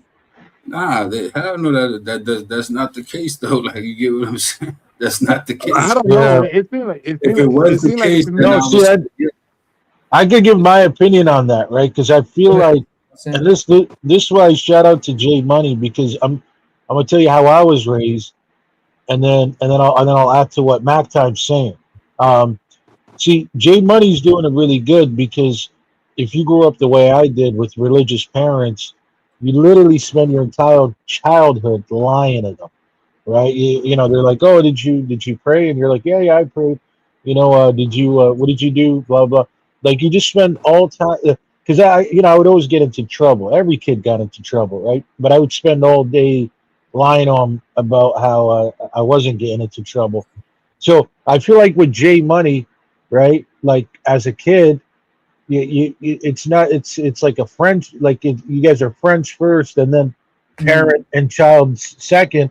So it's like he's going to be open with you about everything, right? He's going to tell you, "Hey, look, Dad, I'm just going to be honest with you. I'm going to do something dumb. What's your opinion?" And then that's even safer, because you could tell him, like, "Hey, if you really got to do it, here's the way to do it," right? And he'll listen to you. Whereas of me, I would never ever tell my parents I'm going to do it. And I got your back too. And I got your back. Facts. And I was going to say, to Mac Time's point, how he said if he goes to his mother's house, she could reverse it. No, I feel like I feel like he would actually show the dad, Jay Money, so much respect and be like, "Look, man, This I could just know it that my dad knows what the fuck's going on. He's a wise man. I'm just gonna keep I'm gonna kind of keep his principles. He taught me a lot of good shit. Yeah, I mean, you know what? I'm gonna just go to mom, show her some love, hug her, kiss her, show her some company. But that's not my life. My life is the way dad taught me, which is go and explore the world, learn for yourself. You figure out the truth, type of shit, right? Like don't even Can I follow respond what to I that? believe. You know what I'm saying? Follow what you believe, construct what you believe, and run with that. I don't even want to tell you what it is that ask me questions. Ask me any question you want. That's how I do it all day long. Like just Yeah. Yeah, Hey, man. Well, see, yeah, Sam, the thing about what you was talking about, Sam, is that you yeah. are running about a 50-50 probability that the son gonna listen to you or listen to her, and your mama gonna, and especially black woman. Have you ever dated a black woman before, Sam? Yeah, in high school. It's been a while though. Yeah, it's Okay, been a well, while. yeah, well, a black woman gonna be kind of like that lady off Water Boy with the mama. He's a devil, boy. He's Oh a man, devil. He come playing on, foosball. come He's a on. devil. Yeah, they Yeah, come demons. on, Mac Time, come on, bro. No, You I'm kind of for talking real. I'm again for this real. shit. I'm for real. The mama gonna say that, especially if y'all not together anymore. She gonna say you the devil. You got demons in you. Your teachings are fools' teachings, and then they're gonna say all the little nonsensical cliches that they say out the Bible, like a fool think he righteous or some stuff. You know that crap they be saying. And Right. it's like a wash whether Mac the Time, child you believes can't you do or her. this.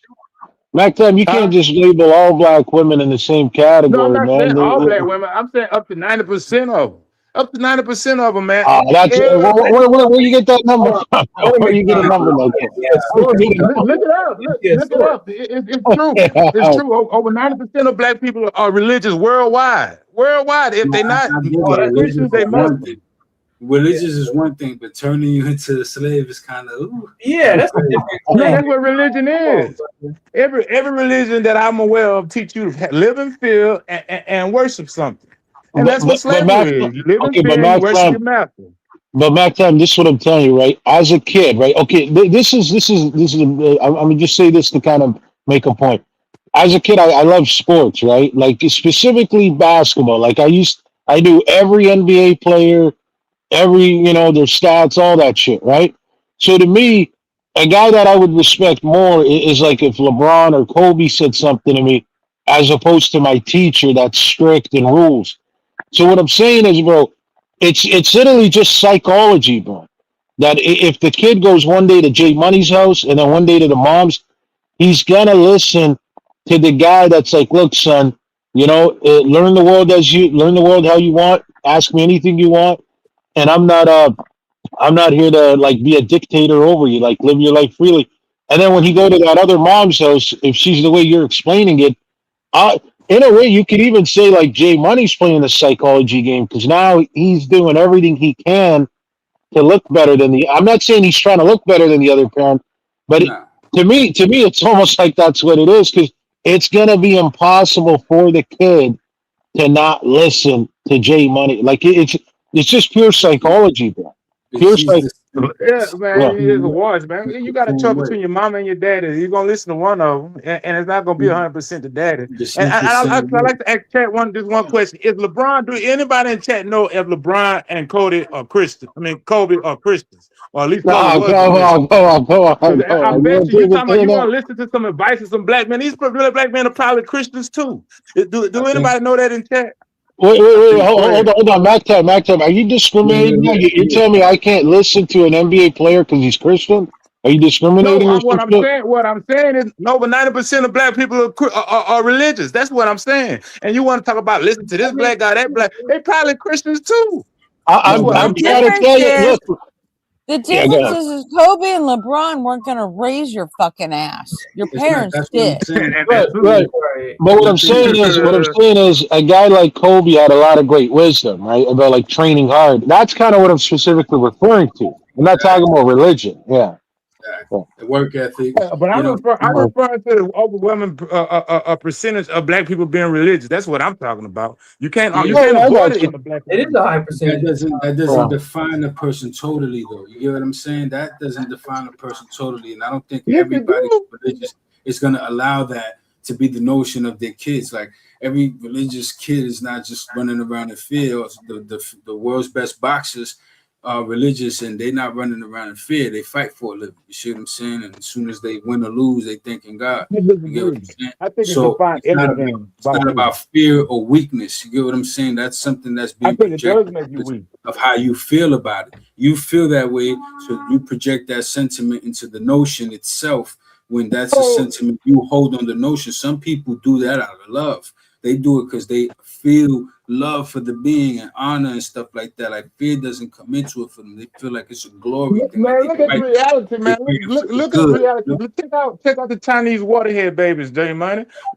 Chinese black waterhead baby dolls. Why do Chinese people have black waterhead baby dolls? I think it's because we in a weak if you position. guys are all like 100% supportive of your kids, of all the things that they want to do all the time, you just give it to them, no questions asked. I kind of fear for your kids when they go out into the world and get kicked in the fucking teeth that they're inevitably going to do. And they're not going to know how to fucking deal with it. They're going to run home to daddy even if they're like 28 years old. You're not getting it. I'm telling you, I do. Because life will kick you in the teeth more than once. I teach you got to know how to bounce back from that. Listen, now I'm starting with the physicalness. Like he already been doing karate for some years now. He's about to turn 7. He's been doing this. Like karate has nothing to. That's not even what I'm talking about. Then I'm gonna put him up in boxing. So he's learning the physical aspects of self-defense right now, and coming up and trying to make. I'm not talking about self-defense. Yeah, no, listen, I don't think it's following whatever your child wants to do. No, I'm following what she's saying. But that's what J Money said though. No matter what he wants to do, I'm gonna pay for it, and I'm always gonna be there till he's 85. If I'm still alive, I'm just gonna tell him he can do it and pay for it if I can. And I am not down with that. Like when he turns 16 and gets his driver's license and wants a car, you're just gonna buy him a fucking car? Yep. Okay, fuck that. My kids all had to buy their own cars and they had to pay for their own insurance. Like, you want that responsibility like a fucking grown up? You get out there, go get a job, and pay for it your goddamn self. I agree with that. And all of my kids did that. And you know what? They were all better off for it. Listen, I'm not gonna tell him not to work for his shit. That's not what I'm saying. That's one thing that he knows what to. He already talking about businesses he would like to do and start like that. Oh yeah, cool, boom, boom. I'm getting little things like that. Like we're gonna make little things like little makeshift items in the house and stuff like that. Bake certain things. He's looking like he want to get into business or maybe eventually selling something one day. I'm gonna get him into that. I'm gonna pay for all the business licenses. I'm gonna make sure it's there. So all you gotta do is make the choice. That's what I want to do. So as long as that's just send him to school and let him figure out how to do it on his own. That way he doesn't have to look back and see that, oh look, my daddy got all this shit for me. He's gonna do that already. You understand what I'm saying? And I don't give a fuck. I'm gonna teach him not to give a fuck what nobody says. Because at the end of the day, I'm his rock. You understand what I'm saying? I'm here to be his rock. It's an honor for me to die for him. You understand what I'm saying? So that's how I see it. No, I think we're talking about two different things. Hi, Kelly. No, you don't get it. Like I don't mind being his doormat for life if that's what it takes. Because I'm gonna carry that. I'm not saying beat your kids or hold them down or anything, but I mean, part of parenting is teaching them how to fend for themselves. That is exactly without you. Because you know what? He could get to 17 years old, and guess what? Both of his parents could get hit by a truck. You know what I tell him? Then what's he gonna do? He's on his own. You know what I That is getting kicked in the teeth. That is the shit that I'm talking about. You see how you don't listen? I tell him these things, how to conduct himself when I'm not around. You can't just tell him that and expect him to fucking deal with all that grief and still figure his shit out at 17, 18 years old. Goodness gracious, it takes time. He's gonna make mistakes. What I'm trying to explain to you is that he already knows off the foot that he could call us, that he could call me, he could call whatever. He already knows that. The point is, not if y'all got hit by a truck. No, listen, learning how to deal with things. That's what I teach him how to do. Learning how to deal with things and how to deal with people. You understand? If you're in a certain situation in school, how you handle that, what you tolerate, what you don't tolerate. I tell him right in front of his teacher, I don't give a fuck what it is. I don't give a fuck who it is. If somebody hits you, you hit them right back. You do like this, you close your fist like this, and you punch him right in the face. You hear me? I say it right in front of their teacher. You understand? His teacher. You understand what I'm saying? Because at the end of the day, we ain't here for that. If he don't want to get hit, he shouldn't be hitting you. But at the same time, I want you to be very respectful. You understand what I'm saying? And I don't want to hear that you was bothering nobody and stuff like that. I don't want to hear none of that. You understand what I'm saying? And he know what it is. That's why he's honest, because he knows. He like everything he tells me is always usually aligned with that. Like if I go somewhere and it's like the word is in the air, like people usually take his side. And like I see how he is. He's very honest because he knows he don't have to lie to me. I'm not gonna get mad at you. I'm not gonna do none of that. I'm not gonna do none of that. We can talk about it. You understand? Let's go have a conversation. You know what I'm saying? That's all I want to do. You know what I'm saying? I think that's very commendable, man. Instead of utilizing some corporal punishment or hitting the shit out of him, stuff like that, because that's very unfortunately that's very rampant especially in Black communities, and it's been shown that like corporal punishment and stuff like that with kids has very negative outcomes. It's just not good. Whenever your kid acts up, you don't have to spank them. You can talk them through it. Kids are way smarter than you give them credit for. Not you or anyone who has kids personally, but you just don't spank them. And with my nieces and nephews, my brother doesn't spank them at all, and it's been very good. You don't have to hit them just because they don't do things you want them to do. But there has to be consequences. There's got to be consequences, though. There is. Of course, yeah. It doesn't have to be. It doesn't have to be getting smacked around, but there's plenty of consequences. Yeah, No, there are like different tactics you can use, such as like keying. And keying is like I don't know. You could distract depending on the child, right? You could distract them with different objects or something, or you can. Okay, that's toddlers. That's a different thing. Okay. That's I would like to point out that I would like to point out that his kid is above that, is older than that, and I'm saying that I've been through all the ages of the kids. If he don't listen, he don't get no special trips. That's it. Like, and he wants those. You can't use a set of keys and pull a 12-year-old's focus. Trust me, 12? you can't do it. I don't know what to say. I don't know. And you're not getting it. Kids. You're not getting it. There are things that matter to him that he would not want to miss out on. You understand what I'm saying? That's what the part of being introducing him to things are. Like, yo, look, we about to do this. Boom, you gotta behave if you want to do this. There's requirements. You don't just get to do things. You understand what I'm saying? If you meet a certain requirement throughout the year, boom, you're gonna get to do this. Boom, and if not, damn, boy, you know what I mean? Let's try again. I get it, but you understand that kids growing up, part of testing part of testing the limits is part of being a kid. Yeah, but at the age of 12, like spanking them is not gonna. I didn't say spank them. I'm not saying that at all. Like when my 12-year-old fucked up, I took the fucking bedroom door off his room and I took away everything he fucking owned.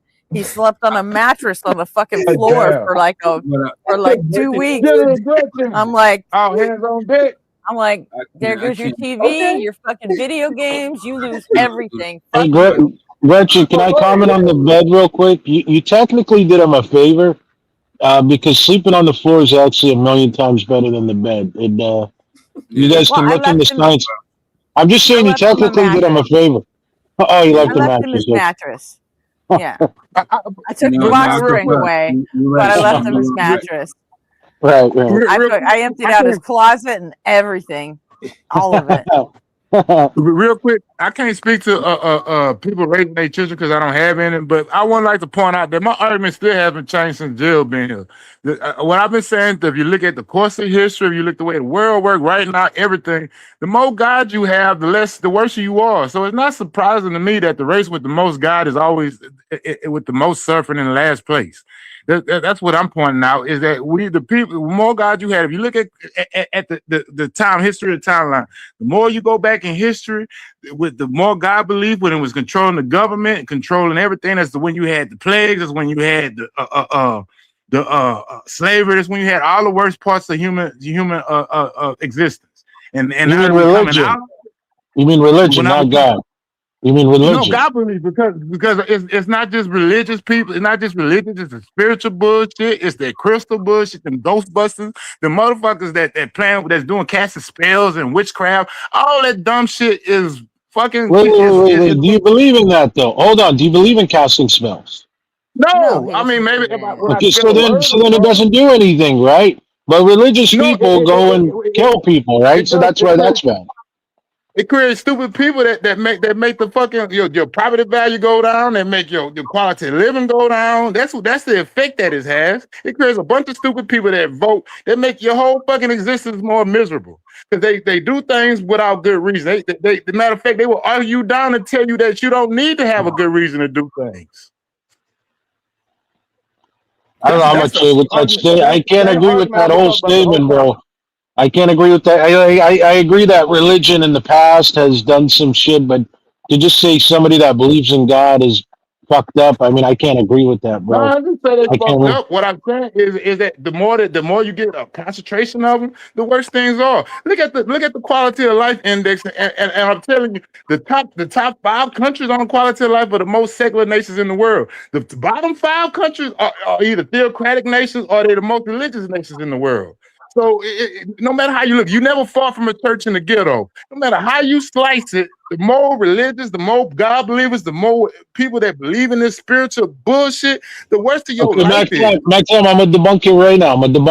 Right? The most God-fearing man I've known my entire life is my father, right? That's And this man, anecdotal. That's not the I'm That's talking. You talking about anecdotal. one no, but person? this is I'm what I'm talking about. saying. But just hear me out. But that man, Anecdotal okay, go anecdotal ahead. accounts don't debunk anything, is what we're saying. Well, I got you. Fair enough. But this is what I'm saying, right? That man has never harmed anybody. And the amount of times I've had my childhood friends tell me that he's like the best father figure they've ever met, like I've lost track, right? Until this day, all he does is help people. My point is, you're talking about shitty people, Mactab, right? No, I'm talking about statistics. No, All I'm we There's not no have talking to about. do is correlation. say he's the exception that proves the rule. And Right, I'm right. talking But what about groups of people. but if he is, if he is, right, I don't think that's how it works. I don't think it works for anybody Well, that believes in God.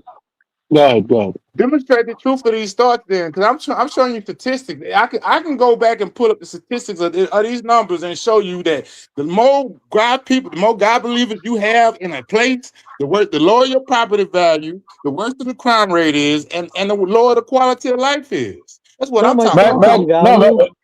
Tom, I didn't say I disagree with everything. I clearly said that yes, religion in the past has caused violence. I agree with you. What I'm saying is, you're talking about just people being sheeps and going with the No, herd. I'm not talking about people. I'm talking about groups of people, man. Get it right. I'm talking about groups of people. I'm talking about. I'm trying to get that on the biggest, yeah, that's largest what he massive scale means you can by look. sheep. That's what he means I by get sheep. I got you. But what I'm saying is, right, when you sit here and say if you automatically believe in God, you're one of these people. I'm saying you're wrong because No. it's not just these people that believe in God. You got people whose whole purpose of believing in God is conquering all that's bad within you and only within you, and not telling anybody else to conquer what's bad within them because you're so focused on yourself. No, man. I'm Now not that saying you're not nobody. going to I sit ain't here and saying. convince me that's bad. You're not going to No, convince me I'm not that's saying bad. no. Them When words you're Yeah. never came out focused of my on mouth. I yourself, you're never not said. focused on anybody else. No, I'm Exactly. not And You could. talking. you know, and then you get sucked into the whole God thing, and all of a sudden you're like, oh no, we've got to stop abortion because that's fucking evil, and God doesn't want us to do that anymore.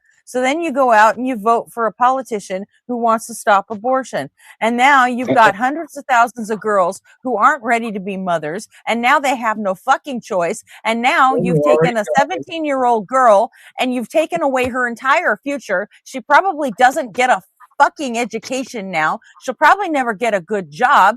If the guy that knocked her up isn't around anymore, she has no fucking support. She's probably going to have to go on welfare. And then on top of everything, that kid, probably unwanted, is going to have a shitty fucking childhood. So now you've fucked up 2 lives because you believe in God and your pastor said, hey, go vote for that fucker. That's how shit gets fucking. That is how our quality of life goes down. Thank Yeah, you. but we're not talking about a choice of sex. And that happens every single day in this country. Yeah. Every single day, and it's getting worse. So you okay? So I mean, obviously, from the sounds of it, Just one example. you're pro-choice from the Sorry, sounds of it, right? I don't mean to yell. I just get like passionate. Yeah, I got you, but it seems like you're pro-choice from the sounds of it, right? Now, I don't know if you guys want to get into this subject, because I think the life of a 17-year-old girl is more important than a clump of cells that don't fucking mean anything and have no fucking brain. Yeah, but wasn't that girl? But hold on a second. Wasn't that girl a bunch of cells at one point? That 17-year-old girl, wasn't she a bunch of cells at one point? But she made it past that. We're Weren't not talking we about all? something. But wait, hold on. What do you mean? But she made it pass? How's that relevant? I thought you're now shitting on a bunch of cells. No. But Mac time, just hear me out. But you just shitted on a bunch of cells, which that girl was at one point. But I don't get it. Is she relevant now? But when she was cells, she wasn't relevant. What's your point? She's had 17 years of life invested in her. Yes, she's more important than a clump of cells that can't feel, think, but or that's do your anything. opinion. That is your opinion. That is your opinion. You know why it's my opinion? Yeah. Because that's fucking science, dude. Harboring the fetus or even clump of cells, yeah, of course. I don't even know why this is controversial. Yeah, of course the woman's body is more important. I mean, all right, but you guys believe? Okay, okay. This is. Did you know that? Go ahead. Did you know that 1 in 4 pregnancies end in miscarriage anyway? Yeah, but that's not the point of a pregnancy. Who's crying for those? That's not the point of becoming pregnant. You become pregnant to conceive a child. It's not to think the worst. No, people don't always become pregnant to conceive a child. You don't always become pregnant to conceive a child. Gretchen, my mother's Lots of people get pregnant by accident.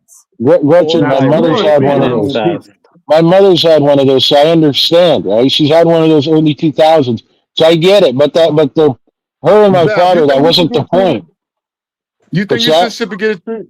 Do you think you still should be getting treated like a lump of cells? Do you think you should be treated like you was treated in the first grade? Because as you graduate through life, you achieve different levels and you get treated different ways. No, I just don't believe in giving up. I just don't believe it. It's just I believe if a life gets born into here, even if it's at the fetus stage, I think we should go through with it. This has nothing to do with a God or not God. Did you see? I just think we should go through with it. Born here, even if it's a fetus. Why? Why would you want to? What if it was your fucking daughter? Why would you want to ruin the rest of her life for that? If it was, listen. Wait, just because your opinion? Did Sam just say? Did Sam what if just she say? Didn't want to?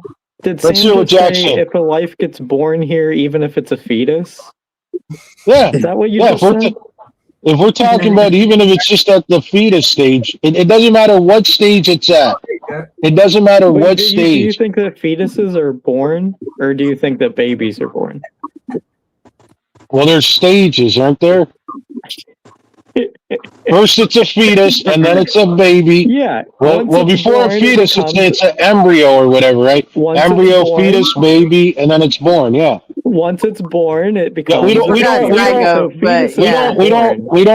Like, we're not trying to get into the wording right now. We all understand what we're talking about. Kind of makes a difference, right? Because after it's born, it's not. We're all aware. We're all aware of the difference, right? So when Gretchen was talking about cells, sound like you were. no, we are, because Gretchen was. We are. Gretchen was talking about cells and into reference to a 17-year-old girl, and I said I value both equally. That's really the point we're getting at. You can't though. You can't. Oh yes, You I can't can, value both and you equally. can't tell me No, what I you can and can't do. Yes, I can, No, and you I can't will. because I will what value a cell. Yes. But you got to take into all the account everything that you're doing. You're Yes, fucking up the I rest am. of a young girl's life. She's gonna be, her body is never gonna be the same. Did she choose to do that? Wait, Gretchen, did she choose to do that? Yes or no? Not in all cases, no. Maybe not. Okay, Maybe not so have a so baby. in the cases where she didn't, that's where I agree with it.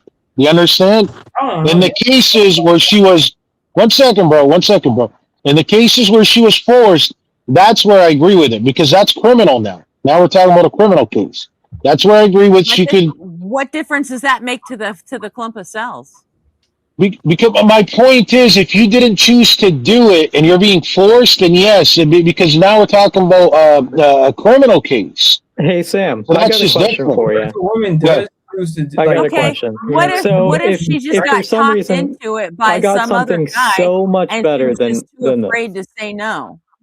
So Well, Sam, if you that is. Hold on, Jack. that Let me happens answer Gretchen. every Let me day. answer Gretchen for. Just Every wait. day, and it's not even considered rape. It's just Well, the thing is, those kind of cases eventually they do go to court as well. These type of things. So it's no, they probably don't. going to. No, they Yeah, they don't. Most could. girls never say anything. Most don't, but Most some. girls But some never end up going. say anything. Some end up doing. Some end up going through with it, right? They end up All right, some, that's a going better on. word. What's that? You said some. Most cases don't in any type of thing. Most cases don't go to court. Yeah, Murder, it would have just been bad wording on my some part. But cases, yeah, some is a better word. More right, accurate. Go ahead, finish your right. thought. It's just bad wording on my part. But yeah, I've heard of cases where girls after the fact say they were AR'd, essayed or whatever. I don't know what we're allowed to say on here, but the essayed, right? They say that after. So again, that's where I take that into consideration as well, Gretchen. Right, where if you didn't consent to it, That has nothing to do with it at all. what do you mean it At doesn't all. have nothing to do with it? What are you It doesn't talking have about? anything to do with it.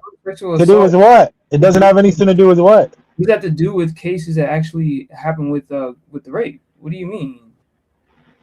She just said that some girls get talked into it, right? And I told her What if it's just a girl who had a boyfriend that was just pushing for it for a long time, and she got weak and said, "Just get it over with," and boom, she's pregnant. Again with that, All of a sudden, that's her fucking fault. Again with that, I'm trying to answer her. Right quick. Not even. I had a That's not question even first. considered sexual assault. No, go ahead. My bad. In my eyes, it is considered sexual assault, Gretchen. In So I would your eyes, agree. not in the eyes of the law. Right. You got to keep in mind, religion trains these girls to submit to the man. It really says that in the Bible. You got to. The religion trains the women to submit to men. I said nothing about that. Wait, I said nothing about the Bible. I don't know why you're bringing the Bible into it. I said nothing about the Bible. I said nothing. I said nothing about the Bible. You know what? Popular media, the internet, social media, everything trains girls to submit to men. Yeah. I mean, but nowadays women are taught. We are 4 years old. We are taught to submit to men. Women are taught to be independent nowadays, and all I see is independent Not at women. all. I'm just being honest. So full of shit. I'm not full of Not at shit. I all. see a lot of independent women. But I that see a lot of. doesn't mean that they are that they're absolutely institutionalized. It's not even the majority. It's not even the majority of content out there. I don't know where you live, Jack. I don't know what. Dude, you're talking about content because you never leave your house. I'm talking about the women in my life. What? The amount of independent women I see out there. Yes, let's talk. Never leave my house. Dude, let's talk about real women. Part of the problem. You're not seeing Where do you think I am right life now? and the people you know. Literally, my best friend fucking hates the Trump administration, and she loves third wave feminism and all that shit. She's like one of my best friends. Very smart. Went to top university or whatever. So I don't know what you mean by that.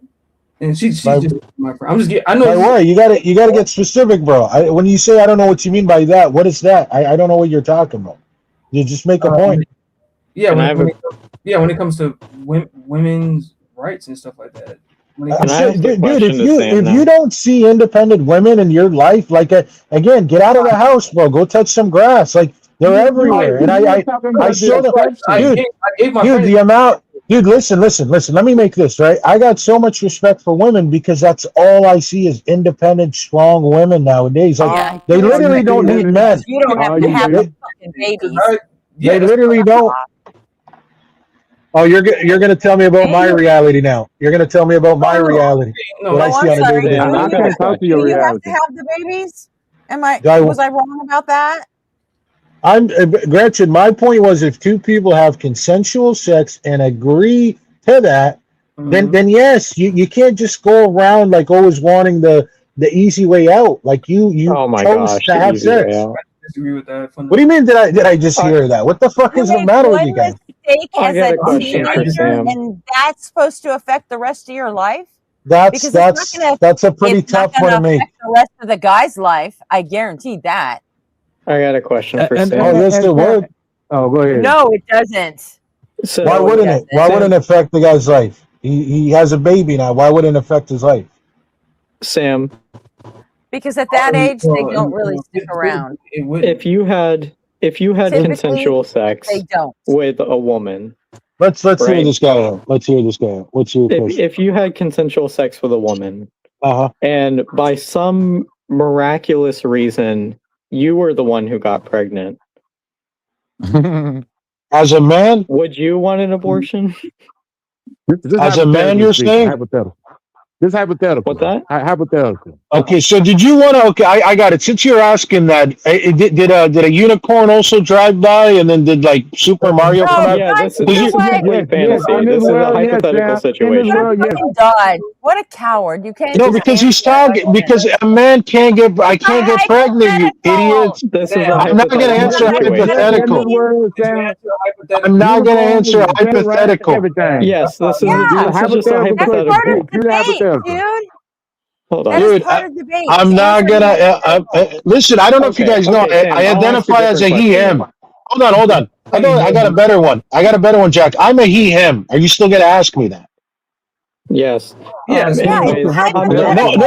You're not gonna. I'm not gonna answer that as a he/him. Knock it off. Knock off the dumb shit. Knock off the dumb shit. Knock off the dumb shit. How about that? Knock off the dumb shit. Yeah. But Sam, you're not talking about. How about we talk about you getting pregnant? How about okay, Mac time.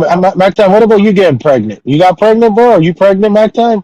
You got did somebody go raw dog all up in you? Hey, Mac time, did somebody go raw dog all up in you in jail and get you pregnant? Like, stop with the dumb shit. Stop with the. Did some man violate you? What kind of stupid ass question is that? Sam, did you eat breakfast this morning?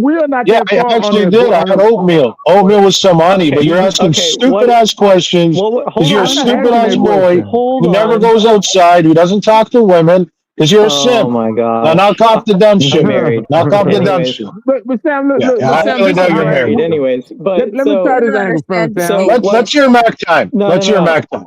Sam, let's hear Mac time. You did not eat Mac time is not talking fairy tales. Let's hear Mac time. I'm gonna let Jack go. Oh my gosh! If you didn't eat breakfast, what would happen? If you didn't eat breakfast, what would happen, Sam? If a unicorn didn't go in your house, what would happen? I don't know. If a unicorn didn't fly in your house, what would happen? Right? Let's hear Mac time. Let's hear Mac time. If your neighbor didn't bang your wife, what would happen? I don't like what's with the stupid questions, bro. Come on, Mac time. Go in, Mac time. You got the floor, Mac time. He's just not going to answer my questions. Yeah, he's not. I'll answer real questions.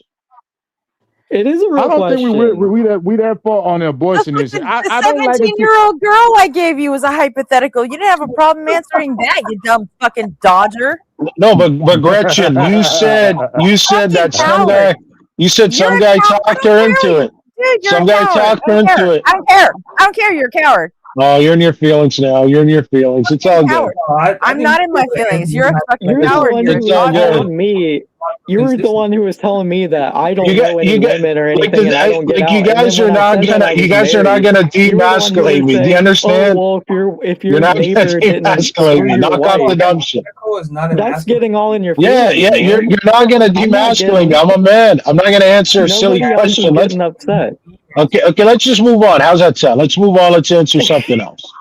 Let's move on. Why? Because you're in your feelings? What? And you got caught up? Hey, Git, why can't you answer Get it? caught up in your feelings? Your life, Why can't you? probably your kid. Yeah, Just so your feces feel better. Why are you guys shoving your agenda down my throat? Why are you shoving your agenda down my I'm throat? asking you a question. Why Go would you be more willing to ruin the life of a 17-year-old girl, destroy her future, and probably destroy the life of the child that she's going to be forced to bear, just so your fifis feel better? Again, I said if she was forced why are into your it, fifis more important than her entire future? I said if she was convinced into it and she regretted it, I consider that SA as well. And then she That's not the way the law looks at it. I get it, but in my opinion, she should go through with it, right? Where she gets an abortion, because that's what we're talking about. But again, if she went with her boyfriend and they both had consensual sex, then at the end of the day, like we're all aware what happens when you have unprotected sex, right? If it's at the right cycle, But if they have protected sex, then the condom broke. Yeah, that happened. well, they say that on the condom as well. It's literally in the fine print that you could still get pregnant. It says it there. Oh, so the rest of your life gone because their product didn't work? But it says it right there, does it not? Does it not say that there's a chance it could still happen? The seatbelt sometimes fails when I decide to drive in a fucking car. It doesn't mean that I yeah, but like ultimately. Yeah, and if you get in an accident, dude, if you get in an accident, then you get in an accident, you're gonna cry about it again. Like I got an accident in December, dude. Yeah, of course. Like, I'm gonna cry about it. yeah, if you're gonna get in an accident because your seatbelt didn't work, you could probably sue. You could probably sue the car company. I'm sorry, are you answering a hypothetical, Sam? Can you sue Trojan because the condom broke? Guess what? You can't. Because it says it in the fine print that it's not 100%. It says it in the fine print. So to protect the fine print and your fifis, that doesn't make this whole argument boil down to individual choice at the end of the day anyway. Choice. It's all down to individual choice at the end of the day. Everything boils down to that. Yep. Everything. So like abortion and It all doesn't this matter stuff, whether like, it's consensual or not. It's been going on since the dawn of time. Like people have been doing this shit within religions, without religions, whatever you want to say. Like it's been going on all over the time. Like so, it just boils down to individual choice. Okay, let me turn them down. And there we go. We're bringing this epistemology from the past. We don't got. What happened? What the heck? Did something just happen? McTime got raptured. Time got raptured. That happens from time to time with McTime. I think he has shitty Texas internet. He's got that MAGA Wi-Fi. He's also got that Texas electric grid. About the whole idea of like even kids today and all this stuff, like the stats and all don't show He much says control. that better. Well, yeah, the stats today don't show much, like as far as like forced control over sexuality of men or women or anything like that. Like, because like people are having less sex, women are choosing to have less children. So in general, that goes kind of against your argument, Gretchen. Hold on, I'm dealing with something else right now. I'm not. Yeah. No, I'm sorry. Fair enough. You said women are deciding to have less children? Well, yeah, look at the stats over, dude. Look at the stats over. All right, Sam, I need you to say something, please. Yeah, what's going on? What happened? I'm just doing a sound check on you. Oh, shit. Oh, no, you got the DEA on my ass now. No, it's just chat was saying that you're louder than everybody else and they couldn't hear anyone else. Oh.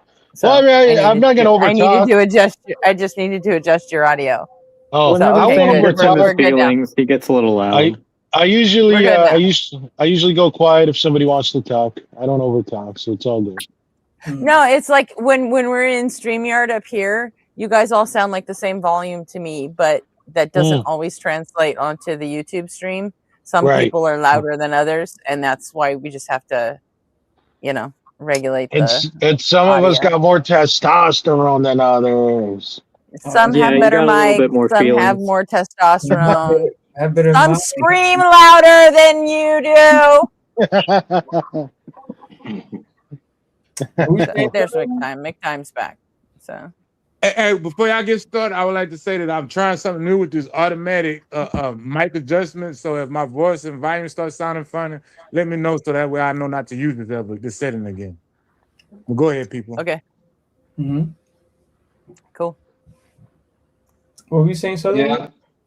Yeah, I was just saying, like, if you look at the trends of individual choice over the last 20, 30 years, like, it goes against, like, the old enforced social norms as, like, patriarchal traditions and all that shit. Like, it's not really as visible, definitely in our modern context. Like, people are having kids much later. Women are choosing to not have children throughout their 20s, and that's their choice, that's fine. But it goes against the narrative of, like, forced control and stuff like that. Well, did y'all hear my point? How much of my point did I get in before I fat finger my phone again?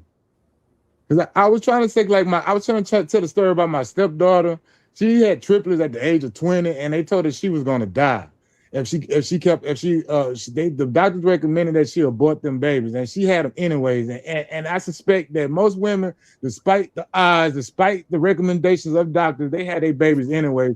And I would like to afford them the right to have an off ramp or that freeway. I'm not really big on abortion itself. I kind of side with Sam point that it is life, but I figured that Roe v. Wade was the excellent compromise to where after the first trimester, we prioritized the life of the child. But the first trimester, the woman had an off ramp to get off of that head-on collision with life. If she didn't feel that she was up to the challenge, she had a choice there. And I thought that was excellent compromise.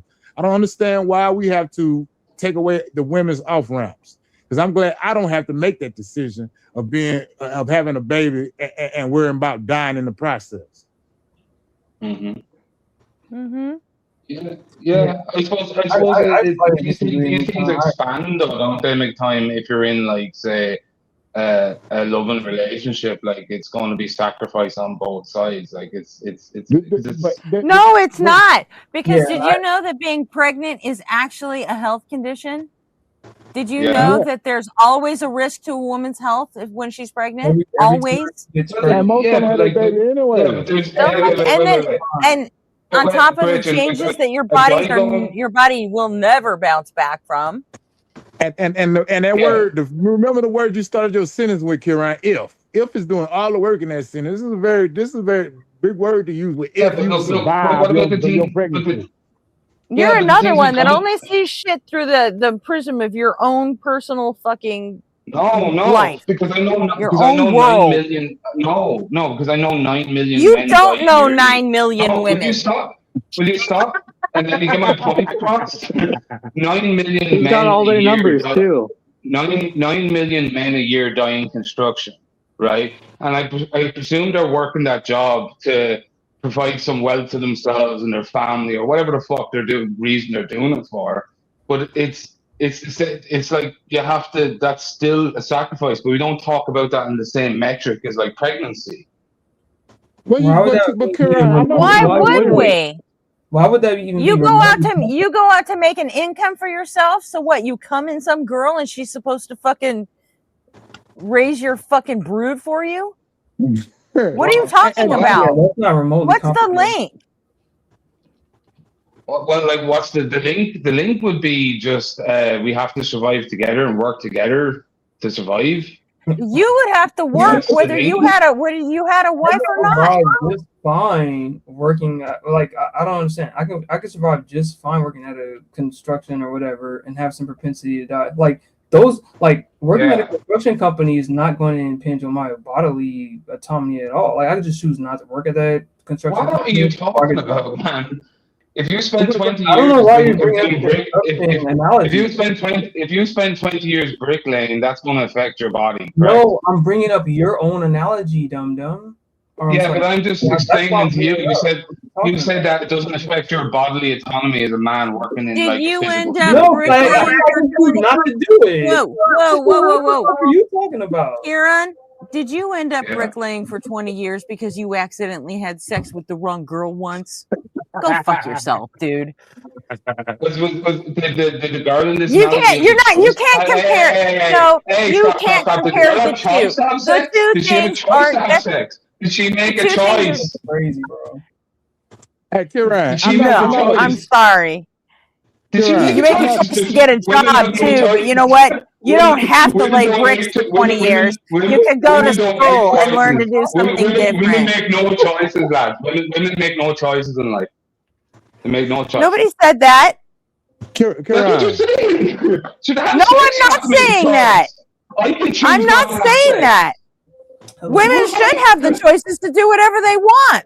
That includes not having a fucking kid if they don't want to. And I'm not against And that. not wanting to I'm have a not- kid doesn't mean she doesn't ever get to have sex.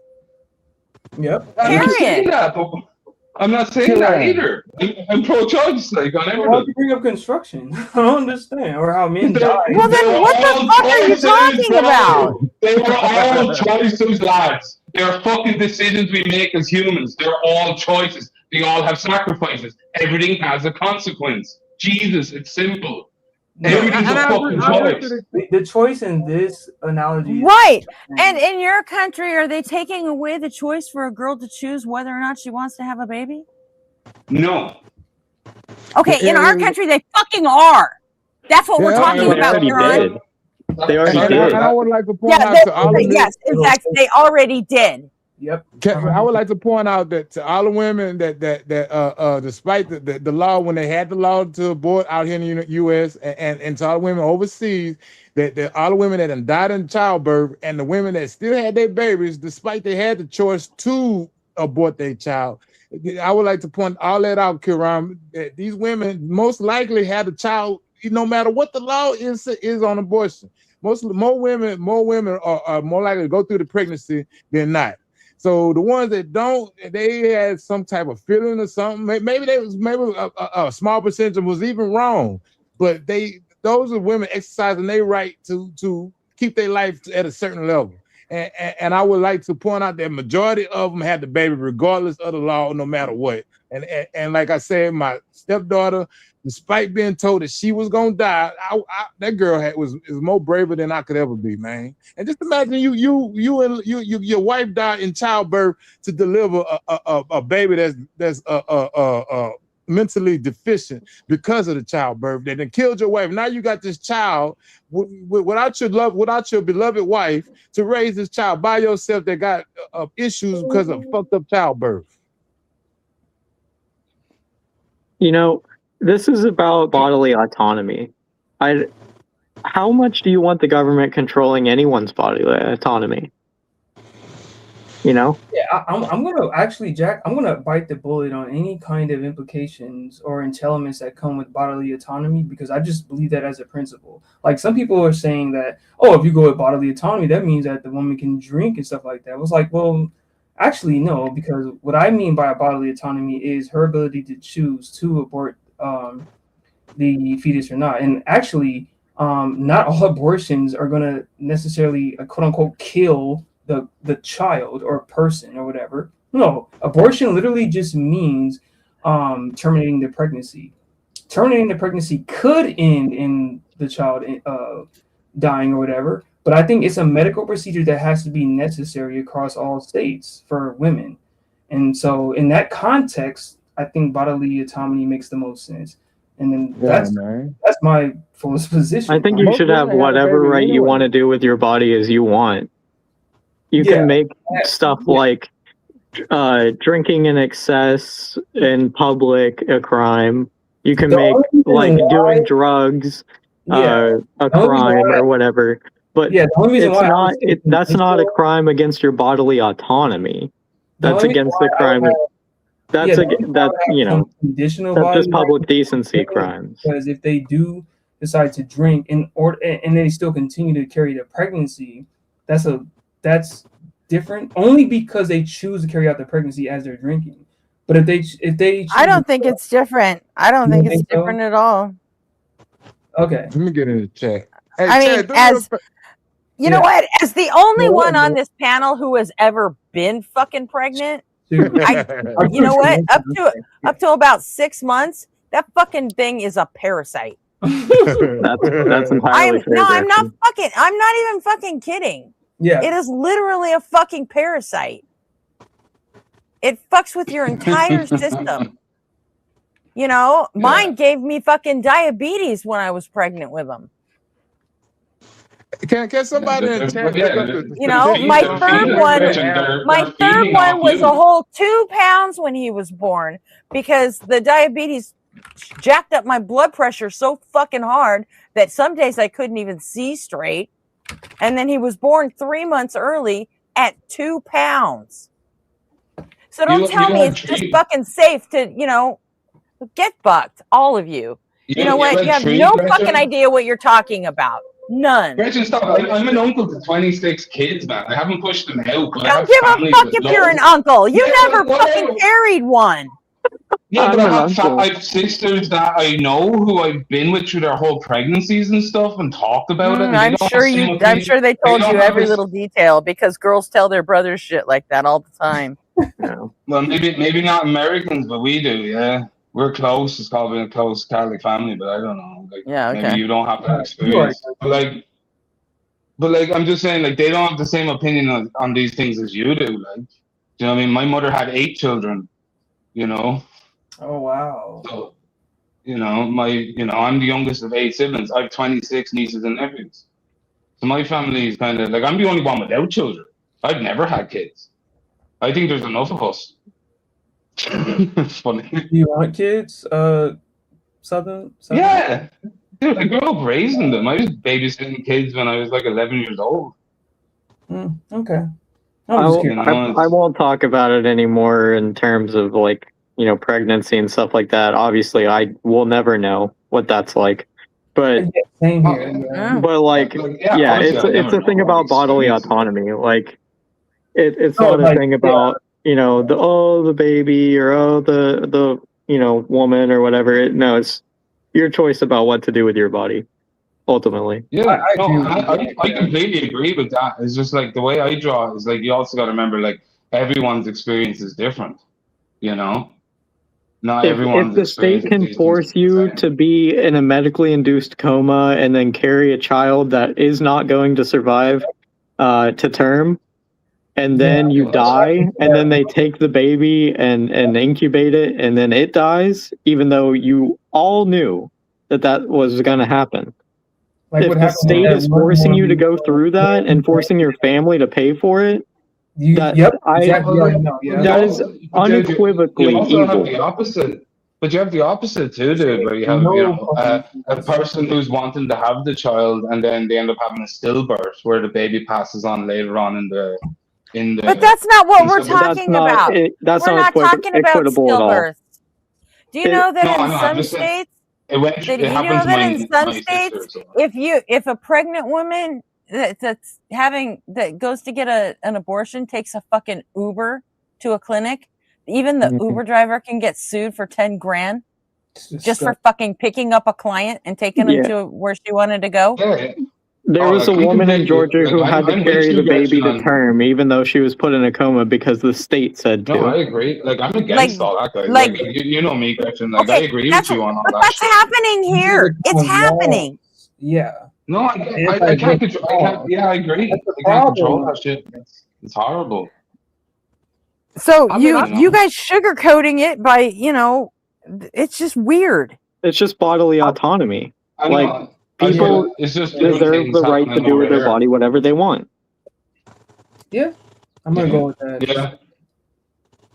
I would like somebody to look up the I can admit anyone that says they're pro-life isn't pro-life. They're forced birth. That's what they're for. They're for I'm forced not too birth. big on abortion myself either, but I'm glad I don't got to make that decision. And I suspect most women have their babies no matter what. No matter who's selling what, if they're gonna live, they're gonna die, if they're gonna be the child gonna have problems for the rest of their life. Women do, I think, but it's all about. I'm looking for the statistics so I can quote the statistics because I don't have it. I can't touch my phone without it kicking me off the panel.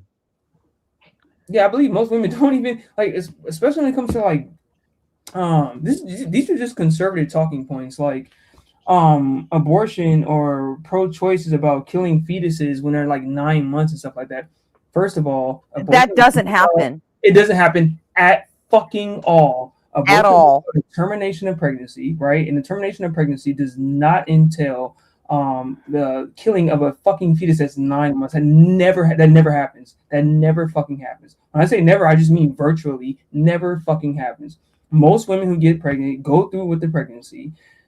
Pro-choice decisions is all about offering a choice to women as a medical procedure, as a choice, because sometimes they fucking die, right? Sometimes they fucking die. And I'm of the opinion, and I know this is unpopular, I don't give a fuck if she had 111 abortions, even if it was just having casual sex. I don't give a fuck. It's her body. Exactly. Like, but mostly it's a medical choice, but it's her body. I don't give a shit. I don't care. Most women go through the pregnancy anyways and give birth. Majority of women do. They do I got anecdotal evidence. The one woman on the panel What the fuck? gave birth Karen, to you're her already kid. on stage. How did you get on here twice?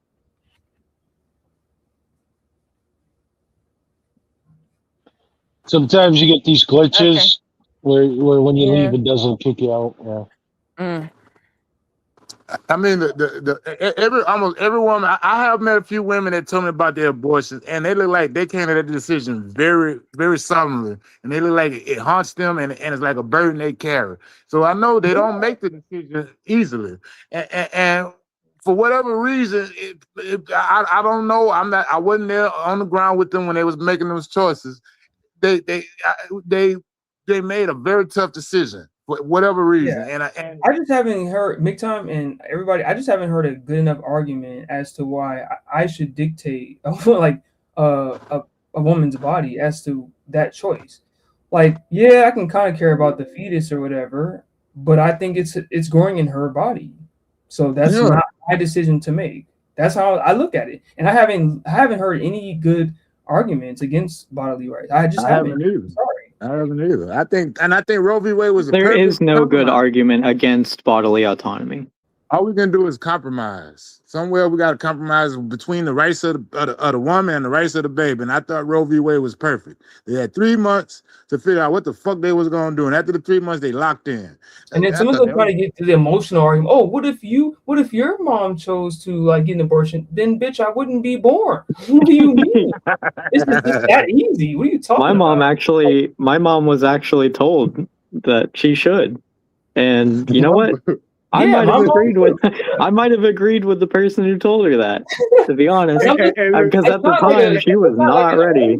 It's like, okay, consequently, I wouldn't be born. Okay, next argument. Like, what do you mean? I would have lost out on so much suffering and pain in my life if I didn't go through that. You know? Yeah, I mean, the point is like it's just. I think it's still up to the I don't want to woman who's carrying the child. I don't know. I just haven't seen anything. And then we look around, almost every woman we see had their child. There's over 10 billion of us, so we don't need more people on the Most of them do anyway, McTime. When I say they, I just mean, yeah, it happens anyway. This is so stupid. I hate these. The one woman on the panel had her kids, and I bet you almost every woman in this chat had their children too, the ones that got kids.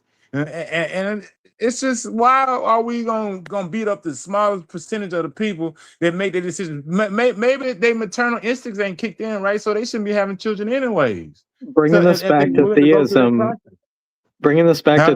the Christian nationalists always go with, oh, well, all the Muslims are gonna overbreed us or whatever, or outbreed us. Oh, yeah, that's a problem. We can't prosecute a war from a position of weakness because we got overpopulation over here, and we don't have the supplies and the stuff to build the war machine to defend ourselves either. So what the hell? It's also not guaranteed that your children are going to have the same beliefs as you when they grow You up. know? So like 100%, yeah. But they got the Well, indoctrination translate domestication thing that that they way. do. They don't translate genotypically. Like, But yeah, because I share a bunch of beliefs that don't coincide with my parents at all. Right? You gotta admit though, Christian indoctrination / domestication is fairly effective. I want to say what 80 to 90% effective. Most people that go through that in training stay Christian. Even they come with like that song that Gretchen made. I used to be atheist. Even if they go through that period, they go back to Christianity because it's fairly effective. To make time. You know what's so interesting is that I need to look Oh, up more look. studies on this, but Another one who's never had a child. Let's go. Oh, Dad knows best. This is definitely not John. Yeah, that's John. Oh, it is. Oh, John, I can't hear you. It's Oh, John, partially you have John. shit connection, man. You have to come back. John, abort your connection. We can't even hear you. John, You're gonna have to drop and reconnect, dude. We can't hear you. No, Gretchen, this is not the John. There's no way. Yes, It it's is. John. It Oh, is. Okay. I think this is John on his phone. Oh, You sound like shit. Oh, my bad. Am I okay? Hold on.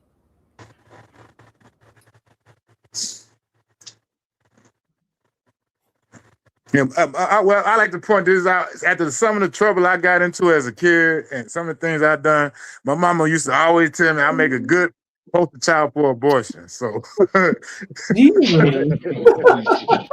is some dark fucking humor right there, bro. So, hey, Yeah. you know, some of the women might be looking at their children regretting that they went through that pregnancy.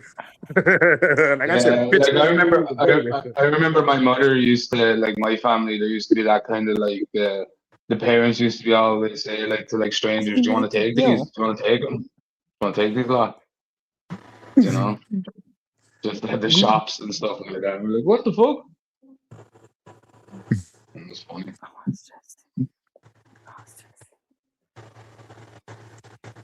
What's going on? I don't know. It just got really quiet. I think I hear some whispering. I don't know what the hell happened. I would like to ask Gretchen, have your children ever did something? Oh, you already know what I'm going to ask, huh? Have your children ever did anything that you made you regret having them going through that pregnancy and birthing them?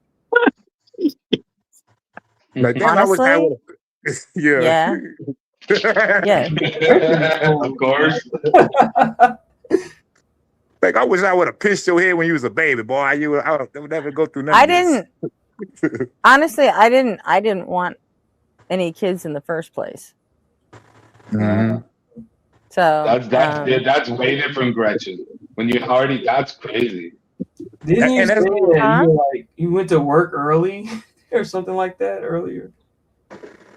Because I didn't want any kids, but I was in a position. I was active duty military, and different rules for us then.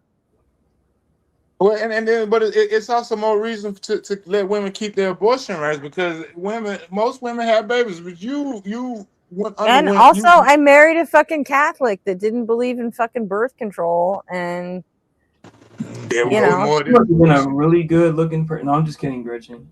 Yeah, he looked like Tom Brady. I was 19. I was fucking dazzled, you know? It's like I'm joking. Fucking player. No, I get it. I feel like a woman. I feel like a coward to the strength of women. I don't know if I can ever. You know, I did what I did and give up ambition, skill, talent. Of course, now, Gretchen, you know, were you in the military? Were you in the military young? Was it like 19, 20? Was it? I went in at 18. Me too. Ah, right. Yeah. And my mom went in at 18 too. Before we gave much drink. Sorry, not 18. She had a kid. She got pregnant at 18. Oh, okay. Yeah, I think my mother had her first child at 16 and got married. Most of these women on an abortion issue, most of these women sacrifice ambition, talent, skill, everything, just so they. Because I do believe that maternal instinct is real, and for most women just take over, and they will sacrifice life and limb to have their babies. And for the ones that don't, it's nothing wrong with that. Let them have their off ramp for the first 3 months at least. At least, because all you're doing is creating a freeway with number head-on collisions. Yeah, I'm arguing for the freedom. That's all. Like, even though I'm not a woman myself, but I like. Again, like you said, McTime, like most women are not having these kind of casual abortions anyway. Most of them will either, I say most of them, most women are either going through with it or they're having miscarriage and stuff like that. But it's not like, oh, I'm going to have sex and then I'm going to have an abortion. I'm going to have sex and then I'm going to have an abortion. That's not happening. There's no evidence for that happening. Like little soldiers. They like soldiers. I just think that women should have the choice. That's all. That's it. Yeah. I don't like abortion. I don't like it. Either. I'm not big on it. I think the baby do count for something, but hey, these women are doing it.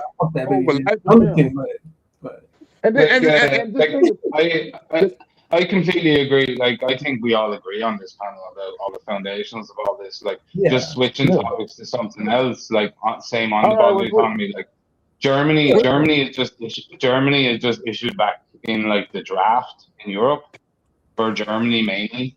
And like, would you also be against that on the same grounds as bodily autonomy? With the draft? Yeah, in Europe, yeah, Germany's bringing it back.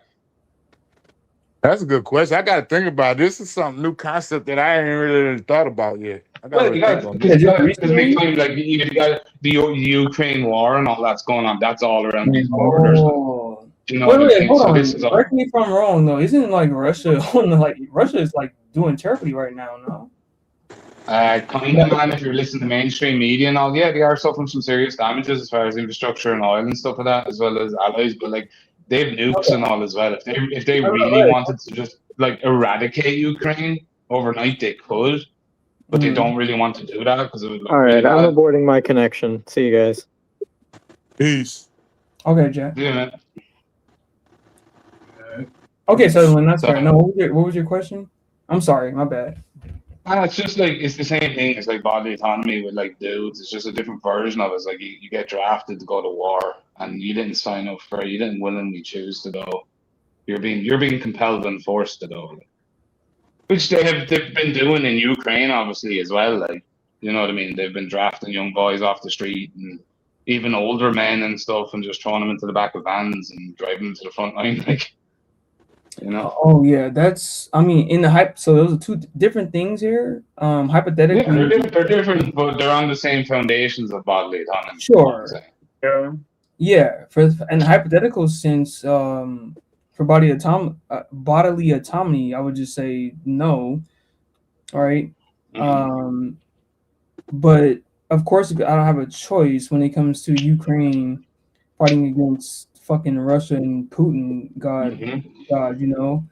I mean, I would just have to, you know, like I'd be like all men, at least in a certain age range, have to sign up for the selective service. I don't know what the age range is at least in the U.S., but yeah, like I would just be like Ali and like I'm just not gonna go, especially if it's just an unjust war. I'm just not gonna go. But I think that, as far as I understand, you can correct me, Sutherland. What Ukraine is doing right now is just going against fucking Russia, and what Putin is trying to. Yeah. Ukraine is tearing shit up right now. Yeah. It's No, so correct me if great. I'm wrong Like, too. the last few days, man, Ukraine is fucking taking it to fucking Russia. It's awesome. Yeah, they're fucking destroying them with the drones, but just the drones I into all the know. oil infrastructure. They're just So fucking wrecking cool. it. But So also, cool. I'm actually shocked. I'm actually kind of shocked. You know, I think Putin kind of fucked up with his air defense setup. Like, I don't know what the fuck he was thinking with his air defense setup. Like, that's really bad. Like, your main infrastructure is not being covered by air defense. Like, what the fuck? Well, why did Putin go to fucking in Crimea in 2014 to fucking begin with? Like, why is he? You know, maybe these are dumb questions. But why is he? I think Russia started this shit. No, or am I wrong? Yeah, here? yeah, but No, Russia the way you gotta started look it. at it, Yeah. the way you gotta look at it, think of it as the same as Trump and Greenland, same shit. Oh like, Yeah, it's like and right now there's a mass exodus of like ethnic Russians that live in Crimea. There's just a mass exodus of fucking people out of Crimea now because Ukraine has like unleashed hell on all the power substations. Yeah, in Crimea. It's like because like Ukraine's like, you know what? Fuck this. We're not just fighting for. You know what? We want fucking Crimea back, bitch. Let's go. You know, it's like at this point they're like, yo, they got nothing to lose. You know, so I mean, power to them, man. Because their only problem is they're out of interceptors for like the Patriot batteries, and you know Trump's dragging his heels on that shit. But so they're still vulnerable. They're still vulnerable to like cruise missiles and ballistic missiles, which Russia still has. And but as far as like drone shit, yeah, they can fucking wipe out 95% of that shit. Damn. And then of course, since Iran's popping off, then like more than half of Russia's drone capability was coming from Iran with the Shahed drones, and now they're not getting them anymore because now we're fucking up Iran, so they need them. So they're just not supplying Russia with the amount of drones anymore. So yeah, they're basically stuck with just using their actual missiles, which I mean half of them are fucking old and duds, but I mean the ones that do work. Have you heard They about work quite well, and Ukraine doesn't have the interceptors to take those out. But have you heard about Ukraine's capability to hijack those missiles in mid-flight and send them back to sender? Because I was watching the Ukrainian propaganda channel, so take this with a grain of salt on their channel. But remember, not all propaganda has necessarily to be false. Some of it can be true. But anyway, they were showcasing how they was able to, if it benefits your side, it's truthful. Yeah. They had intercepted Russian missiles in mid-flight and turned them around and sent them back to Russia, and they blew up the site where they came from. And they even blew up one missile because it was heading towards a apartment complex, according to that. No, they have the ability to do that with the drones. No, this was missiles though, right here, Greg. That's what I'm talking about. But yeah, they too. They don't really have the capability to do that with missiles. Yeah. That's why Kiev just got fucked up with like 4 missiles like 2 days ago. They don't have the capability to reroute missiles, especially like ballistic missiles, because there is no guidance on those. So those are just giant bullets, you know. There is no rerouting those. Well, like I said, I seen it on the Ukrainian propaganda channel. I believe it though. I think they did. Maybe it was a set of missiles that they had with the cruise missiles and ballistic missiles. The only thing you can do is shoot interceptors at them to blow them up. That's it. That's all you can do. Okay. Well, anybody check? Can y'all look that story up for me? Overall, right now, Gretchen and Sutherland, do you guys think that Ukraine is pretty much successful at the point where they're pushing Russia back, even given the fact that they've had the missile strikes in Kiev? Like overall, what do you guys think? Yeah. Well, I'm very skeptical of. I'm personally very skeptical of making fucking absolute, like, you know, who's going to win this and who's going to win. I don't know. Over time, it depends. Like I see currently now, what could change the flux of this is like political opinion changing in Russia amongst the normal people, not really trusting in Putin's strong arm leadership anymore.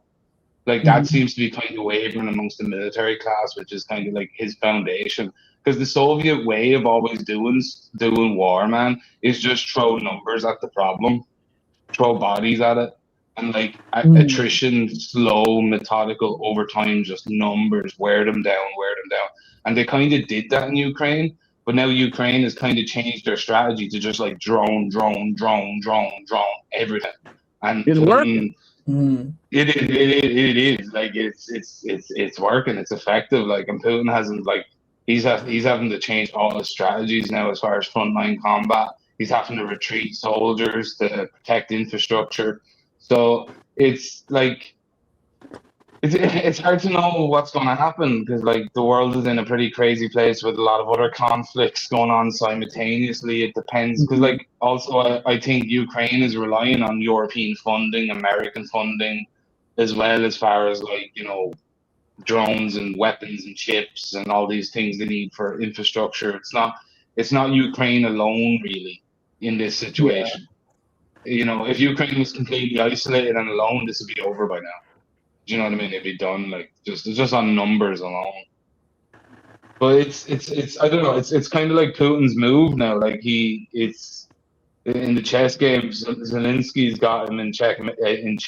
He doesn't have him in checkmate, but he's a good analogy. I think that's a really good analogy. Yeah. So you don't know, like it's like 'cause if he wanted to wipe it, like he my main thing, I think he wants to take Odessa port in the Ukraine region, which like controls all the like shipping out of Ukraine, oil and stuff, feeds Africa and all this stuff with grain and food resources. So it's a big chess game at the moment, like going on with all that, and like obviously Europe and NATO. We're not just going to let it kind of happen either. That's why I brought up the draft in Germany. Like that's why they brought it back because they need soldiers for the coming future by 2027.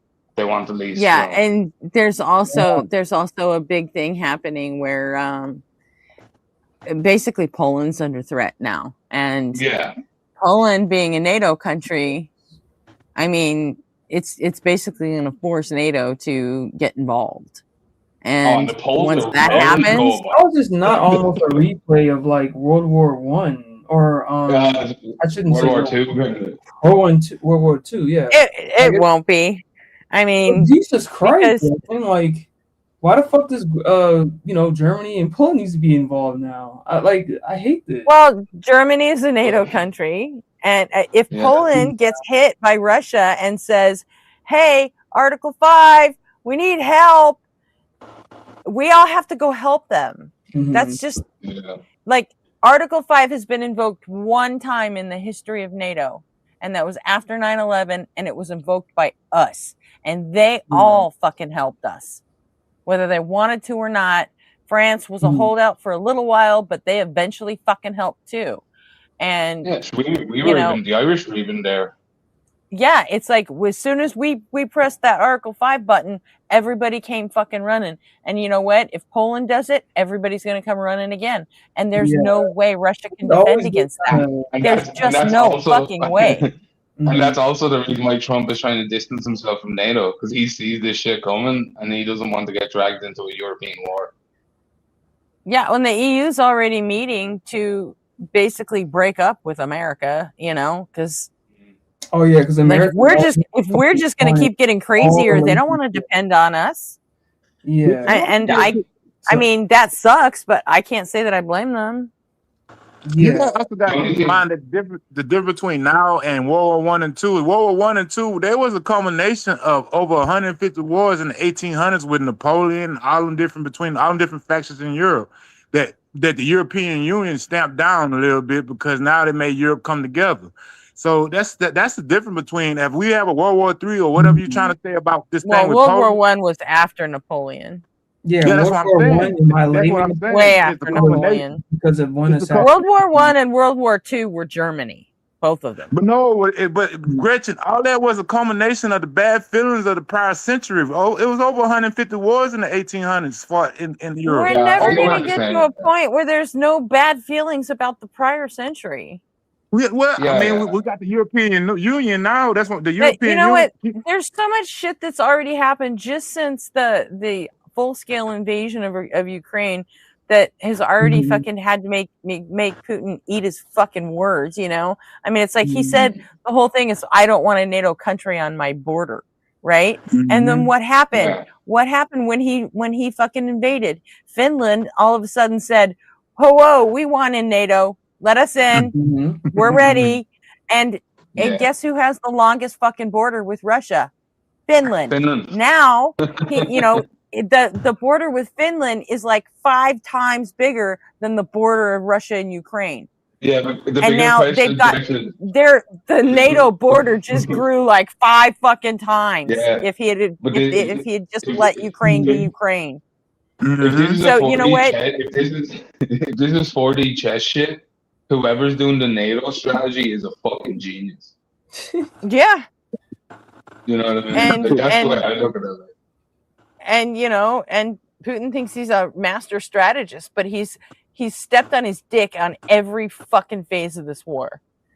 And Yeah, I think he's just going to keep just doing so it. obsessed. He's going to keep doing I it think because if he loses, his own people are going to take him out and fucking shoot him. So, like he has his to. real justification, Gretchen, though, where he fucking historically comes from, is like he goes, well, this was all our land, like this was the USSR, like, you know, Right. that's He the wants way to he he put- wants you to know?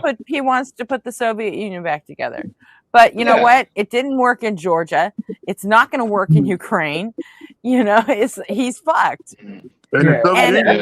Honestly, Very he's so fucking smart. old that it doesn't even matter that much anymore because he's only got a few years left. I mean, Yeah, the only issue though is a lot of his fucking like right arm lieutenants and all, they're fucking just as extreme as he is, like. If not yeah, even but more. without Putin, I mean, I don't think they'll be able Yeah. to keep a lid on the place. They just won't. Yeah. Yeah, did you hear about that Carmel? Did you hear about that? Especially when he's bankrupted them from all this fucking war that didn't need to happen. Hypothetically, Did you hear about that? Putin were to like die, whether it's and I'm not saying by assassination or anything like that, but if he were to die, what would be succession, or what would happen after that? And I'm not saying that is I guess. Well, I know. Yeah, it's hard to know where those chips will fall, like, do you know what I mean? Because there hasn't been any real, like, as far as the political parties in Russia, like, they're pretty unified, and like, it's all more of a fucking shell game, really. But like, it's mostly oligarchs, then generals, then so there's a hierarchy of like these high influential people. They haven't really built up like the next. Putin hasn't really built up who would be the next successor or anything like that, which is interesting. Well, You know, so go ahead, finish it up, man. My bad. No, yeah, I'm done. That's it. Yeah, you guys got to keep in mind that this Russian. Well, I mean, he hasn't designated a successor, but the prime minister will automatically become president, at least in an interim kind of thing. They do have a succession plan, just like any other country. So, but you also got to keep in mind that the Russian. The guy's name is Mishustin, and he would become graduate from being prime minister to president, and and I mean, he's really kind of a pussy, to be honest with you. Seriously, he only got the job because he's just a Putin yes man, and that's how he got the fucking job. Same as Boris Medvedev behind him or before him, So it's like, and what if he was only a yes? And then when Medvedev retired, he got his fucking son a fucking cushy job in the fucking Putin regime. So it's like, they're all just like kiss ass yes men. They don't really have the drive to put together the Soviet Union. Most of these guys are just fucking rich oligarchs, and they just want to live their rich fucking oligarch lives. That's what I want. Isn't Putin really close to his bodyguard, that Alexei guy? Like, I think he might be like, that's the same way Stalin kind of got in. Was by like I think Putin is actually closer to his press secretary Dmitry Peskov.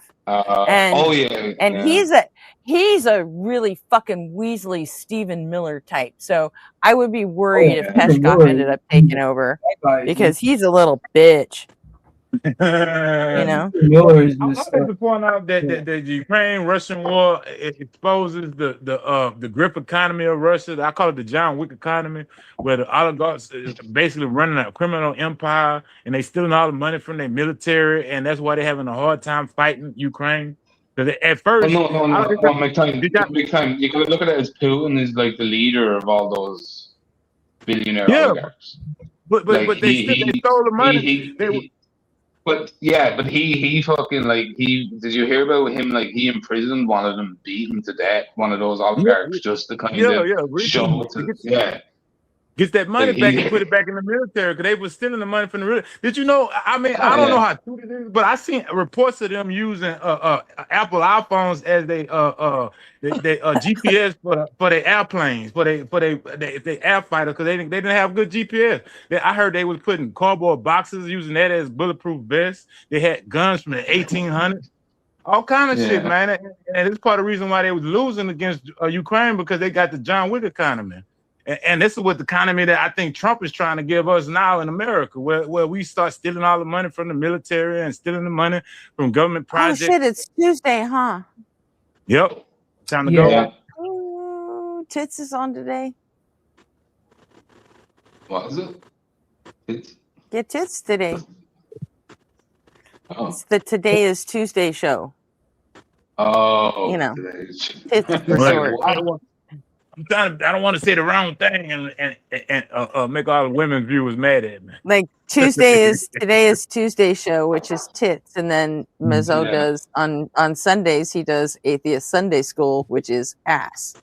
So he does tits and ass. So what am I watching? Yeah, if you're not watching Mezzo, dude, you're missing out. No, super news. What is our marching orders? Are we going? How much time we got left? I don't know. You never know when he's gonna start. And today, Blitz is doing a Ask a Physicist office hours, which I don't fuck with that. So, dude, I love when he has those shows. I don't like the. I mean, it would be interesting if he gave like longer form answers to stuff, but he rapid fire answers so many questions with, very, compacted, short, simple answers that it doesn't really answer anything for me. So it's like I'm not learning anything. I'm just watching him answer everyone else's questions, and I'm like, and the chat. I like how the chat doesn't usually need to be that moderated, and there's usually 2 or 3 others in there. So like, okay, yeah, I don't need to be there for that. And I just love he can answer like even like basic questions, even though it's basic to a physicist. To me, it's like a very complicated. Yeah. So then on Tuesdays, I've got Mezzo does the Tits show in the morning, and then on Wednesday I can get some sleep. So it works for me. Yeah. Although I am curious to see if Matt shows up today. Oh yeah, Matt. You know what, Gretchen? I want to find out when Matt became a Blitz mod, because I totally didn't notice it until Friday. I've seen Matt and Monkey Boys chat before. I was like, what the fuck are you doing here? Like, Matt kind of like. I've seen Matt in Justin's chats. I've seen him in Joel and Mezzo. But just seeing him as a mod in Blitz, and I'm like, well, when the fuck did that happen? Yeah, I think he was using his real name and Justin streaming when last time I seen him. I didn't know about this San deity until last week when I spoke to him. You can see the profile. I was like, oh, that's definitely Matt. Yeah. Sans deity. Yeah. We're having a heat wave in Europe at the moment, which is great. Oh yeah, we too. Oh, it's gonna happen again, brother. Trust me. We're having a heat wave too.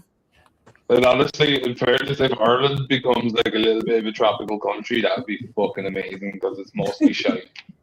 Well, that's amazing for you, but that means out here in Texas is gonna be a desert. Well, fuck you guys.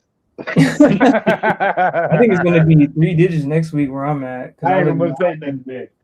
Is the climate change? It's not 3 digits already. Well, let me check. It was 97 here yesterday. Let me see. And I'm up in Santa Clarita. Yeah. We probably about. So I would have thought San Bernardino would have been like in the hundreds. Someone just dropped out. Boop.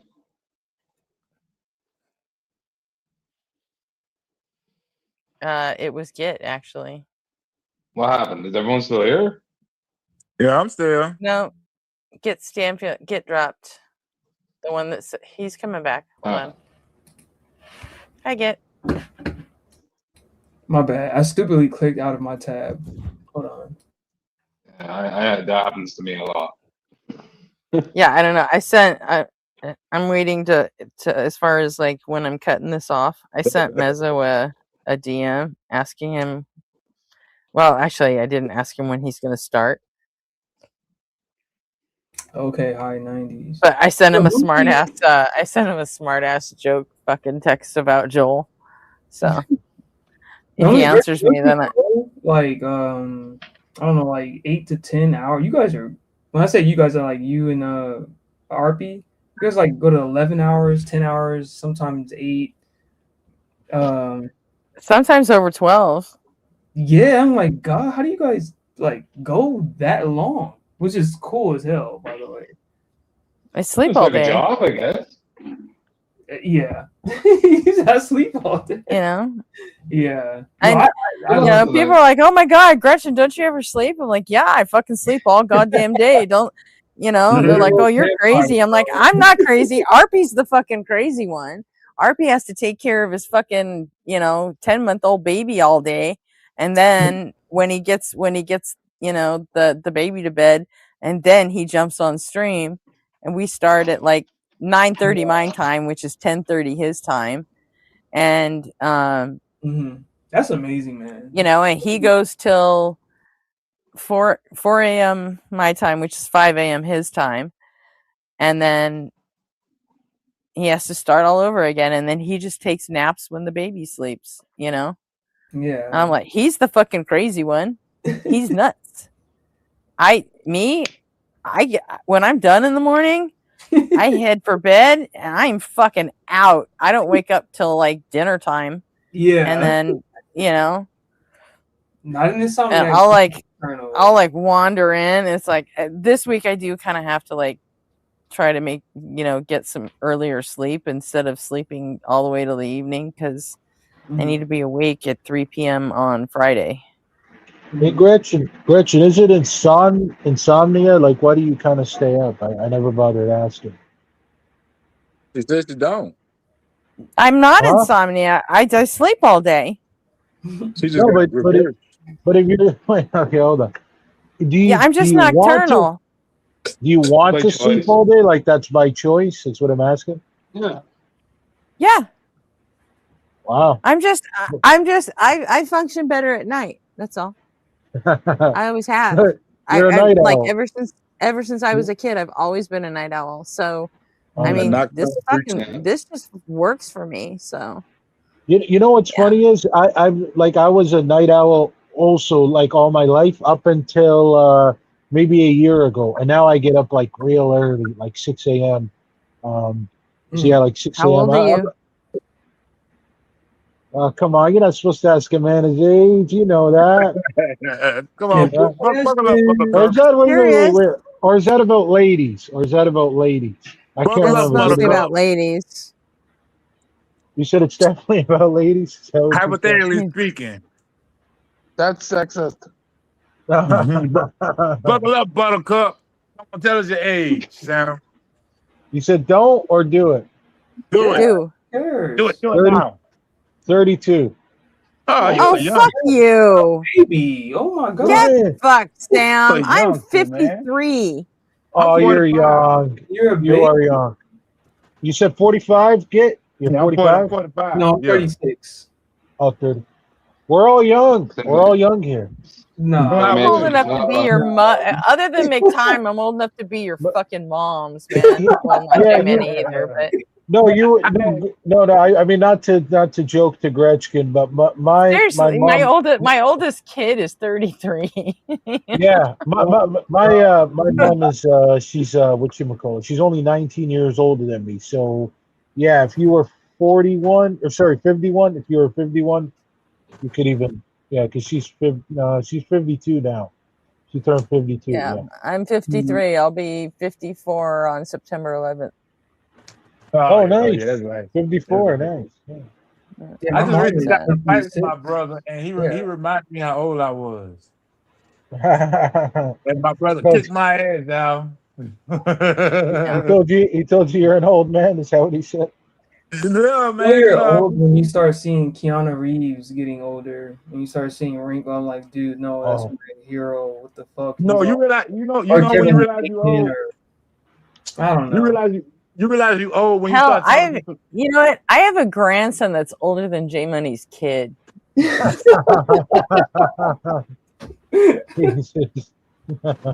you realize you old when you start talking to some youngsters about Terminator, and they be like, I don't know what you're talking about. Like, Oh yeah, or even cassette players or CD players or. yeah, man.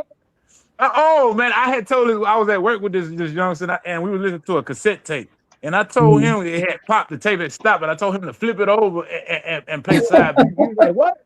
Do what? Nah, I don't understand. Take the tape out, turn around it, and put it back in." That's how you know. Technology changes. Yeah, Sal, that's my little unfortunate. sister, she was born in 2001. She has no idea what a CD player is. So she's 23, 24. She has no idea what a CD player is. I'm like, dude.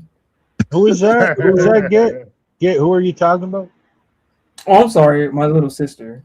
Oh, you're okay. Yeah, my bad. I'm just talking about people who are like different Congratulations, ages. brother. I do find it interesting though amongst certain like I have nephews and nieces and all. They're coming into like their 20s and late teens and all that, and they kind of they listen to all the old stuff. Like I've got a few grunger nieces and nephews, a few rockers, and a few hip hop guys, but they all listen to like the 80s, the 90s era, Megadeth, Metallica, Tool, Pantera. Do you know what I mean? Like they have, it's interesting. Like, and they even say to me like, how the older stuff is better than what's coming, the newer stuff today. That's super interesting. Like, my sister loves like the 90s music. She loves even the clothes. I'm black, so like it's like Erica. The clothes, the girls, like I've noticed, like the clothes trends have gone kind of like 60s, a mix of the 60s and the 90s style now amongst young kids. That happens a lot. I mean, when I was a teenager, I had a lot of friends that were all of a sudden into the Beatles and Led Zeppelin from from 20 years ago. My daughter, when she was in her mid-teens, she developed a taste for like 50s and 60s music, like Frankie Valli and shit. That was just her. That was just her jam for like 2-3 years, and I'm like, okay. Do you? What about generation who still, not yearn, but who like the older music in the 50s and I guess 60s? Whether it's millennial Correction, or Salamander, Tool is just shit. Sorry. I mean, as far as just listening to older music, I just I married a fucking to me, Tool fan, and I've just been choking on this shit for 25 years. It's like, I fucking hate them. I can't even describe how much I hate Tool. I get it. My husband loves Tool the way I love 311. It's like it's a whole thing. I get it. I can understand why people don't like certain genres. It makes sense because there's certain genres that I'm like I don't. Just never got anything from it. I've even met Danny Carey, and my husband and brother-in-law was like, "Hey, Gretchen, come tell me what you think about Tool." I was like, "Your band fucking sucks, bro." I'm like, I just can't.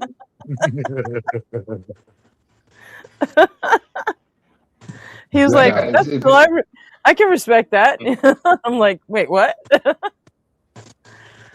He's like, But oh, there who was are like, some of your favorites? And I told him who my favorites are, and he's like, oh my god, that kid that drums for that band is fucking something else, man. And I was like, whoa, okay, cool.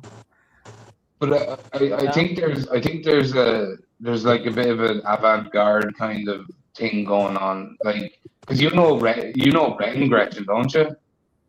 Do I know what? Ren. Oh, I love Ren. Yeah. Yeah, like he's very like I find him to be like he's going to become very popular. I bet you in the future if he keeps going at his talent and creating these kind of narrative story music. Already is. Yeah, he is. Like, no, I know he is. He's blowing up like no tomorrow. Like, but like, what I'm getting at is like, I find like a lot of the older music in general, like when you look at Pink Floyd and all these people, like during that era, there was a lot of like avant-garde trends during the 60s, 70s, 80s, and all that stuff. Actually, right? I played a Ren song on the stream last night. I played his sick. Fisher retake of Losing It. Nah, he's amazing. Like he's like, I love He his is. He's style. like I would say he's like a triple threat, but he's way fucking more than that. He's You know, just I class him as he's unpredictable. one of those like touched guys, you know. Yeah, 100%. And like it's like these people that like set the trends. If you get what I mean, like I find like these. He can play multiple instruments. He produces his own fucking beats, and he, you know, it's just like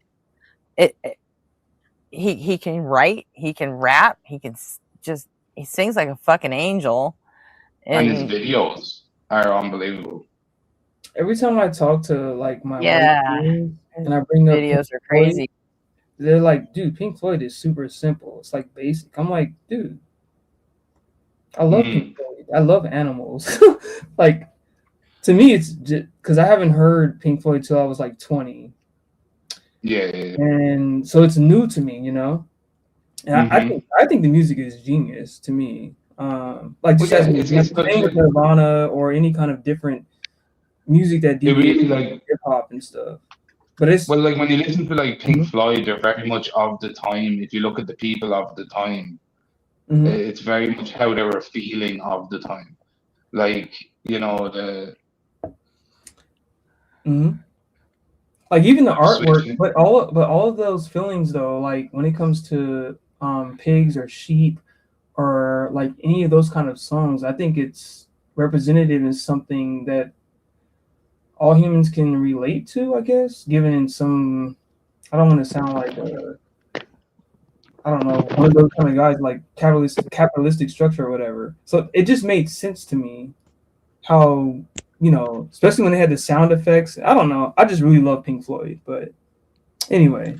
Yeah, like what I love I absolutely love Pink Floyd as well. Like, and it's just I always kind of like because they became kind of more popular with kind of the outcasts of society of the time. If you get what I mean, like you know, the kind of modernized hippie movement in the early kind of like 80s and 90s, which was kind of more about kind of rebelling against authority. The same like Rage Against Machine. Do you know what I mean? Yeah. And like but like the music, like even like We Don't Need Your Education, stuff like that. Like, you know, it's just brick in the wall. Yeah. Yep. So it's just like, and they set the trends of natural rebelliousness in like teenagers and stuff like that. It's just so natural for kids, you know what I mean? Especially when they're. I just always thought it was a tragedy that Waters and Gilmore couldn't keep their shit together. Well, yeah. Well, it always is, isn't it? Yeah. Yeah. That's what, well, I mean, not always. Like Comfortably Numb was about the drummer, sure, wasn't he? He was off his head on heroin the whole time. And like whenever the only time he was like sober. From Comfortably Normal, that's the I'm sorry, the album cover, right? This is this guy with a bunch of beds. It's from The Wall. Yeah. No, not The Wall, but Comfortably Normal is from The Wall. I'm sorry. Yeah. The album. But yeah. No, go ahead. You guys go ahead. I'm sorry. I'm just kind of going off of memory here. Yeah, I'm no, sorry. it's just Go ahead. it was. I'm just guessing. Like, I'm linking kind of what I'm trying to link is just I'm just linking like these artists and lyricists like Ren, like Pink Floyd. They're mimicking the societal problems of the time and projecting it in their art form and their music, and it resonates with the people because the people feel the same thing. You know, and I see that a lot with Ren's music when like he's rapping about like it's a whole story about a guy in London going out, drinking, gets into a fight, ends up in jail. Now he's, you know what I mean? It's just a whole arc Yeah. of these like of the how Yeah. he's seen, how society sees him as this young person who like, what are you giving me but beer and smokes and drink? Like that's what you promote me, so I'm gonna do that. And then when I do that, you lock me in jail. You know what I mean? The first time I heard of Pink Floyd is the song "Time," and that's the first time I heard any of their music. I'm like, oh god, these people are fucking amazing, and it almost made me go into an existential crisis because what they were talking about, you guys already know, is something existential. Oh, it's Like deep. as you get older, and then time seems to go faster, and like I took a lot from that song. Yeah. I don't know. That's the first time I was like, okay, now I love this band. I know. To this day, I think I hear Pink Floyd, and the first thing I think about is Bob Geldof dressed like a fucking Nazi. Oh shit! I'm okay. Because he played Pink Floyd in the movie The Wall, and he fucking went crazy and started a fucking Nazi regime. You know. Oh, that's terrible. Yeah. Oh, Dark Side. Have you ever seen the movie? I haven't. No, I haven't. Oh my god, you got to see that, man. I'm out of touch. It's fucking. It's. Yeah. Yeah, crazy You shit. definitely have to see that. So. Yeah. Yeah, I guess. And then if you like want to go deeper, actually like learn a little bit more about Bob Geldof and his, you know, Boomtown Rats and how cool they were, and then everything he did with Live Aid, and then all the kids he ended up taking care of after Jesus Christ. His wife and Michael Hutchins died, and like he ended up with all their fucking kids. Hey, Gretchen, I would like to point out that.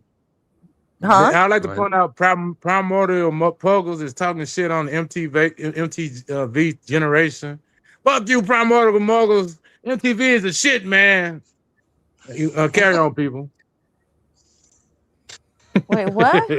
Primordial Puggles the MT generation. Yeah, he's a never MTV generation. We got to teach him a lesson. No, Puggles. No, that's not what Puggles is saying. Puggles was from the MTG generation, man, the MTV generation. Oh, well, my bad, Puggles. I misunderstood. She's just saying that you know we destroyed ourselves back when MTV still played music. Oh, okay. My bad, Puggles. Please forgive me. What do you guys think about Allison? Who? Allison. No, Puggles is legit. Puggles is an old fucking punk rocker like me. And don't tease me with that now. A bottom feeder. You guys never heard of Alice in Chains? Yeah. Oh fuck yes. Oh yeah, my gosh. Lane Staley's god status. Stanley is amazing. R.I.P. I apologize, Puggles. Don't leave. I was just joking with you anyway. I don't care if you was talking shit on MTV. Yeah, Lane Staley was the fucking boss. Of course, he wouldn't. Alice in Chains would never have gotten to be what they were without the combo of Cantrell and Lane Staley. The way those two could harmonize together was a fucking thing of beauty, man. Just a thing of beauty. Yes, ma'am. And see, man, I don't know a few songs, but I'm gonna make it up to you one day, Puggles. Maybe not today, but one day I'm gonna make it up to you. There's very few vocalists that impressed me the way fucking Lane Staley did, though. Lane Staley is amazing. Yeah. Lane Staley, Freddie Mercury, Mike Patton, and Kurt, Ronnie Radke, Danny Elfman. That'd be about it. Mm-hmm.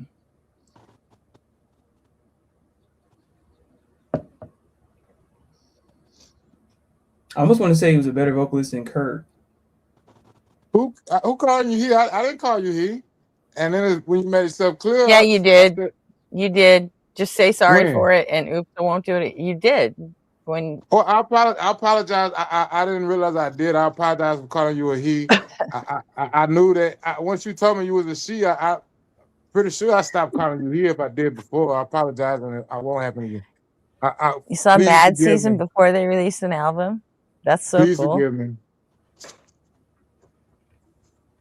That's awesome.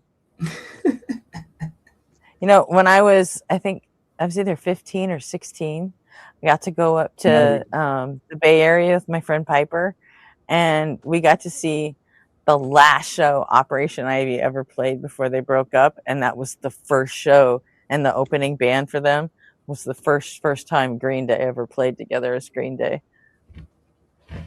Oh damn! From what I heard, Yeah, I fucking peaked at 15, man. I just go off of what other people say, like I don't know, Reddit. Sometimes not even my mom's friends or whatever, because my mom only listens to hip hop. But it wasn't Green Day like just basic rock band, or were they like? Green Day was the first pop punk band ever. Oh, okay. Like, yeah.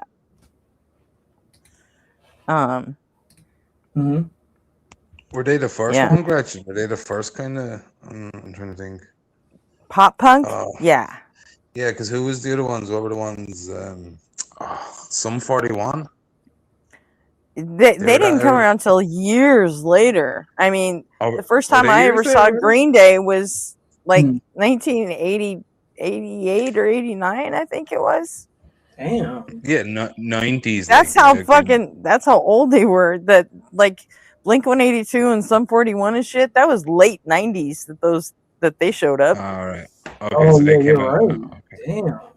Yeah. Yeah. I don't know why. And Green Day had already been doing it for 10 years, you know. So Because the punk prior to that was its own like. Mm-hmm. It was a bit more hardcore punk. There was all kinds of punk. Early Yeah. 90s era to the mid 90s. Who would you say is like the best rock band? The best punk rock band? Pennywise, easy, done. Oh, I was gonna say grunge, but I'm already. Oh, grunge, Alice in Chains, easy, done. Wow, not Nirvana? Okay. No, fuck Nirvana. Alice in Chains. Alice in Chains, like a motherfucker. Absolutely. There's not even it's the only close second would be Faith No More. Okay. Yeah, I wasn't a big fan of grunge back then. Really? Yeah, I was more into like I was playing sports, so everything was like heavy metal oriented. Yeah, as far as like just generic sort of, well, I don't know how you'd classify 311, but they're my favorite band, like period. Whatever genre you want to put them in. Good luck finding one. I'd have to look them up. I don't know much of 311. I've heard of them. Yeah, it's impossible to put them in one box. It's just they're just that kind of band. Yeah. No, it's just I don't know. Like a lot of mine growing up was like Metallica, Megadeth. Yeah, I only heard one Metallica. I have to get more into them because I didn't grow up with them. With Metallica, so that's the only examples I can give is like Alice in Chains. I never liked Metallica or Megadeth or any of the metal stuff. It's just I liked Megadeth because it wasn't the ska. I was into ska and punk rock when I was younger, and then when I was, I think, 16 or 15, like 9 Inch Nails came out, and like that was it. Like, yeah. Yeah. No, I like. So I was like, have you listened? I was like, to much I will Megadeth? make an exception for them. And have you listened to much Megadeth, Gretchen? No, I never cared for them. There's just, I guess for me, like what I found about them is they were the only kind of like, because you know the way you had like in the metal category, you had like Slipknot and all like that. It's like I've heard of found like but when I found Megadeth didn't have all the like, you know, the scream. I like I like a couple Metallica songs. Yeah. But I mean, like when I was young, Metallica was, you know, like And Justice for All and, you know, Master of Puppets and shit. That was Metallica and that was Megadeth back then. And I was so into the ska and the punk rock that, I mean, that just wasn't my thing, and I wasn't gonna fucking do that. I get you. And then, you know, the 80s hair metal shit happened, and I'm like, yeah, absolutely, fuck that shit. And then I went the industrial, the Skinny Puppy, 9 Inch Nails, Ministry, shit like that. And then You're talking about like Kiss. You're talking about Kiss and all like that, isn't it? well, that started in the 70s. That's 70s. I'm getting these. Yeah, go on. Sorry. Yeah, and I'm talking about like, you know, Poison. Because when you said the hair metal, Poison, like, the hair metal is like Motley Crue and Poison. And, you know, Guns N' Roses and so Aerosmith. Fuck all that. Yeah, no, thank you. Bon Jovi, no, absolutely fucking not. And so I just stuck with my punk rock and my ska and my, you know, newly found love of industrial. And then in 94 I wandered into a club in Texas and I found 311 and I was like, okay, this is what I want to do with the rest of my life. I'm like, I had never heard anything like that before. They were like rapping over fucking funk music, and I was like, I don't know what this is, but I'm in love. I'm in love. So. No Rolling Stones at all? Huh? No Rolling Stones? No, I never cared for Rolling Stones. Never cared for the Beatles or Black Sabbath or anything. That was all my dad's music, so I like never even gave it a chance. Like the first band, the first music I ever really liked that was just mine, that didn't come from my parents or, you know, family or anything, and what everyone else listened to, was like Duran Duran, Depeche Mode, shit like that. When I was in like 5th or 6th grade or something, and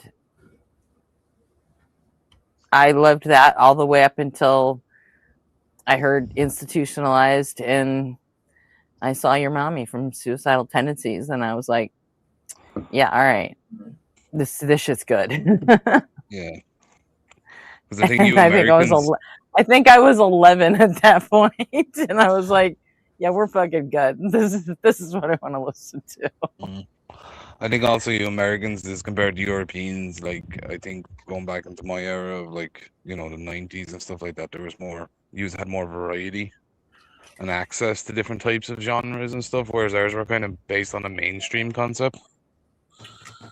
So I don't know. It's just ours is a bit more limited until we got like started getting MTV and Kerrang. That's when all the different genres started really coming.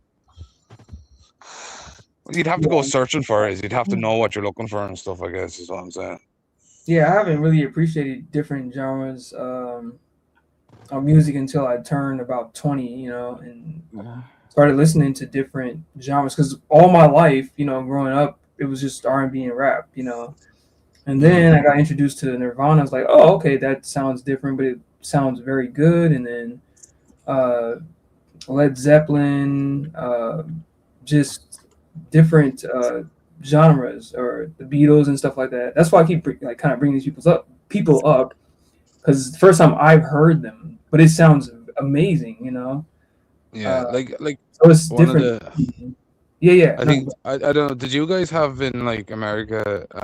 I know in Europe in the like 90s and the early 2000s for a long time. Have you ever heard of like hard house? Do you know, where it's like people bring DJ setups into houses and they're like playing? I can't remember the title. It's like DJ R&B kind of thing. It's kind of like House Party with Kid and Play. Did you ever watch that, Stan? Kid and Play. I could never get into any of the techno shit, whether it was techno, house, trip. Yeah, it was just that's what I'm saying, Gretchen. It was a huge. None of it. I hated all of it. It was like, no, It just Mm-hmm. no. Even just today, remember- it's like RP plays his EDM shit, and I'm like, I don't get why people listen to this shit. My son is a complete like fucking EDM junkie, and I'm like, you're out of your fucking mind.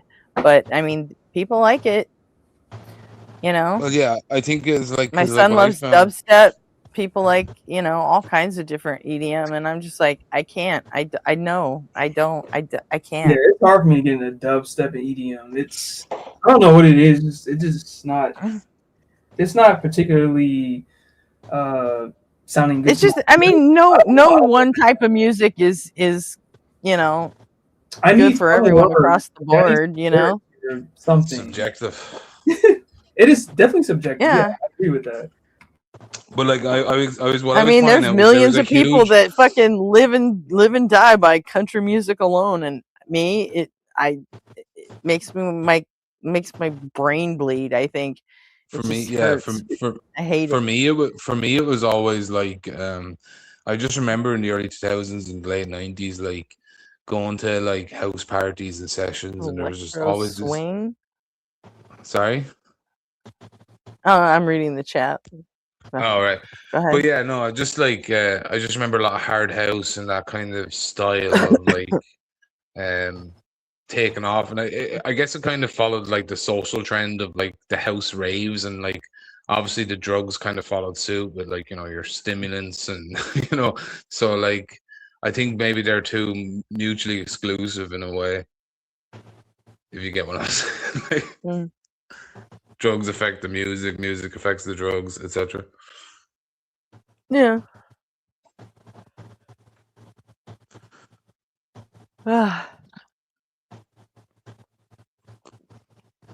Were you upper kind of person at all, Gretchen?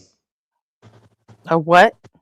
Like, you know, back in the day, like, you know, house parties, stimulants, anything? Oh, as a teenager, I was a fucking cokehead. Yeah. All right, fair enough. That's what led to my fist fight with Gwen Stefani.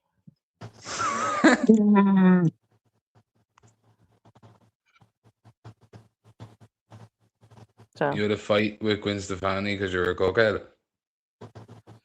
Well, she was being a fucking bitch, and I clocked her in the fucking head. That was about it. Like the real Gwen Stefani? Yeah.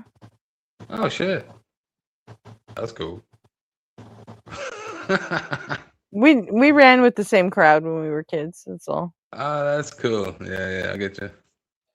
I mean, she's like a couple years older than me, but you know. Yeah. I don't know. That's mad. That's Who a won funny the fight? story. Who won the fight?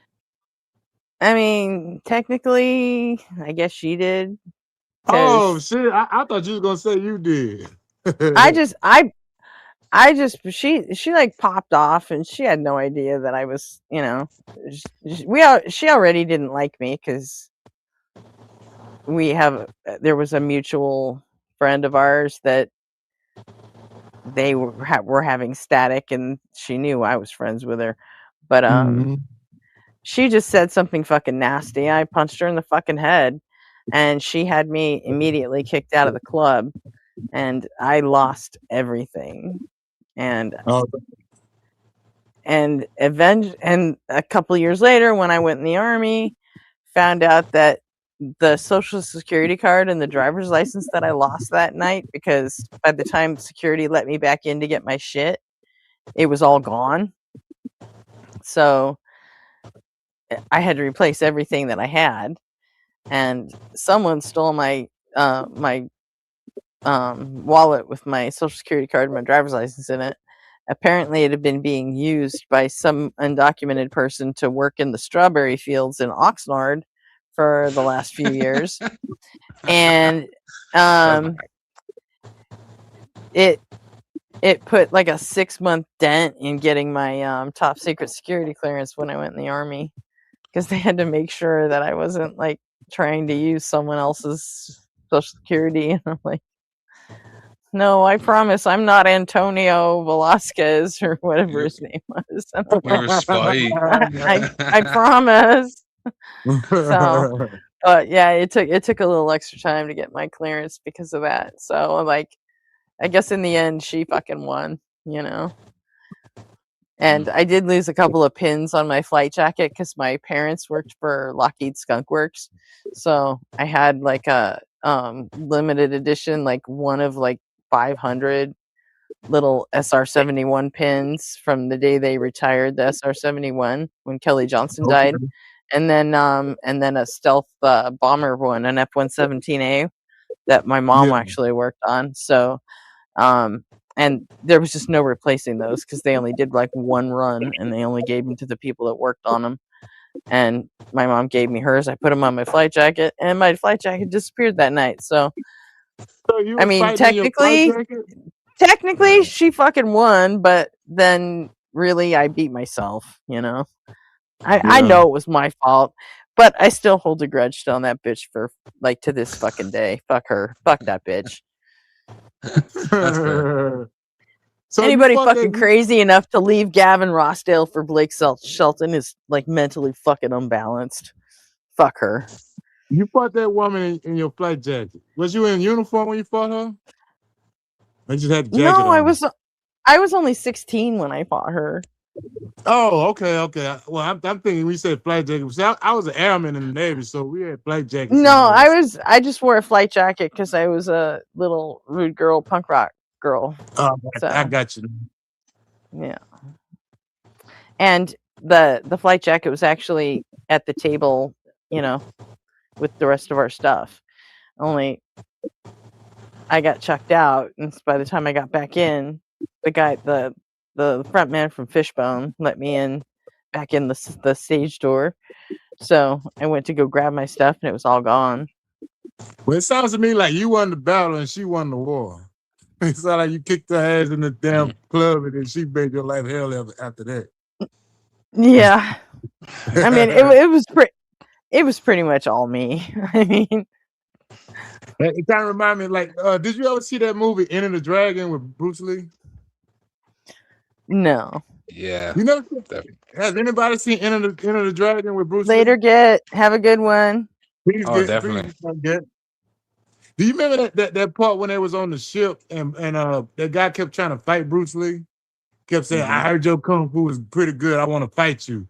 And Bruce Lee said, I know how to fight without fighting. He said, well, let me show me what you know how to do. He said, all right, go get on that boat right there, and we're gonna fight on that desert island over there in the distance. And the guy got on the boat and he kicked his ass off in the ocean. Yeah. Bruce Lee won that fight without that comes from Sun Tzu's Art of War. Deception. He just kicked his ass off, and he could have killed that man. That man probably thirst for water to death out there in the middle of the whole thing is, why waste the energy when there's so many other ways to win a fight? Exactly, and that's how I've been trying to live my life ever since. There's more than one way to fight back. You don't need to always fight the same way they fight. Yeah, that was the best. He said, because a friend of mine, he said, who won that fight right? I said, Bruce Lee kicked his ass without even just throwing a punch. Yeah, 100%. Well, yeah, that's what kind of what Brent. Sal, you like Eminem? Yeah, I think Eminem's good. Yeah, he's good. He's sick. I'm a big Eminem fan. I don't really care for his music, but I think he's fair. I just think he's really talented. He's like one of those, like I was saying, he really is. His writing, prodigies and all this stuff. He's one of them. Like he's just born talented, kind of thing. His writing is absolutely fucking insane. Yeah, it's on a different level. His lyricism is absolutely fucking stunning. And I mean, he's always been hot, but I just don't like rap that much. But while we talking about rap, I would like to. I'm putting in the chat right now too. But I like to recommend to y'all "The Secret Is the Win." That got some that what you say soon. What's the name? What's his name? Quran. Soon, The Art of War. What? I want to say things. Eminem, but you love hip hop and rap. That's backwards for me. Yeah. Check out The Secret Is in the Wind. Anybody that can stand a little rap, check out The Secret Is the Wind by the Ghetto Boys. That's some Sun Tzu type of wisdom to it. Yeah, that's The brilliant. Secret Is the Wind. Do you know Yoke the Joker? No, I'm not familiar with that name. If you're talking to me, Karan. I think it's Trash. Do you know Trash? I'm sorry, man. I am very limited. I pretty much lived a life like stand live, get stand live, except I never really expanded my horizon. I think you'd probably know them if you heard them. They're famous. I'm because I'm not explaining it very well myself. I'll find it out. Be patient with me, man. My knowledge is limited. I did get some more knowledge on other type of music when I was in the Navy. I got it. Do you know Naughty by Nature? Yeah. Yeah, Oh, that's yeah. Trash. Yeah, that's Trash. That's one of the guys in the group. His name is Trash. Oh, Trish. Oh, okay. It was your accent got me, kind of threw me off on that. Yeah, Trash. Okay. I thought you were saying trash. Yeah. Okay. No. But anyway, yeah, like they were fucking like pinnacle changers to the. Do you know what do they call it? I keep forgetting this word in literacy. It's when you're using the same letter syllable at the start of like Peter Piper picked a pack of pickle. You were Alliteration. Yeah, alliteration. Yeah, that's alliteration. Yes. Okay. Thanks, Gretchen. Alliteration in itself, right? So, like, they really coined that. They started doing that stuff. Was if you listen to that Yoke the Joker song, it's like it's just all that throughout the song, and it's just like insane. That would have been like insane back then, hearing that alliteration that they had. And Eminem coins them a lot as like one of his inspirations to his literate that word ability. Yeah. I remember when my son played me Rap God, and he was like, Mom, you gotta listen to this part. And this is the part where you rap really fast. And I was like, yeah. And he's like, this, it's fucking amazing. This, you know how fast he's, I'm like, yeah, but you know what's more interesting? He fucking copied that. He ripped that whole fucking section off. Yeah, but I was like, move over, kid. Let me play you a song called Supersonic from the fucking 80s. You know? And I'm like, I said, you know the part right before he goes real fast where it goes JJ Fad. That's the name of the fucking group he ripped it off from. I'm like, that's a straight shout out. And he's like, oh, really? And I'm like, yeah, listen, he's not the first one to do that. And he was like, oh, wow, you totally ruined that for me, Mom. I'm like, hey, I didn't steal it from a girl rap group from the 1980s. Cry to Eminem.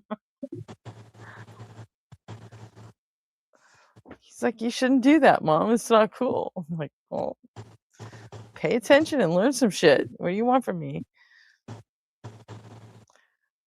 I don't know how he became a rap fan. It's weird. So, is to this day, he's still a rap fan? Huh? Yeah, he gets like real, living in Japan. He doesn't have really anyone to speak to in English, so it's like once a week I'll get like a list of like it's usually Eminem songs or Royce the 5'9" or like some I think Hobson is one of the ones he likes, and then there's what's that? Joyner Lucas. He likes a lot of his stuff too. Yeah. So he's like, you got to listen to these songs or at least read the lyrics, and I want to talk about them when and it's like, it just gives us something to talk about where he can just fuck around in English for like, a couple hours. It gives him he's like, I hate having to think in two languages. It's just so fucking exhausting. I'm like, all right, well, I get that. So, well, you remember I was telling you about that covert class that I took for Did I tell you about this little class? It's this place called TTC, or throughout the years, it first started as TTC, then it went to TGC, the Great Teaching Courses, or the teaching class, and now it's One Drill. And they had a class for covert operations, and talking about clandestine operations and signal intelligence and all that type of stuff. And I lost what I was about to say. And they were saying, in there, people that think in two different languages have a opportunity to like recreate their whole image and their whole. It's like because not everything translates one to one between all the different languages, and so you can like reinvent your whole look makeup of yourself, and that's good for spies and stuff like that to learn more than one language. Not just for the obvious, but also for to get into character and stuff like that, knowing the different languages like that. Like you probably would have made a good spy, Gretchen, if you already ain't one. Well, you're talking about social adaptation. Like sometimes learning a language isn't enough to not be seen as an outsider. So like you need to be able to kind of fit in as part of the cultural foundation of the people as well. Yeah, but it helps knowing that language for that type of stuff because 100%. No, you have to know the language. You have exactly. But I was better as I don't think I would have made a great spy. I was better at because my people skills aren't fucking super great. Yeah, you may have noticed. But you do have to have people skills for shit like that. And honestly, it's like well, you have to be more of a Machiavellian. Yeah, No, and I'm really. I was better. I was better at the cryptography, the code breaking part than anything. So I was just a better analyst than anything. But as far as people skills go, there's two types of things you can use in manipulation. And I'll explain it out in bold contrast.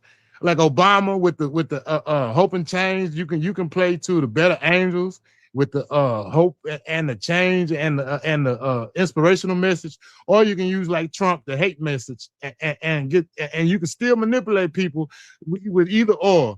And so you can make somebody hate you and still manipulate them. You don't need to be their friend to manipulate. Well, yeah, people. like I guess what I'm saying, like that's like psyop stuff, though. I mean, yeah, but that's what I'm talking about. That's what that class was talking about, things like that. Well, like like a clandestine operation, right? If you're infiltrating like a nation or a country or whatever like that with individuals who are to gather information or to spy on, like, or even live in a place and be a long-term, what you call like sleeper cell or whatever like that. Like it's a lot, like what I was trying to get is a lot more than just learning the language.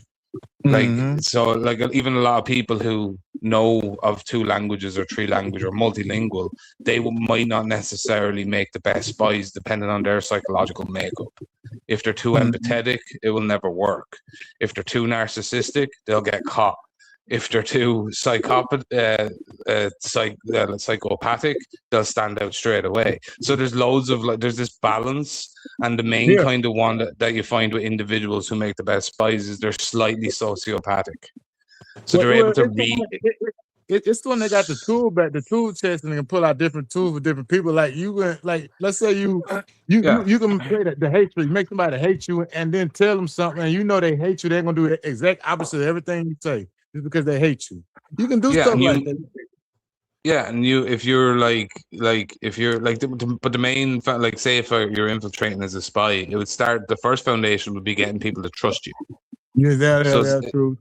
It's not really about hate. That you can do the hate thing later because you can predict what they're going to do maybe later on as you get to know them. Do you know what I mean? But you need to know.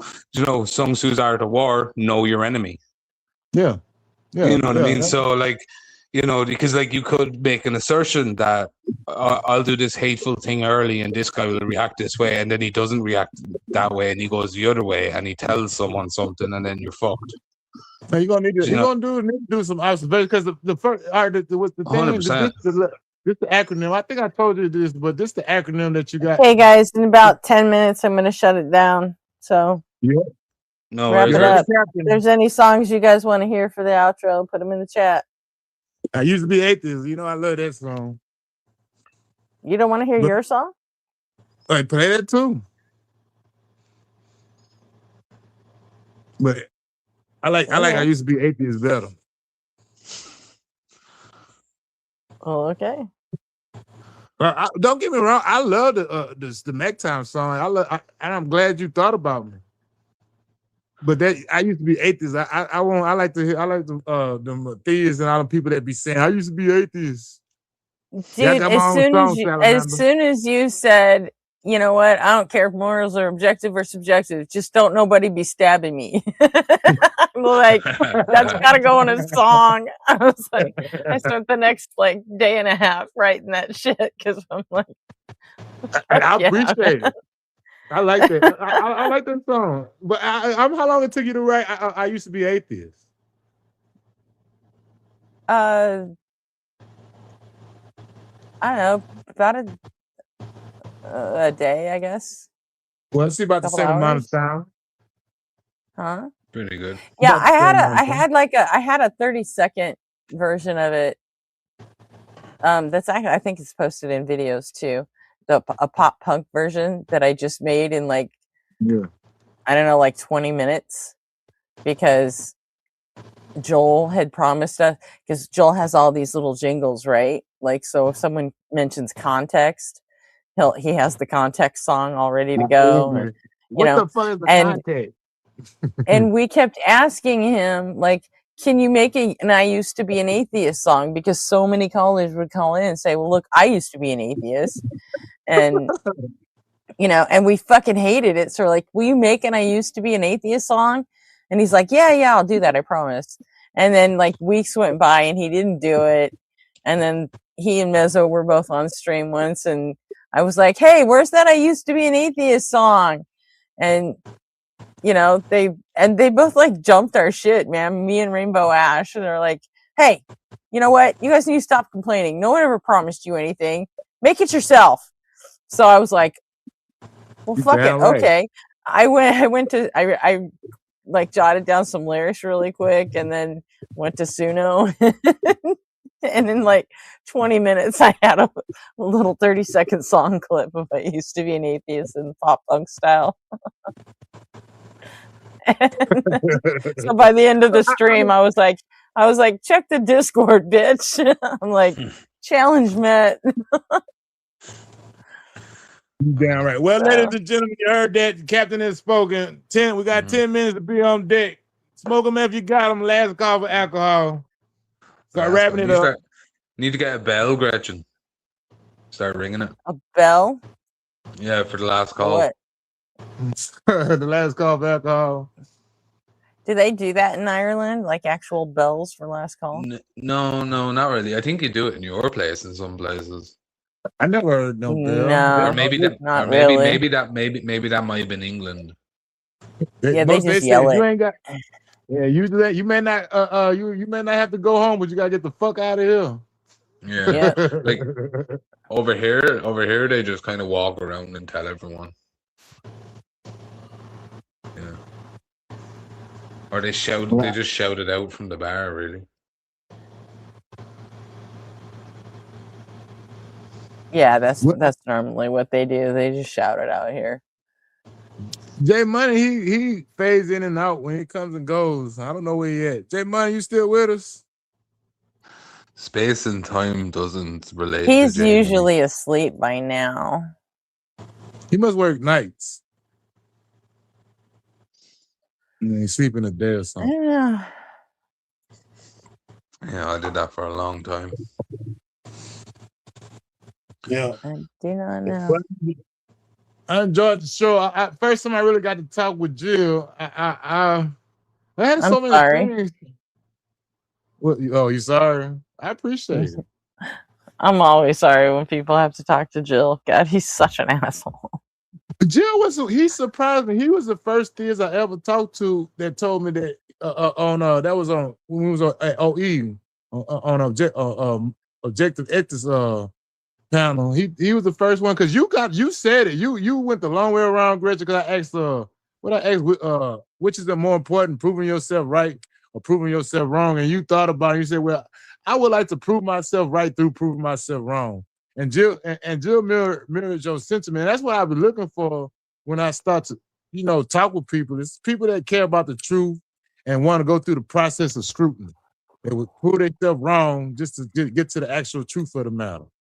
And I think Peter has to say he answered right. Now, if he's really genuine about it, we're gonna have to figure that out in our later discussions.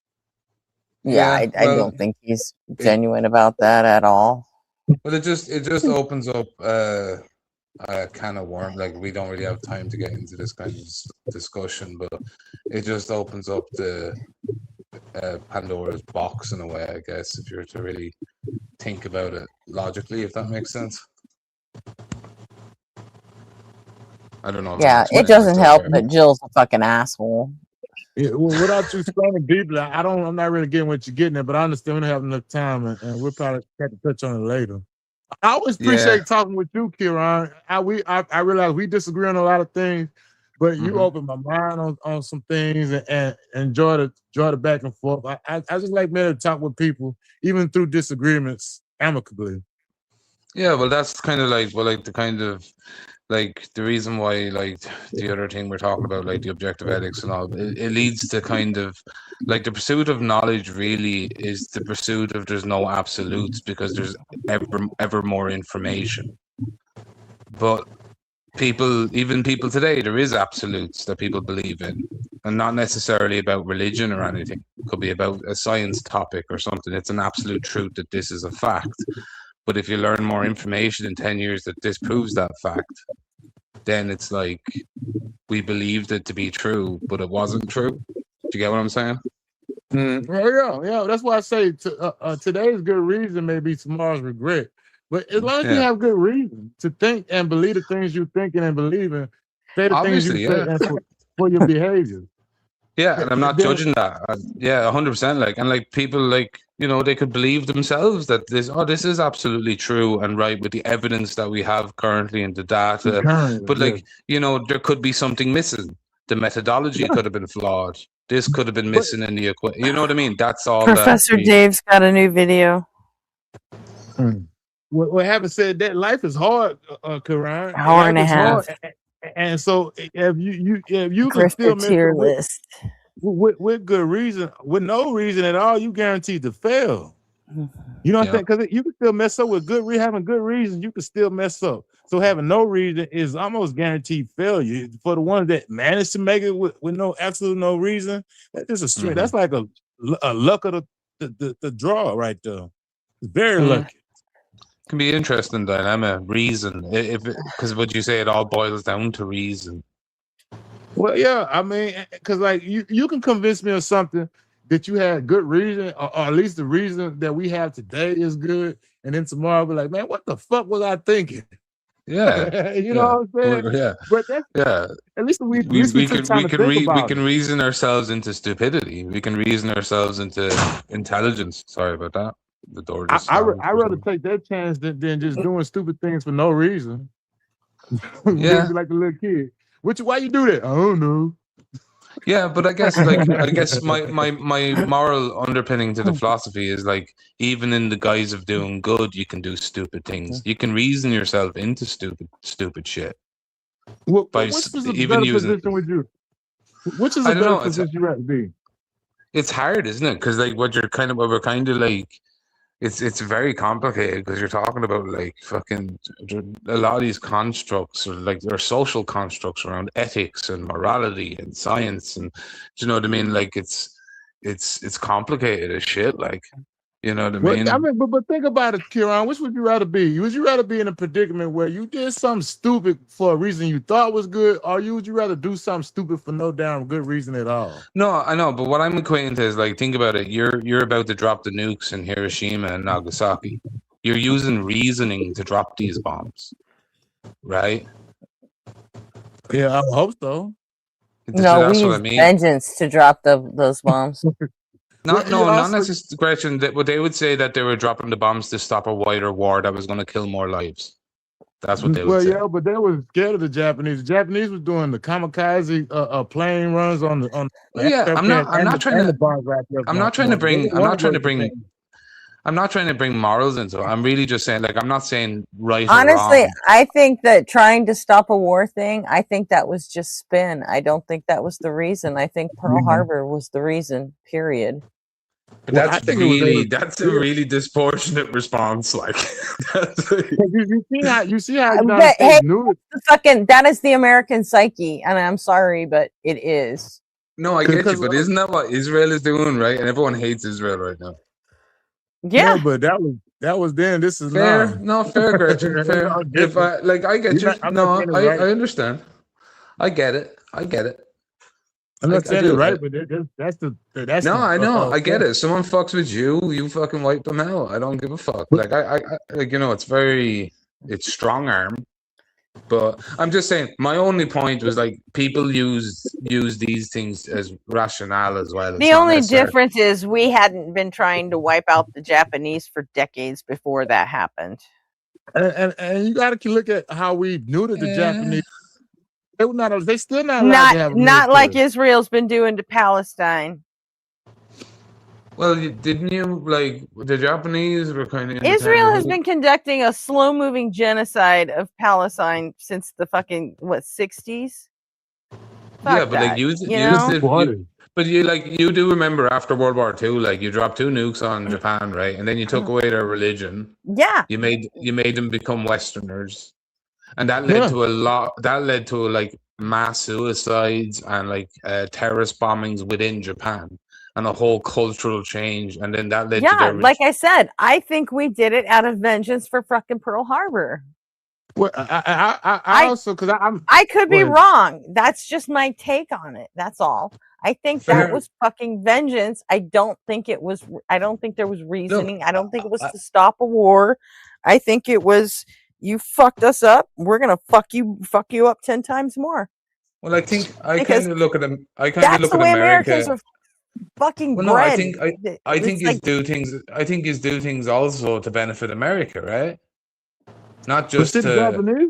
The Japanese, the Japanese are one of your major partners right now. Like they help you out a lot. You're good friends, right? So it led to different culture, though. We destroyed the Japanese figured out in the fucking 70s that America had all the money and they wanted to make all the money, so it worked out for them. Yeah, exactly. That's what I'm saying. You have a relationship now that is like fruitful, even though you had a terrible history. The United States ran a campaign to systematically destroy the empire of the rising sun, and because they was afraid of Japanese. The Japanese fought to the last minute. They was kamikazing the damn aircraft carrier, and the people in the village would do bonsai marches on machine gun nests. They would run at the damn machine gun. They didn't want to go in Japan and fight them people that. You couldn't even enslave a Japanese person. They'd kill themselves before you even enslaved them. They fucked us up. We fucked them up worse, and then we got on with shit. Destroyed their culture. We destroyed their culture too. But I guess I don't know. It's like the whole we Pearl didn't Harbor destroy their culture. They still have a fucking culture. No, that culture. The rising sun is gone. This is they brought their culture now is a rejuvenated spirituality version, and it's very westernized as well. It's not the same. It is westernized, but you know what? They're having their moment too. So. Oh well, like trust me. As far as the Japanese culture, like Japanese have a very fruitful, distinct, unique Japanese culture, which is like, and it's very homogenous too, which is actually killing them, they're not like that's why killing them. Do you know the way like we were talking about spies? Like it's very hard to send Westerner spies if they're not Japanese to be spies in Japan, because if you're a Westerner or an outsider or a gaijin, you'll never ever be allowed on the inside. Like they'll never trust you that fully to allow you into their like culture, their secrets. You know what I mean? I'm aware. I'm aware. Interesting. My son's lived over there for 7 years. Oh yeah, and that's what a lot of Westerners, young people, find it hard. Because you can have relationships with, Japanese people that treat you nice and all like that, but you'll never be truly their friend. Right. Which is we don't really do that. To some extent to our cultures, and to some extent, maybe not really. They're very homogenous, dude. They're very in group preference. Well, even I don't know. I've never been even, over there. even the Koreans are vastly different than the Japanese. Well, the They're a little Southern bit. Koreans are more American. I mean, the Southern Koreans are more American. They adopted since we saved them in the Korean War. They adopted American culture. Of course, yeah. Well, they have their own unique culture as well, but they're very pro freedom, the American ideals. To be honest with you, I think Samsung is more American than goddamn Apple. To be honest with you. Okay, guys. South Korea. It's been 15 minutes. No worries, Gotcha. I said 10. I gave you 15. That's See you perfect. tonight. Async, what you think? Async thinks needs to go to sleep.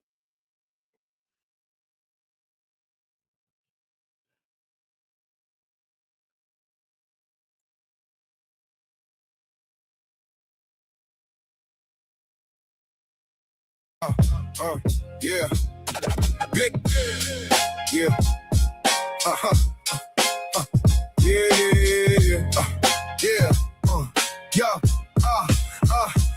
I'm a simple man, never chasing the throne. Just trying to lead this world a little better than I found my own. I got common sense, ain't pretending I'm elite. Just another pair of sneakers walking down the same street. I relate to everyday people cause I know the grind. Bills due, back sore, too much on the mind. I got everybody values, that's the code I choose. We all taking punches, but we don't all gotta lose. I talk to people with empathy, that's what we all seek. A little understanding when we're feeling weak. Everybody's carrying the weight you never see. So I'd rather build a bridge than create enemies. We all gotta get through this life together. Storms keep coming, but they don't last forever. Why we always trying to make it harder for each other? Could have been strangers, but maybe we end up brothers. I'm still looking for the truth every day I wake.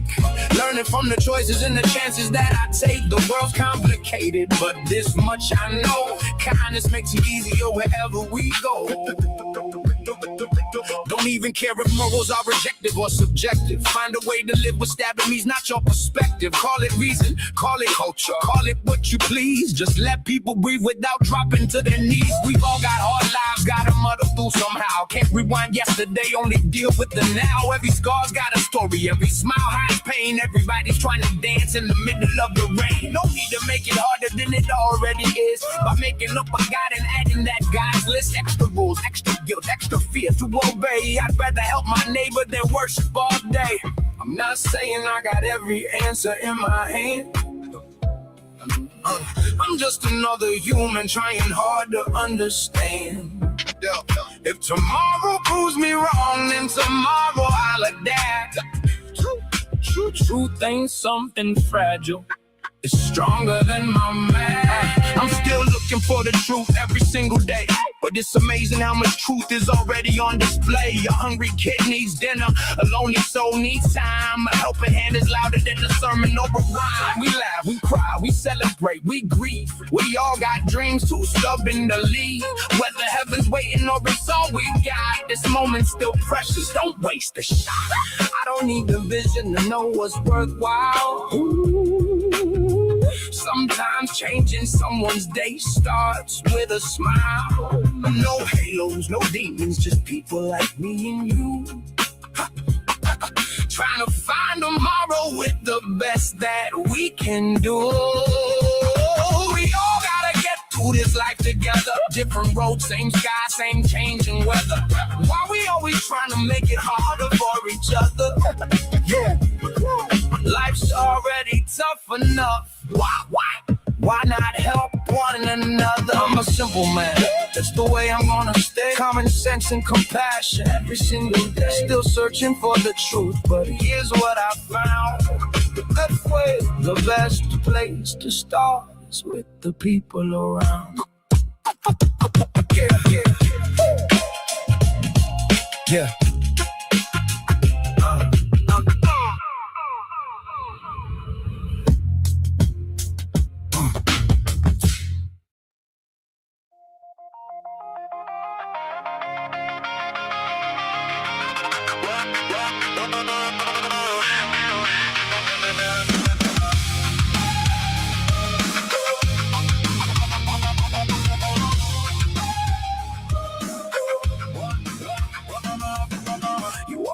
with your paperback scars, talking like you travel worlds beyond the stars. You don't understand, I've seen both sides, but your dark years were sneaking beers and teenage fights. Now you're preaching from a pedestal online. You think to send us some rebellious crime. You say you know exactly how we think, but your whole testimony's hanging by a string. You say doubt was just a phase, but curiosity's a craze. Now you weaponize your past to make every question sound so bad. You can't disagree with me because of what I used to be. I claim to dismiss your whole worldview just to take your agency away from you. I used to be an atheist, even though I don't know what it means. I used to be an atheist, but really I was just a rebellious teen. Really, really, really, really, really. You confuse skepticism with hating rules, like every atheist is just a bit of fool. But asking questions is immoral decay, and growing up doesn't mean throwing thought away. Every conversation ends the same. You'll come back to God someday. Like your personal redemption arc automatically wins the argument by default. You treat new ones like a sin. The confidence means you always win, but your story falls apart when emotion masquerades as fact. You can't disagree with me because of what I used to be. I claim to dismiss your whole worldview just to take your agency away from you. I used to be an atheist, even though I don't know what it means. I used to be an atheist, really I was just a rebellious teen.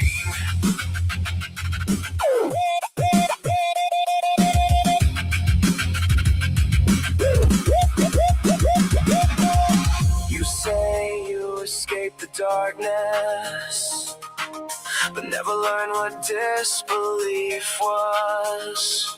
Shadow boxing paper tigers in your head, then declared the whole debate.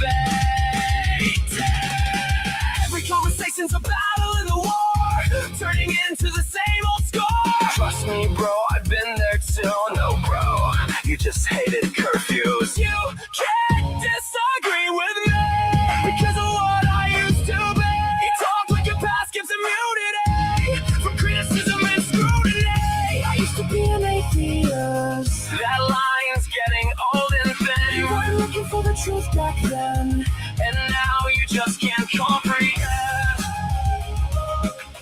Yeah, you call it testimony,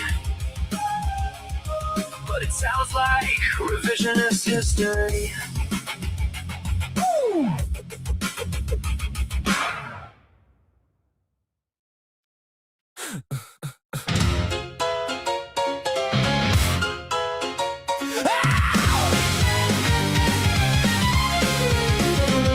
You dress up doubt in velvet robes, throw dead men's quotes like holy stones, name drop Plato and wave your hands like a mystery will make us understand. You sell transcendence cheap online with cherry-picked and twisted lines, a sermon built from smoke and mirrors, preaching louder cause the truth gets nearer.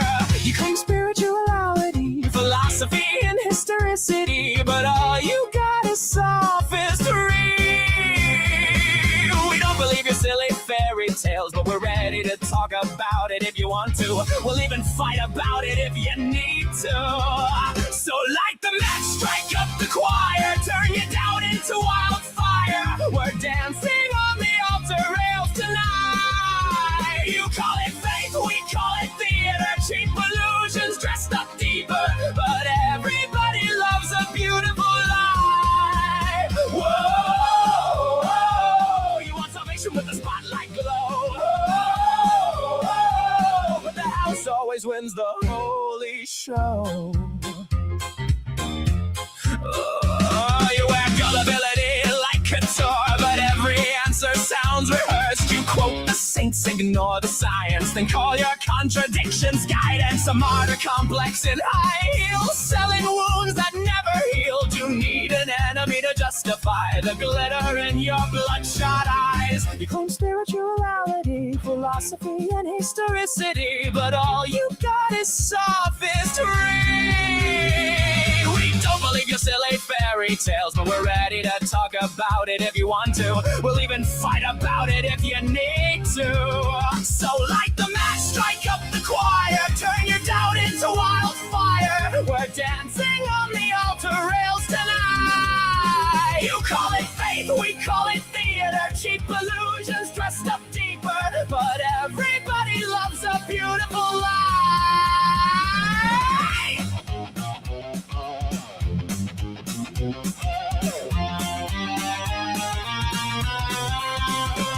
And if heaven's just a green room backstage, Then who's been writing all your lines? You pray in public for the applause, then curse the crowd when they don't buy.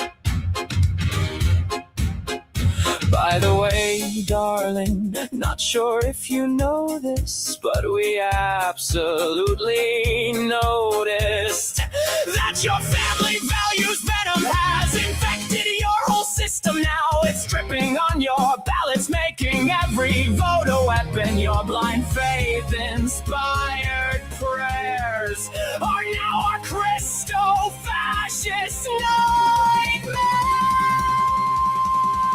Light the match, strike up the choir, watch the city drown in fire, while angels smoke outside the venue doors. You wanted prophets, you got performers, broken hearts and false informers, singing hallelujah like it's war.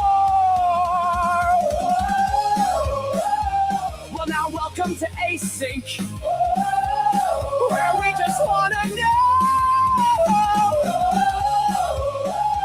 all the fears, ideas, dreams, and doubts that you sow. Saints burn up in orange and purple glow. Whoa! And the sinners steal the whole damn show.